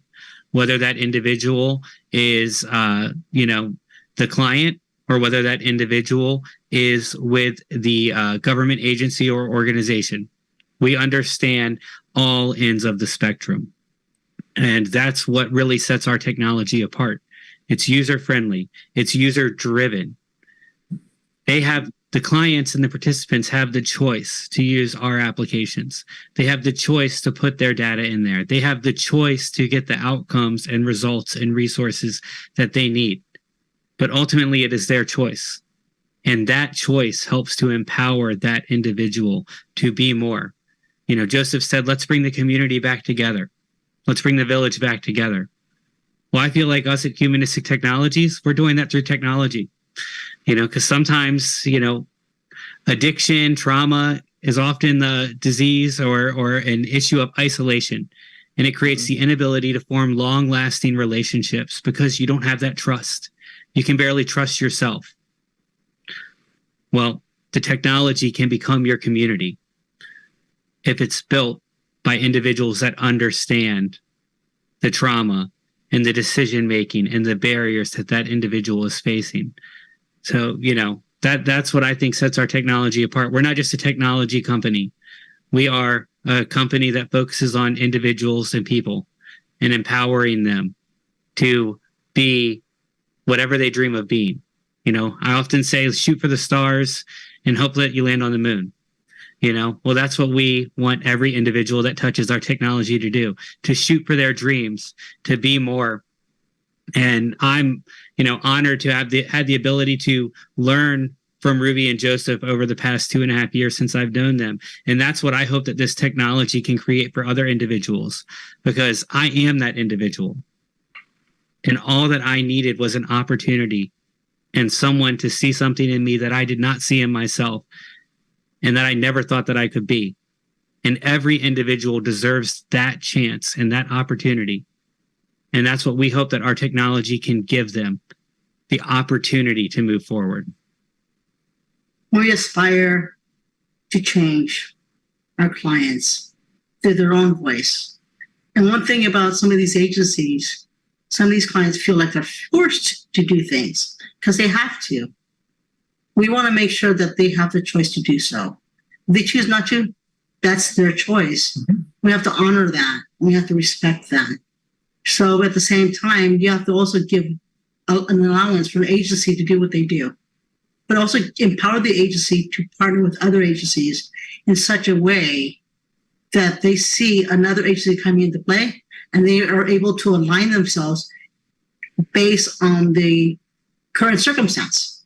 They could either join an alliance or pull away. With data, they'll know exactly, not exactly per se, but they'll be able to see what's the most opportune time for them to engage. And so from the data's perspective, we're trying to figure out from the systemic perspective, from the community level, from the family's perspective, what do the families need, to the individual level. What does that individual, what are they seeking? What are their constructs from a task-based perspective, governed by maybe probation, maybe it's child welfare, but they have and they have access to knowledge and information for them to make choices, their own choices, so they can succeed with their own governance. That's where change comes from. We like to say that we're recipient-driven technologies because it's for the recipient. It's for them to use. And like Ruby said, if they choose to, they always have a choice. We always have a choice. We can stand and stay where we're at or move forward. But you have to respect that choice. Making somebody, you can put somebody someplace. Doesn't mean that they're changing from being there. Doesn't mean they're gaining anything from being there. They may be gaining, but not in the right direction or the things that you want them to learn, that they need to learn, that they want to learn.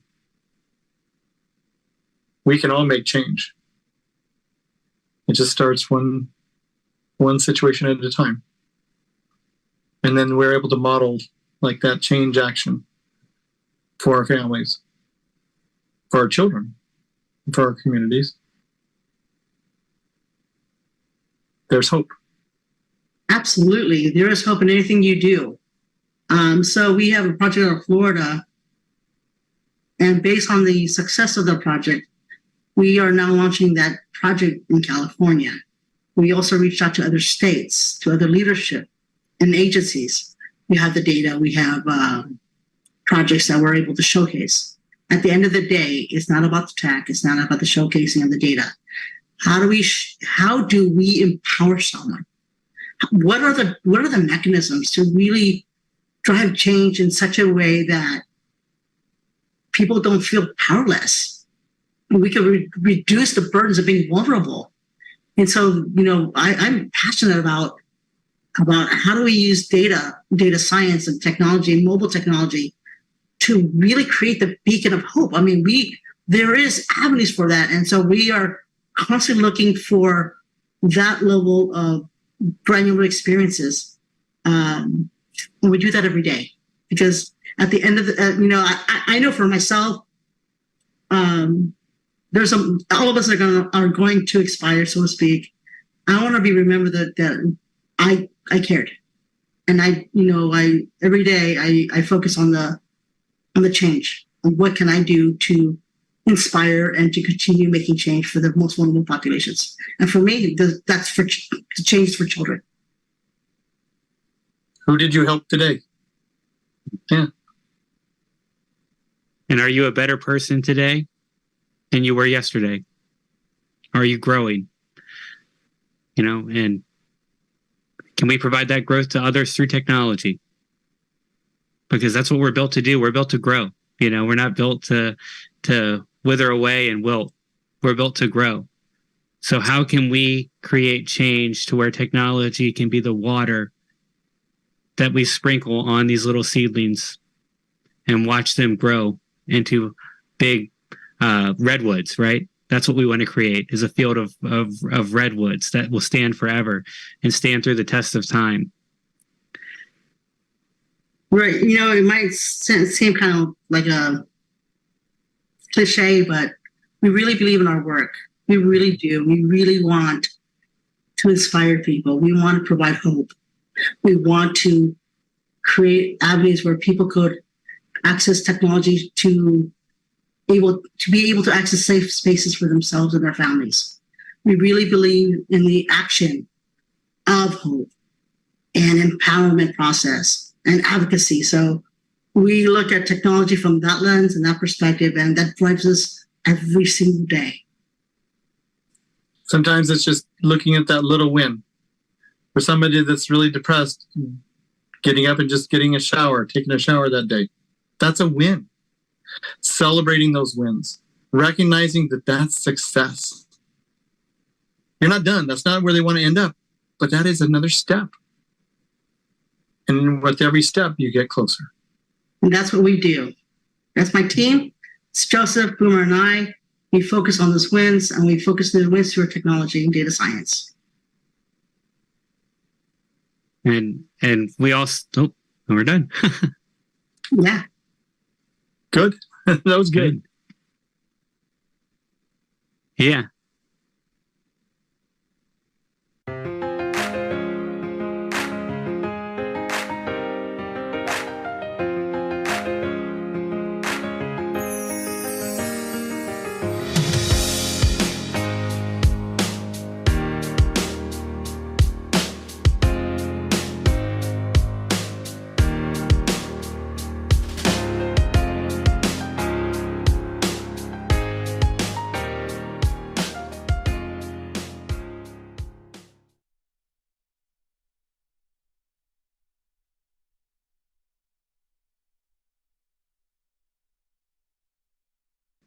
Today, we have the pleasure of having Jessica Zwei joining us today. Jessica is the CEO and founder of Simply Be, a premier personal branding company that transforms corporate teams, executives, spiritual teachers, and entrepreneurs into recognized industry experts and thought leaders.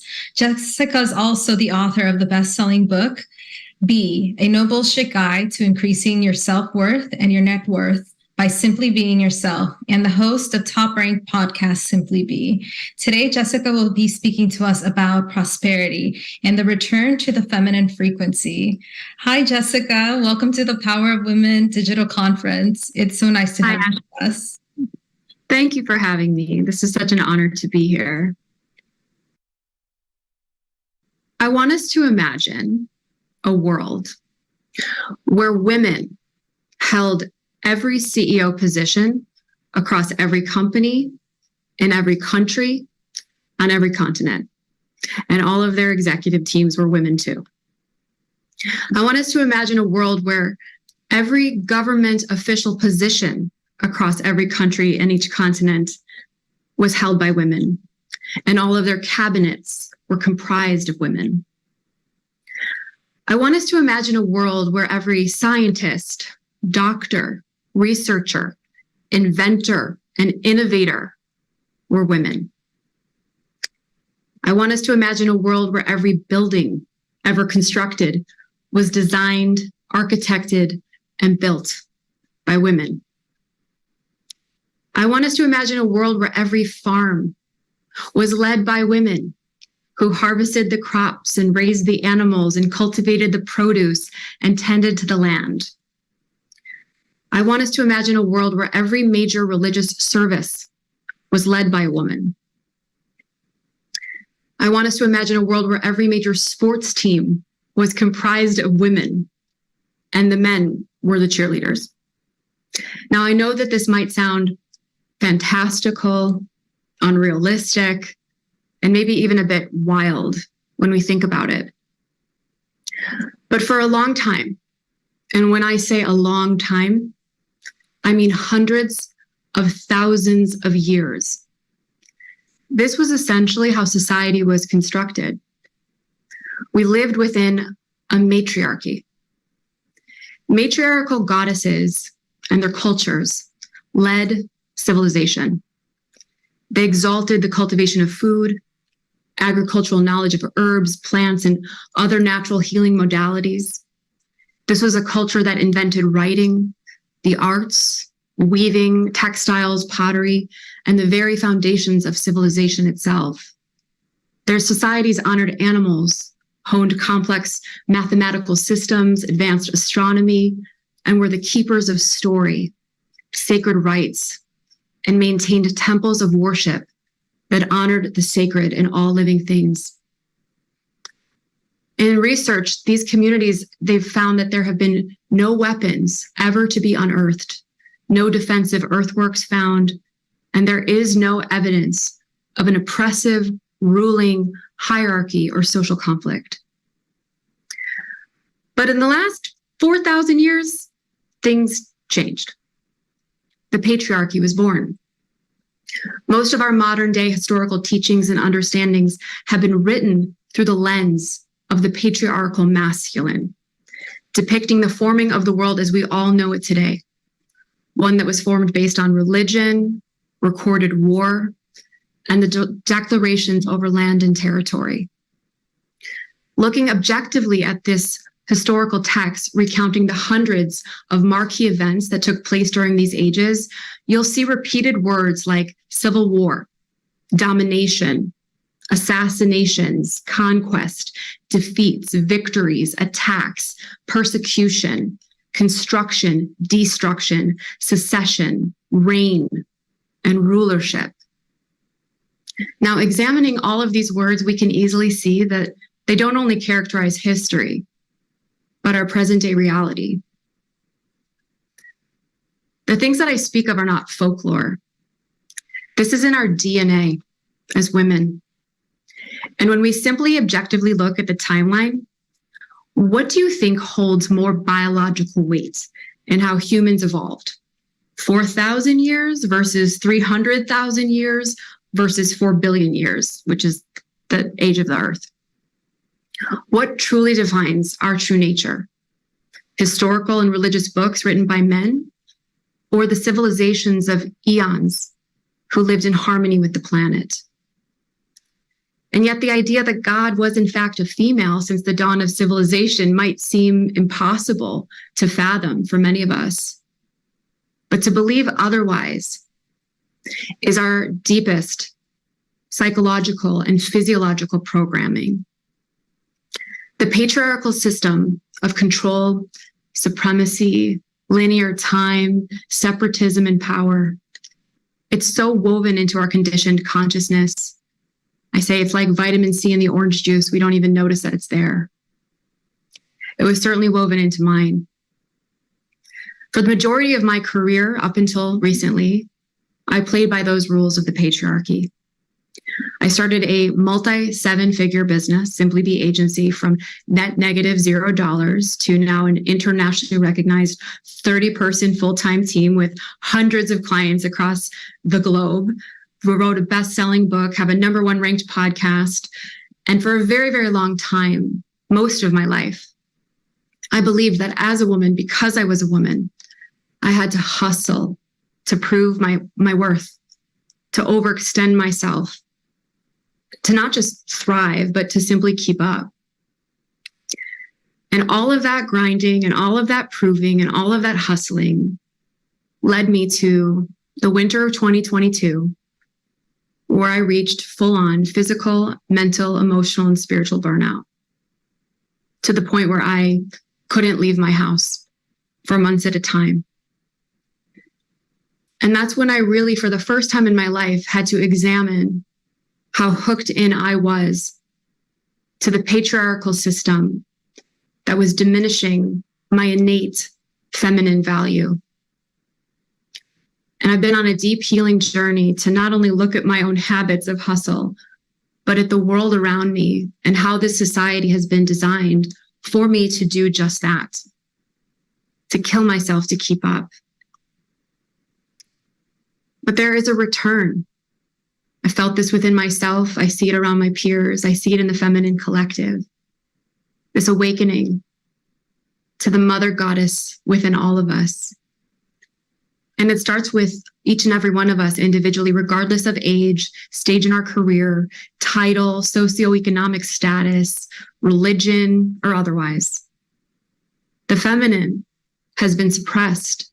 It has been oppressed. It has been rewritten, and it has been forgotten. But this is our time to remember. This is our time to reclaim our true power, to allow for the feminine frequency to rise again in the way that we live, work, and lead. We are now being called to a more gentler, harmonious way of living and being. The time is now to help restore this planet to its original state of the goddess's values of harmony, reciprocity, oneness, and love. And sure, this might sound all beautiful and grandiose, but kind of a big task, right?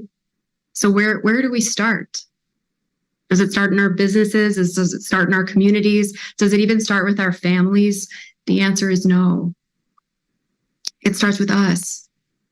How we tend to our bodies, how we remember that our bodies are a piece of the great mother and the great goddess herself. To be gentler, softer, more in tune with our own rhythms. To embrace slowing down, to embrace turning it off, to embrace tuning it out, to tune in, so that we can find our own truth, where we can navigate our lives and our work and our careers, not based on what everyone else is doing and the vibration of the speed of which most of society demands of us, especially as women, but what feels good and right to us. That's what I had to do. I took a deep, long journey within myself, those few months through my depression and seeking help and slowing down and deleting Instagram and hiring a coach and traveling a bit and disconnecting and unhooking from the programming. And on the other side, not only have I healed, I've healed my business, I've healed my team, I've healed my relationships, and I'm doing better work for my clients and community in the end. This is a time to channel the power of the goddess, to rise in that feminine frequency, to bring that power into not only our businesses and our careers and how we choose to lead them, but our communities and how we choose to care for them, our families and how we choose to nurture them, our industries and networks and how we choose to unapologetically value the feminine in front of them and take a stand for a more loving and inclusive and gentler way. To own and to reclaim and to recall our power and leadership as women means that there can be a world where women are the CEOs and the doctors and the scientists and the government officials and the farmers and the builders and the athletes and the religious leaders, and that this isn't a world of our imagination, but of our reality. But it starts with us. It starts with us remembering so that we can rise again. Wow. Thank you, Jessica. Everything you shared is so important and crucial. A world with more women representation. Thank you so much for your insights, sharing your story, and for pointing to a collective phenomena that is this feminine frequency rising. It was such a pleasure to have you with us. Thank you. Thank you so much. Thank you so much for having me and letting me share this message.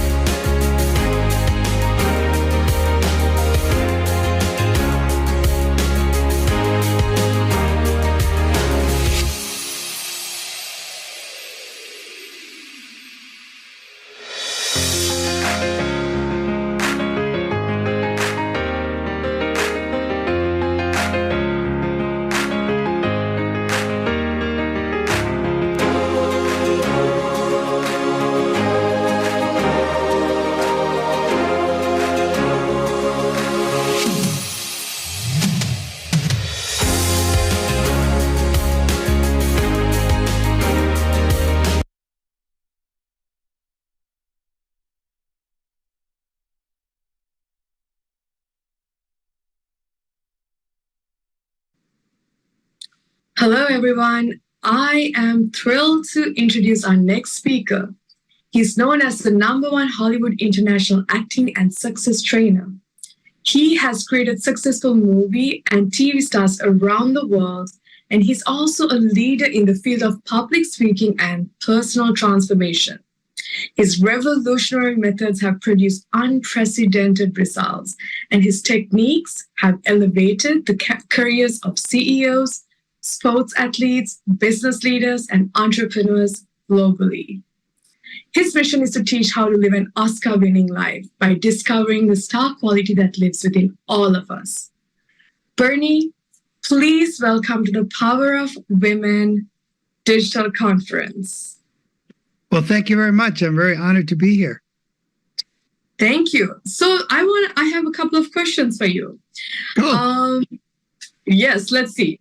We are all playing a role, one or another in our life. So please share your insights on how can we live the greatest role in our life. Well, first of all the world is a stage, which means that every single one of us is playing a part in our lives. We go from, it's something we play actually as a child. We play like cowboys and Indians and princesses. We learn to play roles. Society demands that we play parts. And when you grow up, you play a boyfriend, a girlfriend, you play a husband and wife, a lover, all these different roles. And what I talk about is that we can choose to play any role we want in a more powerful way, because the roles that we've been given as a man or a woman is always stereotypes, limiting roles. And like an actor, which is what I work with, we're all playing roles. You can play dynamic parts because every one of us chooses what kind of roles we play. We also are the writer, the director, the producer of our own lives. And we can accomplish anything we want if we decide to not play the role that we've been given, but actually play the role that is deep inside us and to play the greatest part in our lives. Wow, I think that's so insightful. You know, I love talking to you because you always have some of the greatest gems to share with all of us, always. Thank you. Bernie, I mean, it's true. We are all playing a gender role, whether we like it or not. We are assigned at birth on our sex. Right. And then we play the role of a mother, a daughter, a son, a husband, a father. I mean, what you just said, what is that role that's deep within you? And that's important. Well, the idea is that not only are we playing roles, but we're also playing a part like in a movie. The question is, the part you're playing in a movie, what kind of movie are you in? Are you in a comedy, a drama, a mystery, a romance? What kind of a role are you playing and what kind of movie are you playing? And what is interesting right now is that we can break the boundaries for a man or a woman and decide, I want to play a stronger, a more powerful role. But you have to be willing to become unpopular, and you have to be willing to become vulnerable. See, the idea is that the bigger the roles we play, the more attention we get.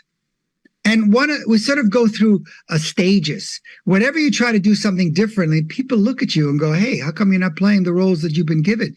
And I'm saying, break those roles, play the hardest roles, but it's something that you have to feel. And it's also something that, you know, like successful people always ask for help. They ask people I'm a mentor. You need to have a mentor to help you play a more powerful role in what I call, would you win an Oscar for the way you've lived your life? What I want is that by the end of your life, that you would give an Oscar for how you lived your life. And by the way, life is difficult. I happen to know some Oscar winners, and the people who win Oscars, it's always a difficult part. It's not about two people shopping. It's about someone going through the ups and downs, but how they deal with it. Also think, how would an Oscar winner, how would an Olympic champion deal with certain issues, certain problems? And that's what I want you to think about. I think that we are, each one of us, everything we do, say, and act is the artistic legacy we leave behind. And we have to realize that life is tough. Be tougher. Recognize that you can break boundaries. And for women, there have been prime ministers, there have been presidents. It's endless. Do not ever take the role that's been given, because either you're going to play the starring role in your life or you're going to play an extra in somebody else's life. And that's what life is. Life is always making you play small roles, tiny roles, because you don't want to, well, here's the thing. I always talk about, as a child, what did you need to do to be loved as a kid? And some people say, well, I had to play this role and that role. And after a while, they think that's the role they need to play, because as a child, we play roles because we want attention and we want love. But realize that hopefully, I'm not speaking to children, I'm speaking to adults. And when you're an adult, you need to choose your own role. You need to think, I can redesign myself. And you have to think, what kind of a person would I need to be to achieve what I want? I don't want to talk about dreams. I don't want to talk about the end result. I want to talk about what kind of a person would you need to be? And if you wanted to be a powerful person, think, what would I need to do to prove to myself that I'm powerful? If you wanted to be a sexy person, think, what would I need to do? Because the most important relationship is between you, and everything is endless. And if you don't play the big part, you're going to be really sad. In the world just teaches you to be small, to be tiny, and we've been assigned roles to play.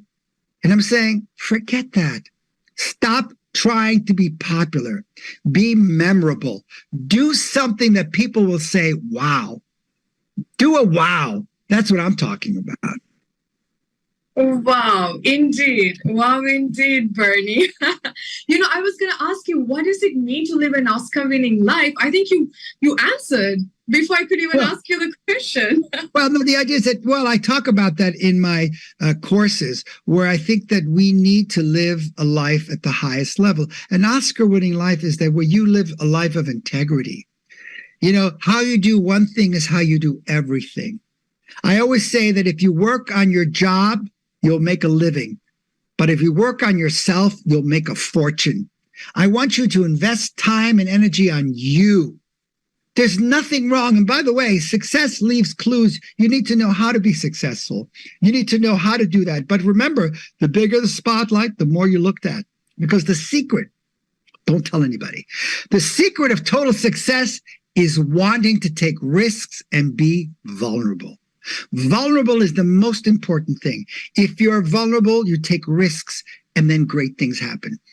If you're ever wondering what your future is going to be like, it's easy. Create it. That's how the future is. Create your own future. Don't wait for people to tell you who you are. Discover who you are. Spend time with yourself. And most importantly, use love. Have the courage to love yourself. Because I want you to love your problems. I want you to love your difficulties. I want you to realize that love is the most important thing. Love is our problem, and love is the answer. Be nice to yourself. Learn how to speak to yourself. Don't criticize yourself. That's not going to help. Realize that you are not bound by anybody. There are no boundaries, because people are breaking them, and that's what you need to be. And why not? Remember, is anybody living the life you want? Anybody? And the answer is yes. Then why not you? Why can't you live the life that? And that's because you need to have the courage, because successful people always ask for help. Average people never do. You need to realize that these things can be yours if you have the courage to stand up, to be unpopular, but to be authentic. And you'll know when you're authentic. Authentic people are connected to their power. They're happy. They have no trouble expressing their emotions, and they speak the truth with love. And most importantly, someone who's authentic shows their soul to the world. Show yourself. And one of the other little secrets is whatever you hate about yourself, that's usually your gifts. The things you don't like, that's what makes you great. That's the secret. A lot of people have been bullied. Usually the most successful people are bullied because they just won't conform. We live in a world of conformity. Just fit in, play the roles, don't do that. I'm saying don't do that anymore. Have the courage to see how far your life can take you. Live at the highest level. You'll see you'll be happier. Why not? Stop suffering. No one's impressed with your suffering. Don't be in pain. Remember, whenever you're in pain, that means something has to change. Don't have low tolerance for pain. Recognize that as a woman, there is nothing you can't do, and you need to think that. And if you can think that, you have to implement that. You need to take actions to make that happen. You need to ask for help. You need to start playing a different role in life. Think of yourself as a winner. Here's the difference between a winner. Let's say you've lost your boyfriend, you don't have a house, and you don't have a car. You can still react in a positive way because three things make us who we are. The way we think, the way we act, and the way we react. That's what makes it different. And I know that it's greater on the top. Don't compromise. Be you, because everyone else is taken. Oh, wow, Bernie. What a beautiful, insightful piece that you just shared, And I think it's just listening to you, I just was thinking, this is so true. Integrity is such a crucial point. And then love is the answer at the end of the day. And it's love. How much you love yourself is how much you're willing to do for yourself. So the people that I work with, I've helped them discover the love for themselves. Because you need to love the way if you want to know what heaven feels like, love yourself right now exactly how you are. That's what heaven feels like. There you go. You disappeared. There you are.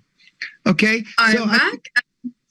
And you're back, and you're, remember, the part that you were likely given is a part you were given in childhood. And it's locked in by your friends and family and society that want you to play a certain part. But the idea is that, why don't you play a part you want? And if you don't know how to play that part, then you need to learn. Sometimes I say, if you want to feel confident, by the way, a lot of people want to feel confidence. And confidence you only get by doing something that scares you. In my classes, I try to make people do things that scare them, like sing, dance, do stand-up comedy. Do something that scares you. That's how you get confidence. You can't get confidence by just thinking about it. It's action. Because I feel that the people I'm talking to, you don't need any more information. You need transformation. You guys know what it is. I want you to play life like as smart as you are. Because if you're listening to this, I know you're a genius. Start acting like a genius. Bernie, this is so beautiful. And I just dropped my camera. You were saying to be vulnerable. I think I'm leaving it right on to the point. Well, no, the idea is, go ahead. Vulnerability is the key, because when you reach out and you're trying to meet someone, vulnerability is what we look for. There's a saying which vulnerability is the first thing we look for and the last thing you show. But vulnerability attracts you. And by the way, if you want to be successful, you've got to be a magnet. You need to have a personality that you infect other people with, that they can't wait to be with you, because success is attracted by the person you are. It's not actually something you can't pursue success. It comes back to you, your energy, your quality. Something in Hollywood that I love, which helped me because I started becoming successful because of this one saying. They said, if it's not who you know in Hollywood, but it's who would know you. Who wants to know you? And that's the most important thing. And that's for business. That's for anything. Everything is based on that, of having a great energy and a positivity. And the most important thing, if you want to be successful, is what value are you bringing? You have to bring value. When they meet you, you have to make their lives. And once you're sensitive, you're aware that every single person, including you, needs energy, needs positivity. You have to be able to read people and say, you know what, they need something. So give, because the more you give, the more you get. Doesn't get better than that. Wow. Thank you so much, Bernie, for being here today. And I want to mention, Bernie has the support of not just anybody like Leonardo DiCaprio, Samuel L. Jackson, Cameron Diaz. I think even so many to name. You have worked with many as well, and your insight is valuable. Thank you so much, Bernard Hiller, for being with us today and gracing us with your presence at the Power of Women Digital Conference. Absolutely. And remember, the bigger the dream, the better the life.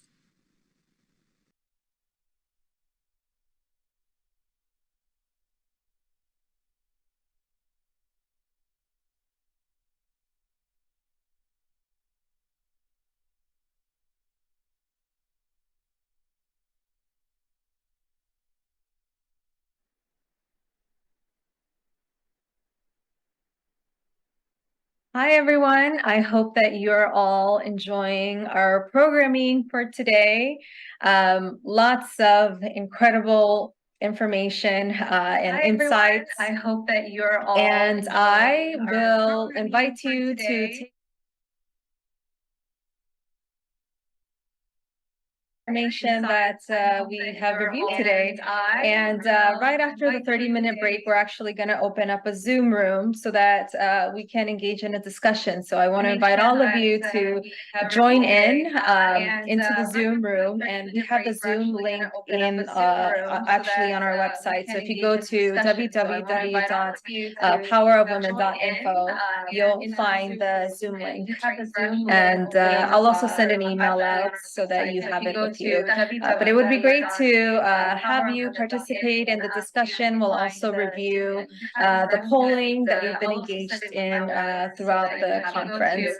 So I hope to see you there, and thank you. Participate in the discussion. We'll also review the polling that we've been engaged in throughout the conference. So I hope to see you there, and thank you.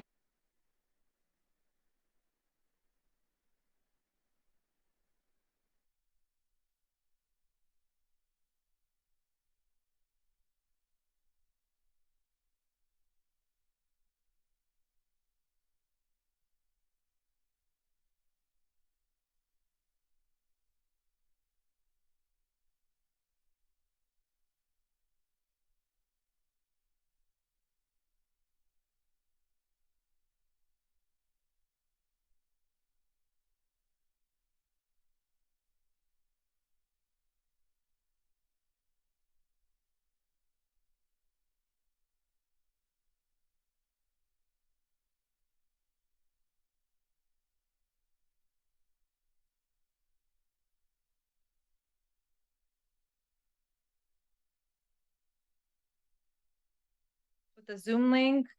And then after that, we're going to jump.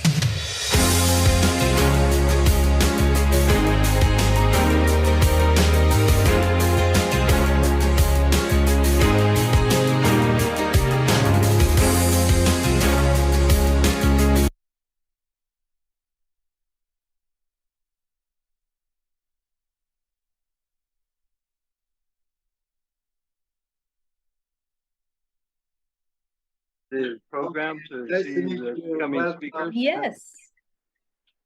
Yes, I can. I will share the link to the Power of Women if you don't have the program yet. So can you explain a little about the organization? Which organization hosts this Power of Women program? So it actually started with Shenali and myself, and David is also part of our conscious committee. And we really started off with this, I mean, Shenali can speak about it because she's the founder. So Shenali, if you want to speak, but we started off with an idea, and then, you know, it's grew and grew, and now we're in collaboration with the C20. Shenali, he's Dr. Kim, he knows Dr. Bhavani, he's in C20 as well. So yes. This is not the part of a G20 program, no? You're muted.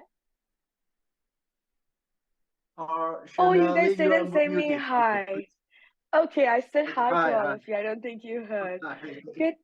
Thank you for joining. I think just to answer what you asked, how we started, well, I am interested in global leadership. And then when I found out the president of India was a Brahma Kumari, then I started learning a little bit more about India. And then I came across G20.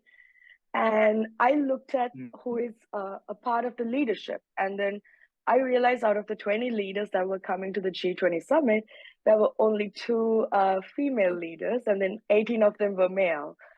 So I felt like, okay, it's not to blame anybody, but there's a huge imbalancement. You know, women are half of the population. I mean, we all come out of a woman, and they're not represented. And what do we all have in common? We all have a mother, everybody in this call. So because of that, I said, hey, we could complain and demand equality and say, hey, you have to have equal number of women. Or we could do something about it instead of wasting time complaining and get people to, start doing exactly what we are doing. Do a digital conference, invite all the amazing women from around the world, and also men, because when women are doing it, so inclusive. So how do we include men and show when women are in leadership how we do it, and especially in the matriarchy, also inclusive. So that's why you see a lot of men taking part. So that's what we did. And then when we started, everybody was like, hey, have you guys ever done a conference, or do you have experience? Do you have a connection to G20? We started with nothing. It was just an idea and passion. It was just grounded by truth, and everybody believed it.